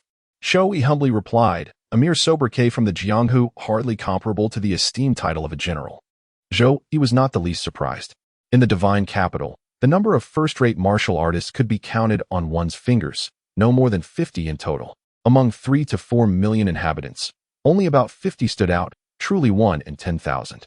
Moreover, as Zhou Yi served his duty in the imperial prison, It was inevitable that he would attract the attention of those with vested interests. The commander inquired, "I've heard you live alone, sir. Who might this child be?" Zhou Yi explained. The daughter of a distant relative, yet to be given a formal name, was simply called Yi as a pet name. Her family could no longer afford to raise her, so they sent her to me, ensuring at least she wouldn't starve. "Ah, I see. Please come in, Master Zhou." The commander asked no further questions, ordering the imperial guards to clear the path. After Zhou Yi departed, he dispatched messengers to inform his superiors. Only a few days since the emperor's ascension to the throne, the capital was already rife with unsettling rumors. Whispers claimed the second prince had seized the throne unjustly, that the original decree had named the sixth prince as successor. Others spoke of the 4 regent ministers, 2 of whom had perished on the spot. Some even alleged the second prince's ruthlessness, that before their late father's remains, he had slain consort's son and the sixth prince with his own hands. These rumors, vivid and persuasive, stirred undercurrents in the capital, planting seeds of ambition in many hearts. The imperial guards' thorough inspections at the city gates, their scrutiny of every carriage and traveler. This was but the beginning of the storm. Chapter 38. Without seeking glory, the courtyard. The jujube tree cast a verdant canopy, while grapevines draped over half the yard. Zhou Yi pushed open the gate, his brow slightly furrowed. The air within the courtyard was tainted with chaotic traces. More than one visitor had come recently, their lingering presence still palpable. Upon closer inspection of hidden markings and arrangements, it became clear the intruders had adhered to certain protocols, refraining from reckless disturbance. This was the mark of genuine trouble. During the transition of imperial power, the divine capital was fraught with turbulence. Zhou Yi cast a cleansing talisman, instantly restoring order and cleanliness. He then visited the employment agency to hire 2 wet nurses, who took up residence in the western wing of the courtyard to attend to Qian Yi's daily needs. Where to find a suitable family? Pondering deeply, Zhou Yi realized that most of his colleagues were far from virtuous men. Following this line of thought, he reflected upon himself, and suddenly, the truth dawned upon him. In the eyes of ordinary folk, he was a covetous jailer, a merciless executioner, a cold-blooded fiend. The villain was none other than himself. As night descended, Zhou Yi sat in the courtyard savoring tea and chanting scriptures until the moon reached its zenith. A figure soared through the air, their white robes fluttering in the wind as they spiraled gracefully into the courtyard. Zhou Yi clicked his tongue and remarked, "I waited half the night, never expecting it would be you who came. How did you know someone would arrive?" The one who arrived was none other than Old Bai, carrying a jar of wine in his hand and casually seating himself opposite. "Merely a guess," Zhou Yi replied truthfully. He possessed no skill in divination or fortune-telling. But the excessive enthusiasm of the Imperial Guard commander during the day, coupled with the numerous figures scouting the courtyard, had given him an inkling. 300-year-old pear blossom wine. Thanks to my father-in-law's considerable influence, they sold me just this one jar. Old Bai uncorked the vessel, its delicate fragrance suffusing the courtyard. "Now, Zhou, care to venture another guess as to why I've sought you out?" Zhou Yi poured a bowl of liquor, as clear as spring water and as viscous as amber. With one gulp, his heart was filled with unbridled joy. Unfathomable. Yet when fortune favors, they eagerly partake. When misfortune strikes, they shamelessly indulge in fine wine. Never have I witnessed such brazen audacity in a person. Ever since Old Bai learned this phrase, it has practically become his mantra. My esteemed father-in-law, the Prince of Dongyang, cordially invites you to serve as an honored guardian of his residence, colloquially known as a household protector. Zhou Yi furrowed his brow slightly. This is the divine capital, not the northern frontier. Would a princely mansion of such stature truly need to recruit mere sentinels? During your months of travel, the capital has undergone dramatic upheavals. Old Bai recounted all manner of news, both true and false. The secret withholding of Emperor Hongchang's death announcement, Prince Zhao Yuan of Qian storming the palace gates at midnight, the demise of consort's son and the sixth prince, and so forth. Zhou Yi inquired, did the current emperor truly slay his own mother and younger brother before the late emperor's remains? Old Bai nodded and said, where there's smoke, there's likely fire. Zhou Yi remarked, so the capital is unstable, and the Prince of Dongyang is recruiting guards because he fears chaos might endanger his family? My father-in-law's intentions go far beyond merely seeking stability. Old Bai took a sip of wine and waved his hand dismissively, saying, I'm only here to go through the motions. Whether you agree or not matters little to me. If you seek glory and riches, you might as well pay a visit to the prince's residence. Glory, wealth. Upon hearing these two words, Zhou Yi envisioned not treasures of gold and silver, but rather bloodied corpses. Old Bai cautioned him, "Old Shou, in a few days my wife and I are journeying to Jiangnan. Why not accompany us on the voyage for some leisure? I have matters to attend to in the divine capital and shall not journey south for now." After a moment of contemplation, Zhou Yi spoke, "However, there is someone I must entrust to your care." He then recounted Chun Yuer's origins, omitting any mention of the vengeful spirits of Chun family village. Instead, he merely mentioned encountering fleeing soldiers, slaughtering innocent villagers, and saving the sole surviving orphan. According to Old Bai, the noble houses of the divine capital are currently vying to recruit skilled warriors, some for self-protection, others with hidden ambitions. In this climate, Chun Yuer has become Zhou Yi's vulnerable point. Should she truly be abducted, Zhou Yi would not yield. Rather, he would choose to avenge her. Old Bai listened with righteous indignation and vowed solemnly, "Rest assured, old Zhou, my son is also heading to Jiangnan, so he can keep Chun Yuer company." How could I have forgotten about you, you rascal? Zhou Yi's eyes lit up with inspiration. Why not have Chun Yuer stay at your place and acknowledge you as her godfather? That would complete your family with both a son and daughter. Originally, Lao Bai had been a carefree and impulsive character, relying on his agility to stir up trouble in the martial world, hardly a reliable guardian. Yet, marriage and family truly have the power to transform a man. Since his grand wedding to Princess Rongchang, Lao Bai had matured into a steady and devoted husband. Upon hearing this, Lao Bai was stunned. Instead of successfully recruiting Zhou Yi, he was now being asked to take in a goddaughter? Zhou Yi assumed Old Bai feared his wife and reassured him. "You may directly inform Princess Rongchang that Chun Yuer is the granddaughter of an innate grandmaster. Merely raise her for 20 years, during which your family's safety shall be guaranteed." But what of the 20 years thereafter? Old Bai was deeply moved, having long contemplated seeking Zhou Yi's protection for his household, but hesitating to voice the request. Even knowing Zhou Yi would surely agree, Old Bai disliked imposing on a friend. Zhou Yi spoke slowly. "In 20 years, Chun Yuer will naturally no longer require another's guardianship. Rest assured, old Shou, I shall care for her as my own daughter." Suddenly shifting his tone, Old Bai ventured with an awkward smile, "If, just hypothetically, Chun Yuer and my boy were to develop mutual affection, would it be possible?" Zhou Yi exclaimed in fury, "Shameless scoundrel." The following day, the imperial prison. After the morning roll call, Zhou Yi engaged in casual conversation with his colleagues, sharing anecdotes from his journey and distributing local delicacies procured from the divine capital. Plans were made for an evening gathering at the Spring Breeze Pavilion, and the initial unfamiliarity among them swiftly dissolved. In ancient times, bonds were forged in the pleasure houses over melodies. In the present, camaraderie is nurtured through foot baths and massages, an unparalleled method to bridge the distance between colleagues. Returning to his private quarters, Zhou Yi found the tea water yet to boil. The newly appointed Captain Lu knocked and entered, bearing a parcel of tea leaves. "Biluakun from Mount Taichuan," he offered. "Care for a taste, old Zhou? No merit, no reward. Might I inquire if Lord Lu has any instructions to bestow?" Zhou Yi could freely indulge in Old Bai's wine, yet dared not casually partake of Captain Lu's tea. The former was a bosom friend, the kind who jest and jest, while the latter remained merely a colleague, their relationship confined to formalities. "Old Shou," the voice inquired, "are you truly content to spend your days within these prison walls?" Captain Lu remarked, "With your martial prowess, you are more than qualified to serve as a retainer in the royal estate. Should you align yourself with the right patron, it is not beyond possibility to bring honor to your ancestors and revel in wealth and prestige. Pray tell, what could possibly be amiss with the imperial dungeons?" Zhou Yi smiled and said, "My great-grandfather was a prison guard in the celestial dungeon, and so was my grandfather. The tradition was then passed down to my father. I cannot possibly forsake my ancestral heritage. The imperial court has always advocated benevolence and filial piety." Zhou Yi even invoked their ancestors in his argument, leaving Captain Lu momentarily speechless.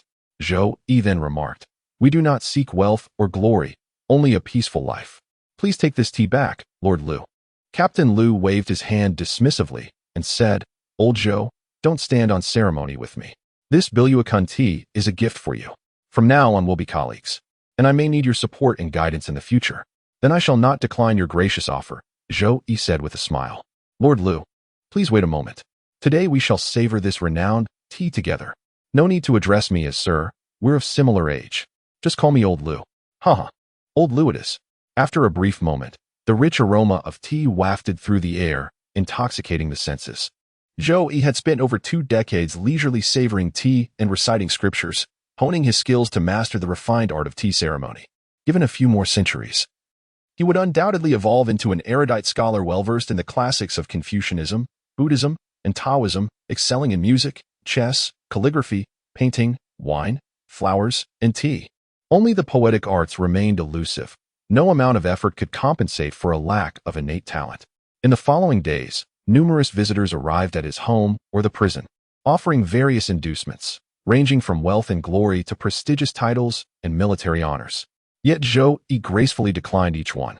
To the influential figures, such behavior was nothing short of arrogant presumption.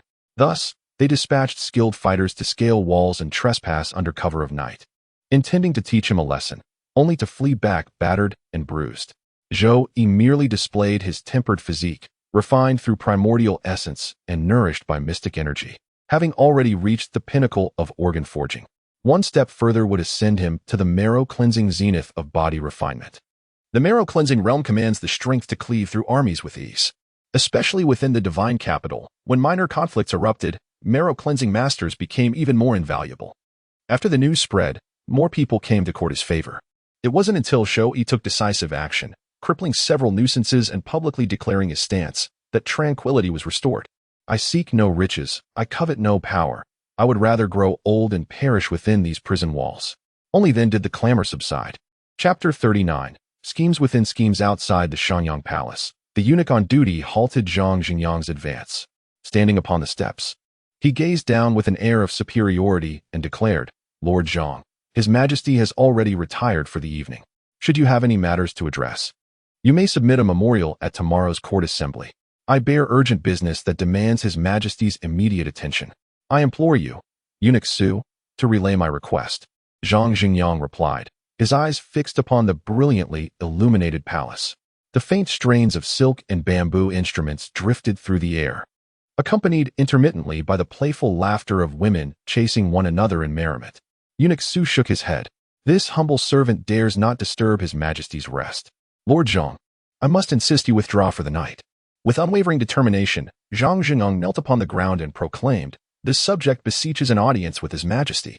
Zhang Xingyang knelt prostrate outside the palace gates, tears streaming down his face as he pleaded in a mournful voice for an audience with His Majesty. His forehead struck the ground repeatedly until blood seeped through. After what seemed an eternity, with no response from within the palace, his resolute expression gradually transformed into one of utter desolation and defeat. Having performed the ritual 3 kneelings and 9 prostrations, he rose with great difficulty and departed. This humble subject takes his leave. Within the palace halls, 40 to 50 resplendent court maidens frolicked and danced gracefully. The dragon throne at the forefront stood conspicuously empty, devoid of Emperor Yongxing's presence. After ascending the throne, Zhao Yuan established the Yongxing era. Though this year remained the 18th year of Hongchang, the following would mark the inaugural year of Yongxing. Eunuch Su hastened to the rear chamber's pavilion, where he knelt and announced, "Your Majesty, Chancellor Zhang has departed the palace." Reclining languidly upon a cushioned divan, Emperor Yongxing was flanked by over 20 attendants like stars encircling the moon, all high-ranking officials adorned in crimson and purple robes. To his left stood Minister of War Liang Dong, while to his right stood Minister of Personnel Xia Wei. Both had once been Chancellor Zhang Xingyang's trusted confidants, but had since pledged allegiance to the new sovereign. As the saying goes, each emperor brings his own court. The civil and military officials understood all too clearly that the once all-powerful chancellor was destined to fall from grace, and prudent men must prepare accordingly. The emperor inquired, so Chancellor Zhang withdrew without resistance. Did he voice any defiance? Eunuch Su reported truthfully, "Your Majesty." Prime Minister Zhang appeared utterly desolate, yet voiced no complaints. He remains prudent in his conduct. Emperor Yongxing motioned for Eunuch Su to withdraw, then turned to the attendant eunuch and inquired, "Di Fu, have you uncovered the source of these malicious rumors?" Li Di Fu, originally a eunuch serving in the Prince of Qian's residence, had attended to the Yongxing emperor since his childhood. Now he had risen to become the director of the ceremonial directorate and concurrently the commander of the imperial bodyguard. "Your Majesty, too many people were present in the palace that night. A thorough investigation will require more time." The Yongxing emperor's voice turned icy. Entering the palace to quell the rebellion was not a crime. "What I demand to know is, Who is spreading the rumor that I murdered my sixth brother? Since the imperial edict of ascension was issued, rumors have spread throughout the divine capital like wildfire.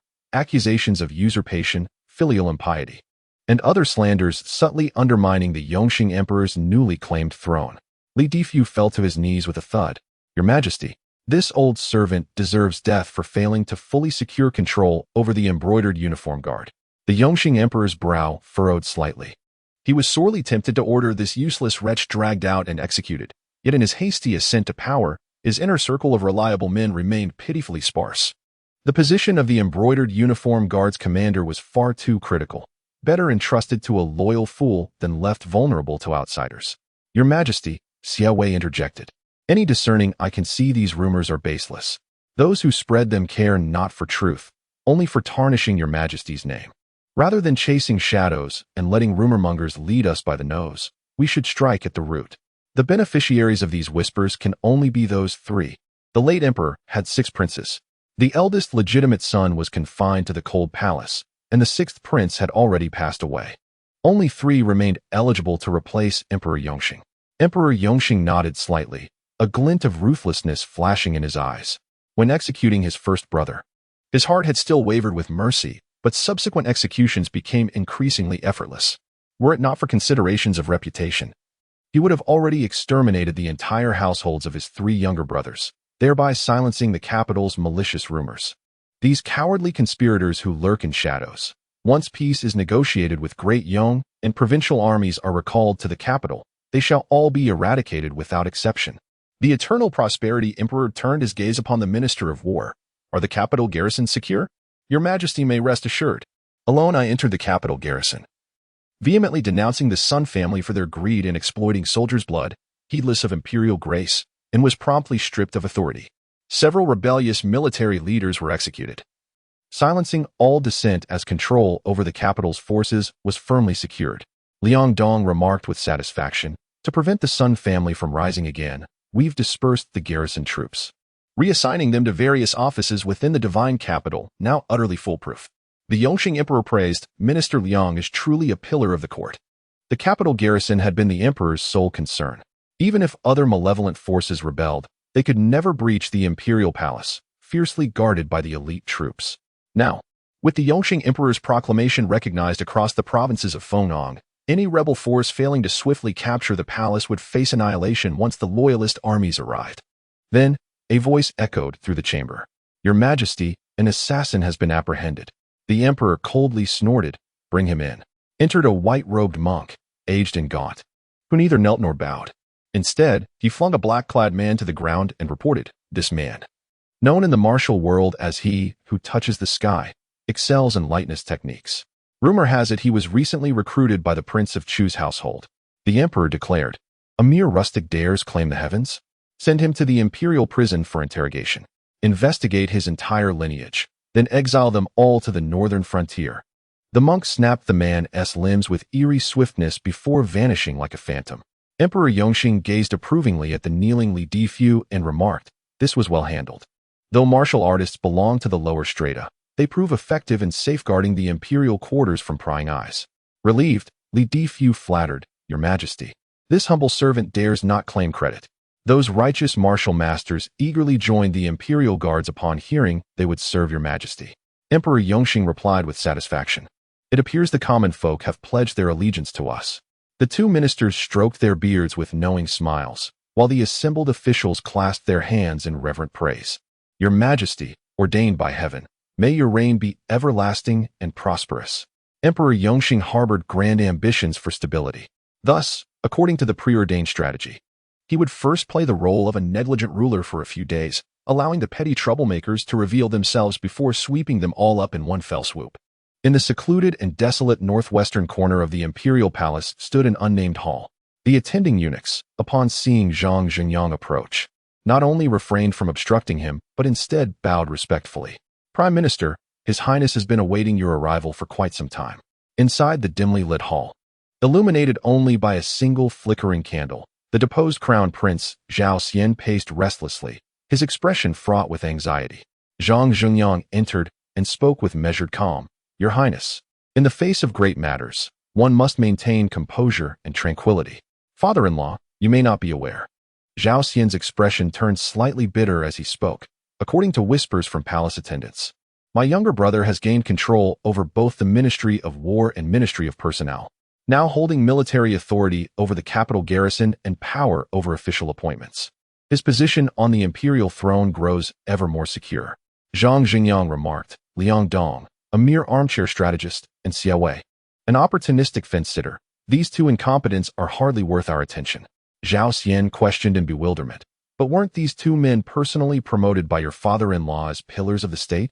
Zhang Xingyang, now aged and feeble, had recently wept bitterly and kowtowed at the Shangyang Palace, exhausting much of his remaining strength. Finding a round stool, he seated himself wearily.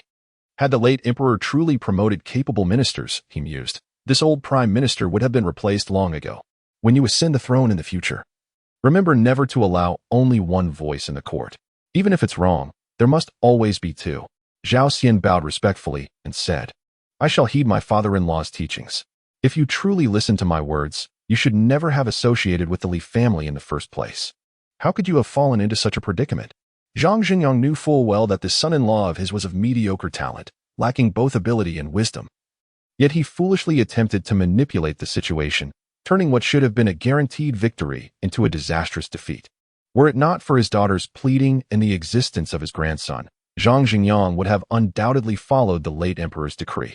Having wielded the authority of chief minister for 20 years and weathered countless storms and political struggles, he was confident he could send the other 3 regent ministers to the imperial prison. Even the emperor's own mother would be no exception.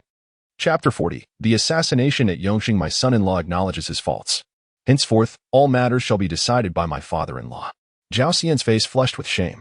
Since childhood, Emperor Hongchang had deemed him dull-witted and unfit for great responsibility. Upon reaching adulthood, Zhao Xian had sought to prove himself through action, only to end up confined within the cold palace. This old frame of mind cannot endure much longer. Once your highness secures the throne, I shall beg to retire and return home to live out my days in peace. Zhang Xingyang had spent a lifetime calculating gains and losses, always maneuvering to avoid misfortune and plan for the distant future. Yet, in his final years, he found himself acting against his own principles in matters concerning his children. In his view, elevating Zhao Xian to the throne was no blessing. The greatest flaw lay in the fact that his legitimate eldest son carried the bloodline of the Zhang family.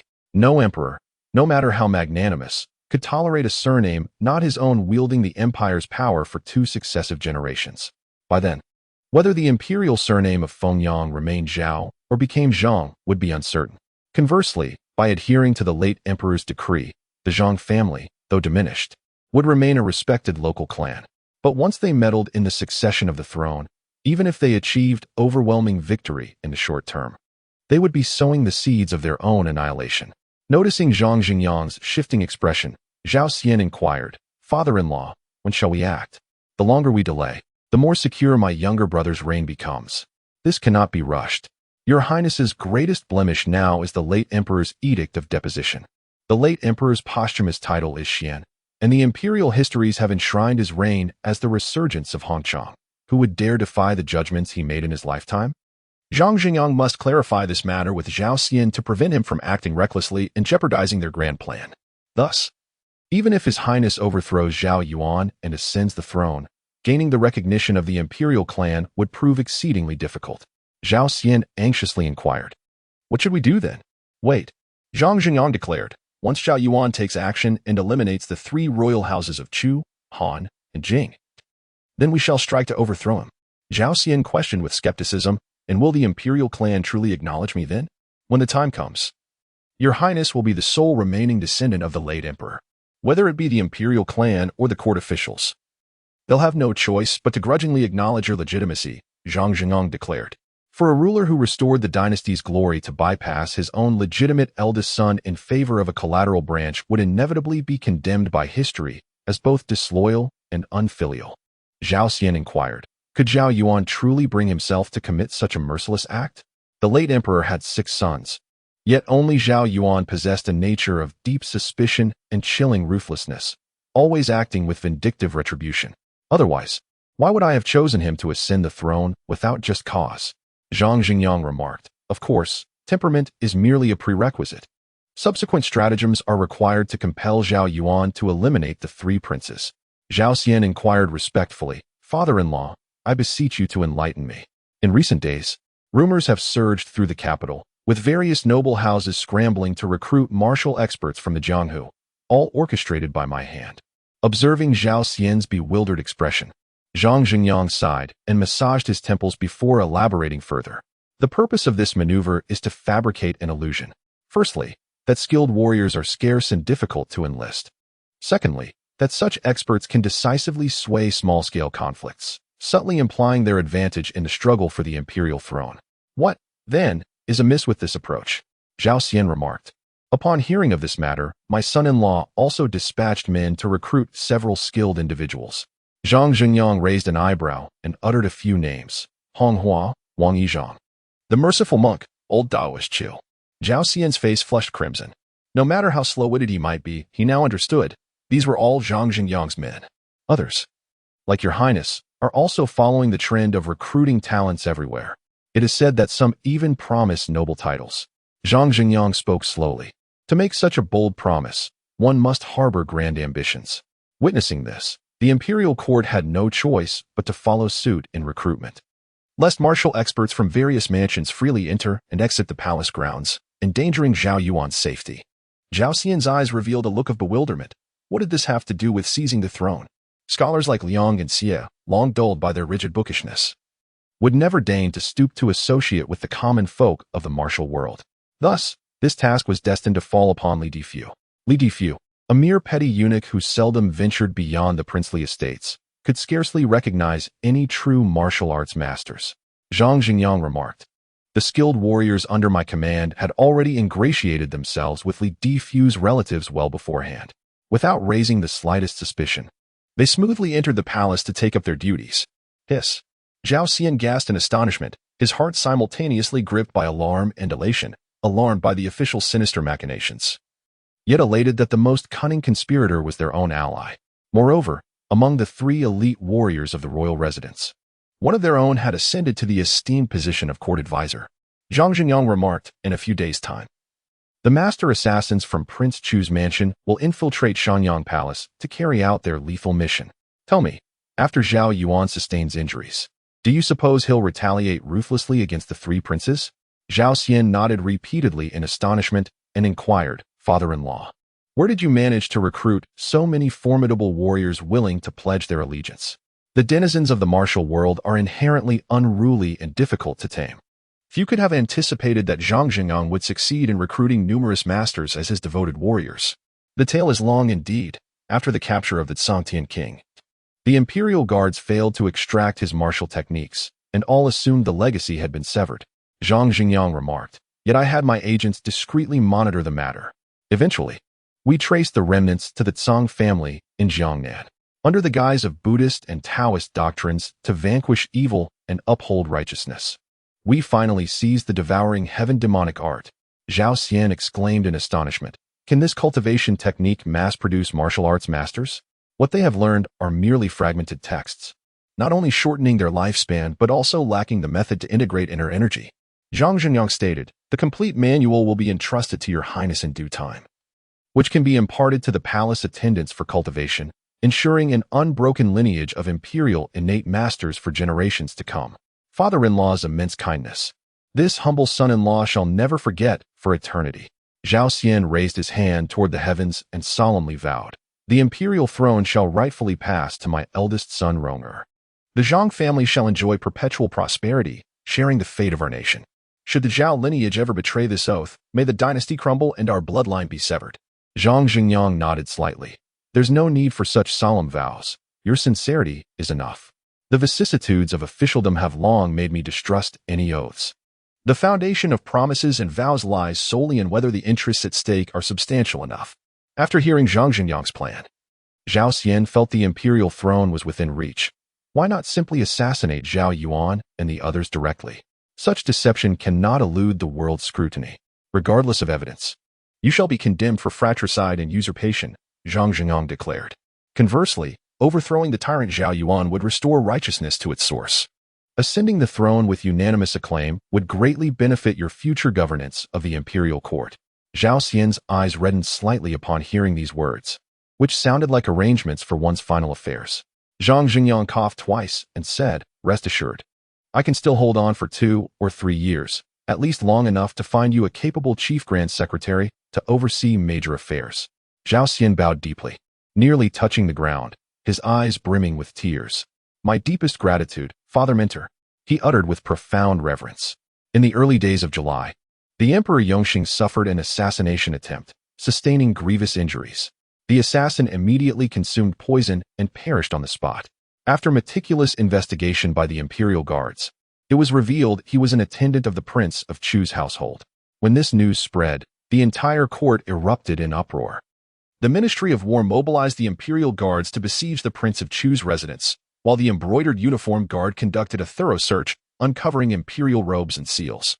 The Yongxing Emperor was enraged and ordered the execution of the entire Chu royal lineage. The imperial clan court intervened to plead for mercy, citing that no imperial prince had ever been sentenced to death in centuries of dynastic rule. Ultimately, the punishment was commuted to stripping the prince of his title and banishing him to the northern frontier as a commoner. The prison cells were packed with commoners, all implicated in the Prince of Chu's assassination plot. Relatives, in-laws, officials of the princely household, all were imprisoned, even the steward's extended family. A testament to the emperor's fury. Rumors spread that had the assassin's dagger struck mere inches differently, the empire would now be in mourning. "Old Zhou, thank heavens you turned it down that day." Captain Lu's face was etched with terror as he exclaimed. "It was the steward of Prince Chu's estate who urged me to recruit you. That old man from prison 7. I must go compose myself momentarily." That day, failing to win Zhou Yi over, Captain Lu pondered carefully and also rejected the butler from the prince's mansion, narrowly escaping a calamity. Zhou Yi shrugged his shoulders and murmured in a low voice, "Old Lu, we'll have our hands full in the coming days. This is just the beginning." Chapter 41. The Demise of 3 Kings. A prophecy fulfilled at the end of July. The imperial court had just bid farewell to the household of the Prince of Chu. Yet, by early August, news erupted of an assassination attempt against the Prince of Han. The Yongxing Emperor, consumed by fury, dispatched the imperial guards to besiege the Han residence. Even the royal uncles from the imperial clan court could not gain an audience with the emperor, as the embroidered uniform guards stood vigilant around the Shanyang palace. Had the Prince of Han surrendered peacefully, matters might have ended differently. Instead, he rallied his retainers in defiance, ultimately meeting his demise under the blades of the imperial guards. Court officials, imperial relatives, and noble families could not help but connect this incident with the case of the Prince of Chu, suspecting that the Yongxing Emperor himself had orchestrated these events to eliminate the 3 princely houses. Yet such suspicions were swiftly dispelled, for the emperor had lost 2 fingers. In an empire where officials were selected based on appearance, where even the slightest physical imperfection barred one from office, how much more so for the Son of Heaven? The House of Han was exterminated to the last. The officials remained silent. The imperial prison was filled with incessant cries of injustice, wails of anguish, and curses of resentment. The Prince of Han led his followers in fierce combat against the imperial guards, solidifying his crime of rebellion. Anyone even remotely connected was inevitably dragged into the prison's depths. Within those grim walls, the methods of extracting confessions ensured that all, guilty or innocent, would be forced to sign their admissions under duress. Captain Lu and his men interrogated the prisoners late into the night, utterly exhausted, yet managing to obtain a thick stack of confessions. "Old Zhou, that mouth of yours, better keep it shut in the future. My lord, there must be something amiss in this affair." The treatise on the refinement of the spirit in the Zhou Yi states that the sensitivity of spiritual perception grows ever more acute. Having just visited the Prince of Han's heir, the injustice he suffered appeared genuine indeed. At that moment, a prison guard hurried over and reported in a hushed tone, "Word has just arrived. The convoy escorting the Prince of Chu was ambushed by bandits shortly after leaving the capital. Only a few imperial guards managed to escape and return." Captain Lu inquired, "What of the brothers who accompanied them?" The jailer said in fear, "They're all dead." Captain Lu murmured, "Counting those who escorted the Duke last time, over 20 jailers have died in just 2 months. Old Zhou, even this prison isn't safe anymore. I merely deliver meals, not escort prisoners." Zhou Yi shook his head slightly. Where in this world exists a place of absolute safety? Even delivering food to the imperial prison carries peril. Recall how Li Wu once used the king of Qian as bait to lure and slaughter martial arts masters. Those imperial guards and jailers who perished had no forewarning whatsoever. The schemes of great men never spare a thought for the lives of insignificant pawns. Individual interests must yield to the collective good, and more cannot be said. October. Prince Jing staged a rebellion. A genuine uprising. Brazenly leading his forces to storm the eastern gate of the imperial palace in broad daylight. The imperial guards rained arrows upon them, inflicting heavy casualties upon the insurgents. As the trueborn son of Emperor Zhongzong, I would rather perish in battle than passively await execution. The king of Jing shouted loudly. Yet he refused to retreat and fought to the death, ultimately perishing after being struck by over a dozen arrows. When this incident occurred, it sent shockwaves through the capital. The ministers and nobles whisper among themselves, saying the current ruler is harsh and ungenerous, appearing far from a benevolent sovereign. The dungeon received a new prisoner, the grand protector of Prince Jing's estate, a supreme martial artist with 2 centuries of cultivated inner strength, the abbot of Wuliang Temple in Jiangnan, bearing the Taoist name Qianling. Wuliang Temple, Qianling. How had such a title never reached my ears before? After learning of this, Zhou Yi became quite intrigued. The state of marrow cleansing or 2 centuries of internal energy would make one renowned throughout the martial world, with fewer than 100 individuals in the entire Fengyang kingdom reaching such heights. Having spent nearly 3 decades in the imperial prison, he had ample opportunities to exchange knowledge with masters captured from various regions. It can be said that the Book of Changes, without ever leaving the confines of its study, recognizes all the heroes under heaven. Cell block A2. Zhou Yi pushed open the door and stepped inside, where he encountered an elderly man clad in tattered Taoist robes. At first glance, the man appeared to be well past 60. His hair was silver white, his face deeply lined with wrinkles. "Greetings, Elder Qianling," Zhou Yi said, cupping his hands respectfully. "Your reputation precedes you. It is an honor to finally meet you in person." Elder Qianling lifted his gaze to study the newcomer. "And who might you be?" he inquired. Zhou Yi proclaimed, "The blood prison elder demon, Zhou Yi." Qianling responded icily, "A nameless nobody. Never heard of you." A glint of brilliance flashed through Zhou Yi's eyes, his interest in Qianling growing ever stronger. This person bore no resemblance to the usual martial world luminaries. The moniker Blood Prison Old Demon carried far more weight than even the most renowned top-tier masters. After all, the number of elite warriors who had fallen by Zhou Yi's hand surpassed even those slain by the demon sect's leader. Though Qianling typically secluded himself in cultivation and thus remained obscure due to lack of combat, anyone who had ever wandered the martial world would surely recognize the infamous demon's title. "You are no denizen of the martial realm." While speaking, Zhou Yi keenly observed Qianling's reaction and indeed caught a flicker of astonishment in her expression. "So, you deliberately infiltrated Prince Jing's residence." A sudden epiphany flashed through Zhou Yi's mind as he continued. "This goes beyond merely inciting Prince Jing to rebel. The deaths of Princes Han and Chu, were they also connected to you or those behind you?" "Nonsense." Qianling resolutely denied it, closing his eyes in silent dismissal. "I had harbored doubts before. Neither the king of Chu nor the king of Han were fools. Throughout the annals of history, how many rulers ever ascended through assassination? Yet they persisted time and again. Thus, your true intent was to orchestrate a failed assassination, wielding another's blade to eliminate your foes. As for Prince Jing's rebellion, it was triggered by the extermination of the 2 royal houses, a decision he made independently. All 3 princely estates have now become expendable pawns. Your sole objective can only be that coveted throne. Emperor Hanchang had 6 sons, and now 4 have perished, leaving only. Zhou Yi's thoughts raced faster and faster as the many previous doubts suddenly became clear. With a horrified gaze toward the imperial palace, he realized that deposed crown prince, who had previously conspired with the Li family without understanding the situation, clearly lacked the capability to orchestrate such schemes. The only one who can command the entire situation is Prime Minister Zhang. "Who on earth are you?" Qianling abruptly opened his eyes, staring at Zhou Yi with a visage etched in terror. Yet another question lingered. Where had Zhangxiang acquired such a formidable legion of loyal warriors? Mere rogues of the martial world would never submit so readily.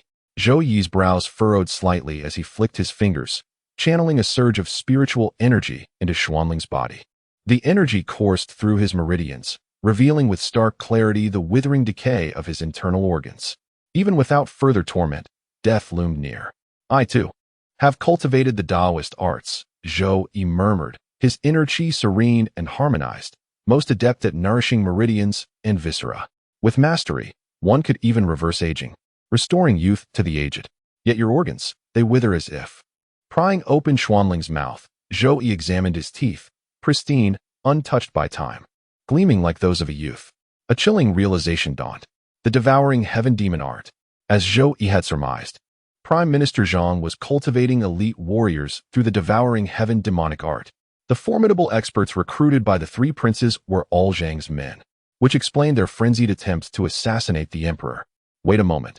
The imperial palace itself had enlisted numerous martial artists from the Jianghu. Could they too be under Zhang's control? In recent months, the value of martial arts masters in the capital has soared dramatically. Could this be the result of Prime Minister Zhang's machinations? Zhou Yi did not assume himself to be more intelligent than the ancients simply because of his transmigration. In terms of cunning schemes, he couldn't even surpass the corrupt officials imprisoned. The only aspect he confidently surpassed was his more scientific and logical way of thinking. Now, witnessing Prime Minister Zhang's methods, how he stirred up a storm that shook the imperial court from the most inconspicuous details, Zhou Yi found his pride and logical reasoning somewhat diminished. If not for the Tao fruit of longevity, which reinforced his determination to remain cautious and unmoved, he might have unwittingly fallen into Prime Minister Zhang's trap. Such a figure. In the past, I might only have been able to comment on in headlines.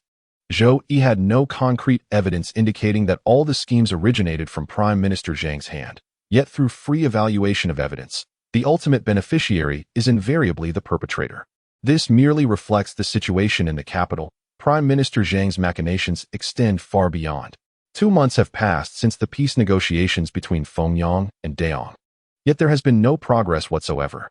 The armies of various provinces remain stationed at the northern borders, unable to return to the capital. Emperor Yongxing's last lifeline has vanished. The truly skilled warrior achieves victories without ostentatious feats, such is the nature of this individual. Chapter 42, The Mountain and River Treasure Cauldron, the Imperial Dungeon. The Watchtower. Whenever Zhou Yi found himself troubled in spirit, he would ascend to this vantage point, gazing upon nearly half of the imperial capital spread beneath him. Here, he could perceive the boundless expanse of heaven and earth, comprehend the immutable laws governing waxing and waning. Scaling heights to survey distant horizons expanded the breadth of his mind. Minister Lu is here as well. Zhou Yi ascended to the summit of the tower, where he encountered Lu, the prison warden, clad in an emerald green official robe.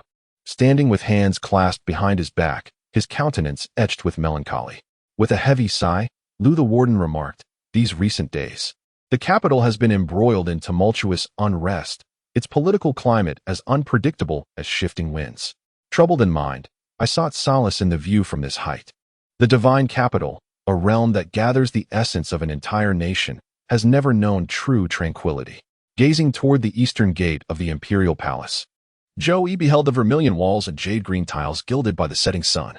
"Years ago," he murmured, "it was here that I stood alongside the former warden the warden before the last, and witnessed the Duke of Jinghua crush the dragon rebellion with my own eyes." The warden suddenly realized, Magistrate Lei? So that young man surnamed Lei from the other day was a descendant of the Lei family? "I am deeply grateful for your esteemed approval."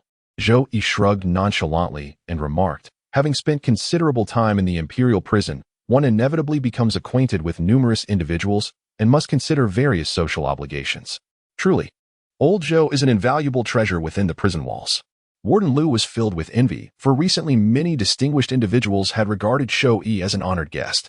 Comparing this to his own situation, decades of arduous study only to remain a petty 8th-rank official until death, left him disheartened. Zhou Yi smiled and replied, "You flatter me too much. Warden Lu, you are the true pillar of stability in this prison." This was no empty flattery. Warden Lu seldom involved himself in trivial matters, preferring to sip tea and engage in idle conversation during his shifts, leaving the actual work to the 2 lieutenants bustling about. On the surface, it seemed he exerted no effort at all. Yet, not a single coin of the prison's illicit profits escaped Warden Lu's grasp. Even the lowliest jailer knew this well. Such managerial wisdom made Zhou Yi reflect deeply, realizing he had underestimated the cunning of ancient men. Lu the prison warden inquired, "Old Zhou, what brings you here? Could it be that you too are burdened with troubles weighing on your heart?" Zhou Yi nodded and said, "Suddenly I realize there are far too many intelligent people in this world, which has dealt me quite a blow. Having advanced to the realm of an innate grandmaster with significantly enhanced strength, coupled with frequent praise and admiration from colleagues, it was inevitable that Zhou Yi developed some arrogance, becoming increasingly unrestrained in his actions. Minister Zhang's schemes strike like the morning bell and evening drum, awakening the deaf and enlightening the blind, prompting deep self-reflection. Luciu inquired curiously, just how brilliant are they, to make even an old fox like you feel disheartened? The seemingly inadvertent surge in prices has unexpectedly influenced the tides of national fortune. Zhou Yi sighed with emotion. The wind rises from the tips of green duckweed. This is the mark of a true master. Now that I've learned this, I shall surely employ such methods myself one day. To recognize early that one is but a mundane soul may not be entirely a misfortune. Lu, the prison warden, narrowed his gaze slightly and cast an inadvertent glance toward the imperial palace, remarking with resignation, "The tides belong to them. We are merely spectators. What else can we do? Excessive affection shortens life, and extreme wisdom invites harm. The Book of Changes states with ease, when wisdom falls short, strategy falls short, and cunning falls short. Then remain steadfast amidst change, leave them be unheeded, outlast them, and victory shall be yours." No wonder they whisper behind your back, calling you an old tortoise. Warden Lu clapped his hands in admiration, then shifted his tone. "Old Zhou, do you truly not harbor even the slightest desire for power?" "Indeed I do. Who wouldn't desire to wield power, my sleeping beauty?" Zhou Yi chuckled and said, "I nearly forgot. We've already accomplished the latter half." Lu Xiu, his face filled with admiration, clasped his hands respectfully and replied, "A 30-year patron of the Spring Breeze Pavilion? I've long heard of your reputation. What an honor to finally meet you." Zhou Yi humbly responded, "Merely a modest enthusiast. There will be plenty of opportunities ahead." Zhou Yi replied, "Since wealth and honor have already been attained, why risk one's life further? In these turbulent times, who can discern with certainty who will emerge victorious in the end? It is quite evident that one should tend to neglected opportunities. For regardless of victory or defeat, the outcome shall never be too unfavorable." Lu the prison warden murmured to himself, as if speaking to Zhou Yi, yet also seemingly soliloquizing. Zhou Yi replied, "Let it be. 3 royal mansions have already fallen. Request leave from His Excellency for a time, then return to your duties. Go." Lu the warden nodded in agreement, then after a dazed pause, added, "If one day my descendants fall into hardship and seek refuge in the prison, I hope old Zhou might still find them some employment. Only fitting. On the 27th day of the 12th lunar month, when the entire nation should have been immersed in joyous celebrations welcoming the new spring, a military mutiny erupted in the capital garrison. The soldiers revolted against the tyrannical minister of war Liang Dong, who had cruelly oppressed the troops and withheld their rightful pay, crying out to purge the court of evil ministers. The former governor of the capital garrison, Sun Xiangming, rallied his old troops with a resounding call and led them through the northern gates of the divine capital. The gatekeeper there had once been a mobile commander in the capital garrison. During Liang Dong's ruthless suppression of the garrison officers, due to insufficient bribes, he was demoted to the humiliating post of guarding the city gates. That night, Sun Xiangming, commanding the capital garrison's forces, laid siege to the imperial palace. Across the divine capital, government offices and noble residences watched from a distance, neither aiding the rebels nor rushing to Emperor Yongxing's defense. The imperial guards, outnumbered 10-1 by the garrison troops and facing siege engines, suffered heavy casualties swiftly. Emperor Yongxing ordered the imperial guards, eunuchs, and all available personnel to man the palace walls and repel the assault. He believed that the rebels' momentum would wane after the initial surge. If they could hold until dawn, the siege would collapse and the rebels would scatter. The ancestral temple, a silent witness to the rise and fall of dynasties. Its survival signified the dynasty's endurance. Its destruction foretold the empire's doom. At midnight, the ancestral temple of Fengyang stood empty and eerily still. The officials on duty, upon hearing of the capital garrison's rebellion, had fled home, barring their doors. Whether the rebels succeeded or not, chaos would surely erupt. Looting and arson would be blamed on the insurgents come morning. A shadow flitted through the darkness, landing soundlessly in the temple's central hall. Outside stood a massive bronze cauldron, nearly the height of a man, with 3 legs and 2 handles. Its surface was engraved with mountains and rivers, mirroring the geography of Fengyang's provinces. The mountain and river cauldron, forged by Fengyang's founding emperor. During state rituals, officials would prostrate before it while the reigning monarch offered incense. The shadow circled the cauldron, testing it with various detection methods. It was solid bronze, no traps, no alarms. Weighing several tons, the cauldron was nearly impossible to steal.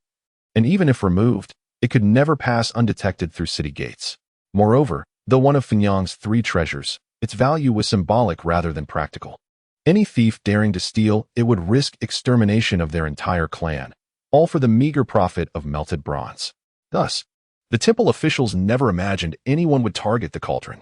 They might have expected thieves to scrape off the gold lacquer from the statues of past emperors, but the cauldron? Unthinkable.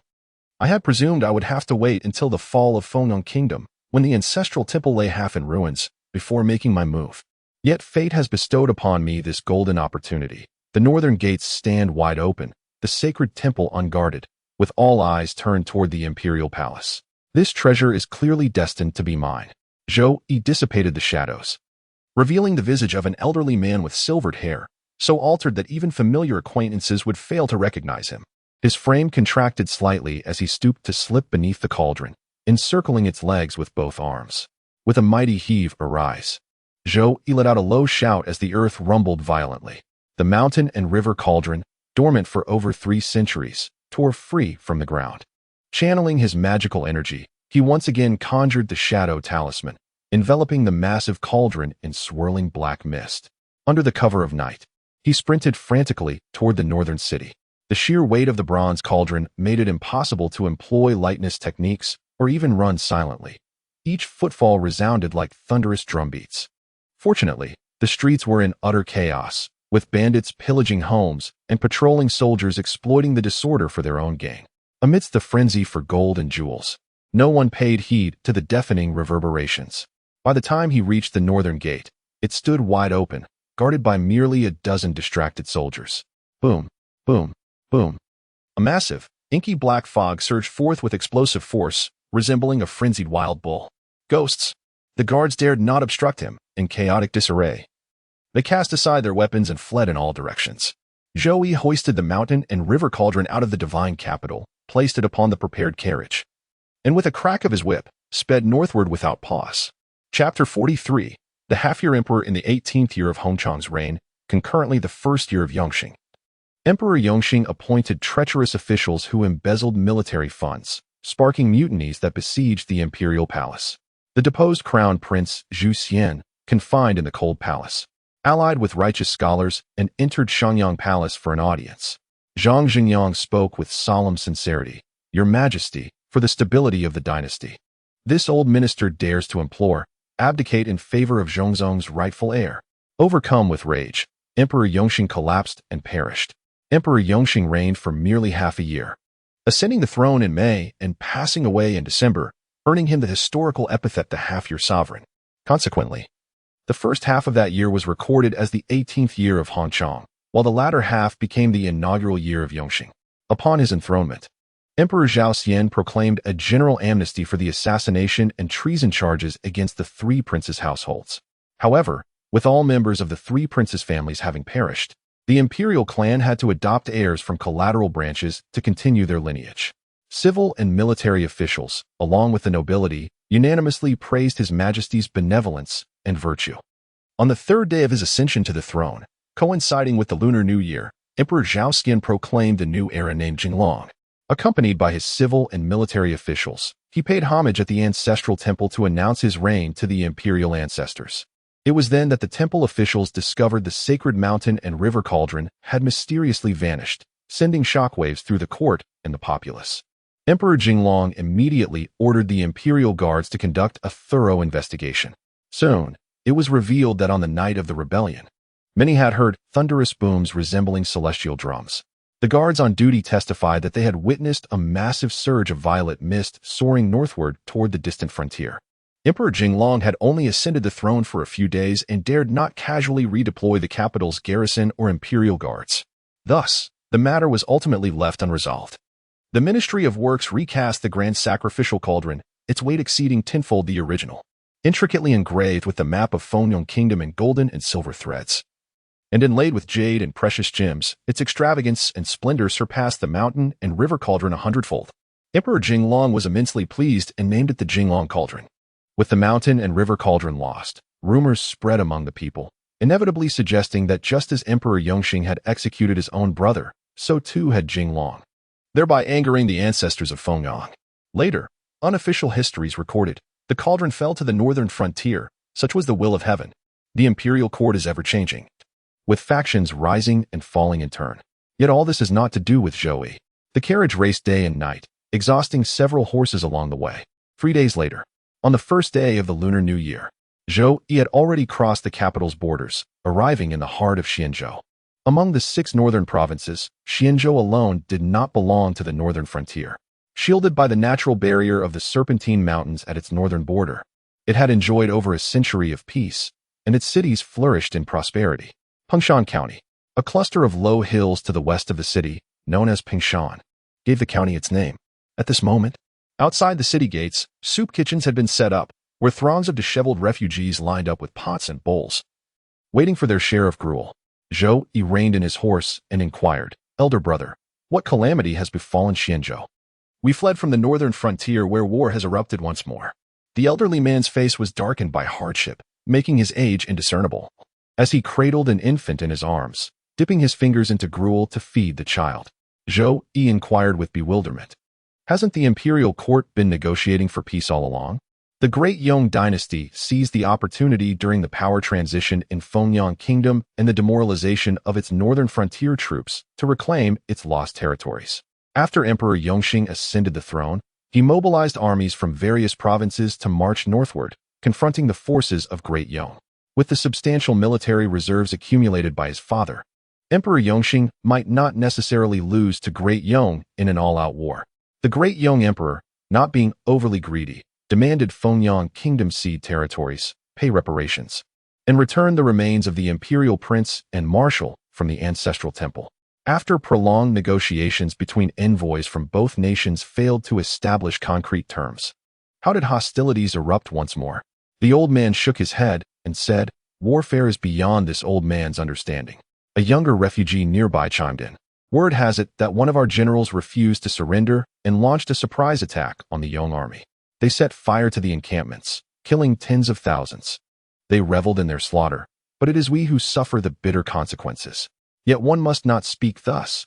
Victory, after all, is still preferable. The greater fear lies in yet another defeat. Does anyone know who set the Great Yong military camp ablaze?" The fleeing deserter reported that it was a young general, barely in his teens, surnamed Zhou or Zhou. He couldn't quite catch it. That lad was formidable, nearly on par with the late Duke of Zhan. Had the Duke still lived, those curs from Daong would never have dared wage war. The information known by the displaced people had mostly been passed down through numerous hands. Its veracity uncertain, yet the general direction likely accurate. Fengyang launched an unannounced attack. When scholars turn ruthless, even soldiers pale in comparison. Zhou Yi let out a sigh. At the moment of crushing defeat and forced negotiation, who would dare rashly reignite the flames of war without the imperial court's decree? Yet Chancellor Zhang, in his relentless pursuit to sever Emperor Yongxing's last lifeline, did not hesitate to plunge the northern frontier into a bloody conflict, all to prevent the garrison troops from returning to the divine capital to protect the sovereign. With the capital's defenses already meticulously arranged, the usurpation was all but assured. Was it truly necessary to sacrifice so many more lives? Zhou Yi could not comprehend the thoughts of the great, hence he was never destined for grand endeavors, merely striving to live his own humble life. The soldiers inspected those entering the city, leaving the displaced to sleep outside the walls. Zhou Yi slipped them 2 taels of silver, and with a beaming smile, the guards waved him through. Indeed, what truly opens doors across the realm is not imperial decrees, but silver. After replenishing his supplies with a few sacks of rice and flour in the city, he departed toward Peng Mountain. Peng Mountain was an obscure place within Fengyang's borders, neither fortified by nature's barriers nor graced with breathtaking scenery. Occasionally, a hunter might pass through, but otherwise, it remained undisturbed. Such solitude made it the perfect retreat for quiet cultivation. Those who seek seclusion in famed mountains, their hearts still yearn for shortcuts. Upon a nameless peak, I discovered a bear's den. After stewing the black bear into a meat congee, I wielded my magic to carve the stone as though it were soft clay, fashioning a neat and square chamber. Sealing the entrance with a massive boulder ensured that any attempt to breach it would not go unnoticed. Cold, desolate, silent. Zhou Yi murmured to himself, compared to seclusion amidst the mundane world, this place lacks any trace of worldly bustle, yet possesses its own unique flavor. The mountain and river cauldron stood solemnly in the center of the stone chamber, following the blood refinement art for spiritual arms. Zhou Yi forced drop after drop of vital essence from his body, compelling it with magic to seep into the bronze interior. The first step was blood refinement, but this mountain and river cauldron was rather large. Zhou Yi reflected that there was no other person in this world who squandered their vital essence as recklessly as he did. Forging a spiritual weapon with blood required saturating every inch of the spiritual material with one's vital essence. Given the sheer volume and weight of the mountain and river cauldron, it had drained the lifeblood of hundreds of men. This was no ordinary blood. It flowed from the heart, the very essence of a person's vitality and spirit. Each day, the Book of Changes consumes over 10 drops of vital essence, requiring more than 10 days of cultivation to fully recover. No wonder Liu suggested refining the imperial jade seal. Ordinary innate grandmasters would be reluctant to refine the mountain and river cauldron, even after painstakingly achieving it. They would have but a few years left to live. The spiritual energy in the mountains was slightly richer than that of the divine capital, perhaps by 30 to 50%. While refining the blood-forged mountain river cauldron, Zhou Yi devoted himself wholeheartedly to cultivating the origin-returning art. Finally, in the third year, he achieved a breakthrough. The mana surged forth, transforming into sword energy that appeared several times more substantial than before. Its range expanded from 2 or 3 zhang to 5 or 6 zhang, with lethality increasing dramatically. Could this signify advancement from Qi refining's first layer to the second? The progress is indeed somewhat sluggish. However, for me, as long as there is growth, the speed matters not. Safety takes precedence. Zhou Yi broke through the realm of magical power, his mind as tranquil as still waters, continuing to refine the mountain and river cauldron with his blood essence. The saturation of his vital blood was nearing completion. The next step was to commune with the cauldron's spirit, followed by its refinement. The sun rose and the moon set, time fleeting like a shuttle. In the blink of an eye, a decade had passed. Mortals aged, fell ill, and perished. Plants flourished, withered, and decayed. Yet Zhou Yi, secluded in cultivation, retained the visage of youth. Time and the passage of years left no trace upon him. On this day, Zhou Yi formed a hand seal and uttered a resonant command. Now, the ancient cauldron, standing tall within the stone chamber, levitated and spun midair, rapidly shrinking to the size of a grain of rice. Zhou Yi opened his mouth and swallowed the miniature cauldron, gently patting his abdomen with a satisfied smile. At long last, the refinement was complete. Chapter 44. A decade in the mortal realm. The stone chamber. Zhou Yi channeled his magical energy, and the mountain and river cauldron materialized in his palm. With a gentle toss, it swelled to the height of a man amidst the howling wind before crashing violently against the stone wall. Boom! The earth trembled and mountains shook as rocks shattered and flew. A massive crater appeared on the cavern wall, surrounded by spiderweb-like cracks extending outward for nearly 10 meters. Such devastating power from initial cultivation indeed proves that immortal practitioners cannot be without magical artifacts. The difference is akin to a martial arts master wielding heavy firearms. Zhou Yi refined the mountain and river cauldron with his vital essence and blood, wielding it as effortlessly as his own limbs. With but a thought, he could command its size to shift and hurl it wherever his will desired. Yet the expenditure of magical power proved rather substantial. In merely a dozen breaths, Zhou Yi's spiritual energy was nearly depleted. Just as he contemplated retrieving the treasure cauldron, a sudden epiphany struck his mind. Without hesitation, he leapt gracefully into the mountain river cauldron. Thus, the sacred vessel soared through the heavens with Zhou Yi aboard. Though its speed paled in comparison to his Qigong techniques, it achieved the miraculous feat of true flight, liberation from earthly bounds. Alas, it was not a divine artifact, merely a vessel to ride upon. Before exhausting his inner spiritual energy, Zhou Yi withdrew the mountain and river cauldron back into his abdomen for nurturing. Through prolonged spiritual cultivation, the blood-forged magical weapon gradually grew more potent, becoming intimately connected with its master's flesh and blood. When activated, its energy consumption would be significantly reduced. Though the spiritual weapon's growth was slow, one day it would inevitably transform into a true mountain and river cauldron. A single cauldron to suppress mountains and rivers, sun and moon, heaven and earth. Zhou Yi placed immense expectations upon the mountain and river cauldron, envisioning that with the continuous infusion of spiritual materials and treasures over millennia, it would ultimately transform into the most supreme artifact between heaven and earth. Now armed with such a formidable magical implement, Even innate grandmasters could scarcely withstand a single strike from the cauldron's might. Could one perhaps afford to grow complacent? Absolutely not. Merely at the second level of qi refining, akin to an insignificant ant in the vast realm of cultivation. Zhou Yi swiftly suppressed this perilous thought, repeatedly admonishing himself. Humility is the path to supremacy. Prudence the key to longevity. Pushing aside the massive boulder blocking the cave entrance, the mountain mist hung faintly in the air as the icy wind howled, causing his Taoist robes to flutter wildly. Zhou Yi employed his Qigong lightness skill, leaping and gliding down the forest path. For 10 years he had not ventured into the mundane world, quenching his thirst with mountain spring water and satiating his hunger with roasted game, truly becoming a reclusive ascetic. Hongshan County wasn't far. With Qigong he could make the round trip in merely an hour or two. Yet Zhou Yi deliberately used this journey to temper his mental state. How lonely the path of a master warrior. Only by enduring monotony and solitude can one truly achieve the path of eternal life. Zhou Yi cultivated amidst the mundane world, yet never allowed himself to be engulfed by its vulgarities. Standing aloof from worldly affairs, he observed the vicissitudes of court politics and the vast transformations of time with the detached perspective of a bystander. This contrast between reclusion and worldly experience quietly bestowed upon him profound realizations. Roaming the mortal realm preserved his humanity, preventing him from becoming a cold, unfeeling stone. Seclusion beyond the secular world stabilized his Taoist heart, thereby safeguarding the fruits of eternal cultivation. Half an hour later, the official road came into view ahead. The murmurs of travelers, the creaking of cartwheels, these sounds gradually reached Zhou Yi's ears, as if a soundproof barrier had shattered abruptly, transforming the silent tableau into vivid reality.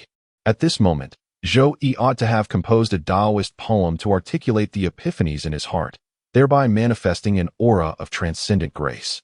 Alas, my uncultured mind could conceive but a single disjointed verse during my descent from mountain heights, once more returning to nature's embrace.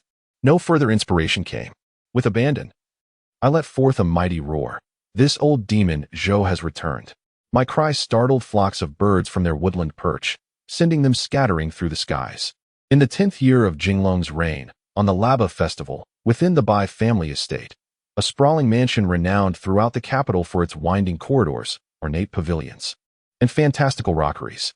In recent years, Emperor Jinglong had increasingly relied on imperial clansmen, appointing many to pivotal positions. Prince Anhua, now commanding the capital garrison, wielded immense authority, and by extension, his sole legitimate daughter basked in reflected prestige. As for the former governor, Sun Xiangming, the previous year, he had been executed for embezzling 100,000 taels of military funds, his severed head displayed as a warning, while his entire household was exiled to the northern frontier for military servitude, given their history of rebellion. Sparing them from the extermination of 9 generations was already a testament to the emperor's benevolence. Emperor Jinglong, adhering to the late Chancellor Zhang's testament, employed his royal kinsmen and nobles to counterbalance the civil and military officials. The sovereign skillfully mediated between factions, ensuring neither side gained undue dominance, thus securing his throne as steadfast as Mount Tai. At the break of dawn, Chen Jinyu paid an early visit to Rongning Hall to offer her respects, exchanged pleasantries with Princess Rongchang, and then retreated to her secluded courtyard. The plum blossoms in the courtyard had unfurled their delicate petals, pale yet tinged with blushing hues, their surfaces smooth and translucent. Perhaps nourished by the fertile soil beneath the tree, their subtle fragrance carried on the breeze, a sweet and refreshing whisper that reached deep into one's soul. Seated by the window upon a wooden stool, Chen Jinyu gazed at the blossoms outside before closing the volume of the 5 regulations in her hands. My lady, the wind carries a chill, pray drape this cloak over your shoulders, a voice entreated. The maid Green Bamboo approached, holding a blue silk cloak. The young master and mistress of the Bai household were attended by their childhood wet nurse, for instructing matrons, 2 personal maidservants, and 5 or 6 junior maids responsible for cleaning. Though Chen Jinyu merely resided with the Bai family as a guest, she was so dearly cherished by her adoptive parents that she received the same privileged treatment. At that moment, a brief exchange of greetings drifted in from the doorway. Greetings, matron. Green Plum, is the young mistress present? She is. After a brief moment, an elderly woman stormed in furiously. She was Chen Jinyu's wet nurse, a woman in her 40s clad in a blue cotton gown, her wrinkled face resembling tree bark. Miss, those hussies in the kitchen are utterly shameless. When I went to ask for a bowl of labo porridge, they refused me. Yet the moment second master's maid went, they immediately brought out a food box. I've truly lost all dignity. The old woman wailed dryly for a few moments, but upon noticing Qin Jinyu's indifferent expression, her voice gradually faded.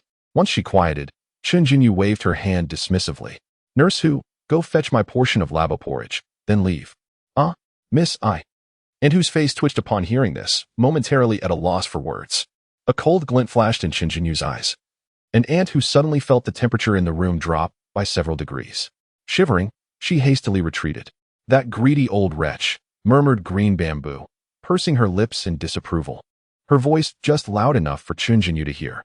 You may leave as well, Qin Jinyu said with a faint shake of her head. Thanks to the doting care of her adoptive parents, such as lingering the longest in Rongan Hall to pay respects, or the delightful treats and trinkets her adoptive father always brought back from his travels, she had received more affection than the legitimate young masters and misses of the household. Though these gifts might not compare in value to a single meal in the mansion, the sentiment behind them stirred envy in the hearts of the true-born heirs. And where envy festers, jealousy takes root, so much so that they resented her for not being born a son. Qin Jinyu continued reciting military regulations, a treasured military manual obtained through his adoptive father's connections. This rare text documented the military systems of Fengyang Kingdom, accessible only to the most elite families in the divine capital. Immersed in the art of troop deployment and battlefield strategy, he found the petty squabbles with the young masters and mistresses of the household utterly trivial and beneath his notice. Qin Jinyu was well aware of her transient status as a guest in the Bai residence.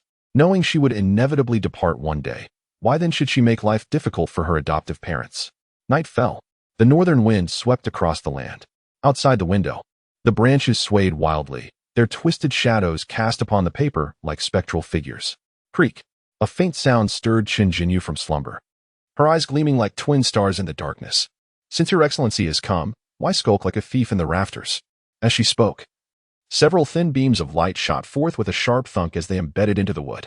What a ruthless little lass, striking with such viciousness.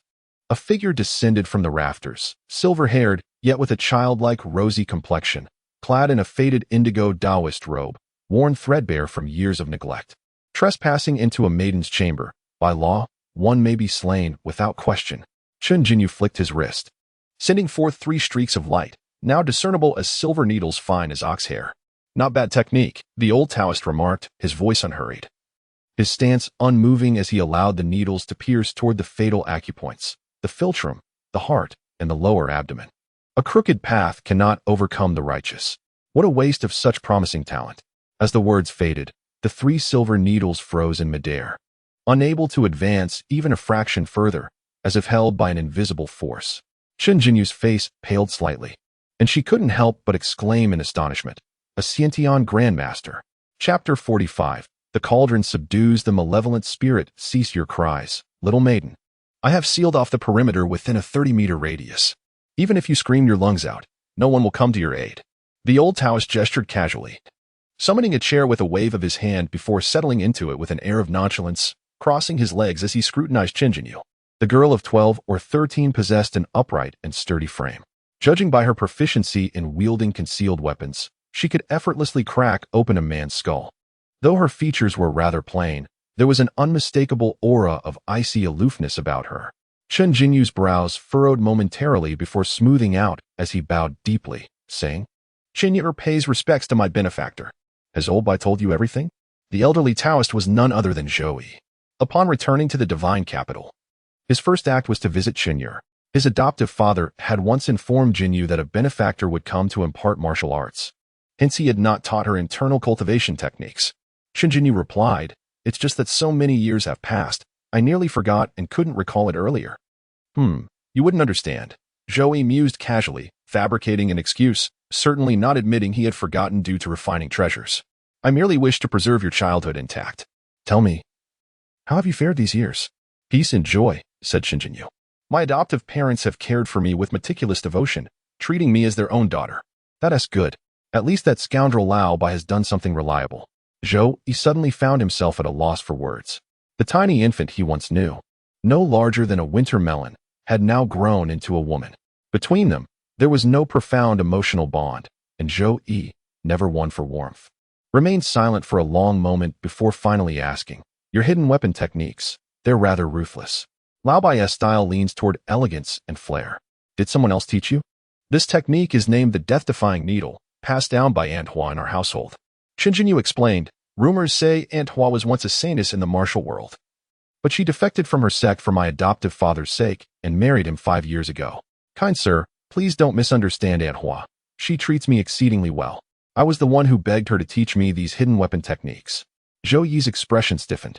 Old Bai is truly shameless, marrying a princess yet still clinging to his old flame. Qin Jinyu lowered her head in silence, not daring to speak.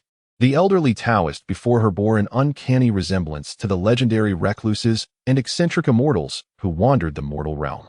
Rumors spoke of such individuals as capricious beings who acted without restraint. Originally, I came merely to fulfill an old promise by seeing you once, ensuring your peace and happiness. Zhou Yi remarked. Yet what I witnessed today reveals you to be far from a simple-minded girl. Your words and actions carry cunning and purpose. A sudden clarity struck Qin Jinyu. She knelt and kowtowed deeply. I implore you, noble benefactor, to accept me as your disciple. Once I master your teachings, I shall avenge my kin. Zhou Yi proclaimed. The marauding soldiers who once slaughtered the Chun family village have all perished by my hand. To whom shall you now direct your vengeance? First, the commander of the troops. Second, the imperial family of Fengyang. Qin Jinyu gritted her silver teeth in frustration.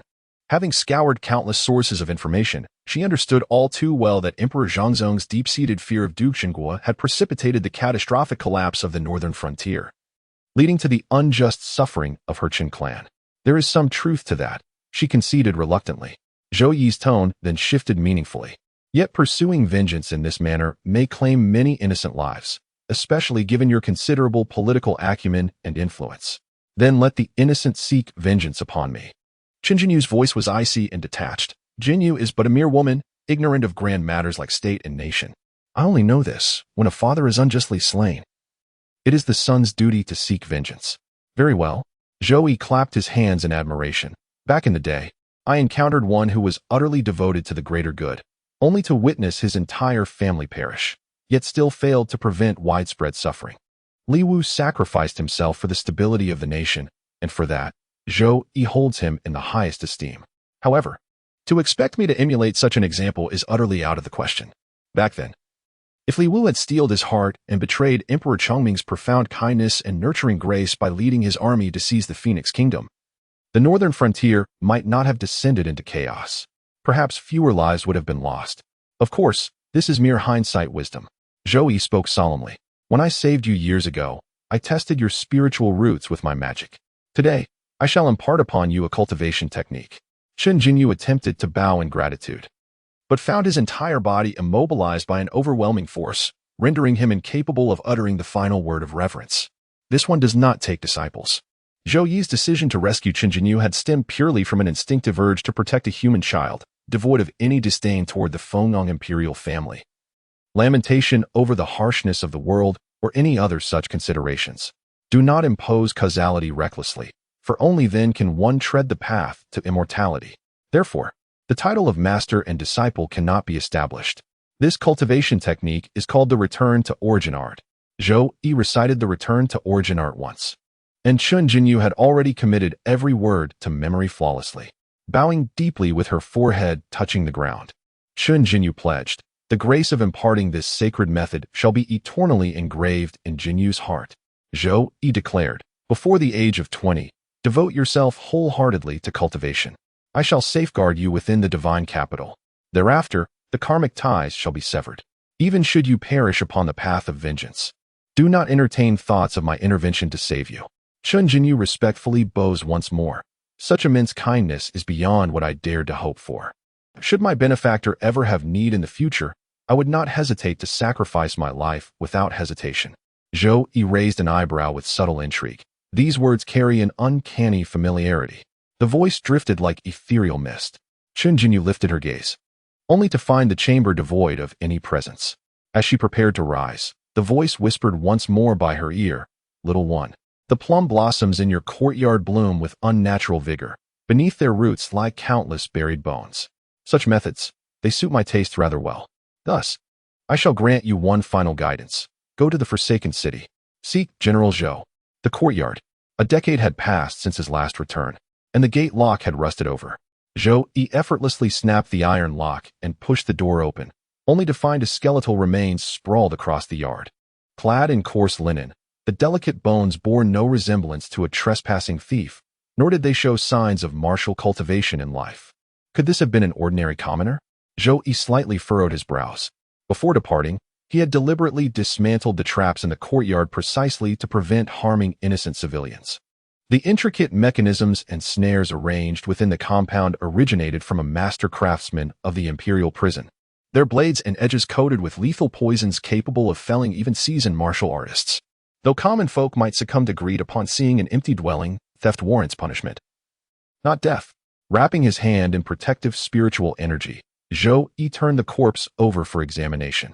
There were no visible wounds, nor any traces of residual poison.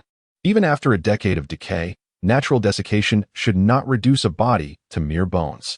Zhou Yi suddenly revealed a cold smile, retrieving a talisman of household protection from his bosom. Upon activation, an aura of exorcism swept through the courtyard. A mournful howl echoed as a sinister ghost materialized out of thin air, perched upon a juju branch, its malevolent gaze fixed upon Zhou Yi. This specter differed from those encountered before, a grotesque and terrifying aberration bearing little resemblance to human form. 7 or 8 crimson eyes were haphazardly scattered across its visage, while its gaping maw exposed jagged, fang-like teeth. For arms clutched the juju branches, while its bloated lower body resembled a spider's abdomen, adorned with eerie human faces. Hiss, hiss, hiss. The malevolent spirit's forked tongue flickered like a venomous serpent's. Sensing its ominous aura, Zhou Yi, whose cultivation barely surpassed the first level of qi refinement, declared with disdain, "A mere wandering specter dares to wreak havoc? You deserve annihilation." The vengeful spirit, upon hearing these words, surged with fury and leapt down from the tree to attack. Its spider sack-like lower body spewed forth a noxious black mist. Buzz! A massive bronze cauldron materialized out of thin air, resonating with the solemn chimes of morning bells and evening drums, its vibrations nearly shattering the malevolent spirit's very soul. Without hesitation, it descended with crushing force upon the specter. Boom! The deafening roar echoed for miles, and the malevolent spirit instantly turned to ashes. Zhou Yi summoned the mountain and river cauldron back, gazing at the courtyard soil beneath which lay piles of bleached bones. Henceforth, any intruders shall be cremated to prevent unrest within these hallowed grounds. Chapter 46. Understanding Destiny at 50. From whence do these malevolent spirits truly emerge? Zhou Yi retrieved the treasured cauldron and paced around the courtyard twice. Places where the dead abound are not scarce in this world. Take for instance the mass graves outside the divine capital, where countless refugees' remains lie piled. It is said the stray dogs nearby have eyes crimson as malevolent spirits. The imperial prison, too, claims lives frequently, with designated pits to dispose of the corpses. Over the years, these have become vast burial trenches. This courtyard holds but 20 or 30 bodies, far fewer than those sites. Yet here, the lingering souls have morphed into vengeful wraiths. Those places exude an eerie gloom, untouched by human presence. The sole distinction between them and this courtyard is the absence of me. Zhou Yi maintained a low profile and exercised caution. Yet he was far from foolish or lacking self-awareness. The Guiyuan technique, a cultivation method, gathered the spiritual energy of heaven and earth within one's body, potentially inducing profound and mystical transformations. Purchasing another courtyard for cultivation purposes would serve as a disguise for outsiders, effectively concealing his true identity. Though the malevolent spirit had been utterly vanquished, there remained an uncertainty. What if it reformed and seized the opportunity to possess him while he was deeply immersed in cultivation? Prudence in all matters was paramount. By abstaining from visits to the House of Spring Breeze for a few years, he could save enough silver to acquire the courtyard he desired. At that moment, the sound of light footsteps echoed through the air as a middle-aged man in white robes descended gracefully into the courtyard under the moonlight, his garments fluttering in the winter breeze. Despite the biting cold, he carried 2 jars of wine in one hand while elegantly fanning himself with a white paper fan in the other. Zhou Yi raised an eyebrow and remarked, "You've arrived rather swiftly, haven't you?" Jinyu came looking for me, saying an old Taoist had arrived. Old, I remarked, after all these years. And with you practicing that sinister art, I truly thought you had perished somewhere. Seclusion was to rebuild my foundation, reclaiming a sliver of my lifespan, Zhou Yi offered. His words half-truth. Qian Yuer is a good girl. If she believes me after just one meeting, she should avoid wandering among the undead, lest she die needlessly out there. It's Jinyu, meaning the beauty of jade. I deliberately sought out the erudite scholars of the Imperial Academy to bestow a name upon you. Old Bai poured 2 bowls of wine. Lamenting, since your departure from the divine capital, I've found no soul with whom to drink with such unbridled joy. Zhou Yi chuckled. The illustrious saint of thieves, renowned for having friends across the land, once commanded the allegiance of the entire martial world with a single call. But times have changed. Now that I've left that life behind, I can no longer be entangled with such affairs. Lao Bai shook his head with a sigh, his expression tinged with nostalgia for the carefree days of old, yet carrying more solace and gratitude than regret. Then I shall drink with you till our hair turns white. Zhou Yi and Old Bai became acquainted in prison, and in the blink of an eye, over 20 years had passed. He had long known that this fellow was of the same ilk as himself. Old Bai appeared reckless and daring, having stolen numerous treasures, yet in reality, he was meticulous to the last detail, his essence no different from Zhou Yi's cautious nature. The martial world teemed with masters of lightness skills, and many were famed for their deft hands, yet only Old Bai had earned the illustrious title of Thief Saint. The reason was simple: others lacked thoroughness and prudence, ultimately stumbling into ruin. The sole misstep Old Bai ever made was the heist at the prince's manor, which led to his capture, a blunder that sealed his fate for life. Old Bai shook his head, brushing away the disguise that veiled his face. Crow's feet now etched the corners of his eyes, his once handsome features weathered by time, bearing the marks of hardship and vicissitude. We've grown old, he murmured. At 50, one understands the decrees of heaven, reaching an age of joy beyond sorrow, where fame and disgrace are met with serene indifference. Such years already mark one as an elder in this era. Lao Bai was 2 years senior to Zhou Yi, already 58 years of age, approaching the venerable milestone of 60. Zhou Yi stood in a daze, watching his few remaining friends grow old before his eyes. He tilted his head back and drained the wine from his bowl. Youthful disciples age along the rivers and lakes. Where did old Zhou learn such melancholic poetry? Even at this age, I remain an object of widespread admiration, with many female warriors from the martial world journeying to the capital just to pay their respects. Old Bai has long since seen through such vanities. It's you who should worry, destined to remain unwed even in your twilight years. Admiration? More like morbid fascination. Zhou Yi sneered contemptuously, you cunning fox with too many tricks up your sleeve. How could the princess tolerate having the demon sect's holy maiden married into your household? Old Bai grinned mischievously and replied, haha, this is not my fault. It was Rongchang who brought it up. Keep spinning your tales. Zhou Yi retorted. If you're so formidable, where is that so-called sword sect senior sister? Shuan was too modest and reserved to come to the capital. Old Bai sighed helplessly. I can only visit Mount Wuliang for 2 or 3 months each year. After all, as the leader of a prestigious orthodox sect, I cannot demean her by making her a concubine at home. Zhou Yi suppressed the urge to smash Old Bai to death with a cauldron. Every time they discussed women, he ended up feeling utterly defeated. No matter how alluring the courtesans of Chunfeng Tower might be, they could never compare to the female sect leader of a sword sect, the saintess of a demonic sect, or the noble ladies of aristocratic families. Perhaps their beauty was comparable, but the sense of conquest brought by their status and prestige was as different as clouds from mud. How has the court situation changed these years? Has Prime Minister Zhang died yet? Zhou Yi awkwardly changed the subject, silently consoling himself that he would seek out Old Bai when the latter was too aged to move, to discuss the beauties of this world. In the 3rd year of Jinglong, Prime Minister Zhang passed away in office, posthumously honored as Wenzhou. The emperor attended his funeral in the ceremonial manner of a disciple. Old Bai remarked, as for other matters, nothing of great significance has transpired in recent years. His Majesty is in the prime of his life, with a gentle and amiable disposition. All the officials speak of him as possessing the bearing of Emperor Zhongzong. Gentle? One might rather say feeble. After emerging from seclusion, Zhou Yi had already learned of the peace negotiations in the northern frontier. Not only was territory ceded and reparations paid, but Emperor Jinglong even humbled himself by personally retrieving the remains of the enemy prince from the ancestral temple. It was precisely due to these concessions that Prime Minister Zhang's northern expedition could swiftly finalize the peace agreement. Lao Bai remarked with a wry smile, weakness has its merits. His Majesty has reigned for a decade without executing any clans. Everyone fares rather well. The kingdom of Fengyang has birthed 2 generations of prodigies, both martial and literary, single-handedly reversing its decline. It seems the dynasty shall not crumble anytime soon. Zhou Yi harbored no resentment toward Fengyang, merely observing as a detached spectator. Even if the heavens and earth were overturned, he mused, it would merely replace one emperor with another. As that man once said, the literati are rotten beyond remedy. Corrupt officials and wrongful convictions shall persist, regardless.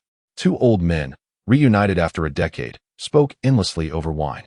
When the topic turned to the withered bones in the courtyard, Lao Bai's expression turned mischievous. Old Zhou, do you know whose remains these are? You mock me with such derision, clearly no mere highway bandit. Could it be? Zhou Yi seemed to grasp something. A member of the Zhou clan? How utterly cunning you are, how utterly tedious. Old Bai remarked, ever since you departed 2 years ago. This courtyard has become a haunted dwelling. Eerie cries frequently echo through the night, terrifying most of the neighbors into fleeing the vicinity. Zhou Yi nodded and replied, indeed. There was a malevolent specter lurking here, one I've just vanquished with a single strike. Old Bai was momentarily speechless, then couldn't help but inquire, Old Zhou, just how profound is your martial prowess? Zhou Yi shrugged nonchalantly. Oh, merely about 3 or 4 stories tall. Old Bai inquired further. Then on which floor might I be situated? Zhou Yi contemplated the disparity between them and replied candidly. You're likely at the 3rd or 4th underground level. He continued narrating the haunted mansion tale. In his youth, Old Bai had never been overly devoted to martial arts. He cultivated lightness skills primarily for their dashing elegance and as a means of escape to preserve his life. Now in his twilight years, he had long abandoned any competitive spirit. 5 years prior, the Zhou family somehow received word that you had perished abroad and came to the capital to claim the estate. As fate would have it, they fell victim to vengeful spirits, among them your own nephew, Zhou Feng, if memory serves. Reaping what they sowed, Zhou Yi remarked coldly, having long severed ties with the clan. Legally speaking, none of the Zhou lineage had any rightful claim to inheritance. I had them driven away, Old Bai stated plainly. Then, with a wry smile, he added, next time you enter seclusion, don't linger too long, lest you find yourself receiving only paper offerings from me. Noted, came the brisk reply. Zhou Yi nodded slightly. Then the conversation meandered from courtly affairs to the Jianghu underworld, spanning southern skies to northern lands, until the rooster crowed thrice and dawn's first light tinged the eastern horizon before concluding. How rarely in life does one experience such unbridled delight? Lao Bai rose to take his leave, never using the main gate, but instead stepping onto the wall and soaring away into the night. Zhou Yi stood in the courtyard for a long while before sighing softly and murmuring, a single day of roaming these mountains. Yet 1,000 years have passed in the mortal world below. Now merely at the threshold of immortal cultivation, one often enters seclusion for decades at a time. In the future, when cultivation reaches profound heights, emerging from a single retreat might witness several generations of mortals living and dying in the mundane world. With a casual wave of the hand, mystical power crumbles withered bones to ashes, scattering them beneath the jujube tree to nourish the earth. Chapter 47. I am Xiaoshuo. The sky was just beginning to lighten, yet the streets were already lined with numerous breakfast stalls. Zhou Yi sampled dishes from one end to the other, and as the food entered his stomach, his spiritual energy circulated, refining it into nothingness. This savory tofu pudding is quite delightful. Another bowl, please. On the way to dine, I encountered neighbors left and right, greeting them with a warm smile. The younger ones I addressed as auntie, the elder as grandma. A safe bet indeed. A neighbor inquired with puzzlement, who is this handsome young lad? My master was Zhou Yi. On his deathbed, he instructed me to venture into the capital to make my way in the world.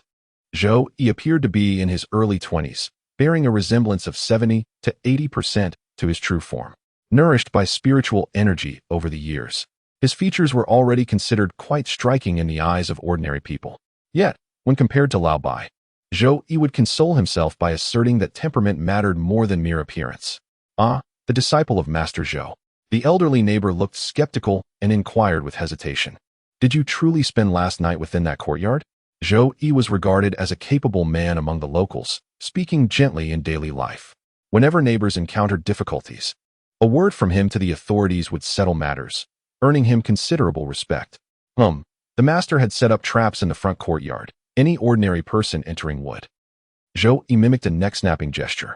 Last night, while dismantling the mechanisms, I caused some commotion and inadvertently disturbed you, uncle. So that's what happened. No trouble at all. The old man chuckled. I was just thinking, how could a man as capable as Mr. Zhou have ghosts haunting his home? The others responded with joy and relief. After the haunting incident, most of those who had not moved away were families lacking sufficient wealth. Now that the rumors had been dispelled, not only was peace restored, but the fallen housing prices would surely rise again. As noon approached, Zhou Yi arrived at the prison. The guards on duty did not recognize him, but they all recognized Silver. Warden Liu? The jailer recalled, Lord Liu has been promoted and is now the Vice Minister of Justice. You should seek him at the Ministry of Justice. At that moment, an elderly jailer emerged from the prison, escorting a prisoner in shackles. Zhou Yi's eyes lit up as he stepped forward and greeted. Could this be Lord Feng? Feng Qiao had served as a prison guard for most of his life, and this was the first time someone addressed him as Your Honor. Instantly, his spirits lifted, and he began mimicking the warden's nasal drawl. Who might you be? What brings you to the imperial dungeon? Esteemed Lord Feng, my late mentor Zhou Yi, on his deathbed, guided me to seek employment within the celestial prison. My master often spoke of you, describing your lordship's majestic bearing and the auspicious mole gracing your noble forehead. Zhou Yi produced a letter of recommendation from his bosom, written in his own unmistakable hand. The disciple of old Zhou. Feng Qiao scrutinized carefully, matching the figure before him with the memory in his mind, finding about half resemblance. That old Zhou had an inherently sharp disposition, treating the Spring Breeze Pavilion as his own home. Could you possibly be his son? My hometown is in Yizhou, but I became a refugee during the war. Zhou Yi once said, I nearly starved to death in Qianzhou until I met my master, who recognized my martial arts potential and took me as his disciple. This background story is impossible to verify. Yizhou had only been under Fengyang Kingdom's rule for 5 or 6 years before Daong recaptured it, leaving insufficient time for proper census records. Could it be untrue? Feng Qiao wore a skeptical expression but did not make things difficult. I'll take you to find Captain Liu, he said. He had an excellent relationship with your master and should be able to arrange a position for you. A short while later, Captain Liu inquired, Are you truly not old Zhou's son? Zhou Yi could only sigh in resignation, repeatedly denying the allegations. How had old Zhou met his end? Captain Liu remarked. In his prime, it was said that his prowess was unparalleled within the capital. Do not the masters of martial arts often enjoy longevity?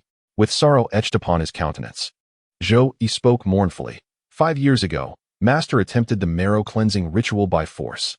Having failed, the vital energy ravaged his very bones, and after 4 years of suffering, he ultimately succumbed.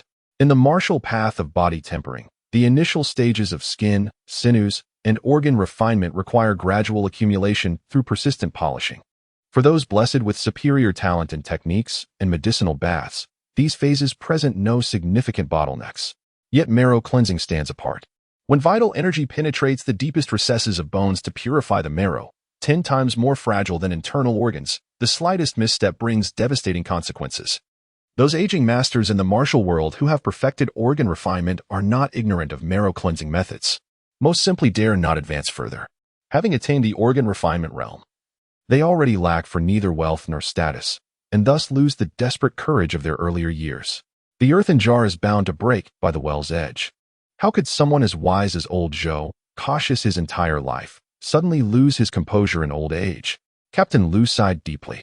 After examining the letter of recommendation, he nodded and said, Since you're old Zhou's disciple, we should naturally arrange a position for you. What are your aspirations? Deliver the meal, Zhou Yi remarked. My master once told me that those who deliver meals tend to live longer. Huh. Captain Liu clapped his hands with a chuckle. These words must have come from old Zhou. Zhou, from now on I shall call you little Zhou. You'll be responsible for delivering meals during the day. Many thanks, Lord Liu. Zhou Yi understood that trust was not easily earned in a short time. Spies often infiltrated the prison, attempting to covertly rescue certain inmates. Yet this problem was not difficult to resolve. One needed only to remain in the prison for 10 or 20 years. By then, no one would harbor suspicions. Time, after all, would smooth over all things. Captain Liu inquired, How much of your master's interrogation techniques have you mastered? The master praised me, saying the pupil has surpassed the teacher. Zhou Yi confidently remarked, But is it that Magistrate Liu has encountered a difficult prisoner to interrogate? Hand it over to me, and within a single day at most. Even the most iron-willed man would succumb. There is indeed one, Captain Liu remarked. We captured a minor bandit a few days ago, and have been interrogating him for several days. yet still cannot extract the location of their hideout. Zhou Yi wore a befuddled expression at the opportune moment. Bandits near the divine capital? With the passage of time and accumulation of experience, one's acting skills naturally improve, making it effortless to feign the innocence and naivety of a fledgling youth. Wherever there are those struggling to make ends meet, bandits inevitably emerge. Captain Lu observed this demeanor, and his suspicions waned somewhat. They must have been blind. Robbing ordinary merchants was one thing, but recently they dared to plunder the goods of the Minister of Right's household. The higher-ups have issued strict orders to eradicate them. These petty mountain bandits are easily interrogated. Half an hour later, Zhou Yi successfully extracted a confession from the bandit. Their stronghold was surprisingly located on the southern slope of Longevity Mountain. The bandits and the Imperial Guard stationed there had formed a clandestine alliance. Whenever government troops came to investigate, the guards would cover the bandits' tracks, allowing them to evade repeated crackdowns. The bandits specialized in plundering merchant goods while the guards facilitated the disposal of stolen goods and shared the illicit profits. Well done, young Zhou. Captain Lu's eyes gleamed with excitement. This is a monumental achievement. We shall gain the Emperor's favor and recognition. Bandits, Imperial Guards, and Ministers of Rights combined pale in comparison to the southern slopes of Longevity Mountain. The Imperial Mausoleum of Fengyang Kingdom has shockingly become a den for mountain bandits. To phrase it more bluntly, could it be that they've seized the dragon's energy belonging to the Zhao clan? Congratulations to Lord Lu. Zhou Yi feigned a hint of astonishment, though his heart remained utterly undisturbed. Having spent nearly 4 decades within the Imperial prison, he had witnessed cases far more bizarre. The appearance of the Imperial tomb guards was not unfamiliar to him. He had glimpsed them twice before. They were, in truth, a pitiable lot, long forgotten by the world. Only during the Emperor's burial rites did they partake in a few meager feasts of meat and vegetables. Otherwise, they eked out a meager existence tilling the barren hills. Now, with starvation gnawing at their bellies, it was hardly surprising they sought illicit means to line their pockets. A perfectly understandable desperation. Yet when had he, Zhou Yi, grown so callous? Zhou Yi gently touched his face, shaking his head slightly before offering a congratulatory smile to Captain Lu. The subsequent matters of investigation and apprehending the culprits would naturally fall under the jurisdiction of the Ministry of Justice and Ministry of War. Having distinguished himself with meritorious service immediately upon entering the prison system, Zhou Yi effortlessly established his position. The prison guards treated Zhou Li with considerable courtesy, as they had all benefited from his master's benevolence in years past. For instance, whenever they visited the Spring Breeze Pavilion for musical entertainment, it was invariably Zhou Yi who settled the accounts. Chapter 48. An old acquaintance from the brothels. A month passed in the blink of an eye. Zhou Yi had interrogated several more prisoners, his execution methods growing increasingly refined. Few could endure beyond an hour. By now, whether Zhou Li was truly his disciple no longer mattered. Captain Lu, having received imperial commendation, had taken a firm liking to this junior officer, even granting him an extra 20 taels of silver during the month's distribution. Before long, the infamous title of Blood Prison Demon, once borne by Old Zhou, would inevitably be passed down to you. The disciple dares not overstep propriety, it must be Little Demon. Zhou Yi said with a smile, I often hear Master mention the Spring Breeze Pavilion. Now that we've received our silver, may I have the honor of your esteemed presence this evening? Most gladly. Captain Lu nodded in approval, as elders always appreciate the respect shown by the younger generation. Zhou Yi then extended invitations to the other jailers, and his colleagues readily agreed. Initially, they had regarded him as a mere youth, offering extra care out of consideration for old connections. Now, they treated him as an equal. Entry may depend on connections, but standing firm relies on one's own capabilities. From ancient times to the present, it has always been thus. Evening. The Spring Breeze Pavilion. Business remains prosperous as ever, the scent of rouge and powder wafting from afar. The courtesans, adorned in revealing attire, beckoned to patrons with coquettish charm. Come play, my lord, they entice with honeyed voices. Guests came and went, thoroughly enjoying themselves.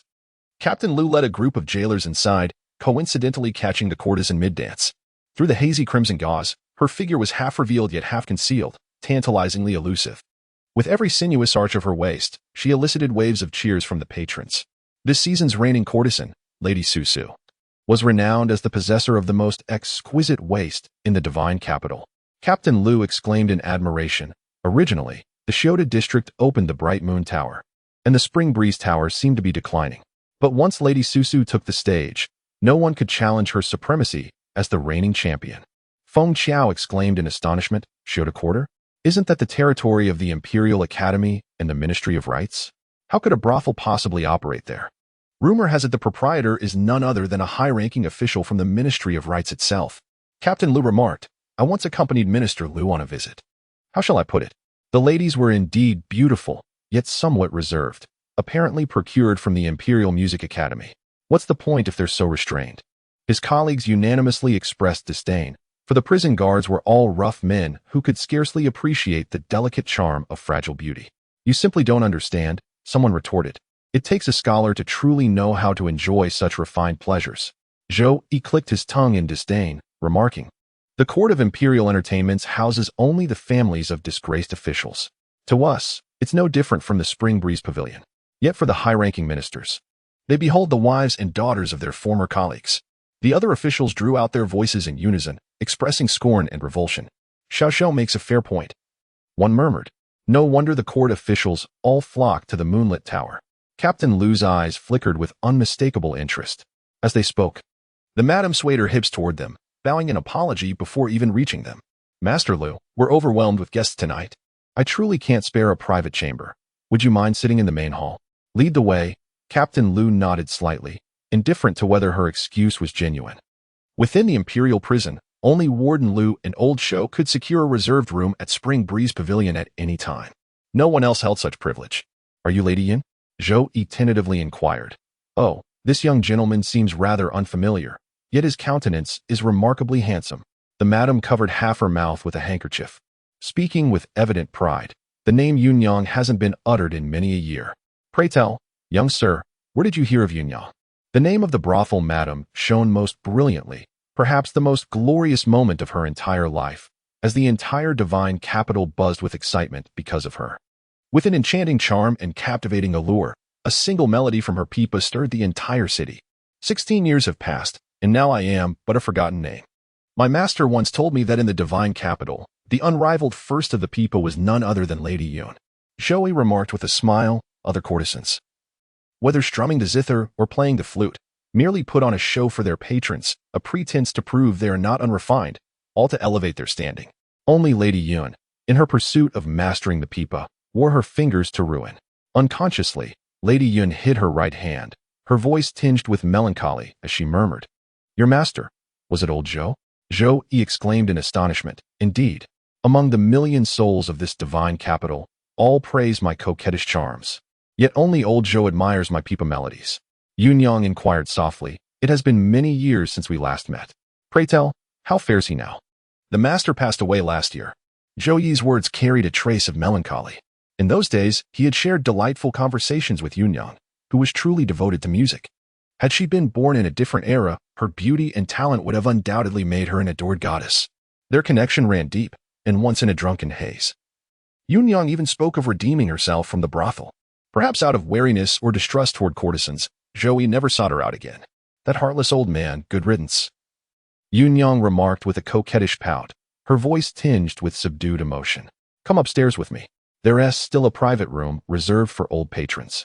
Wouldn't you want your master haunting my dreams, accusing me of neglecting you?" Zhou Yi was suddenly filled with regret. To claim there had been profound affection between them would be deceiving even a child. Having frequented the House of Spring Breezes for over 30 years, he had encountered several sentimental women along the way. Most courtesans seldom found kindred spirits, but Zhou Yi, with his generous hands and honeyed words, never looked down upon them. Thus, they felt faint stirrings of joy and gratitude toward him. Yet had he truly redeemed one and made her his wife, weathering the mundane trials of domestic life together?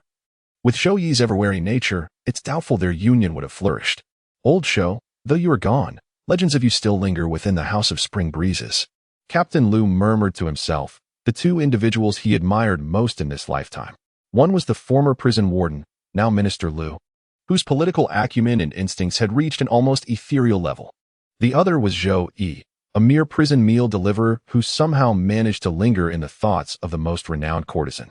Seated in the private chamber on the second floor, Zhou Yi deliberately positioned himself at the end of the table, dutifully serving dishes and pouring wine for the others while sprinkling the conversation with witty remarks. Captain Lu silently marveled, truly a disciple molded by old Zhou. An ordinary man, having just experienced such an event, would inevitably bask in self-satisfaction. Few could remain so composed, untouched by either favor or disgrace. The prison guards of the celestial dungeon were all sharp-witted souls, naturally attuned to the subtleties of such moments. In an instant, the bonds between them grew closer, the atmosphere igniting with warmth. His colleagues spoke openly to Zhou Yi about the intricacies and unspoken rules of the celestial dungeon, both overt and covert, treating him once again as one of their own. Why once again? Zhou Yi gazed upon the merry guests below, where the courtesan's graceful dance instantly filled a decade of emptiness. The mundane yet heartwarming aura of human revelry soothed the common soul. As the wine reached its mellow midpoint, Captain Lu draped an arm over Zhou Yi's shoulder and declared with jovial encouragement, "Young Zhou, I see great promise in you. Should any troubles arise in the capital, do not hesitate to speak of them. Let not trivial matters hinder the execution of your duties." "Lord Lu, there is indeed a rather troublesome matter," Zhou Yi explained. "A few days ago, my master's clansmen came to the capital and demanded that I return the residence to be inherited by the younger generation of the Zhou family." Captain Lu furrowed his brows slightly. "Old Zhou still has family? Why have I never heard him mention this before? If this truly is an internal matter of the Zhou family clan, Commandant Lu would find it inappropriate to intervene. Not only does the Fengyang kingdom govern with filial piety as its cornerstone, but clan laws regarding inheritance disputes take precedence over imperial statutes. This is precisely how the unscrupulous practice of exploiting heirless families arises." Feng Xiao remarked, "I am privy to certain details. Old Zhou's father has already divided the family estate. The division is complete." Captain Lu immediately regained his composure. Since the family has already split, ancestral laws hold no sway, let alone across 2 generations. If even this can be reclaimed, then why not confiscate everything under the Zhou name across the realm? The crowd erupted in laughter at his words. "Fear not, young Zhou. With your martial prowess, should anyone dare approach again, simply apprehend them and send them to the imperial dungeons for questioning." "My gratitude, Captain Lu." By involving Captain Lu in this matter, Zhou Yi had already tasted the karmic consequences of his past life. Should anyone remain obstinate, next year's dates and grapes would surely bear even more abundant fruit. Chapter 49. Brocade robes. In the imperial capital, the Spring Breeze Pavilion stood as the foremost den of extravagance in the divine capital. Patrons who frequented this establishment, regardless of their erudition, would feign sophistication. Even the most tempestuous souls would adopt an air of refined elegance before the fair-skinned and comely maidens. Captain Lu, whose whip lashed with terrifying force upon prisoners, now spoke in whispers as soft as drifting feathers to the ladies. Zhou Yi was presently engaged in reading the palm of the delicate Ro. Having immersed himself in Taoist and Buddhist scriptures for 2 or 3 decades, his mastery far surpassed that of most common fortune-tellers, and thus his interpretations flowed with effortless authority. "This line appears somewhat flat. No, rather narrow. I mean short. You ought to drink more milk in your daily." Suddenly, a thunderous crash erupted, drowning out the guests' mirth, and an abrupt hush fell over the Spring Breeze Pavilion. Following the sound, Zhou Yi's gaze swept to the first-floor hall, where 4 middle-aged men had overturned a wine-laden table. The madam hurried forward, bowing deeply in apology. "My lords, the maiden Susu has danced half the night already. Might we arrange another? We came here to see her," one of them remarked, with Master Qian present today. Even if one's legs were broken, one must still dance, let alone merely lacking the strength to do so. Someone chimed in again, a mere lowly woman, praised with a few words about having the finest waist, suddenly thinks herself precious? The madam's countenance shifted slightly upon hearing the distinctly aristocratic accent of the capital. Recognizing this was not someone to be trifled with. Firstly, the imperial city teemed with nobility. This could very well be the scion of some marquis or earl's household. Secondly, any capital dweller would know of the deep connections behind the House of Spring Breeze, yet these men dared act so brazenly, clearly possessing powerful backing. A lavishly dressed patron nearby, seemingly an admirer of Susu the courtesan, found their arrogance intolerable. Miss Susu is already exhausted. To bully a delicate woman. How could? Before he could finish, a shadow darted forth, seizing his shoulder while flashing a dagger drawn from its sheath. "Ah!" A piercing shriek echoed as the dagger pierced through the guest's palm, pinning it mercilessly to the table.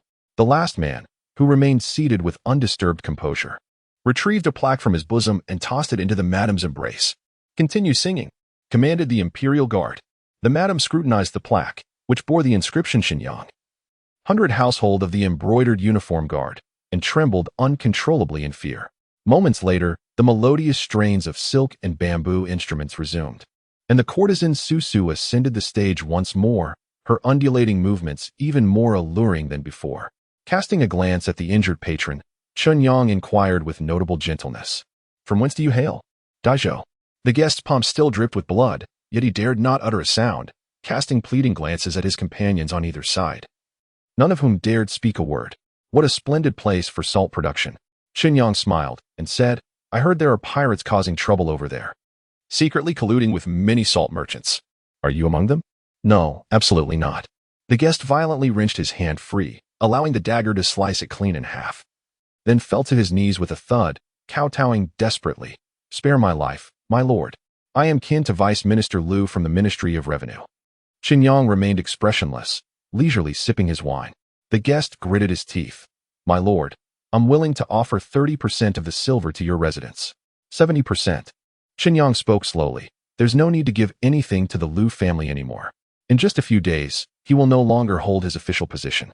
The guest was instantly horrified, disregarding the blood that had spilled on the ground, and kowtowed in agreement. Thus, the matter was settled.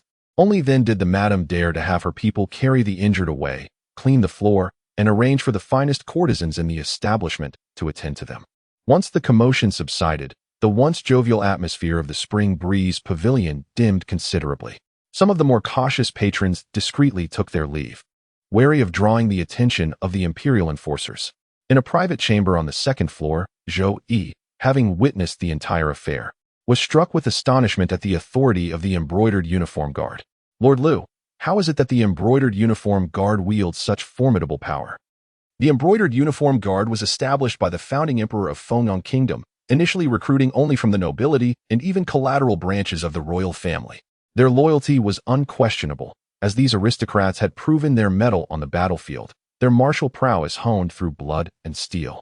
In those days, the guard wielded unparalleled authority, monitoring officials with independent powers of arrest and jurisdiction, beyond the reach of the Ministry of Justice or the Supreme Court. Now, after 3 centuries, repeated imperial restrictions have stripped the guard of its investigative and supervisory powers, leaving only a hollow shell of its former glory.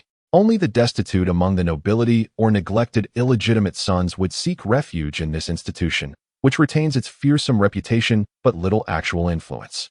Young Zhou, Captain Liu advised, "In the capital today, there are 2 forces one must not provoke.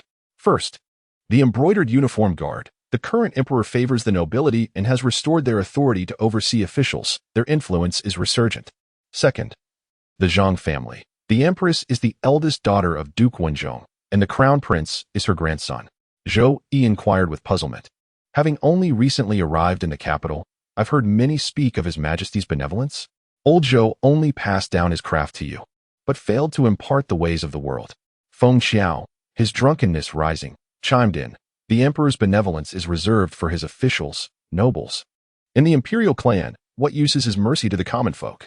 The colleague remarked, "The imperial guards are expanding rapidly these days, with the imperial prison actively recruiting personnel.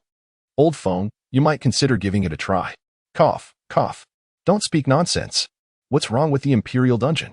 Captain Liu, fearing Zhou Yi might entertain other ambitions, for the prestigious position in the imperial guards surely held more promise than his idle post at the prison, swiftly steered the conversation elsewhere. "What appeal lies in joining the imperial guards? Hunting criminals is a perilous occupation. Far better to curry favor with the Zhang family directly." His colleague nodded in agreement, remarking, "Your words ring true, Commander Liu. The Zhangs wield genuine influence. Within decades, their family may well command half the empire's affairs, securing prosperity for at least a century to come." Minister Liu's meteoric rise of 15 ranks within a decade was achieved by extending timely assistance to the Zhang family during their nadir. Now, those seeking to add luster to their already flourishing fortunes must at least hold the position of a provincial governor, or they wouldn't even gain admittance through the gates. How profoundly accurate this observation is. If I could turn back 10 years, I would surely have allied with the Zhang family. Listening to his colleague's idle chatter, Zhou Yi, however, held no optimism for the Zhang's future. No matter how close the relationship, what ordinary man would willingly divide his family fortune in half? Moreover, faced with such a vast territory, even the greatest merits kindness, or familial bonds would inevitably erode. Having witnessed 4 dynasties, Zhou Yi had heard and seen enough to gain some profound insights. At times, rebellion isn't a matter of personal choice when the tides of history demand it. Raising one's spear may be the only hope for survival. What do such trivial matters have to do with me? Far more intriguing is reading the fortunes of lovely maidens. Zhou Yi whispered softly to Miss Roro, palmistry is unreliable. I possess an arcane technique for reading one's career line. Let us retire upstairs for a more thorough discussion. The following dawn, invigorated in body and spirit, Zhou Yi carried the wooden bucket with practiced ease, delivering meals along his familiar route. With a subtle flick of his wrist, the thin gruel transformed into mere broth, devoid of even a single grain of rice. His mealtime artistry remained as impeccable as ever. Cell Block 6. The newly incarcerated prisoner from last night was not clad in the standard inmate garb, but rather adorned in an official's robe, deep green, embroidered with herons. Zhou Yi scooped his ladle to the bottom of the pot, filling a bowl with thick congee. Your Honor, your meal is served. After delivering the meal, Zhou Yi watched the guards play cards and casually inquired about the prisoner's background. To his surprise, the man was no ordinary figure. Su, the top scholar who had achieved the rare distinction of placing first in all 3 imperial examinations during the inaugural reign of Emperor Jinglong. Xiao.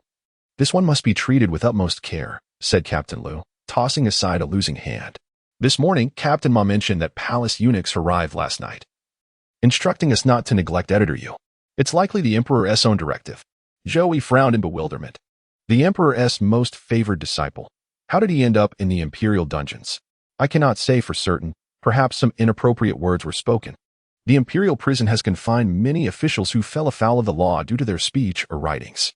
There was once a scholar who composed poetry, failing to observe proper deference to the exalted, even including the personal name of Emperor Zhongzong. When the embroidered uniform guard learned of this, though finding no evidence of rebellion, they cast the scholar into the imperial dungeon nonetheless. Chapter 50. Awaiting the opportune moment, life resumed its familiar rhythm. Home, the imperial prison, and the house of spring breeze. In the blink of an eye, a year had passed, and no one questioned Zhou Yi's origins anymore. The man carried himself with the same effortless grace as his master. Indifferent to worldly affairs, unmoved and less compelled. Prisoners came and went within the prison walls, some reincarnated, others ascending to glory, yet cell B6 remained unchanged. Over time, Zhou Yi grew quite acquainted with its occupant and learned the reason for Su's imprisonment. The man had submitted a memorial urging Emperor Jinglong to reform governance and enforce the rule of law. His words, slightly too vehement, were said to have indirectly criticized the Zhang family and the embroidered uniform guard. Though Su had once enjoyed the emperor's favor, even he could not escape the grasp of the prison when the 2 untouchable factions of Fengong intervened. The embroidered uniform guard investigated extensively, but found no evidence of corruption, not a single tael of silver embezzled. Left with no choice, the imperial censors accused him of filial impiety toward his elders. Upon learning the full story, Zhou Yi began offering Su thicker porridge, then meat, and now a jug of wine each day. They say the wine and meat in this prison are worth their weight in gold, Su remarked after finishing his meal, his tone solemn despite the indulgence.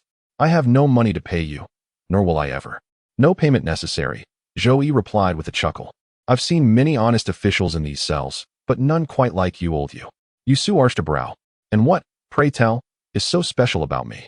At the age of 32, Su attained the prestigious title of Jinsher, serving a decade in the Hanlin Academy and as a censor, followed by a year in the imperial prison.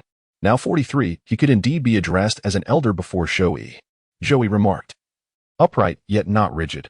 Otherwise you wouldn't have partaken of the wine and meat offered by petty clerks.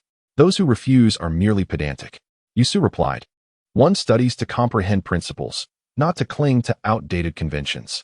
This old man still has great matters to accomplish. I must nourish my body to await opportunity. True to his word, after eating and drinking his fill, he began strengthening his physique. Completing 2 sets of calisthenics, Su felt his sinews and bones loosen. Then proceeded through several sequences of Tai Chi. He praised, Young Zhou, your methods are excellent. After a year in prison, this old man's frame has grown sturdier than during my scholarly days. Old you, Zhou Yi ventured, there are many rumors outside, that beneath your veneer of integrity, you are in truth a corrupt official, that you've secretly beaten men to death. even that your triple honors in the examinations were bought by bribing the examiners. Zhou Yi recounted the slanders circulating in the streets. Clearly, the Zhang faction and the embroidered uniform guard had no intention of sparing Yusu. Once defamed, they would pin fabricated charges upon him and drag him to the execution grounds. Hearing this, Yusu showed not fear but delight. This only proves they can do nothing against me but resort to vilification. Were it otherwise, how many honest officials have perished in the imperial prison? That does seem somewhat reasonable. Zhou Yi pondered with skepticism, yet confined within the celestial prison. Unable to voice any rebuttal, how could one possibly prevail in such a struggle? Yusu nodded slightly and said, trivial matters of reputation are not worth contending over. A person's lifetime is fleeting. One need only grasp a few pivotal moments to determine victory or defeat. How does one seize these pivotal moments? By waiting. Waiting? Those who aspire to achieve greatness must patiently await the opportune moment bestowed by Providence. Another year passed in the blink of an eye. Zhou Yi's status in the imperial prison had become nearly indistinguishable from his former glory, with some jailers once again addressing him respectfully as Master Zhou. What they rely on is not merely interrogation techniques. At opportune moments, they reveal their martial prowess. A bone-forging expert in their 20s is destined to advance to organ refining. In the end, it is sheer martial might that commands submission. The prisoners came and went in waves, yet Yusu alone enjoyed ample food and drink, even gaining over 10 pounds in weight. The imperial court and Emperor Jinglong seemed to have forgotten him entirely, neither sentencing him according to the law nor releasing him from the celestial prison. Unable to restrain himself any longer, Zhou Yi inquired, Old you, can we still await the opportune moment? Time cannot be forced, nor can events be compelled.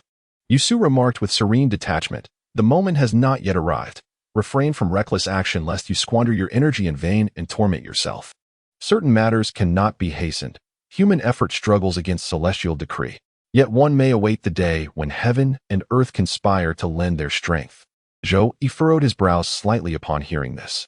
His return to the prison as a jailer wasn't merely for safety and familiarity, but also harbored other schemes. Having waited 2 years without finding the opportune moment, he began contemplating whether to actively create the right circumstances.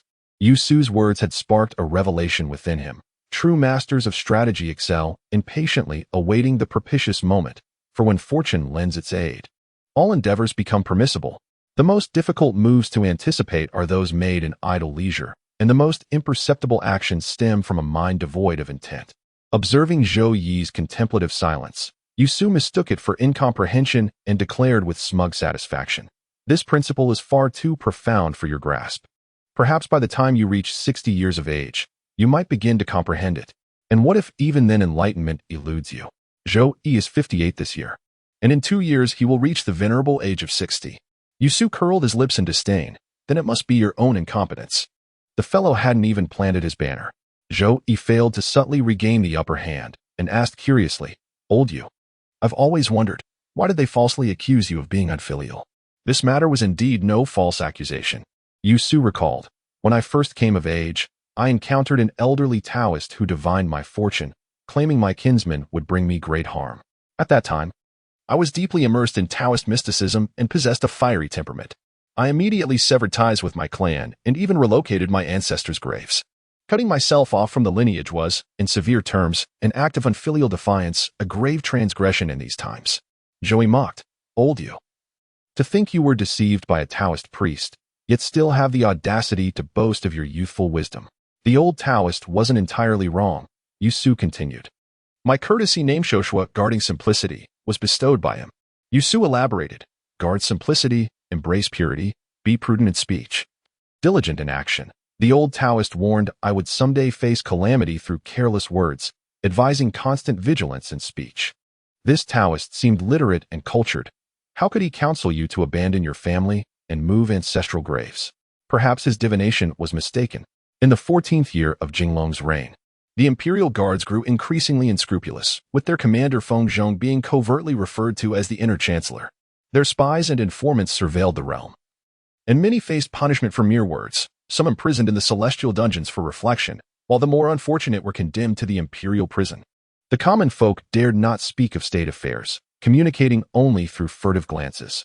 Emperor Jinglong remained benevolent and compassionate.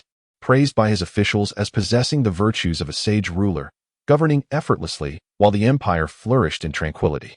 The current Grand Secretary bore the surname Du rather than Zhang, yet he was the protege of the former Chancellor Zhang.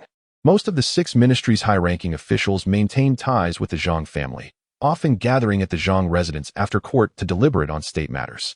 The Zhang family's influence subtly eclipsed even that of the once mighty Chancellor Long. Strangely, the capital remained eerily calm, as if oblivious to this shift.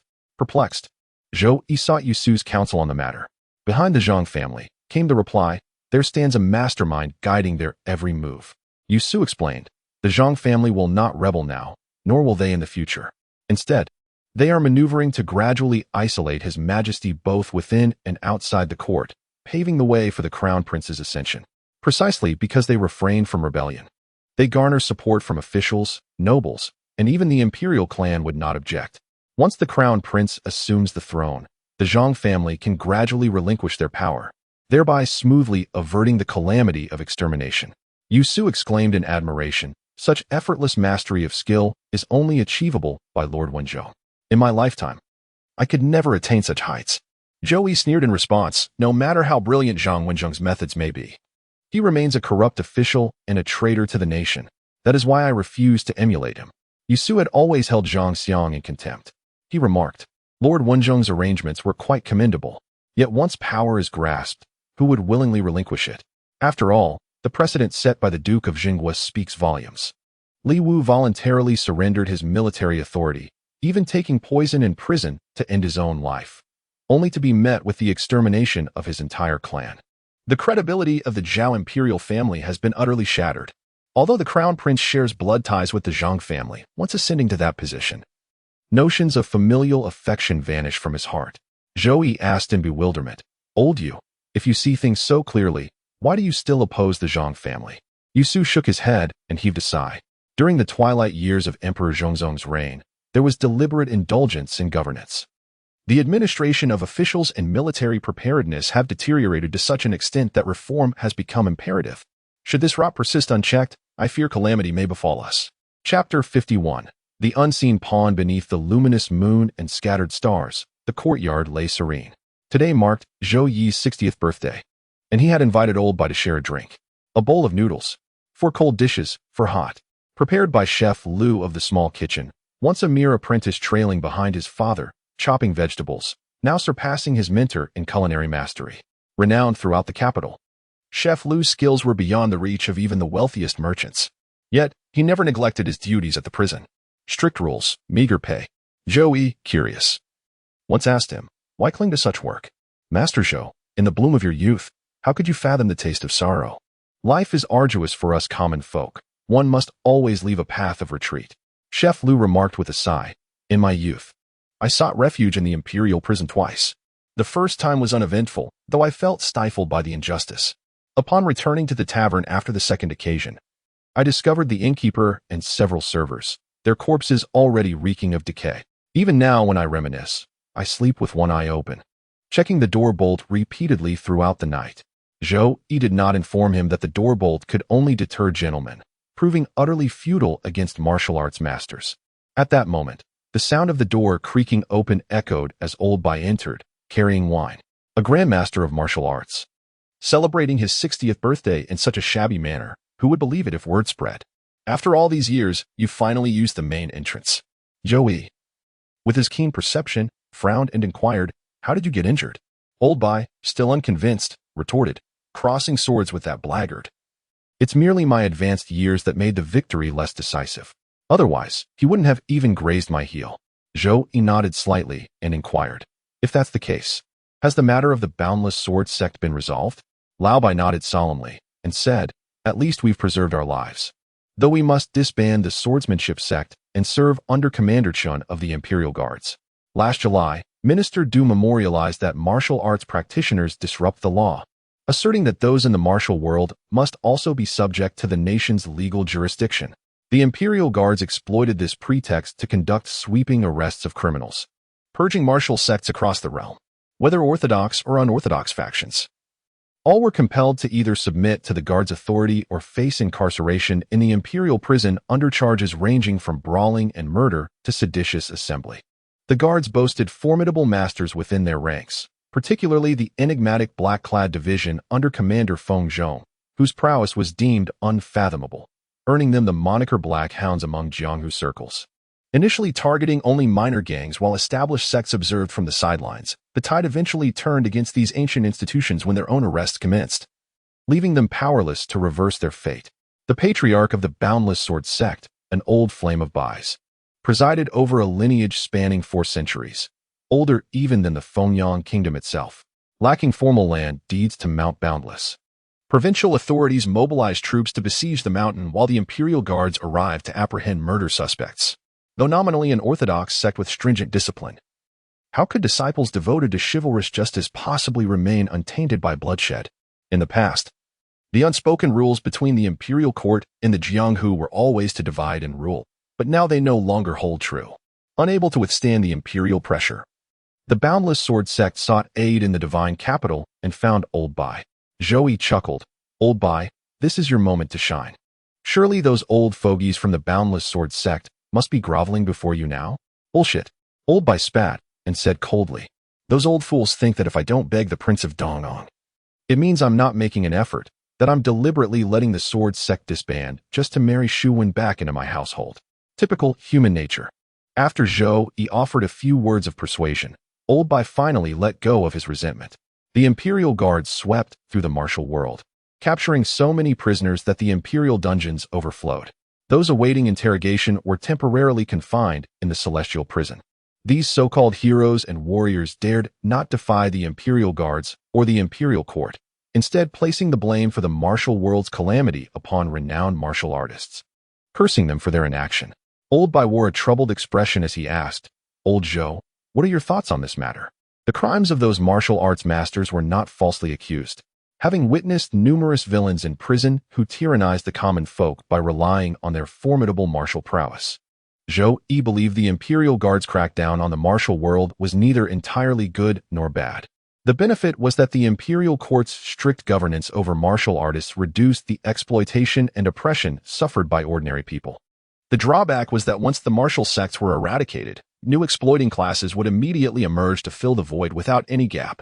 Worse still, these newcomers lacked foresight and would exhaust all resources like draining a pond to catch fish, exploiting without restraint or long-term consideration. Old Bai sighed deeply and lamented, but in doing so, the martial arts of Fengyang Kingdom will surely decline. Zhou Yi offered gentle consolation. You're already 62 years old, with weary limbs and fading strength, yet you still trouble your heart with the affairs of the martial world? Old Bai shook his head and sighed. Those rogues of the martial world are inherently unruly and rebellious. After joining the imperial guards, they've gained considerable power and influence. Who can say whether this bodes well or ill? Thus, Zhou Yi's thoughts raced like lightning. Raising his head, he beheld the moon suspended at zenith, its radiance at its zenith. Perhaps the propitious moment had arrived. Let us attempt it first. If unsuccessful, consider it a casual move with no expectations. For without desire there can be no defeat. Before this, who in nature was the most patient hunter? The wolf, the crocodile, the lizard, or other creatures? There was never a definitive conclusion. Now the answer has emerged, and it is the I Ching. An endless and boundless lifespan allows Zhou Yi to lurk indefinitely, then gradually and methodically consume his prey, until one day he can seize control of the imperial guards. The imperial guards boast a complete and tightly knit structure, an unending supply of fresh talent, and substantial financial backing from the imperial court, far more stable than building one's own organization from scratch. Ultimately, he must still venture into the realm of immortal cultivation. But the path must be scouted carefully. Recklessly charging in would be tantamount to gambling with his life. Zhou Yi was never one for gambling. He simply outlasted both the banker and the players, ensuring his inevitable triumph. The following day, within the imperial prison, Cell Jia bustled with unprecedented clamor and congestion. Among the denizens of the martial world, feuds and grudges were inevitable. Now, with sworn enemies confined together, insults swiftly escalated into brutal clashes. The prisoners formed a circle, spectating the brawl with fervor, erupting in cheers at every masterful strike. The guards, long accustomed to such scenes, lingered outside, indulging in the spectacle. These inmates were but transient guests of the prison, destined in due course for the interrogation chambers of the embroidered uniform guard. Most would yield to recruitment, seamlessly transforming into agents of the very institution that once confined them. Should the guards intervene now, retribution would surely follow. While delivering meals, Zhou Yi observed carefully. Most prisoners harbored no hatred in their eyes, or perhaps dared not resent the imperial guards. Only a few huddled in corners, their gazes burning with resentment. After further filtering out the elderly inmates, those remaining became Zhou Yi's idle chess pieces. Finally, he arrived at the 6th prison of the underworld. Yusu had already spent 4 years in the celestial prison, yet not a trace of despair could be found within him. On the contrary, he sought guidance on the cultivation methods of martial arts from Zhou Yi, claiming it would prevent future assassination attempts. Zhou Yi retrieved an oil paper package from his bosom and said, "Old Yu, your favorite, Zhang's braised pork trotters."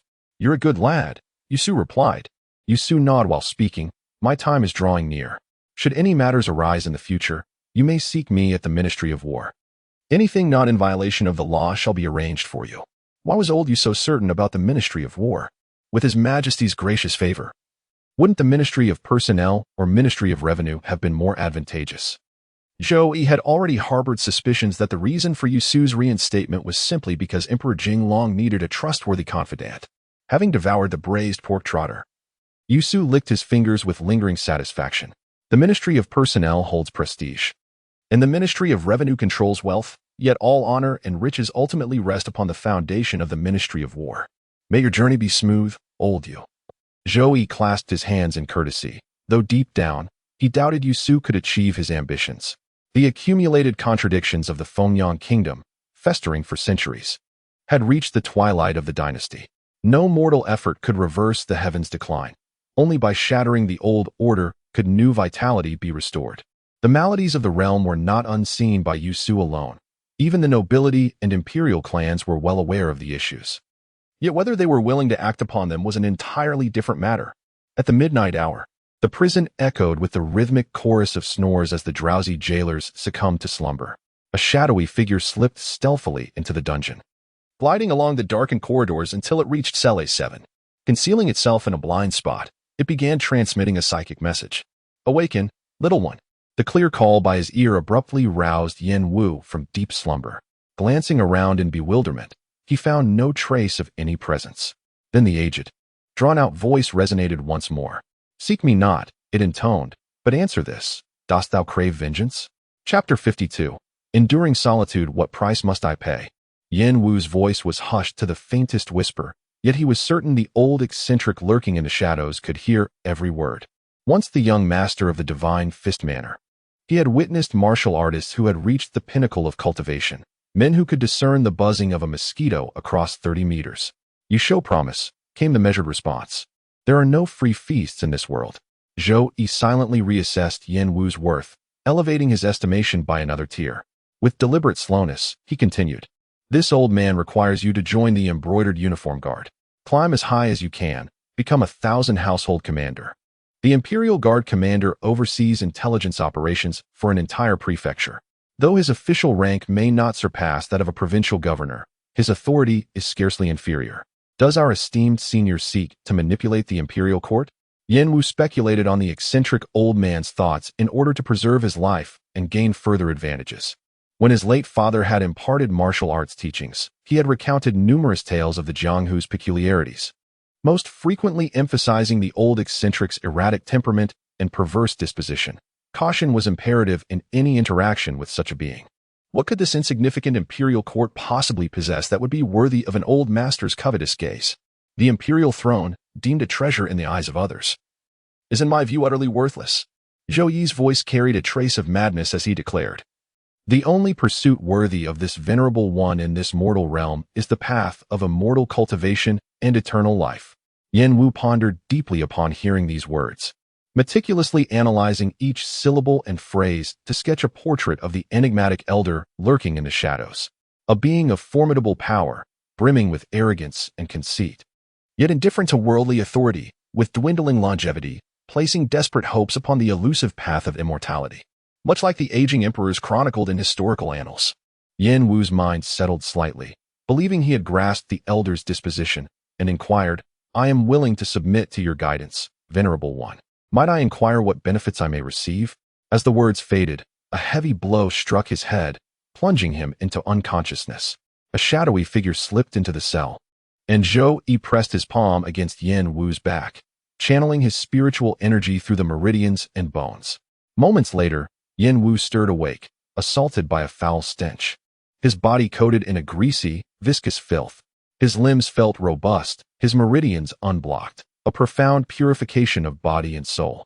Yen Wu immediately activated his family's internal cultivation technique, its efficiency now surpassing the usual by approximately 20 to 30%. One must not underestimate this seemingly minor difference, for it is sufficient to bridge the chasm between mediocrity and genius. The Divine Fist Manor's legacy, spanning over a century and enriched through 5 generations of marrow-cleansing elixirs and secret arts, all of which Yen Wu had utilized since childhood, paled in comparison to the efficacy of this single session. I shall join the Imperial Guards at the earliest opportunity, Yen Wu vowed inwardly, suppressing his previous reservations. The Hidden Master's strength was already terrifyingly unfathomable, likely reaching the legendary realm of an innate Grandmaster. Excellent. Once you attain the rank of 100 Household Commander in the Imperial Guards, commence your investigation into the local curiosities, extraordinary individuals, and mystical locations. Compile your findings into a volume, and I shall retrieve it in due course. Zhou Yi enticed with a promise. Should your discoveries prove genuinely connected to the immortal path, you shall receive from me arcane techniques and divine arts. Even the realm of a Qian Grandmaster is not beyond your grasp. The junior responded with fervent determination. This humble one shall spare no effort. Yen Wu cautiously inquired, might I be so bold as to inquire about your esteemed name? After a prolonged silence, Zhou Yi responded in a distant, melancholic tone, the wheel-turning king. No one could have anticipated that the wheel-turning king was a eunuch, just as it was equally inconceivable that he was merely a prison guard delivering meals. Yen Wu bowed respectfully and said, this humble junior is Yen Wu from the Divine Fist Villa. My parents and clansmen perished at the hands of the Black Riders. Once I have avenged this great injustice, my life shall be at your disposal. Hehehe. Your pledge of loyalty was met not with praise, but with a string of eerie laughter. This old master has witnessed countless acts of fealty and betrayal. Thus I place no faith in oaths of life and death. Only aligned interests endure eternally. Should you ever deem yourself mighty enough, you may test your mettle against me. But know this, defeat means death. Yen Wu's heart tightened, daring not to make any further attempts. Cell 12. The young Yixiong huddled in the corner of the prison cell, his face bruised and swollen, his body covered in dark purple patches. The prison operated on the law of the jungle. The weak slept by the latrine, and Yixiong's gang happened to be enemies with the most powerful inmate. Cough, cough. Suppressing his coughs, he spat out flecks of blood due to severe lung injuries. Then, a voice, neither distinctly masculine nor feminine, whispered in Yixiong's ear. Do you seek vengeance? I do. Yixiong answered without hesitation. If he endured a few more days of brutal beatings from his enemies, he might very well perish in that cell. What would you be willing to sacrifice? Everything. Hee. Excellent. A chant whispered into my ears, its martial essence far surpassing the techniques of Yixiong's sect. From this moment onward, your life belongs to me, the wheel-turning king. The voice of Zhou Yi was ethereal and indistinct, making its origin hard to discern. Little one, that man's acupoints have been sealed.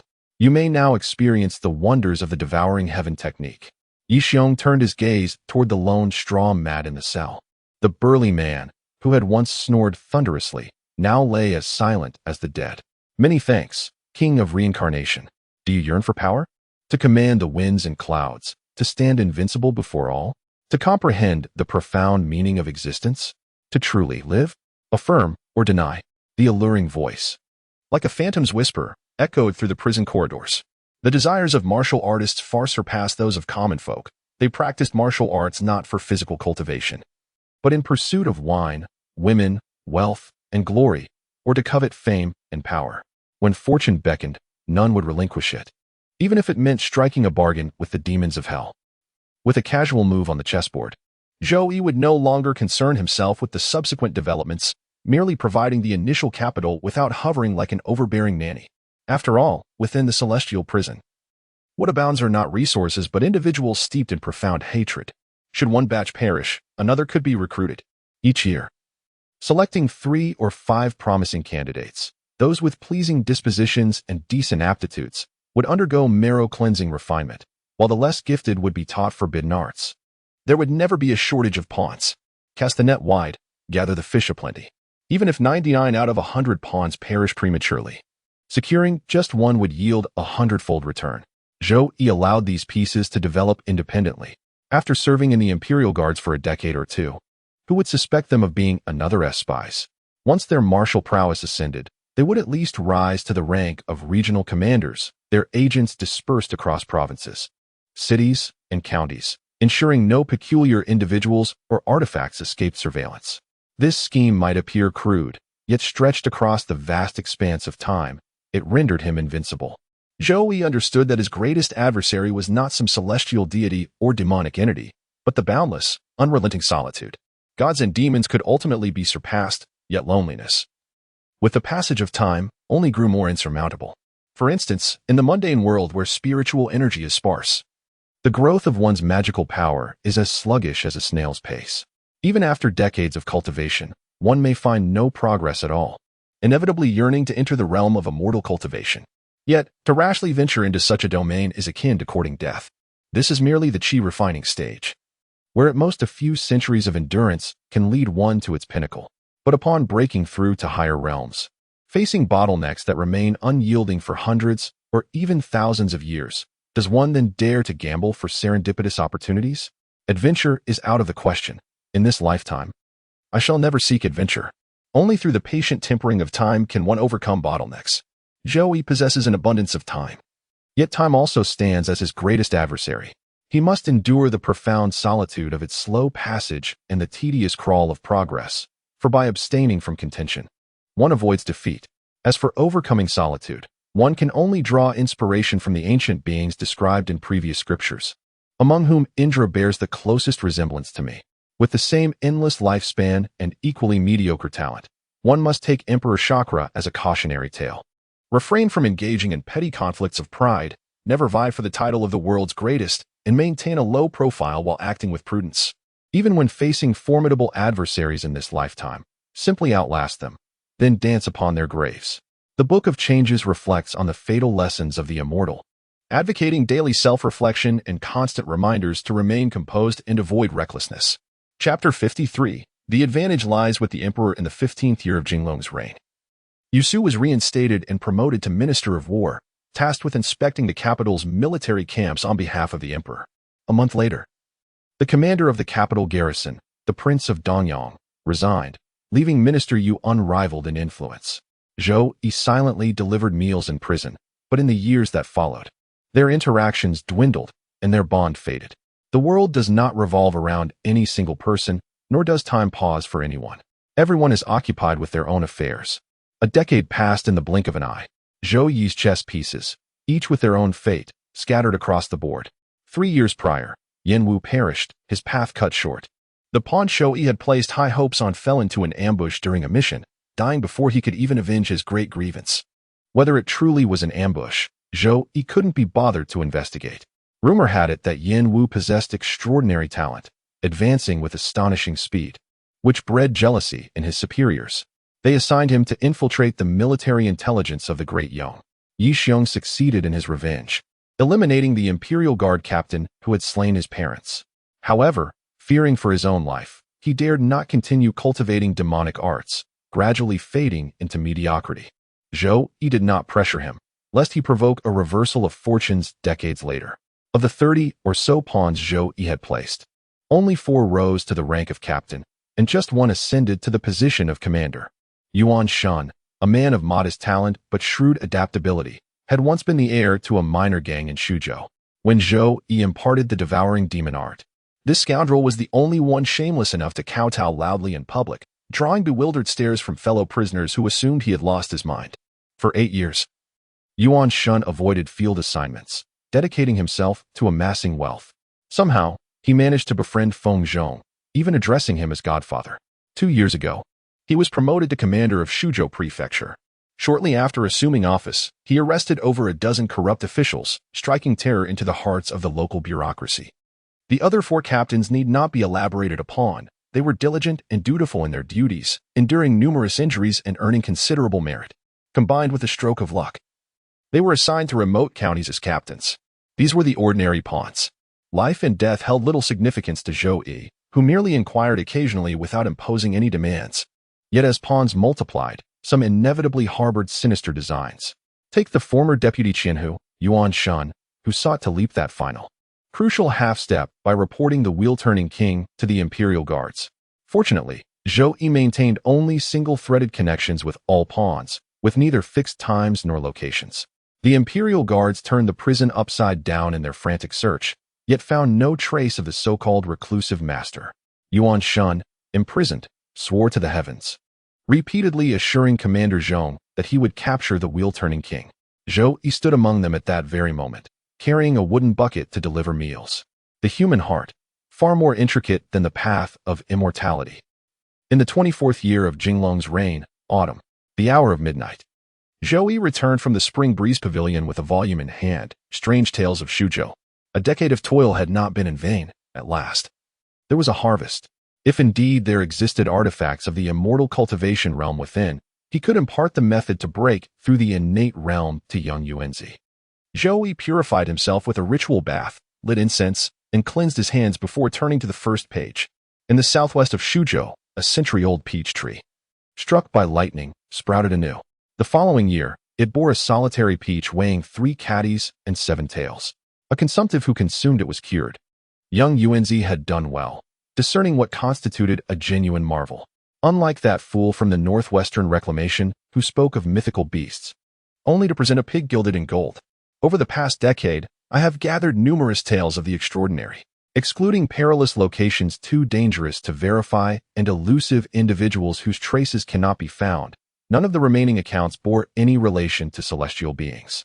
Some were man-made fabrications, others mere natural phenomena. Zhou Yi once seriously questioned whether immortals truly existed in this world. To the northeast of Shuzhou lies Wu County, renowned for its potent liquor. In the 14th year of Jinglong's reign, an eccentric figure purchased wine there. The second page of the Zhou Yi unfolded, accompanied by an illustration, a palm-sized wine flask. Its design archaic, the patterns unlike those of Fengyang Kingdom. Young Yuan remained diligently at his task. Continuing further, most of these bizarre tales sound somewhat plausible. Yuan Shan might not believe in the pursuit of immortality or eternal life through spiritual cultivation, merely assuming that the wheel-turning king had grown old and mad, a sentiment shared by the majority of pawns in this grand scheme. Yet, this does not mean they would handle matters with any less diligence. Of course, the veracity of such claims remains to be investigated. At the eastern foothills of Mount Yun in Shuzhou, a perpetual mist lingers, shrouding the landscape in mystery.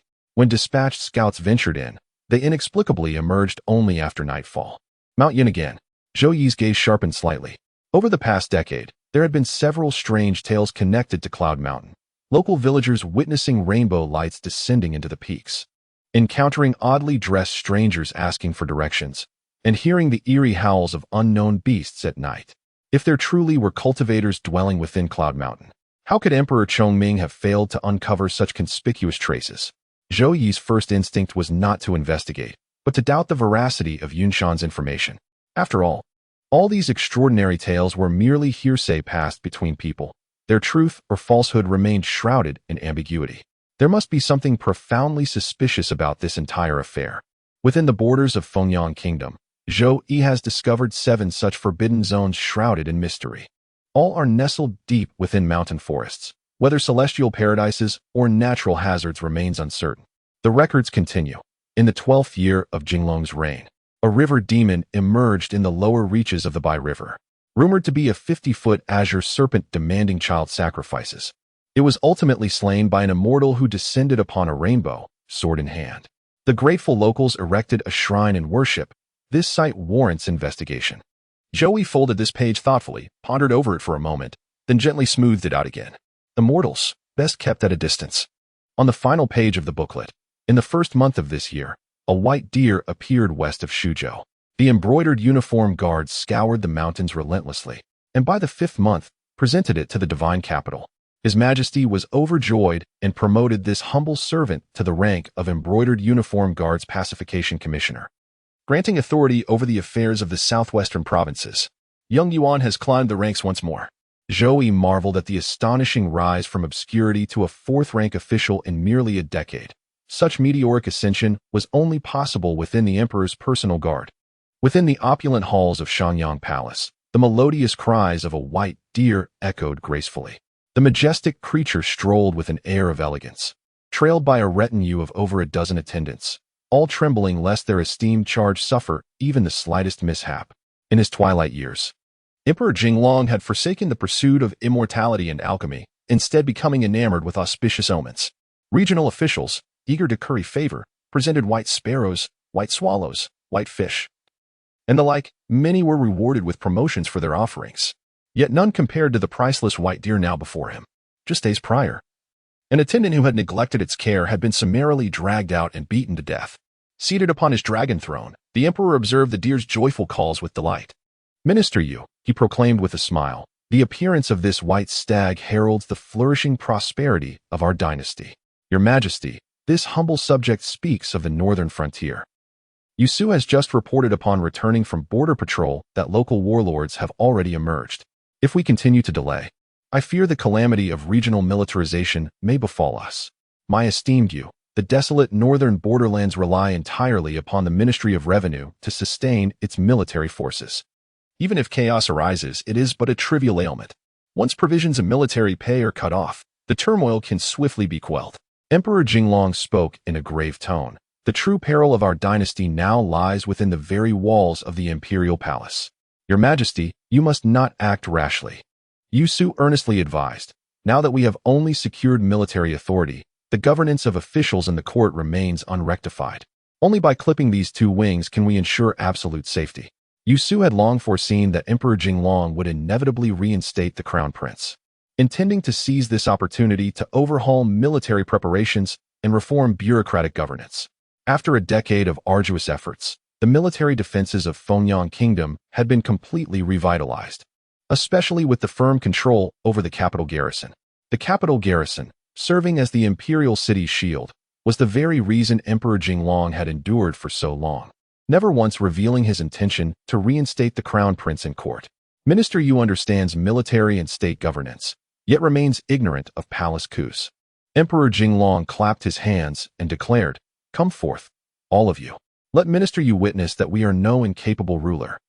Aged figures descended into the hall with ghostly swiftness, their auras profound as abysses and towering as mountains. These venerable ones.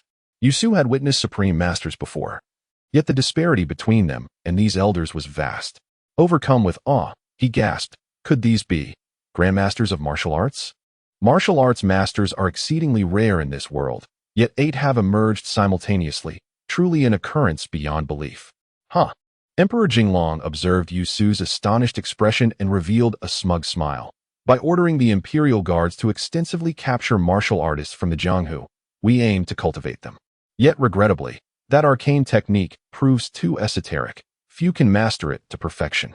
Otherwise, not merely 8, but 80 adepts would be at our command. Outside the capital, 100,000 troops stand guard, suppressing all dissent.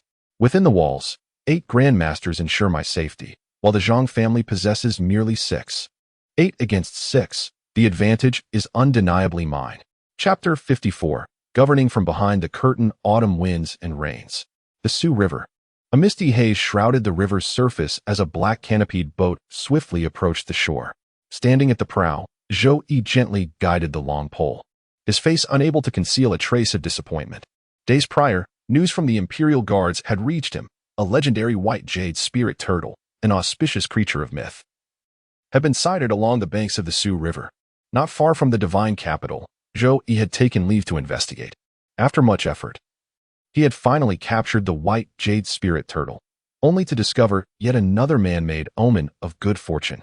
Some ingenious mind had the idea of inlaying white jade fragments onto a tortoise shell, meticulously carving the 8 trigrams pattern upon it. Zhou Yi had to admit the forger's craftsmanship was exquisite. The jade and shell fused seamlessly, indistinguishable to the untrained eye. The orchestrators of this auspicious omen were already spreading rumors to hype the emergence of the white jade spirit tortoise.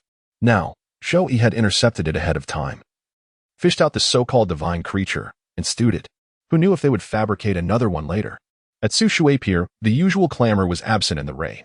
As Zhou Yi moored his boat, he spotted armored soldiers, robust and fully equipped, inspecting every vessel, large and small. Imperial guards.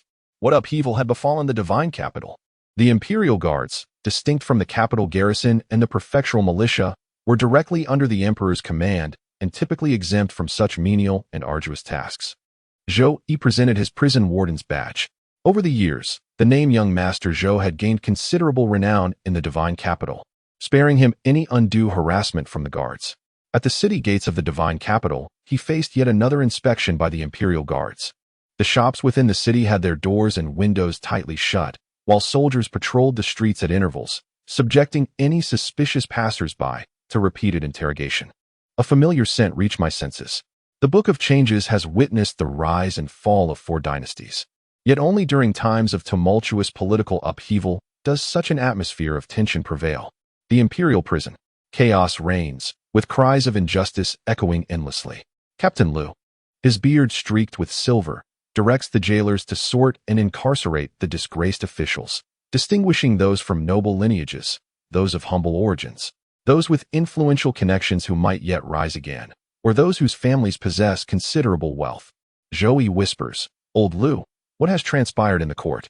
Your luck is truly remarkable, having been absent from the capital in recent days. As for the specifics of what transpired, you'd best inquire with them."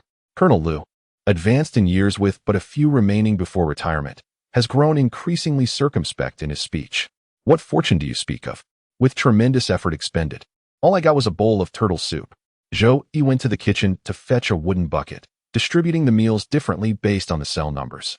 The first 10 cells in the E block housed disgraced officials with powerful connections. Their porridge was generous and thick. The next 10 cells held those who had money, but not all chose to spend it on food. Following the jailer's hidden markings, Zhou Yi gave an extra ladle of thin gruel to those who had paid, while those who hadn't received only watery broth. Such unequal treatment within the same prison naturally taught the starving officials what to do. Unspoken rules must never be voiced. That would be outright extortion. Instead, one had to let people figure it out for themselves. At the end of cell B20, an elderly man sat in solitary confinement. Zhou Yi found the figure vaguely familiar.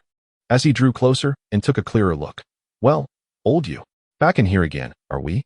Yusu's face briefly flickered with embarrassment before brightening again. "Oh, Brotherly has finally returned," he exclaimed cheerfully.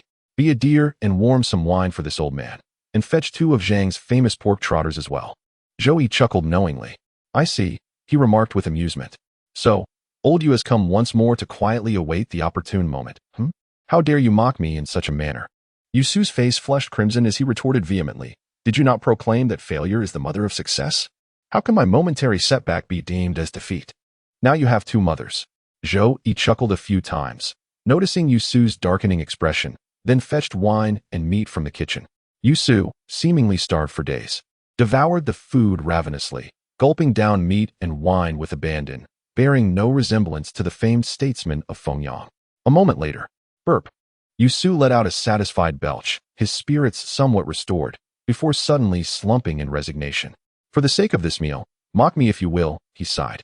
"I admit I am no match for Chancellor Zhang's foresight." What exactly had happened? Zhou Yi could vaguely surmise that a coup had transpired within the palace walls, and presently, it appeared the Zhang faction had prevailed. Yusu remarked, "In a few days' time, His Majesty will declare his ailing health and retire to the Shanyang Palace for quiet recuperation, abdicating the throne in favor of the crown prince." Zhou Yi gave a slight nod. "That doesn't sound entirely unfavorable. After all, Lao Yu, have you not always upheld the principle of primogeniture? I care not for the succession of the throne. For my true intent lies in seizing this opportunity to gain His Majesty's support in reforming military preparations and bureaucratic governance. Since the reign of the Chongming dynasty, 3 consecutive generations have witnessed non-eldest sons ascending the throne, which has greatly harmed the nation's foundation. Now that the crown prince is to inherit, it is indeed a favorable development." Yu Su spoke slowly. "However, Empress Dowager Zhang has taken the reins of governance behind a curtain, using His Majesty's youth as justification. After consulting the Book of Changes, it was divined that the crown prince's age must be either 43 or 44. The claim of his youthfulness is utterly preposterous. By acting in this manner, are the Zhang family not driving themselves to the brink of destruction? Humph. Zhang Xiang had anticipated His Majesty's intentions and laid preparations in advance, maneuvering the emperor into resorting to force to stage a palace coup," Yusu remarked. Yet he failed to account for the loyalty of the Zhang faction, or perhaps was powerless against it. Empress Zhang had no choice but to assume the regency behind the curtain. The Zhang faction. Zhou Yi murmured to himself, comprehending Yu Su's words. Empress Zhang was swept along by the tides of circumstance. The Zhang family had transcended being merely one clan. They had become the vital nexus of countless interests. Once severed, this bond would be impossible to restore. Chancellor Zhang's strategy was to elevate his grandson, the crown prince, to the throne. Subsequently, the Zhangs would gradually relinquish power. The new sovereign, whether out of familial affection or gratitude for the transfer of authority, would likely refrain from exterminating the Zhang lineage. Yet now, with Empress Zhang ruling behind the curtain, maintaining her faction's interests at court, the Zhang family found themselves with but one treacherous path remaining: rebellion. Zhou Yi inquired with curiosity, "Old Yu, Prime Minister Zhang has been deceased for 21 years. How exactly did he scheme against His Majesty?" "Humph. In my esteemed opinion, it was not the scheming of Minister Zhang, but rather His Majesty willingly walking into the trap himself," Yu Su said. "Back in the day, Chancellor Zhang obtained a volume of demonic cultivation that could devour others' internal energy, enabling mass production of innate grandmasters. On his deathbed, he presented it to His Majesty, repeatedly emphasizing that with this demonic art, the imperial order could be stabilized, and no one would dare rebel. It sounds somewhat reasonable." Zhou Yi understood the power of a grandmaster, though incapable of facing 10,000 soldiers head-on. They could effortlessly traverse 1,000 miles to take an enemy general's head. If the technique were complete, it would indeed be so, Yu Su said coldly. Chancellor Zhang had long foreseen His Majesty's temperament. The technique he provided had a fatal flaw when encountering someone who cultivated the complete version. All of one's cultivated power would be devoured. Zhou Yi asked in surprise. Chancellor Zhang could predict His Majesty's purge of the Zhang family. But how did he know it would involve nurturing innate grandmasters? On his deathbed, Minister Zhang left behind a memorial on statecraft, 99% of which indeed contained sagacious strategies for governance. Yu Su explained, "Your Majesty, over these years, by following the memorial's guidance, reviving the imperial guards, bolstering the nobility, and reinforcing the imperial clan, your throne has been secured with unshakable stability. You believed you had fully grasped its essence." Zhou Yi clicked his tongue in curiosity. "And what of the remaining 1%? The memorial repeatedly emphasized that he who commands the Grandmaster of Qian commands the empire, and that only a Grandmaster of Qian can act with impunity," Yu Su remarked. "Your Majesty has reigned for over 2 decades and has long placed unwavering faith in such memorials. Thus, the recent palace coup relied entirely on the support of 8 Grandmasters of Qian. The outcome speaks for itself." Zhou Yi pondered skeptically. Does Chancellor Zhang not fear His Majesty might devise alternative stratagems? "There is no need for your Majesty to ponder, for this old minister has long devised a meticulous strategy to unravel the tangled threads. The Zhang family shall undoubtedly be powerless to resist." Yu Su pointed at himself and sighed. Alas, in his youth His Majesty relied upon Zhang's own, and in middle age upon Prime Minister Zhang, earning much criticism for perceived dullness. Thus he has ever sought to prove himself. Emperor Jinglong perhaps understood that removing the Zhang faction through Yu Su would have been the more prudent course. Yet he wished to demonstrate his own wisdom. Ironically, the very methods Emperor Jinglong employed to prove himself were learned from Prime Minister Zhang's memorials. The outcome was predetermined from the very beginning. Zhang Xiang, truly remarkable. Zhou Yi found himself at a loss for words to describe the situation. Terms like crafty and deceitful, scheming and calculating were full of tricks and wiles seemed insufficient to capture the essence. After all, had Emperor Jinglong not betrayed the Zhang family, and had the crown prince ascended the throne smoothly, the current upheaval would never have occurred. The name of Duke Wenzhong would undoubtedly be remembered in history. Zhou even inquired, "Over these years, the officials and nobility have ceaselessly praised His Majesty. How could he so readily acknowledge the abdication and the act of ruling from behind the curtains?" Yu Su shook his head and remarked, "The officials praise your Majesty merely because it aligns with their interests. Now, the new sovereign suits them even better." Zhou Yi suddenly comprehended, feeling profound pity for Emperor Jinglong. When the court officials needed him, they extolled him as the reincarnation of ancient sage rulers. Now that he was no longer needed, they could hardly wait for him to be reborn into another life. Chapter 55. Secrets of the Immortal Path. Emperor Jinglong's palace coup failed, and Empress Zhang assumed regency behind the silk screen. Whether she would become at Cixi, Alg, or erupt into a Wu Zetian mattered little to Zhou Yi. At first, Zhou Yi had been intrigued by such affairs, but after witnessing them repeatedly, they became mundane.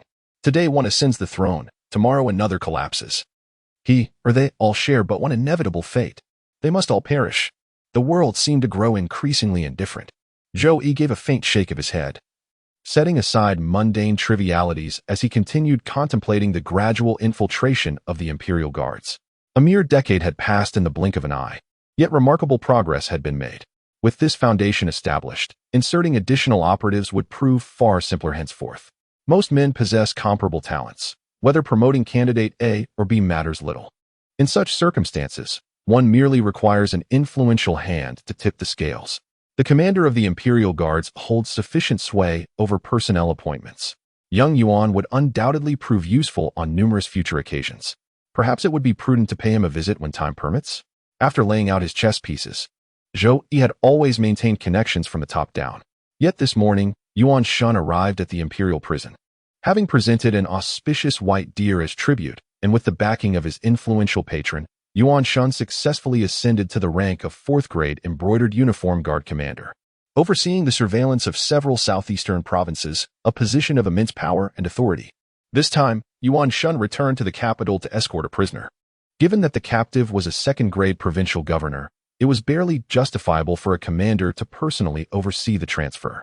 Later, Yuan Shun also delivered the prisoner's family members to the imperial prison, a trivial task that could have been delegated to subordinates.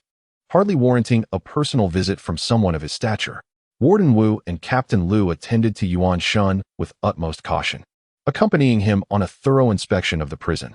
They lingered for 2 or 3 hours before he finally departed. From the sidelines, Zhou Yi observed everything with clarity. Yuan Shun's true purpose in returning to the capital was to meet him. But could this be a trap? For a decade, communication has been strictly unilateral. The operatives remain oblivious to Zhou Yi's gender, name, or any means of contact. Thus, even when some agents defect, the Imperial Guards find themselves powerless to investigate. Yuan Shun's methodology has already transgressed the established protocols.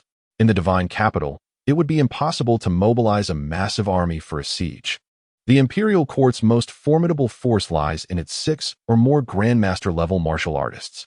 Even if they were to join forces in an assault, it would merely add a few more sacrificial vessels to the tally. Zhou Yi treads with utmost caution, unwilling to engage in reckless combat, yet possesses crystal clarity about his own capabilities. To overestimate oneself is to court death, while underestimation constitutes another form of fatal negligence. Over the years, Xiao Yuanzi has served with dedication and risen to the rank of commander of the Imperial Guards. Now qualified to transition from being a mere pawn to a player in the game. Zhou Yi assessed that there was an 80 to 90% chance it wasn't a trap, yet out of habitual caution, he chose to wait. Once Yuan Shun departed from the capital, even that slim 10 to 20% risk would vanish. Patience can dissolve all snares. 300 miles east of the divine capital, the terrain stretched flat and boundless as far as the eye could see.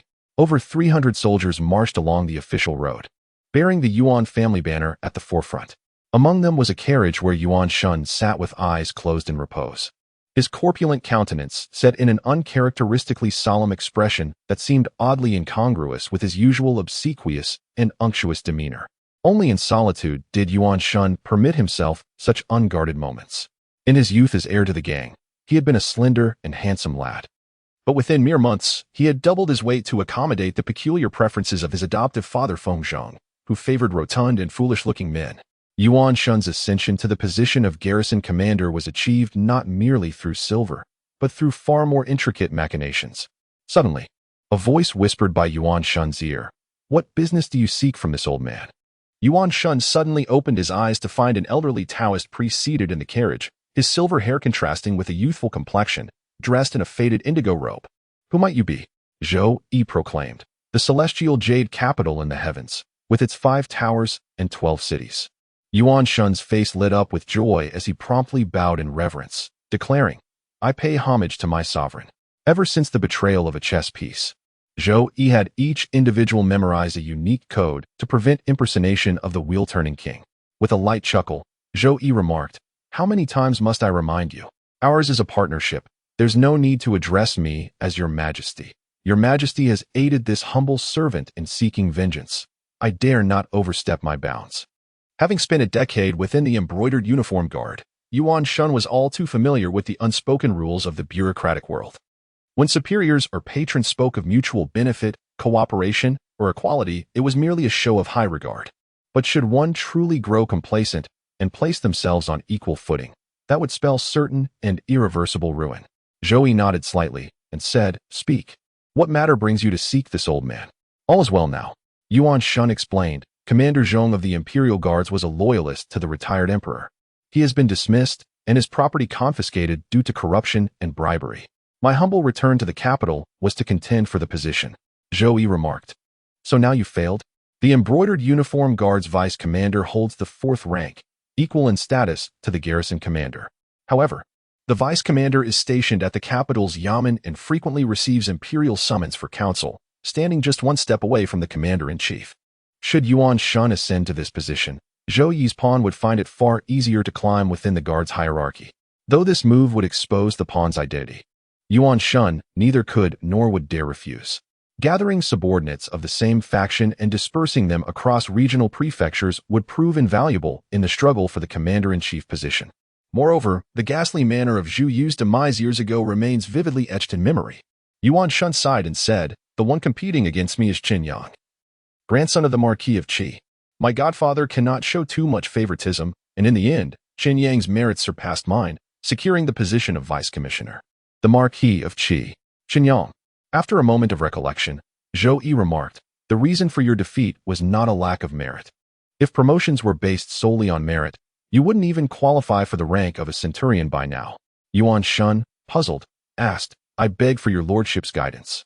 Zhou Yi explained. When the Marquis of Chun was still a duke, his niece, Qian Yang's aunt, was married to the crown prince as a secondary consort. After the Grand Emperor ascended the throne, she was enfeoffed as the virtuous consort. He continued, "Qian Yang and His Majesty the Emperor can, at best, be considered distant relatives. The Grand Emperor was none other than Emperor Jinglong, and the current reign was named Jingtong. In 2 months, it would mark the first year of the Zhengtong era." Yuan Shun suddenly understood. So Qian Yang leveraged his connection with His Majesty. No wonder I lost. Foolish. Zhou Yi shook his head and said, "It was not Qian Yang who sought the emperor's favor, but rather the emperor deliberately courting the remnants of the retired emperor's faction. His intention is to counterbalance the Empress Dowager's regency behind the curtain, thereby securing his rightful succession to the throne in due time. Your Majesty, the Empress Dowager." Yuan Shun's eyes widened in shock as he regarded Zhou Yi, his gaze filled with a mixture of awe and trepidation, as though beholding some ancient monster. Upon reflection, this was indeed an ancient being whose lifespan defied comprehension. The intricate political landscape of the court, which seemed so complex to ordinary men, must appear utterly transparent to such a time-worn entity. With a resigned sigh, Yuan Shun lamented, "My lord, henceforth this humble servant shall surely fall out of your Majesty's favor. Any hope of future promotion now seems but a distant dream." Feng Zhong had risen to power under Prime Minister Zhang's patronage following the Renin incident, and was now an unwavering loyalist of the Empress Dowager's faction. As Feng's adopted son, Yuan Shun bore the same indelible political mark. The Orthodox Emperor was, after all, the sovereign who commanded universal support. Coupled with Qian Yang's lineage among the nobility, his promotion to co-commander of the Imperial Guards was inevitable, though it clearly favored loyalists. Even the Empress Dowager could not excessively obstruct. Zhou Yi murmured pensively, "So, you seek me out to eliminate Qian Yang?" Humble, and with no other choice. Yuan Shun sensed the chilling intent to kill and hastily explained, "This lowly one only seeks to rise swiftly in rank, to serve my lord more effectively. Many of the dynasty's secrets are recorded solely within the archives of the divine capital's yamen." Zhou Yi gave a faint hum. "To kill, one need not dirty their own hands. Sometimes, yielding temporarily allows for a swifter ascent." Yuan Shun thudded to his knees in the carriage, shedding all dignity befitting a commander of the embroidered uniform guard, and kowtowed deeply. "I beg for my lord's guidance.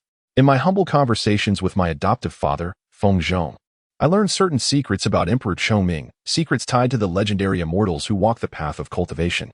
Chapter 56. The Imperial Prisoner. A cultivator in confinement. Zhou Yi's gaze remained lowered, fixated upon Yuan Shun for an extended moment. Yuan Shun felt an overwhelming pressure descend upon him, His century cultivated internal energy, which would rank him among first-rate masters in the martial world, now rendered him utterly incapable of mustering even the slightest resistance. A peerless ancient monster. At the ascension of the new monarch, Yuan Shun also encountered those few palace attendants, none of whom could compare to the wheel-turning king's 11th disciple, having cultivated the Zhou Yi's art of refining the spirit for nearly 3 decades. From initial exuberance to now perceiving the existence of the soul, his progress had surprisingly outpaced that of the Guiyuan technique, currently experimenting with oppressing Yuan Shun's spirit. The results proved rather satisfactory. Little Yuan, had this old man not intervened, were you planning to conceal this matter indefinitely? Yuan Shun trembled with fear and exclaimed, "This humble one dares not. The old man cares not whether you dare or not. If the news proves true, this matter shall be laid to rest. But if false," Zhou Yi left his words hanging. A chess piece, no matter how skillfully played, remains but a pawn, easily crushed and replaced with another cultivated over a decade, without the slightest sentimentality. Your humble servant understands. This matter has been investigated in secret for quite some time, and it is almost certainly true. Yuan Shun felt a wave of relief wash over him. His gamble had paid off. The wheel-turning king, obsessed with the path of immortality, would suppress even the greatest fury upon hearing such news. Since learning of this last year, Yuan Shun had kept it close to his heart, treating it as either a lifeline or a stepping stone to advancement. As for the Qin family, my knowledge is limited, Zhou Yi mused. I only recall that Marquis Qian had a granddaughter named Qin Qing, renowned in the capital for her striking beauty, though her temperament was notoriously domineering. Once, consumed by envy over the beauty of Censor Chui's daughter, she slashed the girl's face with a blade, landing herself in prison. The incident had caused an uproar in the divine capital. Though censors held modest ranks, they were not to be trifled with. Marquis Qian not only personally apologized, but also enlisted the noble consort to plead with Emperor Jinglong before Censor Chui relented, securing her release from the imperial dungeons. Yuan Shun nodded. This humble servant faintly recalls the matter. That Censor Chui hailed from the Jiangnan Chui clan, no ordinary official. Even the grand secretaries treated him with deference. Zhou Yi remarked, thus, Qin Qing is not merely jealous and tyrannical, she is also witless. Yuan Shun inclined his head. Your Excellency's meaning is to have Qin Qing embroil herself in scandal once more, implicating Qin Yang? Ordinary matters cannot be implicated, Zhou Yi remarked. According to the ancestral customs of Fengyang Kingdom, when a new monarch ascends the throne and establishes a reign, it is inevitable to select concubines. Through Fengzhong's connections, you arranged for Qin Qing to be chosen for the palace, bypassing the usual selection process and directly granting her the rank of consort. Fengzhong, who concurrently serves as the commander of the embroidered uniform guard while primarily holding the position of chief eunuch, found it effortless to arrange Qin Qing's entry into the palace as a consort. At the same time, the Orthodox emperor, eager to win over the nobility, was also willing to facilitate this matter. Yuan Shun questioned with suspicion, with Qin Yang suddenly becoming the emperor's brother-in-law. Wouldn't he grow even more arrogant within the embroidered uniform guard? The imperial palace is but a place of shadows and unseen sorrows, while the harem is a realm drenched in blood and unspeakable horrors. With Qin Qing's domineering yet foolish temperament, it won't be long before she commits a capital offense. Zhou Yi spoke slowly. Not only will Qin Yang lose his position, but Marquis Qin will also be demoted another rank in nobility. Many thanks for your Majesty's guidance. Yuan Shun pondered carefully, finding this method quite feasible.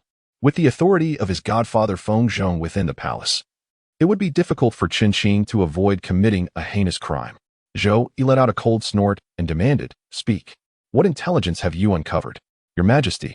According to Fengzhong's account, the imperial prison contains not only above-ground cells, but also an underground level constructed during the Chongming dynasty.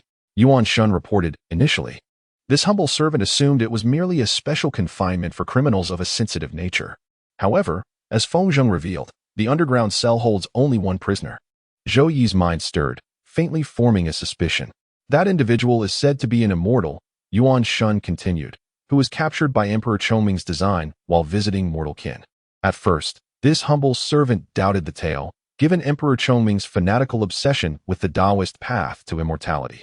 Yet upon reviewing the Imperial Guard's archives, anomalies emerged. Precisely in the year that prisoner was confined, construction of the underground prison commenced. Does that man still live? Zhou Yi has lived since the Chongming dynasty and knows that the so-called Dog Emperor was not initially obsessed with the path of immortality. In the first decade of his reign, though hardly a sage ruler, he could still be considered diligent. Then, in the 10th year, he abruptly ceased attending court sessions, delegating all affairs to the chief minister, merely marking memorials with circles or crosses. The Dog Emperor secluded himself in the Shanyang Palace to cultivate the Tao, ordering the imperial guards to scour the land under the pretext of collecting birthday tributes, demanding that every rare treasure of note be presented to the palace. He should still be alive. Yuan Shun reported, this humble servant has ordered men to investigate discreetly. A dozen or so veteran guards of the imperial guards have been observed preparing meals specifically to deliver to the underground prison cells. Good. This merits recognition. Even as Zhou Yi spoke, his figure had already vanished from the carriage, though his voice lingered in the air.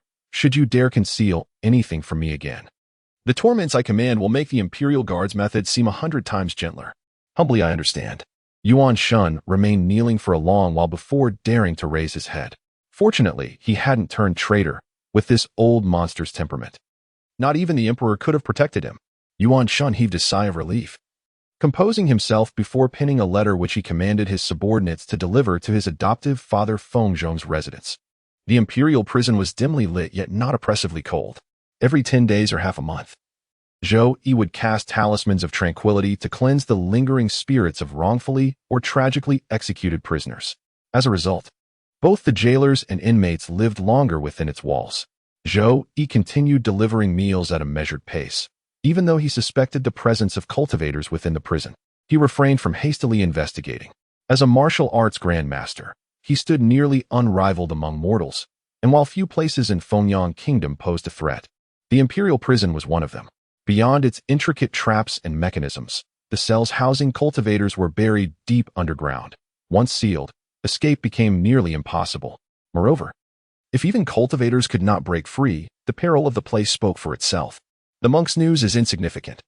What truly matters is that the Dog Emperor has managed to locate an immortal.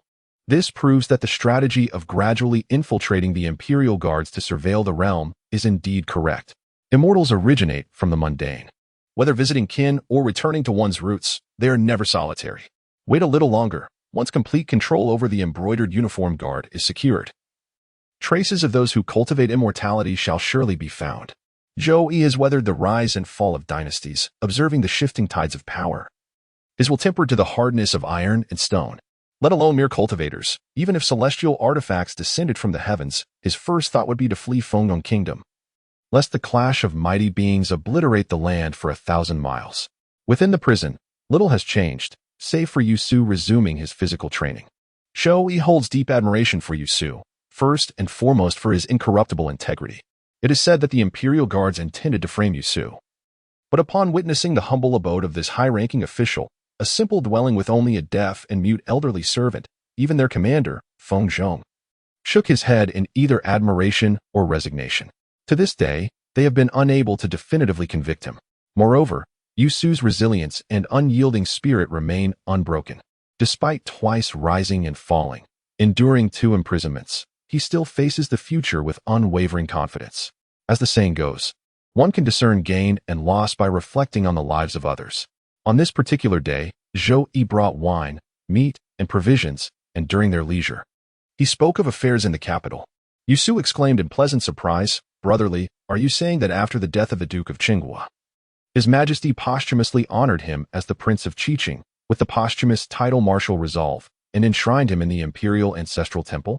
Since the posthumous titles of martial loyalty were bestowed upon the Duke of Qinghua and civil loyalty upon Chancellor Zhang, the honorific epithets for civil and military officials in Fengyang Kingdom have suddenly lost their prestige, regardless of one's actual merits in life. As long as one maintained favorable relations with His Majesty and the courtiers before death, one could invariably secure a distinguished posthumous title. After all, even Chancellor Zhang received the title of civil loyalty. Anyone who refrained from rebellion or regicide was deemed a paragon of loyalty. Zhou Yi smiled and said, "Old you, another opportunity has come your way." Indeed, Yushu clenched his fist with determination. "This time, I shall surely succeed." Zhou Yi nodded slightly, gazing at the impassioned old you, and suddenly found himself devoid of any inclination for jest. In these tumultuous times, harboring thoughts of reform was a battle destined to be lost. Chapter 57. The passing of an old friend. The moon hung high in the midnight sky. The gates of the divine capital stood firmly shut. The rhythmic clatter of hooves approached from afar, kicking up clouds of dust along the road, startling the drowsy guards from their slumber. Who goes there? Halt! Halt! Loose the arrows! The gate officer bellowed commands, ordering the archers to attack. Countless feathered arrows rained down upon the approaching figures with a deadly hiss. The horses were instantly riddled with arrows like hedgehogs, charging forward several yards before collapsing lifeless. The figure atop the steed leaped into the air, soaring 5 or 6 yards high. Seeing this, the city gate officer's expression relaxed slightly. The imperial capital's walls stood a formidable 9 yards tall. Just as he was about to order another volley of arrows, a shadowy figure seemed to materialize mid-air, using it as a stepping stone to propel itself even higher. Clearing over 10 yards, the figure crashed onto the battlements with a thunderous impact, sending shards of stone flying. Stay back. Don't come any closer. The gate officer paled, stumbling backward in terror. Even renowned martial masters who had undergone marrow cleansing were never this terrifying. The figure was none other than Zhou Yi. With a fleeting glance at the trembling officer, he vaulted toward Yongchang Ward. A month prior, the embroidered uniform guard had reported a peculiar tomb. Any who approached found themselves ensnared in ghostly disorientation, circling helplessly before being mysteriously repelled. The villagers shunned it as an ill omen. After scouring local records, Zhou Yi learned the tomb belonged to a reclusive Taoist who had lived an astonishing 140 years. Suspecting the occupant might have been a cultivator, he left the capital to investigate, hiring hundreds of laborers to level the burial mound. Keeping his distance, Zhou Yi observed from afar. Only when the tomb's relics were fully unearthed did he inspect them one by one with mystic arts, uncovering fragments of enlightenment. On his return journey, he pondered the recovered scriptures at leisure, savoring the Jiangnan scenery, so unlike the stark northern frontiers. Then, 3 days ago, he overheard wandering martial artists reminiscing about the legendary thief saint, now gravely ill and nearing death. Some lamented the passing of an era, others envied his peaceful demise. Upon confirming the thief saint was none other than Lao Bai, Zhou Yi raced back to the capital without delay, augmenting his lightness skill with talismanic speed. He outpaced galloping steeds until his mystic energy waned. After exhausting 4 or 5 horses in relentless haste, he covered 3,000 li day and night to reach the capital. Yongchang Ward, by manner. Seeing no white morning lanterns at the gate nor incense ashes upon the ground, Zhou Yi exhaled softly in relief. I'm not too late. Old Bai could be considered his only true friend. If he failed to bid farewell at life's final juncture, the lingering regret would haunt him through the long years to come. Leaping over the courtyard wall, he arrived at Old Bai's residence in the rear compound. Even at midnight, a lamp still glowed within. Voices, both male and female, drifted from inside, engaged in what seemed like a heated debate. Pushing the door open, Zhou Yi found Old Bai's children gathered around the bedside, deep in conversation. At the sound of the door, one of them turned and caught sight of an elderly Taoist in blue robes. Zhou Yi's gaze swept past them, settling on the frail figure lying upon the bed. Old Bai, he said, you're not dead yet, are you? Old Bai heard the sound and slowly opened his clouded eyes, laboriously turning his stiff neck. Cough, cough, cough. Unable to wait for you. How could I bear to die? His breath was faint, clearly on the verge of departing this world. The men and women in the room exchanged glances upon hearing these words and stepped back a few paces. They knew their father had once roamed the martial world with considerable renown. Likely some old acquaintance from those days had come to visit. Zhou Yi stood by the bedside, gazing at Old Bai's deeply wrinkled face, no longer the handsome visage of years past. Old Bai, I've finally outdone you this time. Now I can still visit the Spring Breeze Pavilion. Old Bai, unwilling to concede, retorted, I've been handsome all my life. With a face like yours, no matter how many years pass, you'll never understand. The two exchanged glances and suddenly burst into laughter. Old Bai, frail and weak, convulsed slightly in his mirth, nearly gasping for breath. His eldest son, standing nearby, anxiously reminded him, Father, the imperial physician warned you, avoid extremes of sorrow or joy. Leave us be, I wish to converse with my old friend. Old Bai waved his children away with a sigh, lamenting, forgive this unseemly display, my offspring bring me no pride. Moments ago, the room had been a clamor of discord, the siblings quarreling over the division of their inheritance. Under Old Bai's very gaze, The two sons of the Rongchang County princess had spoken with contempt toward their brothers and sisters, dismissing them with words like, "Go back to the Jianghu and fend for yourselves." What manner of conduct was this? Zhou Yi shrugged nonchalantly. At least there was no life-or-death struggle. When the late emperor passed away last year, rumors claimed he expired from excessive nocturnal indulgence with 9 concubines. They couldn't even bother fabricating a plausible pretext. Old Bai inquired with furrowed brow what precisely was the veritable cause. In the second year of the Zhongtong era, the Grand Emperor Jing Long passed away in the Shangyang Palace, posthumously honored as C. The Grand Emperor, unwilling to remain confined within Shangyang Palace, somehow managed to communicate with Marquis Qian and plotted to poison the Empress Dowager and His Majesty through the imperial kitchens, intending to reclaim the throne. Zhou Yi remarked, "Alas, heaven did not favor his scheme. Only a few gluttonous eunuchs perished from the poison." Thereafter, His Majesty entered Shangyang Palace with a sword in hand, and the Grand Emperor met his demise. Emperor Jinglong's second palace coup ended in failure, leading to his demise at the hands of his own son, a tragedy loosely connected to Zhou Yi's machinations. In the first year of the Zhongtong era, Chen Qing was selected as an imperial consort and swiftly rose to prominence, basking in the emperor's favor. The Chen family flourished, unrivaled in their glory. Yet the inner palace remained the domain of Empress Dowager Zhang, where even the emperor himself held little sway, let alone a mere concubine. Chen Qing, arrogant and unrestrained, repeatedly violated palace protocols, incurring the Empress Dowager's wrath. Consumed by envy, folly, and resentment, she lacked the patience to endure such humiliation. And with the weak-willed emperor offering no protection, she turned to the deposed emperor of Shangyang Palace, weaving a treacherous affair. When the former sovereign revealed this scandal to Marquis Qian, the nobleman found himself cornered. No choice remained but to board this sinking ship. The consequences were dire. Stripped of his title, his household purged, and his lineage exiled. Seizing the moment, Yuan Shun ascended to the rank of deputy commander of the embroidered uniform guard. Over these 2 years, the pawns Zhou Yi had strategically placed, bolstered by Yuan Shun's influence, secured promotions with ease. The pawns gained both cultivation techniques and powerful patronage. Yuan Shun acquired a cadre of elite supporters, and Zhou Yi harvested a trove of esoteric knowledge tied to the immortal path. Bound by mutual benefit, this triad of interests, once tenuous, grew ever more unshakable. Upon hearing the secret tale of a father poisoning his son and the son slaying his father, Old Bai's expression turned peculiar as he remarked, "If that's the case, then my own children are merely mischievous." With decades of experience in the martial world, Old Bai vaguely sensed this matter might be connected to Zhou Yi. Yet he understood that secrets naturally exist among friends and need not be probed too deeply. Zhou Yi gave a slight nod and said, "Children and grandchildren will forge their own destinies. Let them be. You should focus on nurturing your health. Perhaps you may yet live a few more years." Since the 3 of them departed one after another, I have been no different from a dead man, Old Bai murmured. I only wish to hasten to the underworld, to reunite with them as husband and wife in the realm of shadows. Then, with quiet resolve, he added, "Old Zhou, the only reason I've clung to life this long is to wait, to beg one final favor of you." Zhou Yi paused in quiet reflection.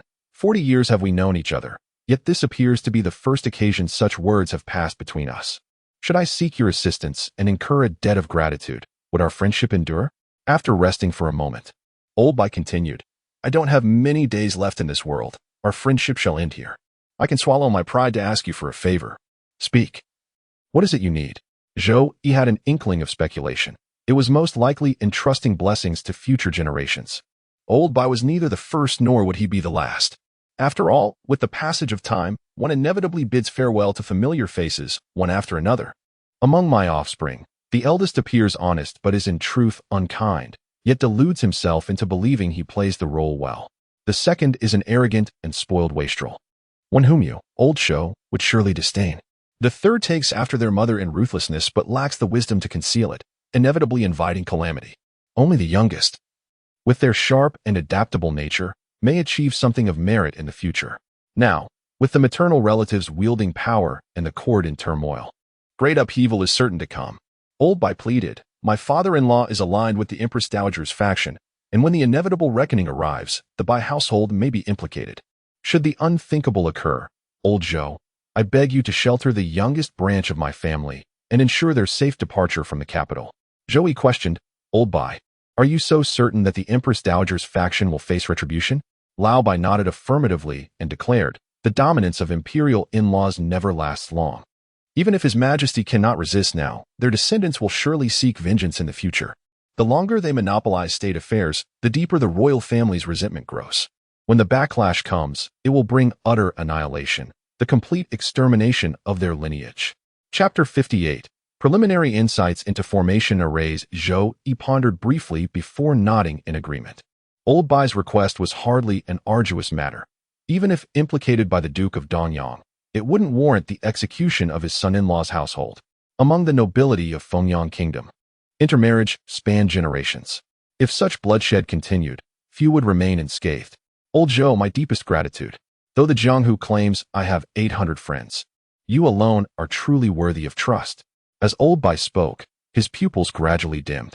This parting shall be our last in this lifetime. How lamentable that I cannot share one final drink and song with you before my departure. A pity, a true pity. In the next life when we meet again. Zhou Yi spoke slowly.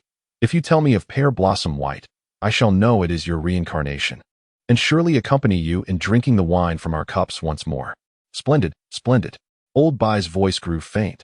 So it is settled then. We shall call it Pear Blossom White, ha. What joy.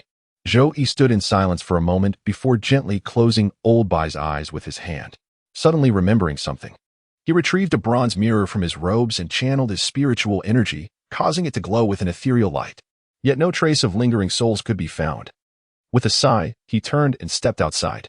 In the courtyard, Zhou Yi addressed the motionless figures of men and women. Old Bai is gone. Make preparations for the funeral. A heavy silence followed, soon broken by muffled sobs as they knelt and bowed in farewell. Servants and maids were summoned to arrange the long-prepared funeral items, while messengers were dispatched to deliver obituary notices to the noble houses of the divine capital. Zhou Yi observed it all with an indifferent gaze, neither approving nor condemning. The children showed but a flicker of grief, while the grandchildren, upon hearing the news, wailed in inconsolable sorrow. Such is the nature of man. With age comes the withering of sentiment, leaving only the cold calculus of self-interest. Zhou Yi found Old Bai's youngest son and transmitted his voice directly into the boy's ear. When the family divides its assets in the coming days, remember to claim the Bloodjade token. I promised your father that if anything were to happen, I would ensure your survival. The youngest son, named by Si Yuan, was born to the former sect leader of the Endless Sword sect. A flicker of joy crossed by Si's face. Whether from relief at the promise of safety or delight at being the most favored, it was unclear. His heart now unburdened. Zhou Yi stood in the courtyard, gazing up at the cold moon overhead. The clamor around him faded into obscurity, and for a fleeting moment, he felt detached from the mortal world, as if ascending to immortality. Greetings, benefactor. A voice both familiar and unfamiliar pulled Zhou Yi back from his solitary reverie. It's you, girl, Zhou Yi remarked. I thought you might never return. Foster father has shown me boundless kindness. Upon hearing of his illness, I abandoned my military duties and hastened back day and night. Chen Jinyu stood clad in black armor, a dark iron spear strapped to her back, her bearing valiant and imposing, an aura of bloodlust radiating from her. Zhou Yi gave a slight nod, never doubting Chen Jinyu's filial devotion. His gaze then lowered to the boy she held by the hand, a child of about 7 or 8. And this is Li Yi? He inquired. Before his passing, Lao Bai had confided in Zhou Yi that Chen Jinyu disguised herself as a man to enlist in the Northern Frontier Army, where she distinguished herself through military exploits and rose to the rank of captain. Upon discovering her true identity, Li Hong not only refrained from punishing her, but instead promoted her to general under his command. Chen Jinyu confessed she had come to the Northern Frontier under Zhou Yi's guidance to serve under Li Hong. Both cultivated the return to origin technique and would often sit together discussing the Tao. Over time, affection blossomed between them, and they became cultivation partners, eventually bearing a son whom they named Yi. Old Bai sighed repeatedly as he recounted the matter. He had once attempted to arrange a match between his son and Chen Jinyu, but alas, none of them proved worthy, not even comparable to her 11th suitor. In the end, an outsider seized the advantage. For now, he can only bear the surname Zhou, the master said, explaining that the name was chosen to honor a benefactor. If one day, it must be inherited by Yi. Chen Jinyu gently stroked Li Yi's head and urged, quickly call him grandfather. Grandfather, Li Yi responded softly, his tone gentle and unlike his mother's sharpness. Zhou Yi was momentarily stunned. He had not yet become a father himself, yet here he was being addressed as a grandfather. With a smile, he replied, How old are you? Which grade are you in? Do you have much homework? Grandpa has prepared 100 test papers for you. Li Yi's eyes were clouded with confusion, unable to comprehend Zhou Yi's words, sensing only an overwhelming terror within them. He hid timidly behind Qin Jinyu, not daring to show his face. Qin Jinyu, too, failed to grasp the deeper meaning. Yet for an eccentric master like his benefactor, such peculiar speech was perfectly normal. Oh, the profound solitude. Zhou Yi clicked his tongue a few times. The sorrow over old Bai's passing immediately lightened somewhat. Having witnessed so many deaths over the years, Zhou Yi had grown somewhat accustomed to it. Seeing someone off at their final moments no longer caused him excessive grief. Qin Jinyu transmitted a message. Benefactor, are you seeking clues about the immortal path through the Imperial Guards? How did you know? Zhou Yi's voice was calm, carrying an undercurrent of icy detachment. Guarding a celestial secret, he would mercilessly eliminate anyone daring to pry into his private affairs. Forgive my offense, noble benefactor. It was not my intention to investigate. Qin Jinyu hastily explained. My husband has informants within the Imperial Guards and only recently uncovered this information, suspecting it might concern you. Without concealment, Zhou Yi nodded in acknowledgement. Indeed, it was I.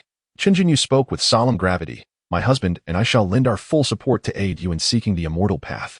May you, noble benefactor, enjoy eternal celestial blessings and a lifespan rivaling the heavens. Zhou Yi asked in astonishment. From your words, it seems you too have no desire to pursue immortality? Qin Jinyu said, My husband and I are wholeheartedly devoted to avenging our clansmen, occupied with military affairs, leaving increasingly scarce time for cultivation. It seems our path to immortality is destined to be unattainable. Zhou Yi neither agreed nor disagreed. With Li Hong's innate talent, he could have pursued immortality while still achieving vengeance. Yet this was a personal choice, one that required no counsel from others. What is the current situation in the northern frontier? In recent years, the imperial family has been preoccupied with internal power struggles, neglecting the governance of the northern frontier armies. Several great generals have begun exhibiting separatist tendencies. Qin Jinyu declared with confidence. However, the Xuanjia army under my husband's command is the most formidable regional power. Zhou Yi remarked. Do not become obsessed with military expansion alone, for such singular pursuit shall never conquer the realm. Your wisdom is profound, esteemed mentor, came the reverent reply. Qin Jinyu then spoke. The northern frontier now lacks talents skilled in governance and statecraft. As I return to the divine capital, I intend to recruit capable individuals. Upon hearing this, Zhou Yi recalled Yusu, who was imprisoned. I shall recommend a man of exceptional administrative ability. Qin Jinyu, delighted, responded. One whom you deem worthy must indeed be extraordinary. May I inquire his name? Yusu, Zhou Yi declared. Yushozhua. It was none other than Qian, whose reputation had even reached the northern frontiers where Jinyu resided.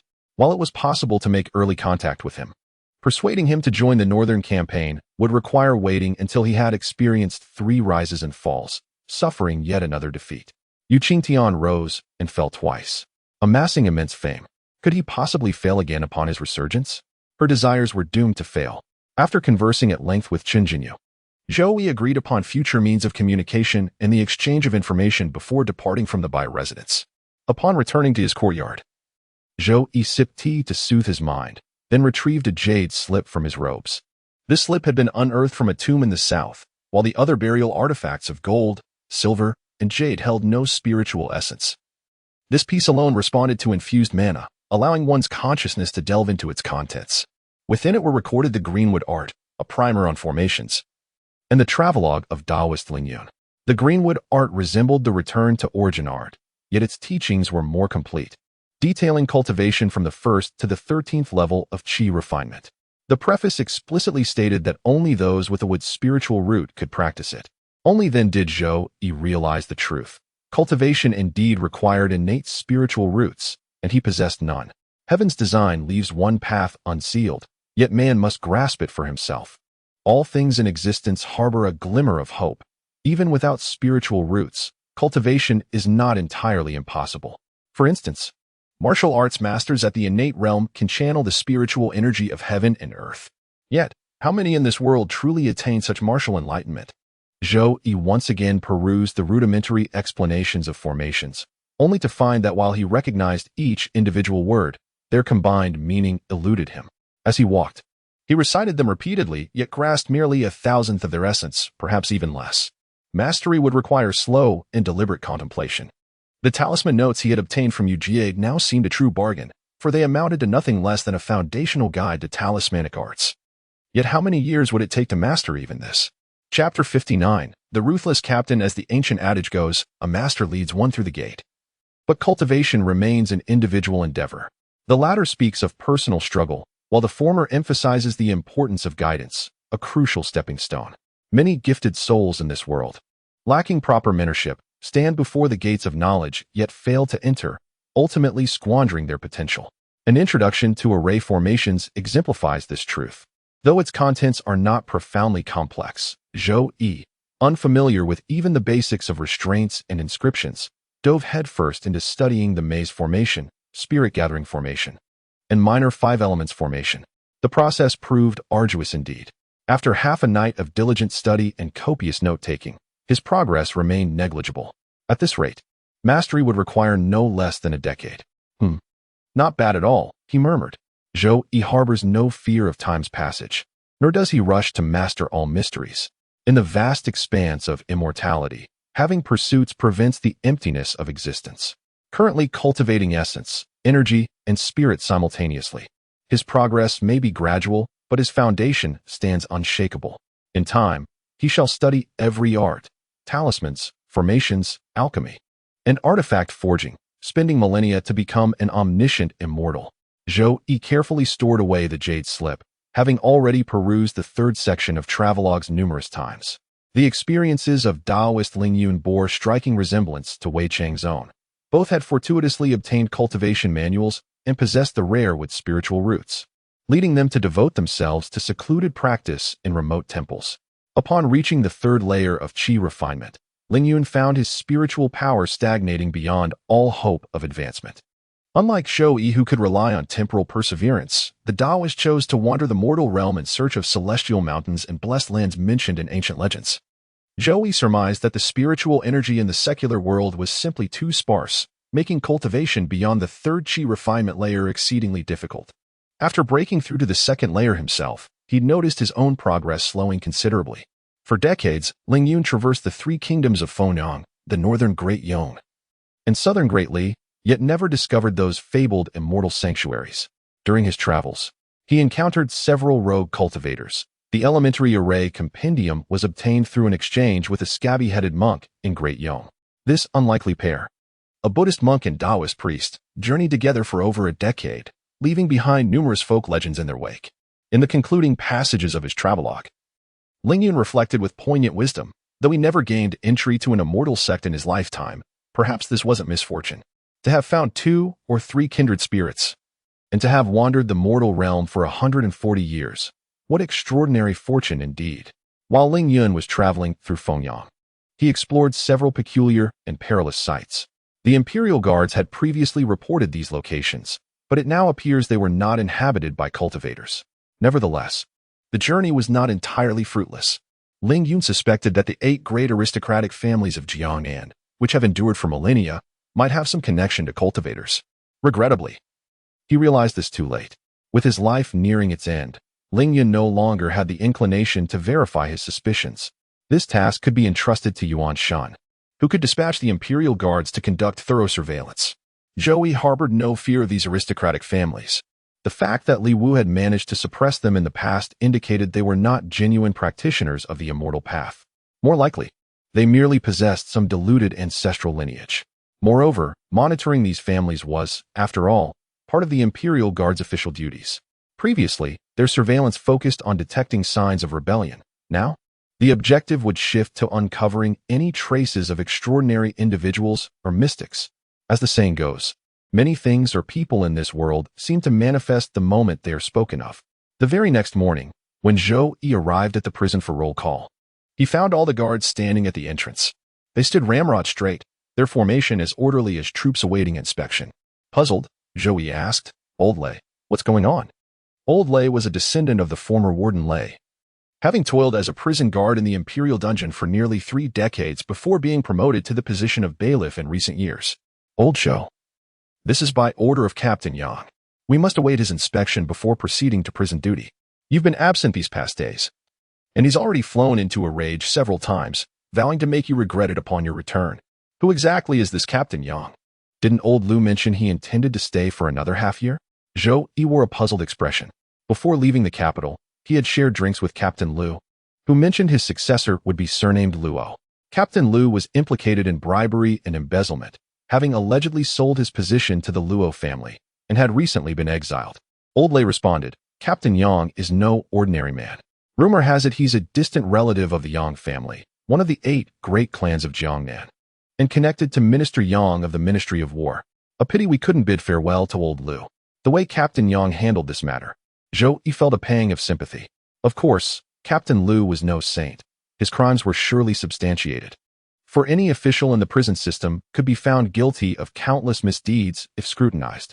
Captain Lu had toiled in the prison his entire life without major offenses, merely half a year shy of a peaceful retirement. Yet, simply because Captain Yang was eager to assume office, he leveraged his family's influence to have him exiled, not only violating bureaucratic norms, but also displaying an excessively ruthless approach. At that moment, a man clad in brocade approached, hand resting on the hilt of his waist saber, striding with swift confidence. His neck tilted slightly upward, his gaze perpetually haughty and disdainful as he surveyed those around him. His eyes swept over the prison guards before finally settling on Zhou Yi. You must be Master Zhou. I have had the honor of meeting the commandant. Zhou Yi bowed respectfully. This humble one dares not presume the title of lord. It was merely playful banter among colleagues. If it displeases your excellency, henceforth I shall simply be addressed as young Zhou. Captain Yang's gaze sharpened slightly, his eyes regarding Zhou Yi with a more serious demeanor. It's good that you understand. You have been absent from duty without reason for half a month. According to the law, you should be expelled from the prison. However, considering your previous merits, I shall merely deduct 1 year's salary as punishment. Thank you for your magnanimity, my lord. Zhou Yi wore a faint smile, unperturbed by the deduction of his salary, after all. His primary income did not come from the prison. Captain Yang was taken aback by Zhou Yi's ability to bend without breaking.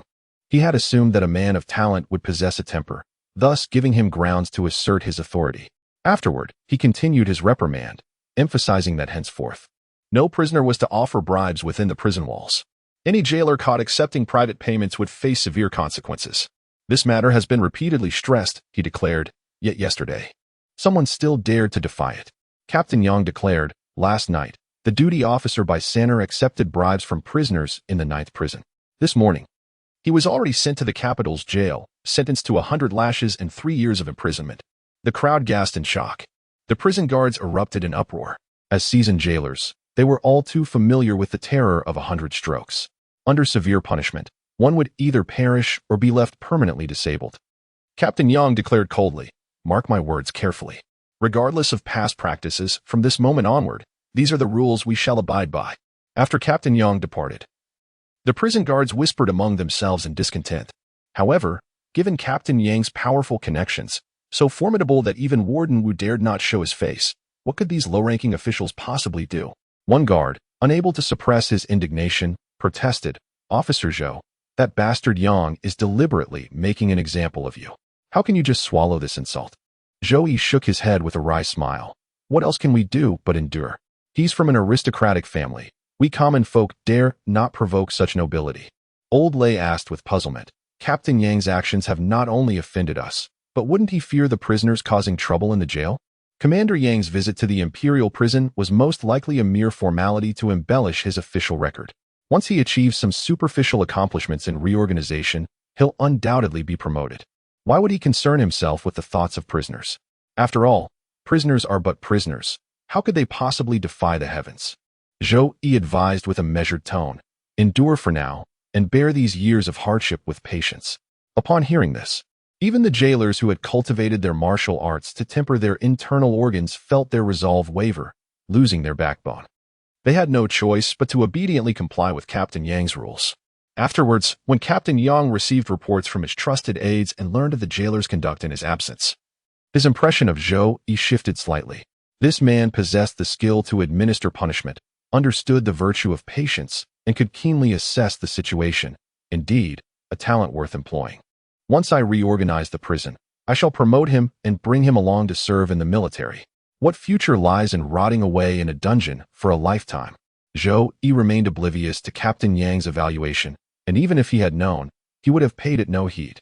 Captain Yang's actions had provoked hushed curses among the prison guards, who failed to realize that their accustomed indulgence in covert practices had made them perceive strict adherence to the law as heartless cruelty. While one may grow accustomed or even succumb to unspoken rules, one must never truly lose sight of right and wrong. Zhou Yi was accustomed to blending in with the mundane world, believing himself incapable of maintaining absolute purity, yet he would never obstruct Commandant Yang from pursuing his own path. Chapter 60. The demeanor of a ruthless hero. Prison block E6. Yusu stood firmly in a horse stance, executing his martial arts routine with fluid precision. His movements embodied the perfect harmony of strength and suppleness, having mastered the profound essence of Tai Chi after a considerable duration. He gradually concluded his practice and addressed Zhou Yi, who stood beyond the railing.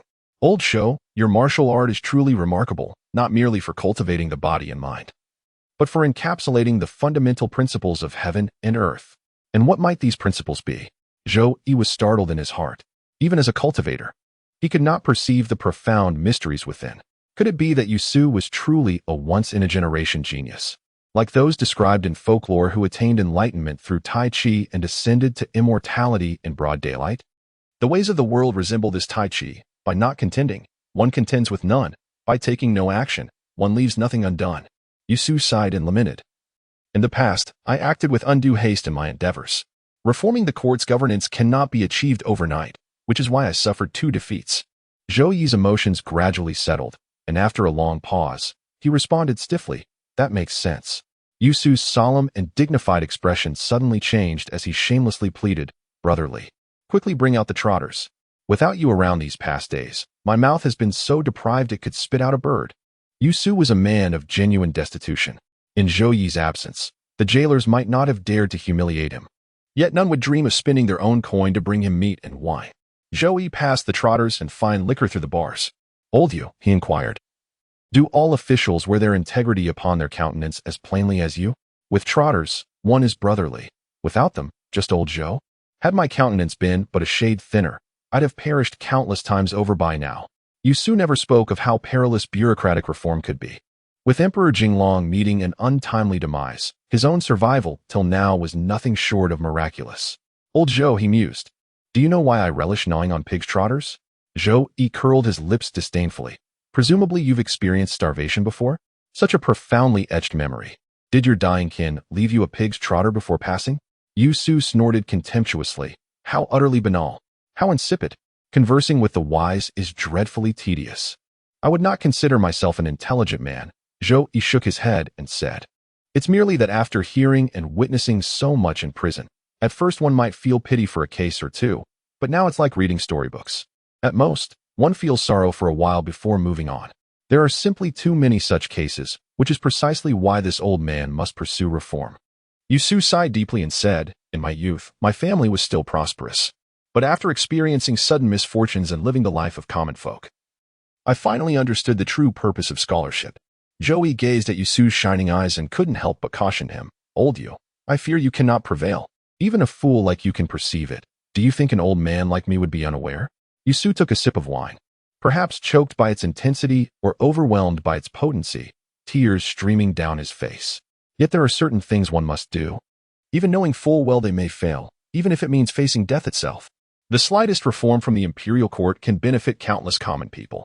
How can we merely discuss victory or defeat? Lao Yu, you are truly a warrior of indomitable spirit. Zhou Yi gave a thumbs up and suddenly inquired. Do you have any children? Yusu looked puzzled and asked. Why do you ask?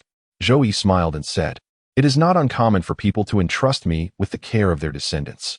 As for someone like you, old you, neither your lineage nor your spirit should ever be extinguished.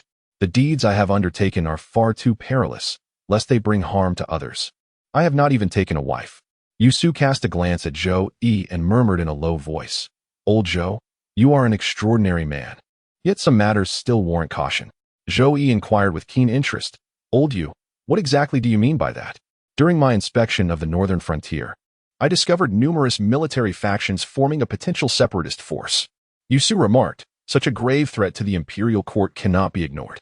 He then attempted to employ strategies of alliance and division, aiming to at least prevent the warlords from uniting, with plans to eradicate them completely when the opportunity arose. Zhou Yi slightly furrowed his brows, faintly discerning Yu Su's implications. The other warlords were relatively manageable, arrogant and uncouth brutes who could be easily manipulated with minimal scheming. Yu Su continued, only one faction exhibits extraordinary cohesion, impervious to both threats and inducements. Upon closer investigation, I discovered these generals were actually former subordinates of the Duke of Jinghua. What possible connection could this have with me? Zhou Yi shrugged slightly. Li Yi establishing himself in the northern frontier must have involved rallying the former subordinates of the Duke of Zhen. This was something any observant person could easily uncover. Initially, it hadn't seemed particularly significant. After all, the Duke was deceased, and former comrades looking out for each other was only natural. Yu Su spoke in a low, measured tone. It wasn't until you mentioned entrusting offspring just now, old Zhou, that the pieces fell into place for me.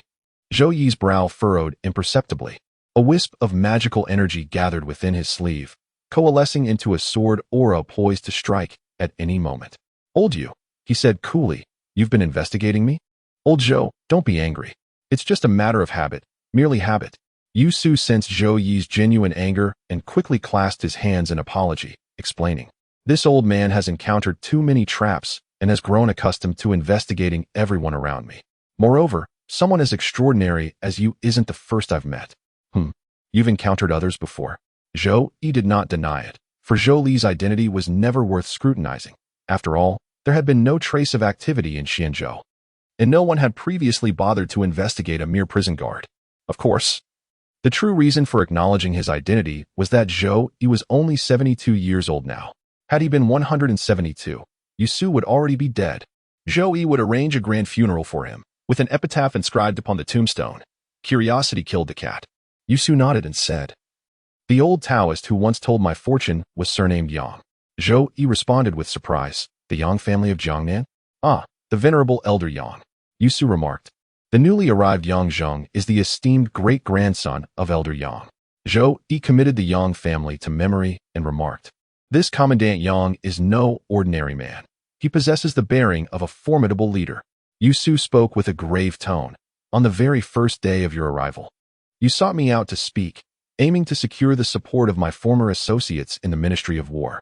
During his tenure as Minister of War, Yu Su had thoroughly investigated the capital garrisons, inspected the northern frontiers, and reorganized the provincial troops. Even now, imprisoned as he was, many of his former colleagues still held positions within the ministry. Empress Dowager Zhang and her faction had detained Yu Su merely to seize control of the court, yet they dared not remove all those who actually governed. The imperial court required both idle figureheads and those who truly carried out the work. Zhou Yi, perplexed, asked, now that the Minister of War is a member of the Yang family, why do you still come seeking me? The Yang clan of Hangzhou is too vast and influential. As a mere collateral descendant, how could he possibly contend with the main lineage's power? Yu Su remarked. With my backing, things would be different.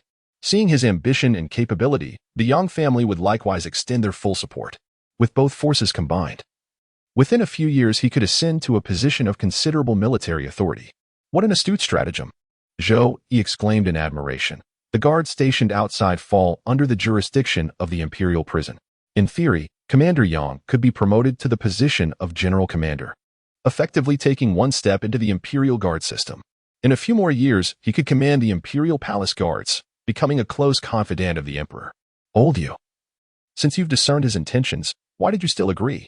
Firstly, Yang Zheng possesses genuine capability and talent. Secondly, a ruthless hero stops at nothing to achieve his goals, especially when dealing with petty individuals. Yu Su remarked, Yang Zheng seeks to exploit me, but am I not equally exploiting him? Old Yu must act swiftly. Zhou Yi cautioned. Recently, Jiang Chao, the deputy commander of the capital garrison, was imprisoned on suspicion of embezzling military funds. As a devoted disciple of Yu Su and a staunch supporter of his mentor's military reforms, Jiang Chao had been a pillar of Yu's faction. However, with his mercurial temperament and lacking the elder's firm guidance, the embezzlement charges were likely true. A stint in prison would be no injustice.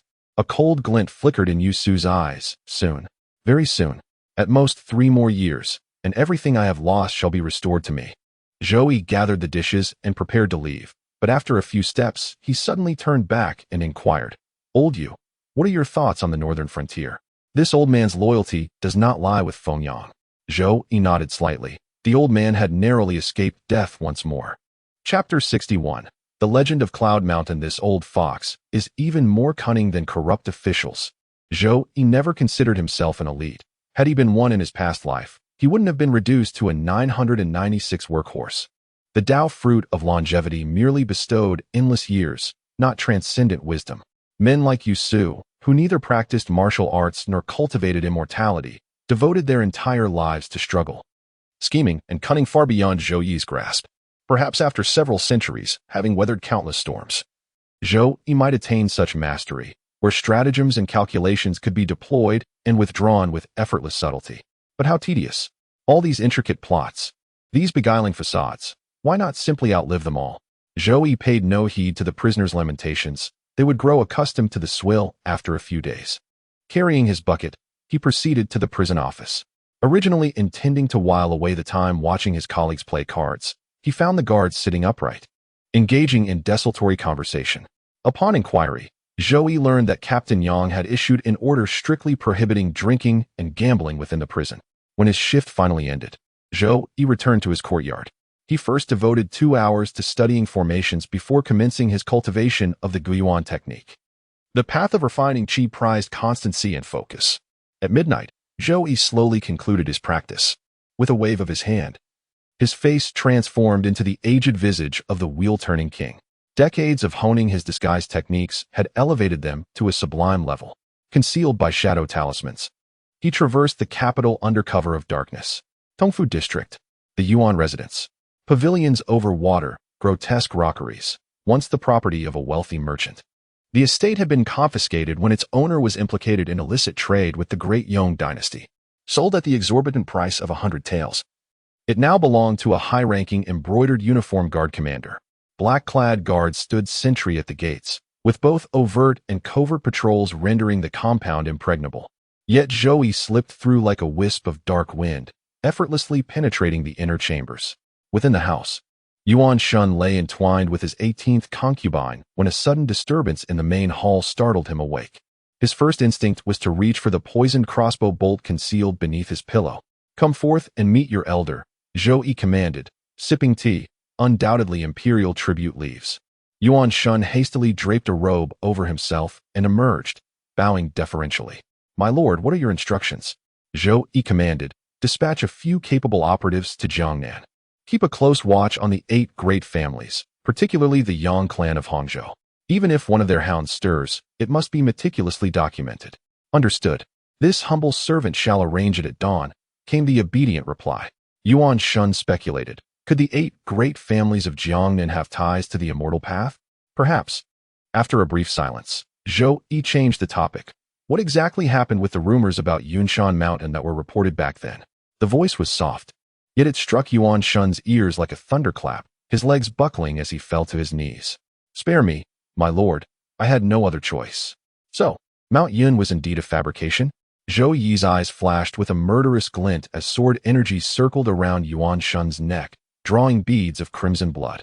"My lord, this humble servant went to Shuzhou to exact vengeance, arresting several officials and throwing them into prison, which aroused the suspicions of the imperial guards," Yuan Shun hastily explained.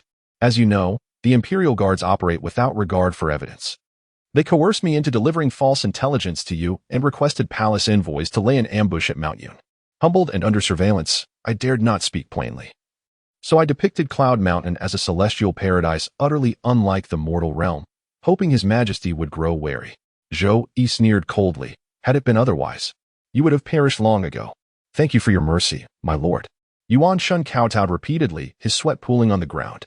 Zhou Yi inquired, "Why have you chosen this old man?" Back then, Yuan Shun repeatedly reported the magnificent scenery of Mount Yun, how rainbows often descended upon it, how extraordinary individuals gathered there, and how the summit was perpetually shrouded in mist, making it nearly impossible for ordinary folk to ascend. Mount Yun enjoyed considerable renown in the Jiangnan region, with many scholars retreating there in seclusion. Had such splendor truly existed, Mount Yun would have long stirred the entire Fengyang kingdom. and the so-called dog emperor of those days would not have found himself bereft of paths to enlightenment. Zhou Yi had long harbored suspicions that the tales of Mount Yun were fraught with peculiarities. My lord is single-mindedly devoted to the pursuit of immortality and the Tao, Yuan Shun said deferentially. Whether such matters hold truth or are mere absurd fabrications, at the very least, they are preferable to collaborating with those so-called great figures. In the eyes of those men, only silver and power hold any worth, Yuan Shun continued. The moment I cease to be of use, they would not hesitate to sell me for profit. Not entirely witless, Zhou Yi remarked coldly. Who instructed you to lure me out? Feng Zhong and Yuan Shun remarked. Several others who were exposed failed to bribe sufficiently and were consequently executed in secret. This matter will be dealt with accordingly. Zhou Yi gazed intently at Yuan Shun for a long while before speaking slowly. Remember to seize the opportunity. After Feng Zhong's demise, you shall at least be promoted to deputy commander. Thank you, my lord. As Yuan Shun spoke, he suddenly felt a pill materialize in his mouth, dissolving instantly upon contact. Tiny parasitic insects burrowed into his body, ultimately settling around his heart. Overwhelmed with terror, he lifted his gaze only to find the king of reincarnation had vanished without a trace. Hiss, hiss, hiss. A searing, heart-rending agony surged through Yuan Shun, causing him to writhe violently upon the floor, startling his slumbering concubine awake. In frantic distress, she made to summon a physician, but Yuan swiftly restrained her. After what seemed an eternity, the excruciating torment gradually ebbed away.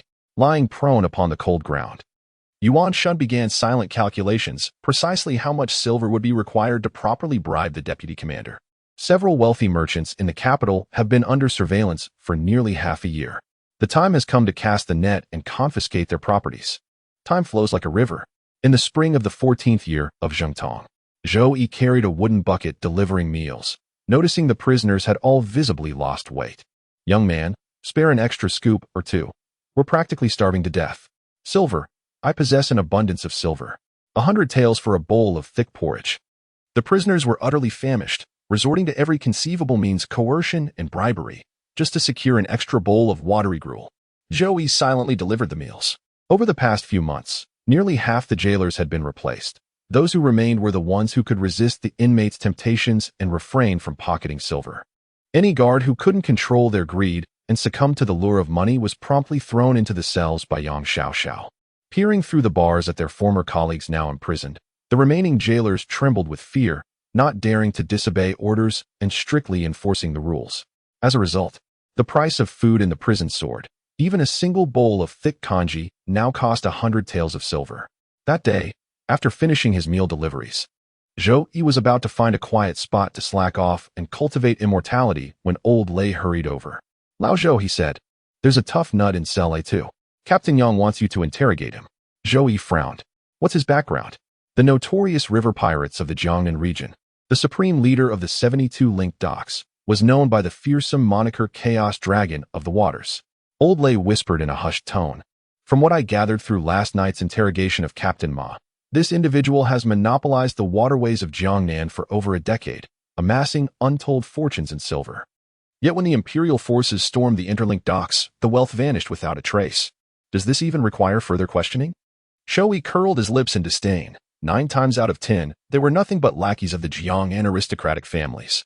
Once the dogs had been fattened up, they seized the court's opportunity to suppress bandits to devour them whole. Old Lei, a man of sharp perception, chuckled and said, we must at least put on a show. Mustn't we? Cell A2. As Zhou Yi entered, he witnessed Captain Yang administering punishment. A searing brand pressed against the face of the river dragon. Sizzling as the stench of scorched flesh filled the air. The river dragon, a towering figure with limbs as thick as prison pillars, endured the torment in silence. His fierce, unyielding gaze, like that of a beast, swept over the prisoners and guards alike, exuding such menace that even the jailers dared not approach. After prolonged torture, Captain Yang tossed the branding iron back into the furnace in frustration. Old Zhou, he growled, your turn. Yes, Lord Yang. Zhou Yi stepped forward and pressed several acupoints, his fingertips resting on the donzhong point as his inner energy flowed upward along the yutong acupoint. After decades of practice, Zhou Yi's methods of punishment had reached perfection. His inner energy repeatedly stimulated the prisoners' vital pressure points, subjecting them to excruciating agony while still preserving their life. Ugh, ugh. The river dragon couldn't help but moan in pain, only to realize upon opening his mouth that his tongue had been removed and his vocal cords shredded beyond repair. The sound of chains rattled violently. The river dragon's form suddenly swelled by 10 inches, and the already taut iron chains shattered into fragments with a resounding crack. Roar! With a furious roar, the dragon of the murky river swung his massive fist toward Zhou Yi's head. Either heedless of the consequences or supremely confident in his ability to crush his foe, he lunged at Commander Yang with murderous intent. Zhou Yi's steps shifted like phantom shadows, effortlessly evading the devastating blow. Boom! At the command, a series of muffled thuds echoed within the river dragon's body, without a single visible wound on his towering frame. The colossal brute, standing 10 feet tall, crashed thunderously to the ground, motionless. Chapter 62. Balancing benevolence with authority. The river dragon's sudden assault ended as swiftly as a hare darting from a falcon's grasp, a mere blink of an eye. Captain Yang exhaled in relief, his right hand emerging subtly from his sleeve as he clasped his fist in salute. With a composed smile, he remarked, "As expected of Master Zhou, this life-saving favor, Yang shall not forget it. Duty calls." A glimmer of insight flickered through Zhou Yi's eyes. He had just sensed a faint ripple of spiritual energy emanating from Captain Yang's sleeve. A talisman, or perhaps an enchanted artifact. The prison guards finally regained their composure and swiftly surrounded the river dragon, binding him tightly with chains. Upon checking, they found no breath or pulse. He was already dead. Zhou Yi spoke up, "Captain Yang, this must have been an unfortunate accident. Please do not hold anyone accountable." "Of course it was an accident. I trust all of you," Captain Yang replied confidently. He was certain that all the guards had pledged loyalty to him, and the river dragon's escape from his chains could only have been orchestrated by Captain Ma, who was on night duty, especially since Warden Wu had already joined their cause. Turning to Zhou Yi, Captain Yang asked with a faint smile, "Master Zhou, would you be interested in taking up the position of captain?" Zhou Yi cupped his hands respectfully and replied, "Many thanks for your esteemed favor, my lord. I am accustomed to a carefree existence and unsuited for official duties." "It matters not," Colonel Yang responded with a wave of his hand before turning to Old Lei. "What say you, Bailiff Lei? Might this position pique your interest?" Old Lei was caught off guard, his countenance shifting through myriad emotions before he finally bowed deeply and declared, "My lord, your slightest command shall be my utmost duty." "Excellent." Captain Yang clapped his hands and declared, "Tonight I shall treat all our brothers to a feast at the House of Mirth." The prison guards exchanged bewildered glances, uncertain of their captain's intentions. The House of Mirth, a pleasure house that had opened in the capital less than a month prior, stood 6 stories tall, one of the loftiest structures in the city, dwarfing even the nearby pavilion of Spring Breeze. Moreover, the courtesan crowned as the reigning beauty at the pavilion last winter had swiftly become the star attraction here. Undoubtedly, the House of Mirth now reigned supreme among the capital's pleasure quarters. As duty ended, Captain Yang led his men to revel, though the sun had yet to set. Carriages and horses already thronged outside the establishment, while patrons crowded within. The madam, spotting Captain Yang's entrance, hurried over with swaying hips. "Master Yang," she simpered. "Master Lu arrived earlier and awaits you on the 6th floor." Acknowledged. With a casual wave, Captain Yang guided his retinue to the Hall of Prosperity on the 2nd floor. Along the way, numerous guests greeted him with varying titles: Boss Yang, Honorable Yang, Young Master Yang, or simply Young Yang. In the Hall of Prosperity, Captain Yang occupied the seat of honor, flanked by Zhou Yi and Old Lei, while the remaining guards settled around the table. Soon, 2 rows of radiant courtesans entered, each attending to a guard with meticulous care, pouring wine, serving delicacies.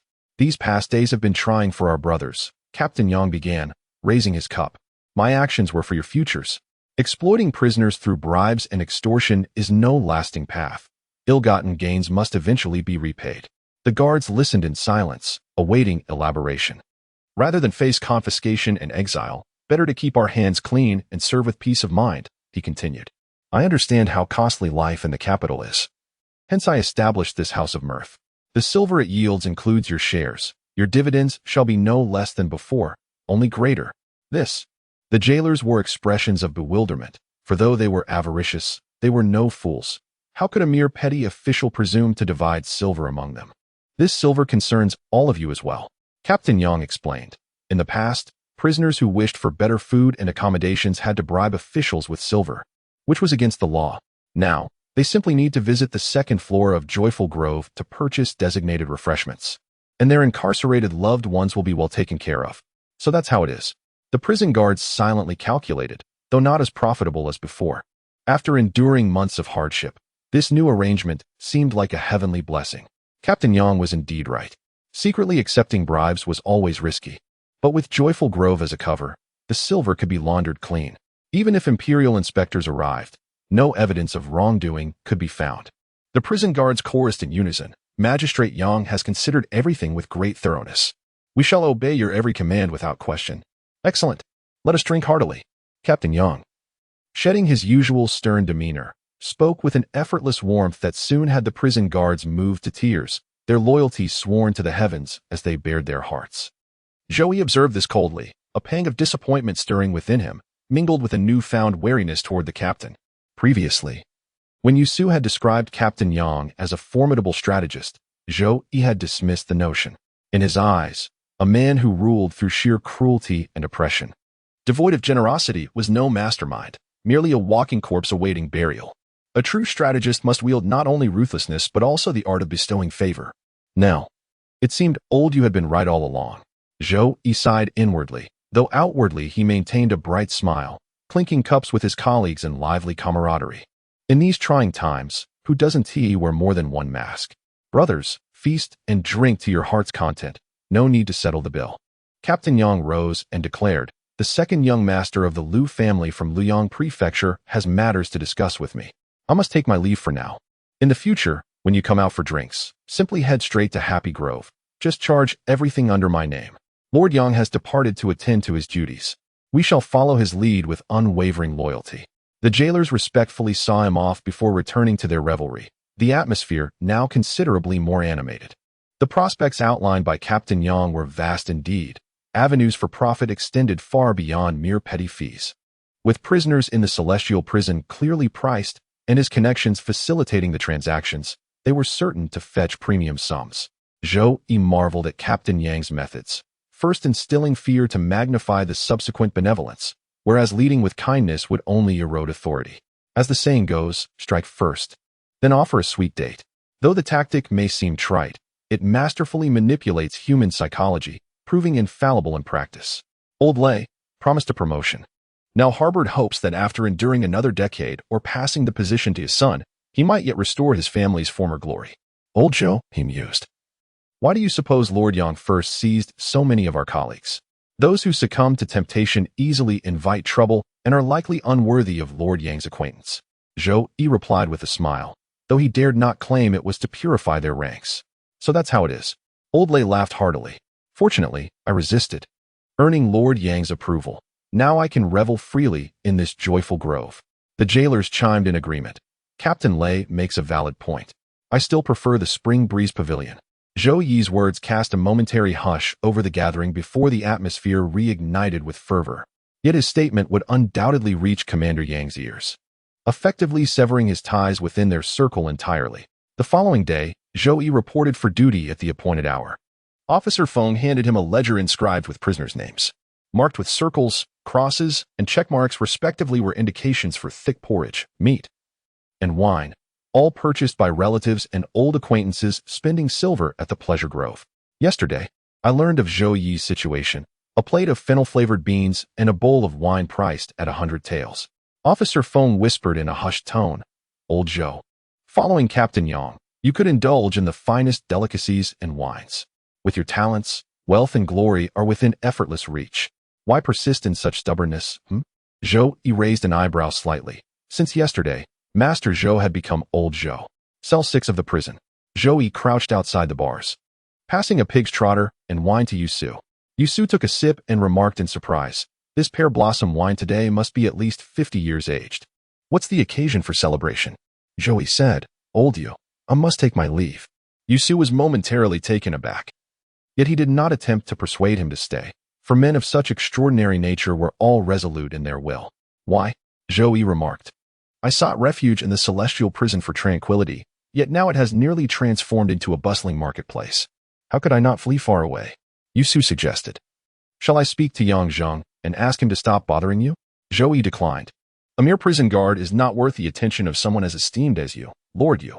If you intervene, Yang Zheng will surely investigate my background. Also, Yusu said with a gloomy expression, "What a pity, no more trotters to eat from now on." Zhou Yi remarked, "You fool, whatever you crave. Wouldn't Yangzheng rush to deliver it to you? The aged delicacies you presented are truly delightful," Yusu remarked. "Gifts from others. TSK simply lack flavor." Zhou Yi smiled and said, "Then let's not eat it. As we grow older, it's better to avoid greasy food. Don't you often say we should preserve our useful bodies?" Yusu muttered impatiently, "If you won't eat, then don't. Must you prattle on so incessantly?" He left. Zhou Yi turned away without the slightest hesitation. Moments later, Yusu's voice called out from behind, "Old Shou, I have neither sons nor daughters in this life. Remember to burn more paper money for me. Don't let me remain a pauper even in the underworld." Zhou Yi did not turn back, merely waving his hand in acknowledgement. "Understood," he replied. Chapter 63. Mundane Traces of an Immortal. The courtyard. Night enveloped the scene like liquid silk. Zhou Yi stood amidst the tranquil garden, his gaze lingering with reluctant nostalgia. This identity could no longer be maintained. Too many in the capital and the northern frontiers were aware of it, rendering it perilous. Li Hong, Qinjinyu, the Wei family, though they appeared trustworthy, Zhou Yi had witnessed far too much during his years in the imperial prison. The fickleness of human hearts defied measurement. A bosom friend in one moment could become a sworn enemy in the next. His last identity shift had been chosen for simplicity and speed. Yet it had left glaring vulnerabilities. This time, he would learn from past mistakes, transforming into someone entirely unconnected to Zhou Yi. No one would suspect any link between the two. Besides, it wasn't as though Zhou Yi had perished. Should the need arise, he could still reappear. His mind settled on the plan. Never again would he return to the imperial prison, where far too many familiar faces lingered. Earlier that day, Zhou Yi had tendered his resignation. Captain Yang had not obstructed him, though his expression had darkened with displeasure. Retaliation was unlikely after all. Zhou Yi was merely a prison guard with some martial prowess, hardly worth the attention or resentment of true power players. Yet immortality came with its own burdens. Every few decades, a new identity became necessary. Zhou Yi feigned a sigh of regret as he retrieved a blue-bound ledger from his robes. The pages were inscribed with phonetic transcriptions, detailing individuals and locations within the borders of Fengyang Kingdom, most likely connected to the cultivation of immortality. Each entry bore meticulous annotations, scrupulously verified through repeated investigations by the embroidered uniformed guards across various provinces. Prudence dictated his choices. He sought security over peril, already formulating a strategy to infiltrate the world of cultivation without undue risk. Certain hazardous sites were deliberately set aside, even if they held ties to the immortal sects. Their allegiances and dangers remained unknown, making them unwise to approach recklessly. Thus, his options were limited: 3 households that had recently risen to sudden wealth, and the imprisoned cultivators beneath the imperial prison's depths. Zhou Yi ordered his imperial guards to investigate extraordinary individuals, while keeping a close watch on families who had inexplicably amassed sudden wealth, tracing the origins of their riches. If any connection to immortals was found, they were to be monitored continuously. Cultivators, after all, are still human, especially those newly initiated into the path of cultivation. Having spent little time in their practice, they often retain mortal attachments, particularly to their bloodline. It was common for them to leave behind gold and silver for their families.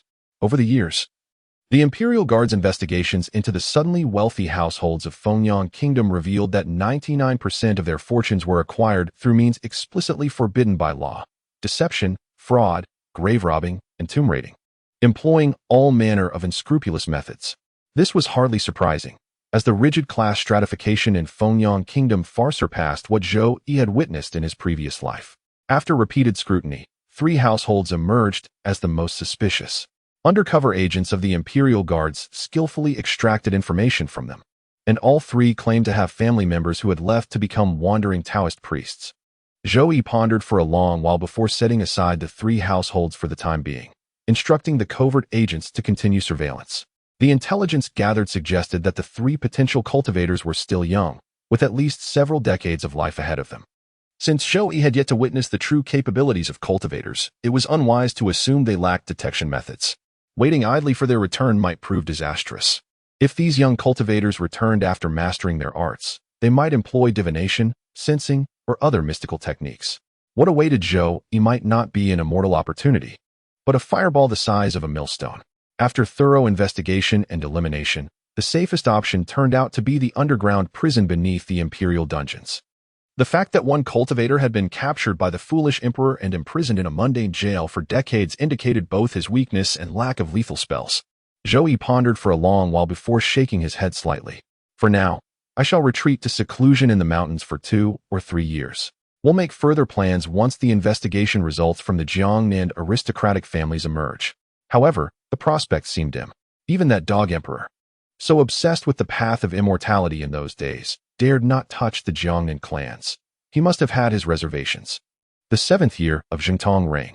Yuan residence. Inner chambers. Yuan Shun bowed respectfully, presenting a sandalwood box with both hands. My lord, this year's imperial tribute tea. I personally selected each leaf, ensuring uniform size and consistent color. You've been most thoughtful, Xiao Yuanzi. Zhou Yi tucked the tea box into his sleeve. How fares your position as deputy commander? With the backing of our superior, the matter has been handled with utmost discretion. Yuan Shun bowed even lower in deference. Last year, the death of Feng Zhong within the palace walls became a sensational case that shook the court. Feng Zhong, the prestigious seal-holding eunuch and commander of the imperial guards, known as the inner prime minister, met his demise right within the palace. Subsequent investigations revealed that on that fateful day, 2 Qian grandmasters had acted.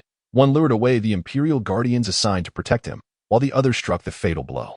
Zhou Yi inquired, "Do you have any aspirations regarding the position of commander?" "I must report to your excellency," Yuan Shun began, "that some days ago, the emperor summoned this humble servant to the palace for questioning.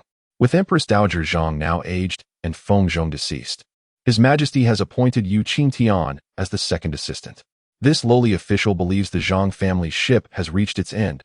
Hence, I accepted the emperor's overtures. As long as it does not hinder my affairs, you may proceed as you see fit." Zhou Yi responded with a slight nod. Yuan Shun had risen to his current position through his own vision and capability. After all, following the assassination of Feng Zhong in the northern frontier by Chun and Wei, 7 or 8 candidates vied for the deputy commander's position. Without seeking Zhou Yi's aid, Yuan Shun secured the promotion through his own efforts. The assassination of Feng Zhong by Chun and Wei was not merely upon Zhou Yi's orders. It also granted the Orthodox Emperor an opportunity to resist. With the capital in chaos, the court naturally had no mind to turn its gaze northward. Rest assured, my lord, the key positions within the Imperial Guards are now firmly under my control. The newly appointed Duke of Wei may hold the title of commander, but he shall not mobilize a single soul. Yuan Shun produced a thick volume. This contains detailed records of the lineage and branches of the 8 great families of Jiangnan. Zhou Yi flipped through the densely filled pages, each one meticulously documented, totaling no less than 100,000 words. Your diligence has always been beyond reproach. Summarize the crucial findings for me. Through my investigations, I discovered that each of the 8 families harbors 3 to 5 extraordinary individuals. They remain secluded within their households, rarely emerging, yet when they do venture out, they display remarkable abilities. These individuals are specially marked within the dossier. A flicker of envy passed through Yuan Shun's eyes. By now, he no longer doubted the existence of immortal cultivation. They are exceedingly cautious when abroad. If our spies reveal the slightest flaw, they either lose track of them or perish. Thus, the truly useful intelligence gathered is scarce. All recorded at the end of the dossier. Zhou Yi turned to the final pages. Merely 20 lines of transcribed whispers, likely overheard by covert agents. Shaodan Mountain, Qian Peak. The Alchemy Cauldron Sect. The 3 names flashed through his mind. None matched the previously marked perilous sites noted by the Imperial Guards. Either the investigation was flawed, or the names used in the cultivation world differed from those of the mortal realm. Zhou Yi closed the case file, intending to examine each individual more meticulously upon his return. What significant events had transpired in the capital over these past few years? Feng Zhong met his demise, and Yu Qingtian was reinstated, a matter already known to the emperor. After a moment of reflection, Yuan Shun remarked, "The only other event of significance is the rise of Yang Zheng, a scion of the Yang family, who has been promoted to commander of the Imperial Guards. Among the younger military officers, he has garnered considerable attention. Though the position of Imperial Guard commander held the rank of 5th grade and wielded substantial military authority, making him a figure of note within the capital, in Yuan Shun's eyes, he remained but a junior, far beneath him in both rank and influence." Swiftly flipping through the dossier, Zhou Yi located the page on Yang Zheng. which meticulously documented his activities in the capital. Over 3 years, Yang Zheng had used the Pleasure Grove as his foundation, steadily expanding his reach until he nearly unified the capital's underworld factions, brothels, and gambling dens. Recently, he had even extended his grasp to the Su River's water transport. Outwardly, he was the commander of the Imperial Guards, but in truth, he was the shadow sovereign of the capital's underground. What Yang Zheng sought was far more than mere rank and wealth. Chapter 64. The Deaf-Mute Elder. One must exercise caution when encountering this man in the future, lest one stumbles and falls. Zhou Yi harbored a vague premonition. Yang Zheng, with his boundless ambition, might pursue goals akin to those in the northern frontier. The influential figures of the divine capital were all fixated on the imperial palace, on the power struggle between the Orthodox Emperor and Empress Dowager Zhang. None spared a thought for the lower-ranking officials, let alone mere gangs, brothels, or gambling dens. Should the heavens decree a cataclysmic upheaval in the divine capital one day, Yang Zheng would find himself with boundless opportunities. My lord, Yang Zheng's mother was merely a chambermaid, not even a concubine. Her status within the Yang family was utterly insignificant. Yuan Shun's brow furrowed slightly as he spoke with grave solemnity. Noble houses, steeped in poetry and literature, uphold the strictest of traditions. They abhor any defiance of hierarchy. How could they permit him to overshadow the legitimate heir? The notions of seniority, legitimacy, superiority, and inferiority are merely tools for governing clans and controlling the ignorant masses. One may observe them but must not be enslaved by them. Zhou Yi shook his head and remarked, these aristocratic families are nothing if not pragmatic. As long as Yang Zheng continues to triumph and expand, bringing benefits to the clan, the Yang family will persist in supporting him. Starting from the imperial prison as his foundation, Yang Zheng steadily entangled and gathered a multitude of mid to low-ranking officials through shared interests. The process resembled a snowball rolling downhill, adhering to more and more interests as it grew larger. Within this rolling snowball, the early participants reaped rewards, and thus were unwilling, unable, and even afraid to step away. Those who came later, envious of the gains of their predecessors, also wished to keep the snowball rolling. In the end, it would either trigger an avalanche or accumulate into an insurmountable mountain. Zhou Yi raised a hand to silence Yuan Shun's inquiries, refusing to discuss Yang Zheng's affairs further. Whether the man succeeded or failed, it would all dissipate like mere smoke within a mere century. What of the prisoners in the depths of the imperial prison? Have they been investigated? Yuan Shun bowed respectfully and replied, my lord. The dungeon has always been under the control of successive commanders. Those who deliver meals are illiterate deaf-mutes. After extensive investigation, I only know that the prisoner inside is still alive, likely in his 80s or 90s. Zhou even inquired, has the imperial family shown any interest in this individual? Decades had passed, and it should have long been forgotten. In his twilight years, Emperor Choming became obsessed with cultivating immortality and seeking the Tao, descending into madness. The imperial prison held many monks, Taoists, and alchemists. Yuan Shun replied, according to the records of the embroidered uniform guard, Emperor Choming left an edict before his passing, declaring this man a heinous criminal who must be imprisoned until death. The current commander merely follows precedent by keeping him confined. Interesting. A glint flashed in Zhou Yi's eyes before his figure flickered and vanished from Yuan Manor. The 16th year of the Zhengtong era, 9th month, the execution grounds at the vegetable market. Over 1,000 prisoners knelt in neat rows, their wails, cries of innocence, and pleas for mercy drowning out the murmurs of the gathered crowd. Once mighty figures, now disheveled and grimy, wept bitterly. The young, still ignorant of their fate, merely found the outside warmer than the prison cells, and amidst the bustling crowd, they called out in confusion for their parents. Zhou Yi stood among the onlookers, hands tucked into his sleeves, his expression serene. Beside him, a man in a flying fish robe, cradling an embroidered spring saber, nudged him. Old Zheng, you've never known the pleasures of a woman in your life. Tomorrow, I'll take you to the court of imperial entertainments. The Zhang family had 2,000 or 3,000 members, many beauties among them. In the past, we wouldn't have even dared to glance their way.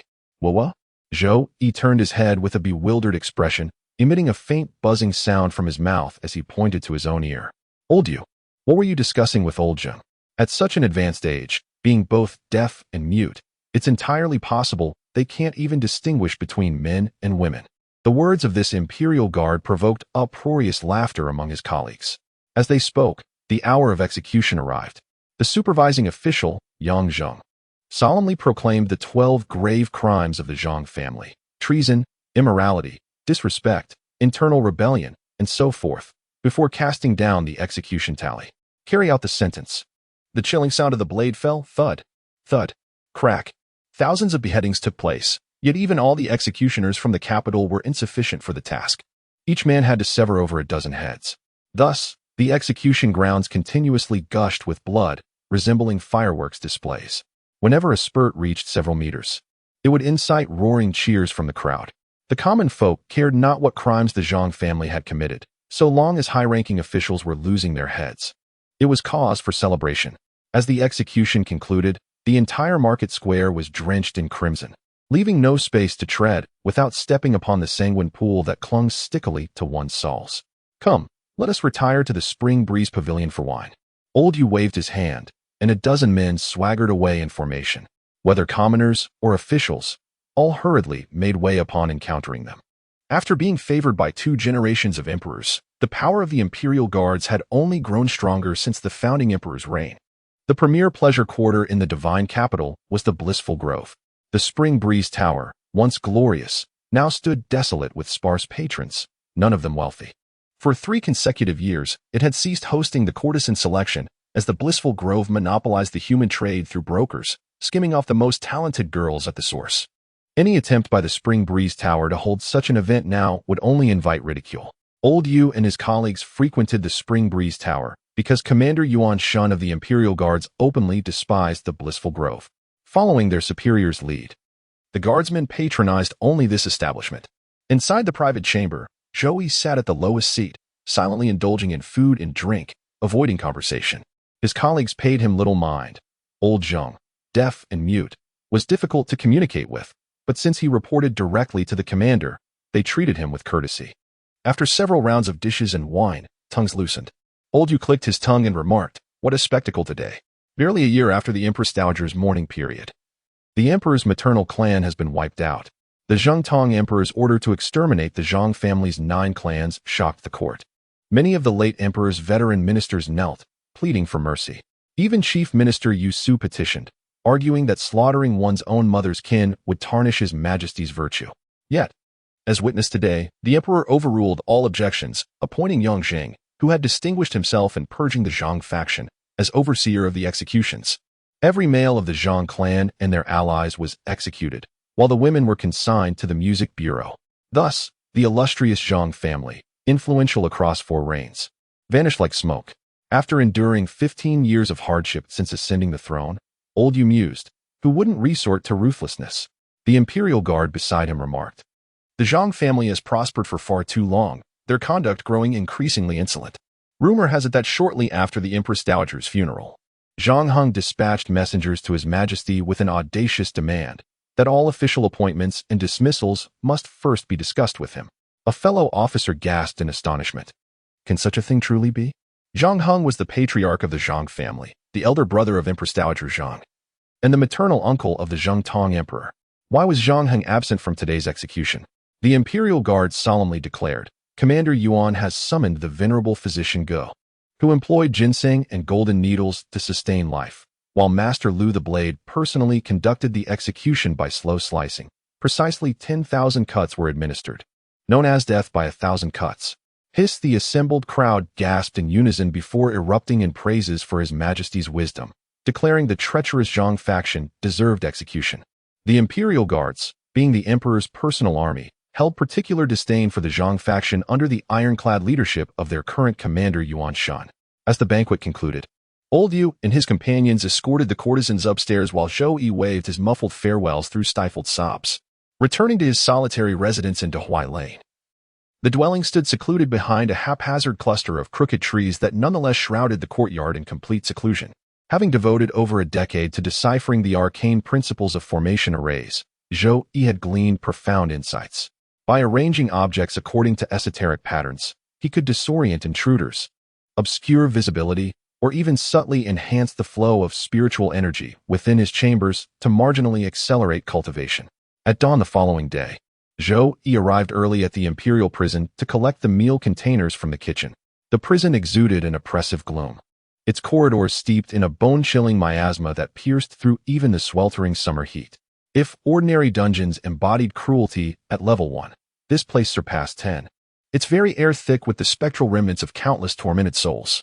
Carrying the food containers, Zhou Yi exchanged muffled greetings with those he passed. Unfazed by the sight of imperial guards interrogating prisoners, he proceeded directly to the prison's deepest recesses. The guards on duty silently unbolted the massive iron lock, and with the combined strength of 4 men, they heaved open the steel hatch, revealing a pitch-black, descending passage. With practiced familiarity, Zhou Yi descended the moss-slicked stone steps into the prison's second subterranean level. At the end of the winding path stood an immense cage forged of blackened steel. Dim light from bronze beast-headed lamps cast flickering shadows upon the figure seated within, a man with flowing white hair and a 3-foot-long beard, his tattered Taoist robes hanging in shreds. Chapter 65. The mad Taoist. The aged priest sat cross-legged with closed eyes, as serene and motionless as a maiden, exuding an air of celestial grace. Upon hearing Zhou Yi's approaching footsteps, the elder slowly opened his eyes, revealing emerald-green irises and crimson pupils that shimmered ominously under the firelight, like those of a malevolent specter. His gaze tracked Zhou Yi's movements until the distance closed between them. Suddenly, he lunged forward like a rabid hound, thrusting his arms through the steel bars in a frenzied grasp. His fingers, black as ink and withered like chicken claws, clawed at the air. Grr! A mindless growl escaped his lips, exposing jagged, sparse teeth, blackened and yellowed, each as sharp as a blade. He gnashed wildly at the steel, leaving behind deep gouges. Zhou Yi, having anticipated this, halted precisely on the fourth-to-last step. After a brief fit of manic energy, the old priest seemed to exhaust himself. Gradually, his frenzy subsided, and he settled back into his seated posture, his face softening into a benevolent smile. "This humble Taoist, Ji Sheng, greets you, fellow seeker of the way," he said gently. "Might I inquire, what year is it now?" Zhou Yi's eyes were vacant and unfocused, as if he could not hear the old Taoist's words. 30 years in seclusion, 40, 70, or perhaps 80. He had lost count of the years, passing them in a daze. Today, upon meeting a fellow practitioner, he felt an inexplicable warmth and familiarity. "I have devoted 5 centuries to solitary cultivation," the old Taoist murmured, his voice tinged with serenity. "Today, at last, I ascend to immortality, embracing boundless freedom and transcendent liberation." The Taoist priest's voice rose and fell, sometimes murmuring to himself, sometimes shouting loudly. His words revealed a disordered sense of time, leaping abruptly to 30 years ago one moment, then speaking of centuries-long seclusion the next. "Today, this humble Taoist ascends to immortality. Let me take my fellow cultivators on a journey through the celestial realms." It was a realm veiled in ethereal mists, where celestial maidens danced and heavenly generals stood guard with spears. Gleaming pearls adorned jade trees, while phoenixes gathered in flocks, clad in crimson gossamer robes. This humble Taoist rode upon swirling clouds and soaring dragons, wandering freely among the 33 celestial palaces. Upon reaching those jade terraces and orchid pavilions, golden bells chimed in unison and divine drums resounded, celebrating this ascension to enlightenment. On the day this venerable one expounded the Tao, celestial blossoms descended from the heavens while golden lotuses surged from the earth. The jade rabbit came to pay homage, and the golden crow prostrated in reverence. By the end of his sermon, the old Taoist's words had dissolved into delirious ramblings, his eyes blazing like fire as he flailed his arms wildly, utterly lost in an inescapable realm of delusion. Zhou Yi listened in silence, understanding well the eccentric behavior of the aged priest. After all, anyone confined for over 80 years in a cramped, lightless prison, attended only by mute and deaf servants, would likely succumb to madness. The old man, let us call him Ji Sheng for now, though the name he gave changed with each telling, with Ji Sheng being the most frequent, rambled on at length, his voice shifting from fervent exaltation to desolate murmurs before he finally collapsed in the cage, eyes clouded with confusion. Staring down at his hands, tears suddenly streamed down his face. Woo, woo. Only then did Zhou Yi dare make a sound. Placing the food box upon the 3rd step, wiping his tears, Ji Sheng smoothed his disheveled white hair and massaged his stiff, contorted face, regaining a semblance of composure before clasping his hands toward Zhou Yi. "Many thanks." Then, with unhurried grace, he carried the food box to the iron cage, arranging each dish meticulously before pouring himself a cup of wine, his movements poised and refined, like a nobleman fallen into misfortune. Once finished, he returned the box to the third step and settled cross-legged at the center of his prison. The heart, clear as ice, remains unshaken though the heavens collapse. Ever-changing yet steadfast, serene in spirit and calm in breath. Reciting the Taoist mantra to purify the mind, dispelling inner demons. Striving to maintain one's true self at all times. Zhou Yi carefully retrieved the food container, knowing full well that despite Jixing's seemingly normal appearance, one must never descend the steps. This was a lesson learned by the embroidered uniform guard at the cost of many lives. Jixing, though frail in appearance, possessed terrifying strength, capable of seizing his victims and tearing them apart alive. Returning to the cave entrance, Zhou Yi tapped lightly on the iron cover. After a brief pause, he lifted it just enough to confirm old Zheng's presence before fully opening it. Exchanging muffled greetings with his comrades, he carried the food container away, silently calculating the intervals of Jixing's madness in his heart. His strength waned ever faster. Like a lamp burning its last drops of oil, he would not last many more years. Whether Jixing would leave behind any inheritance after his death, Zhou Yi was uncertain and had no intention of forcefully pursuing. Matters such as negotiating terms with Jixing had never even crossed his mind. Even if he were to gain nothing, it would merely be a matter of 10 or 20 years at most. For years slipped away in the blink of an eye. Last year, old Zheng, frail with age, succumbed to illness after catching a chill. The Imperial Guards purchased a deaf-mute youth named Li Shun from a labor broker to deliver meals underground. Zhou Yi underwent yet another transformation, now assuming the identity of young Shunzi. Being deaf and mute had its advantages. Few paid Zhou Yi any heed in daily life, sparing him the worry of exposing any flaws. On this particular day, Zhou Yi carried a food box, making his way deep into the Imperial prison. As he passed a cell, he caught sight of a familiar figure practicing Tai Chi. There was no need for closer inspection. It was none other than Yu Su. Pausing briefly, Zhou Yi continued forward without exchanging any covert whispers. Descending into the depths, Jixing, upon spotting a living soul approaching, erupted into a frenzied fit of biting. Though the episode lasted barely half as long as it had 4 years prior, exhausted and panting, his crimson eyes gradually dimmed, unusually. He did not lapse into his customary delusional fantasies. Jixing's hallucinations took many forms. At times, he envisioned ascending to immortality. Other moments, he fancied himself a revered patriarch, or even indulged in dreams of 3,000 Taoist companions, essentially savoring every grand desire a cultivator could conceive. Emperor, you vile cur, even in death, I, Jixing, will ensure your entire lineage is wiped from existence. Zhou Yi's eyes were vacant, his expression utterly devoid of emotion. Tongfu Alley, the Yuan residence had expanded over tenfold compared to several years prior. Neighboring households claimed their fates clashed with the mansion's geomantic energy, adversely affecting their official careers and businesses, and thus pleaded with Commander Yuan to resolve their woes.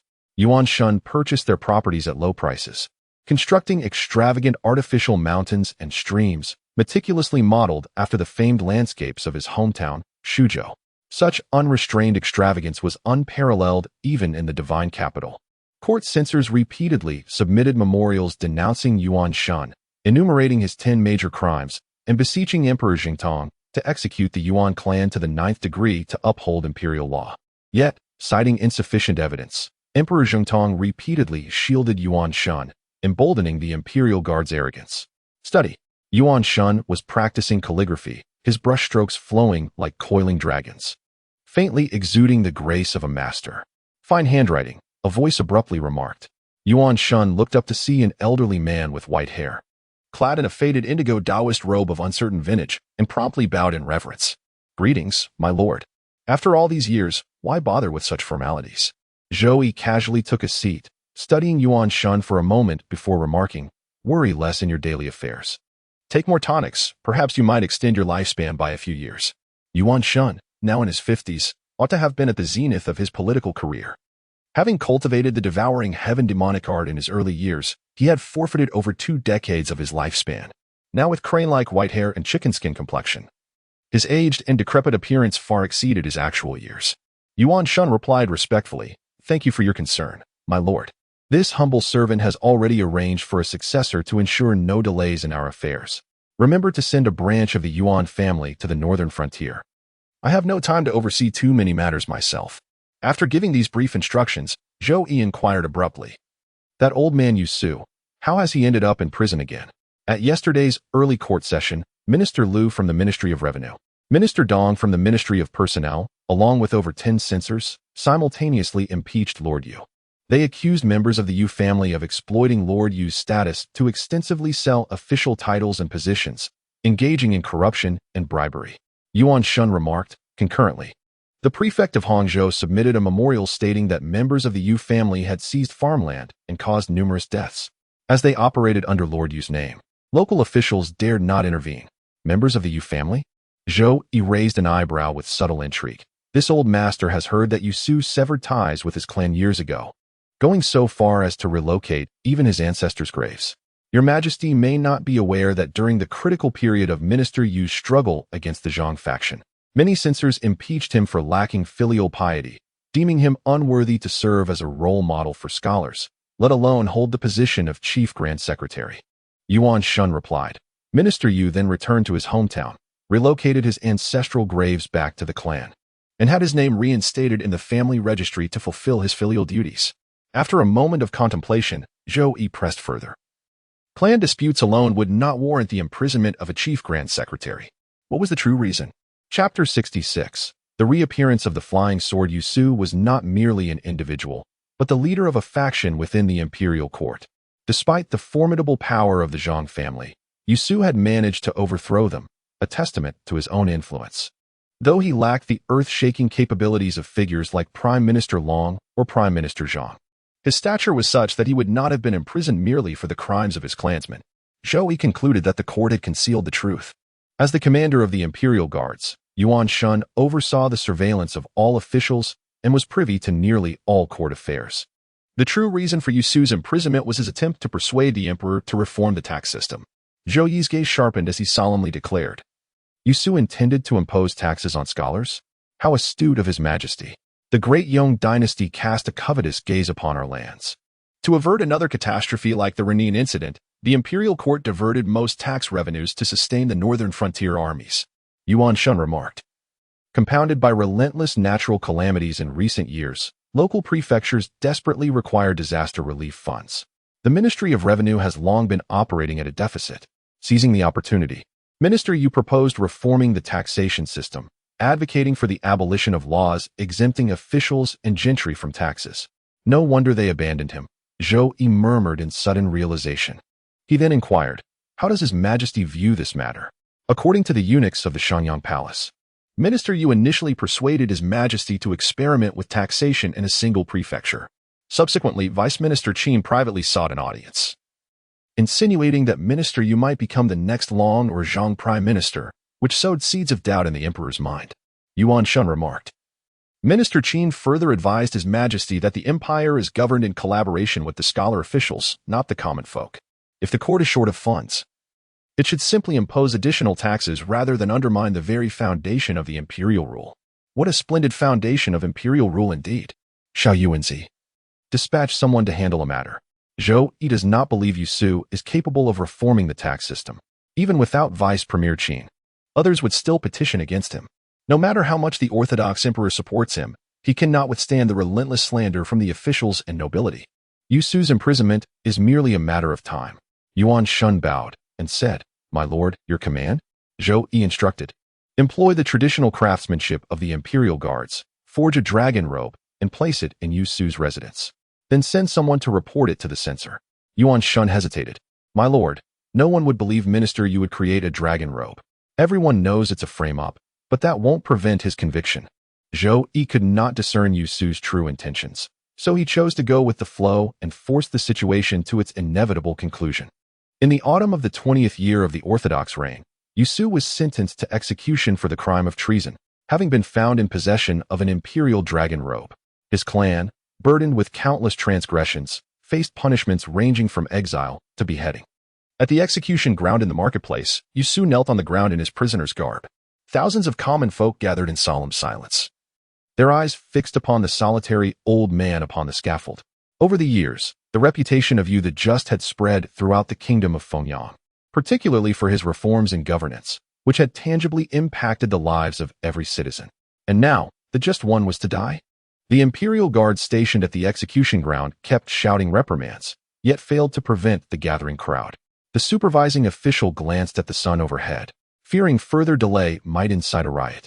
As he drew the execution token and was about to pronounce the sentence, a whistling arrow pierced the executioner's chest. Dozens of figures leaped from the crowd, charging toward Yusu upon the scaffold. Someone was storming the execution ground. The executioner's face turned ashen, hastily summoning the imperial guards to suppress the chaos. If Yusu did not perish, he himself would surely meet his demise. Alas, these individuals were all martial arts masters, moving in perfect coordination. After rescuing Yusu, they effortlessly broke through the imperial guards' encirclement, blending into the surging crowds as they swiftly fled towards the northern city gate. Humph. Yusu indeed harbors treacherous intentions. Like thunder his voice roared, swift as a phantom shadow. An aged figure soared through the air, leaping between the crowd with effortless grace. His innate chi coalesced into a palm strike, aimed squarely at the fleeing man who carried Yusu upon his back. Back with you, old fool. The obsidian spear tore through the void, its lethal point aimed unerringly at the aged figure. A thunderous impact. A deafening explosion echoed as the elderly man was violently hurled backward, spewing a mouthful of crimson blood. Chen Jinyu brandished his obsidian spear, its tip poised menacingly in midair, while an aura of chilling battlefield fury coalesced into palpable intensity. It's you. The elder's gaze sharpened slightly. Back in the day, Feng Zhong's death had sent shockwaves through the imperial court, and one of the assassins had wielded a long spear. At that moment, two more aged figures descended upon the execution ground, positioning themselves in a pincer formation to encircle Chen Jinyu, wiping the blood from the corner of his mouth.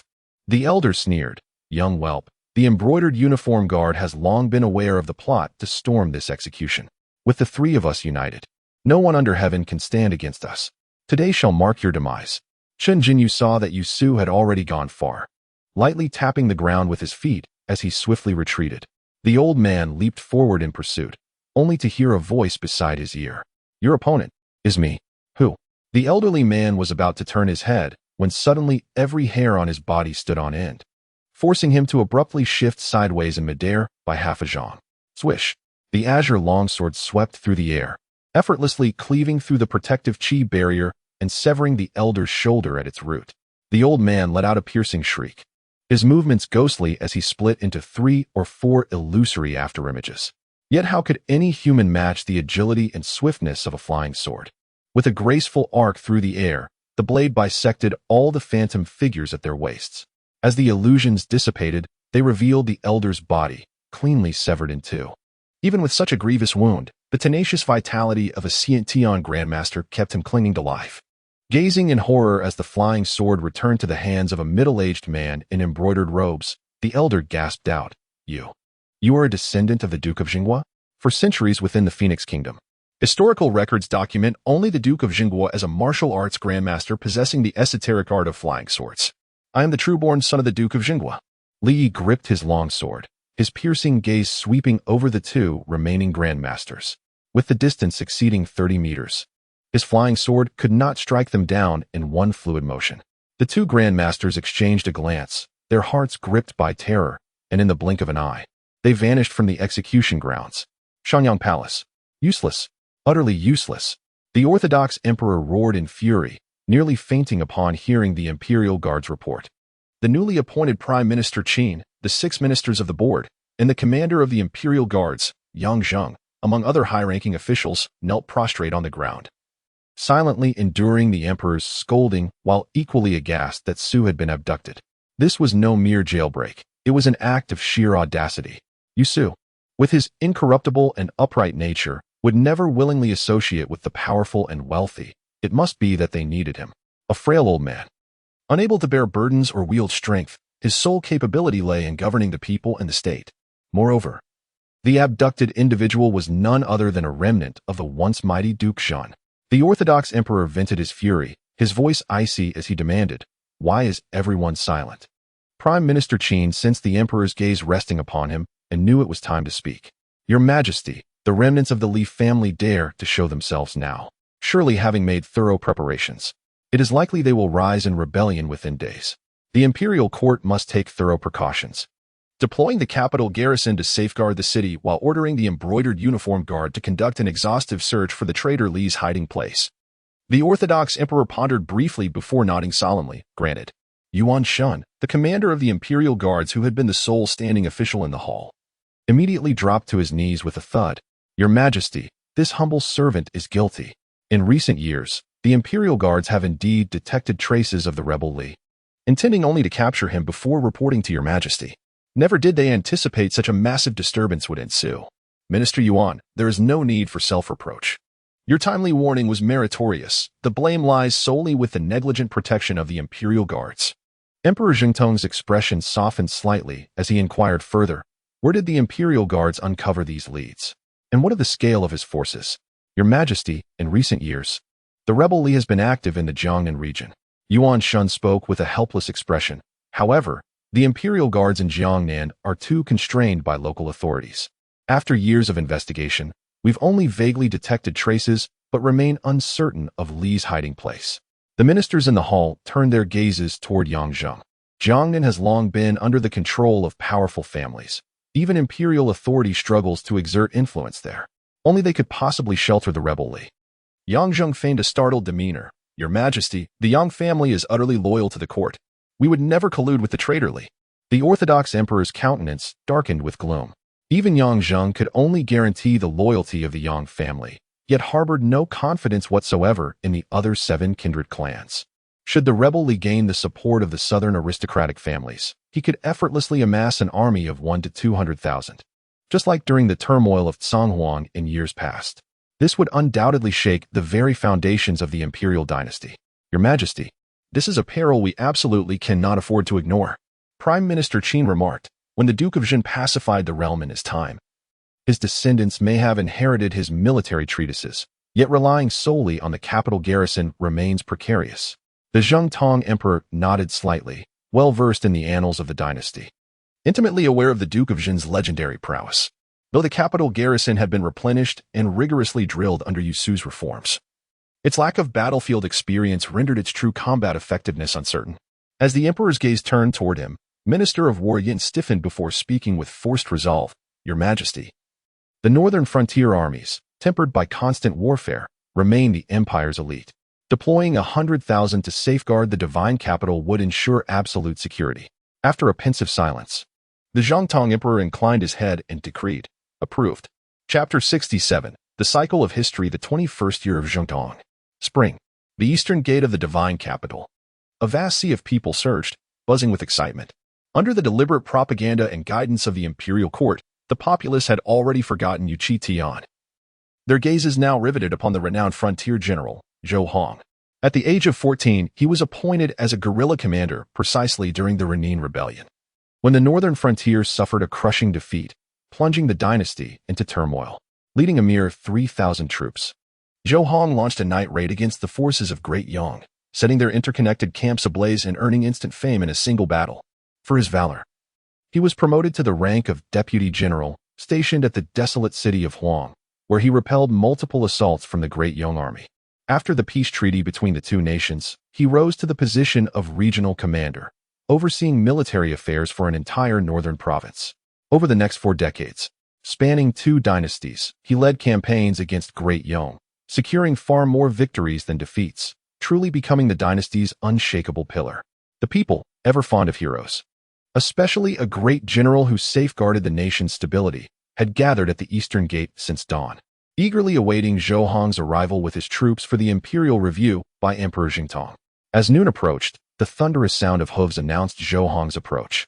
Riding at the forefront, behind him marched 4 columns of cavalry, clad uniformly in black armor, advancing like a rolling storm of dark clouds. The clamor of the crowd instantly stilled under their imposing presence. Whether intentional or not, the black-armored soldiers cast a collective glance at the capital garrison troops maintaining order. The sheer, unrelenting aura of battle-hardened ferocity sent a shiver down their spines. Some of the more timid even collapsed to their knees, legs giving way. Huh.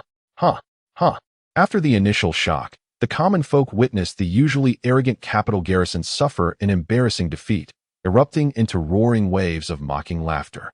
As Zhou Hong drew nearer, the crowd could finally discern his features, an elderly general with hair and beard as white as snow. Broad-shouldered and powerfully built, his armor bore the scars of countless battles. His formidable appearance brought the people an even greater sense of security, for folk wisdom often praised the aged. The older, the sturdier, an elder in the house is a treasure. Or old ginger is the spiciest. Yet among the crowd, a dissenting voice arose. An elderly man with silver hair sighed and remarked, "Such a sight still pales in comparison to the Duke of Zhou. When I was but a lad in my teens, I stood right here at the eastern gate, watching the Duke return triumphant from war. Now that was a truly dashing figure. The Duke of Qian? Which Duke of the State? Is he formidable? The tales spun in operas are mere fabrications of fiction. Who ever heard of a youth conquering lands far and wide? If you fail to grasp this, have you even encountered the concept of literary embellishment?" A group of presumptuous young men were noisily debating whether the Duke of Jinghua or Zhou Hong of rhetoric was more formidable. The old man parted his lips slightly, at a loss for how to explain. He still remembered that year when the Duke returned triumphant from battle. He himself had been but a youth then. Yet the image of that majestic, dashing figure had been seared into his memory, unforgettable even now. It was that very memory that had driven him to enlist and defend the nation. Decades slipped by in a haze. The great hero, the peerless champion in the eyes of the common folk back then, was now scarcely remembered by many. By the window of a street-side tavern, two elderly men sat. A few plates of simple vegetables and a pot of mild wine accompanied their view of the bustling street below. Yuan Shun picked up a piece of tender tofu with his chopsticks and chuckled, "My lord, I had thought a man like you, devoted to seeking immortality and the Tao, would never trouble himself with these mundane affairs." Zhou Yi shook his head. "A casual gesture, nothing more. Success or failure matters little to me. Were I truly to govern, I might well become a tyrant." A flicker of envy passed through Yuan Shun's eyes. Only those truly powerful could afford to disdain wealth and authority, precisely because they were within effortless reach. "Your Majesty, the Imperial Guards have finally uncovered the truth about Minister Yin. As you anticipated, he was indeed Yusu's man." This was hardly surprising. Zhou Yi sipped his wine and remarked, "For Yusu to rise and fall 3 times. Topple the Zhang family. How could he not have a few loyalists?" His voluntary surrender to the imperial prison was merely out of gratitude for the favor of 2 dynasties. He had no wish to openly defy the emperor. Yuan Shun clicked his tongue in admiration. "Lord Yin is truly extraordinary. Although I have never had any dealings with him, nor received any messages from Yusu in prison, he actually managed to deduce the situation in the northern frontier and skillfully took advantage of it. The Fengyang kingdom has produced several generations of outstanding talents. Yet it has come to such a pitiable state. How truly lamentable." Zhou Yi sighed deeply and lamented. Before ascending the throne, emperors would devour libraries of historical texts, mastering volumes of statecraft wisdom, yet none could unravel the cyclical fate of dynasties. "My lord, when will?" Yuan Shun's eyes burned with fervor as he pointed skyward. "This world is far more complex than it appears. Store provisions abundantly, yet proclaim sovereignty with measured patience." Several months later, in the imperial prison, Zhou Yi, as was his custom, carried a food container and descended into the underground passage. At the end of the corridor, where Ji Sheng should have been sitting cross-legged within the iron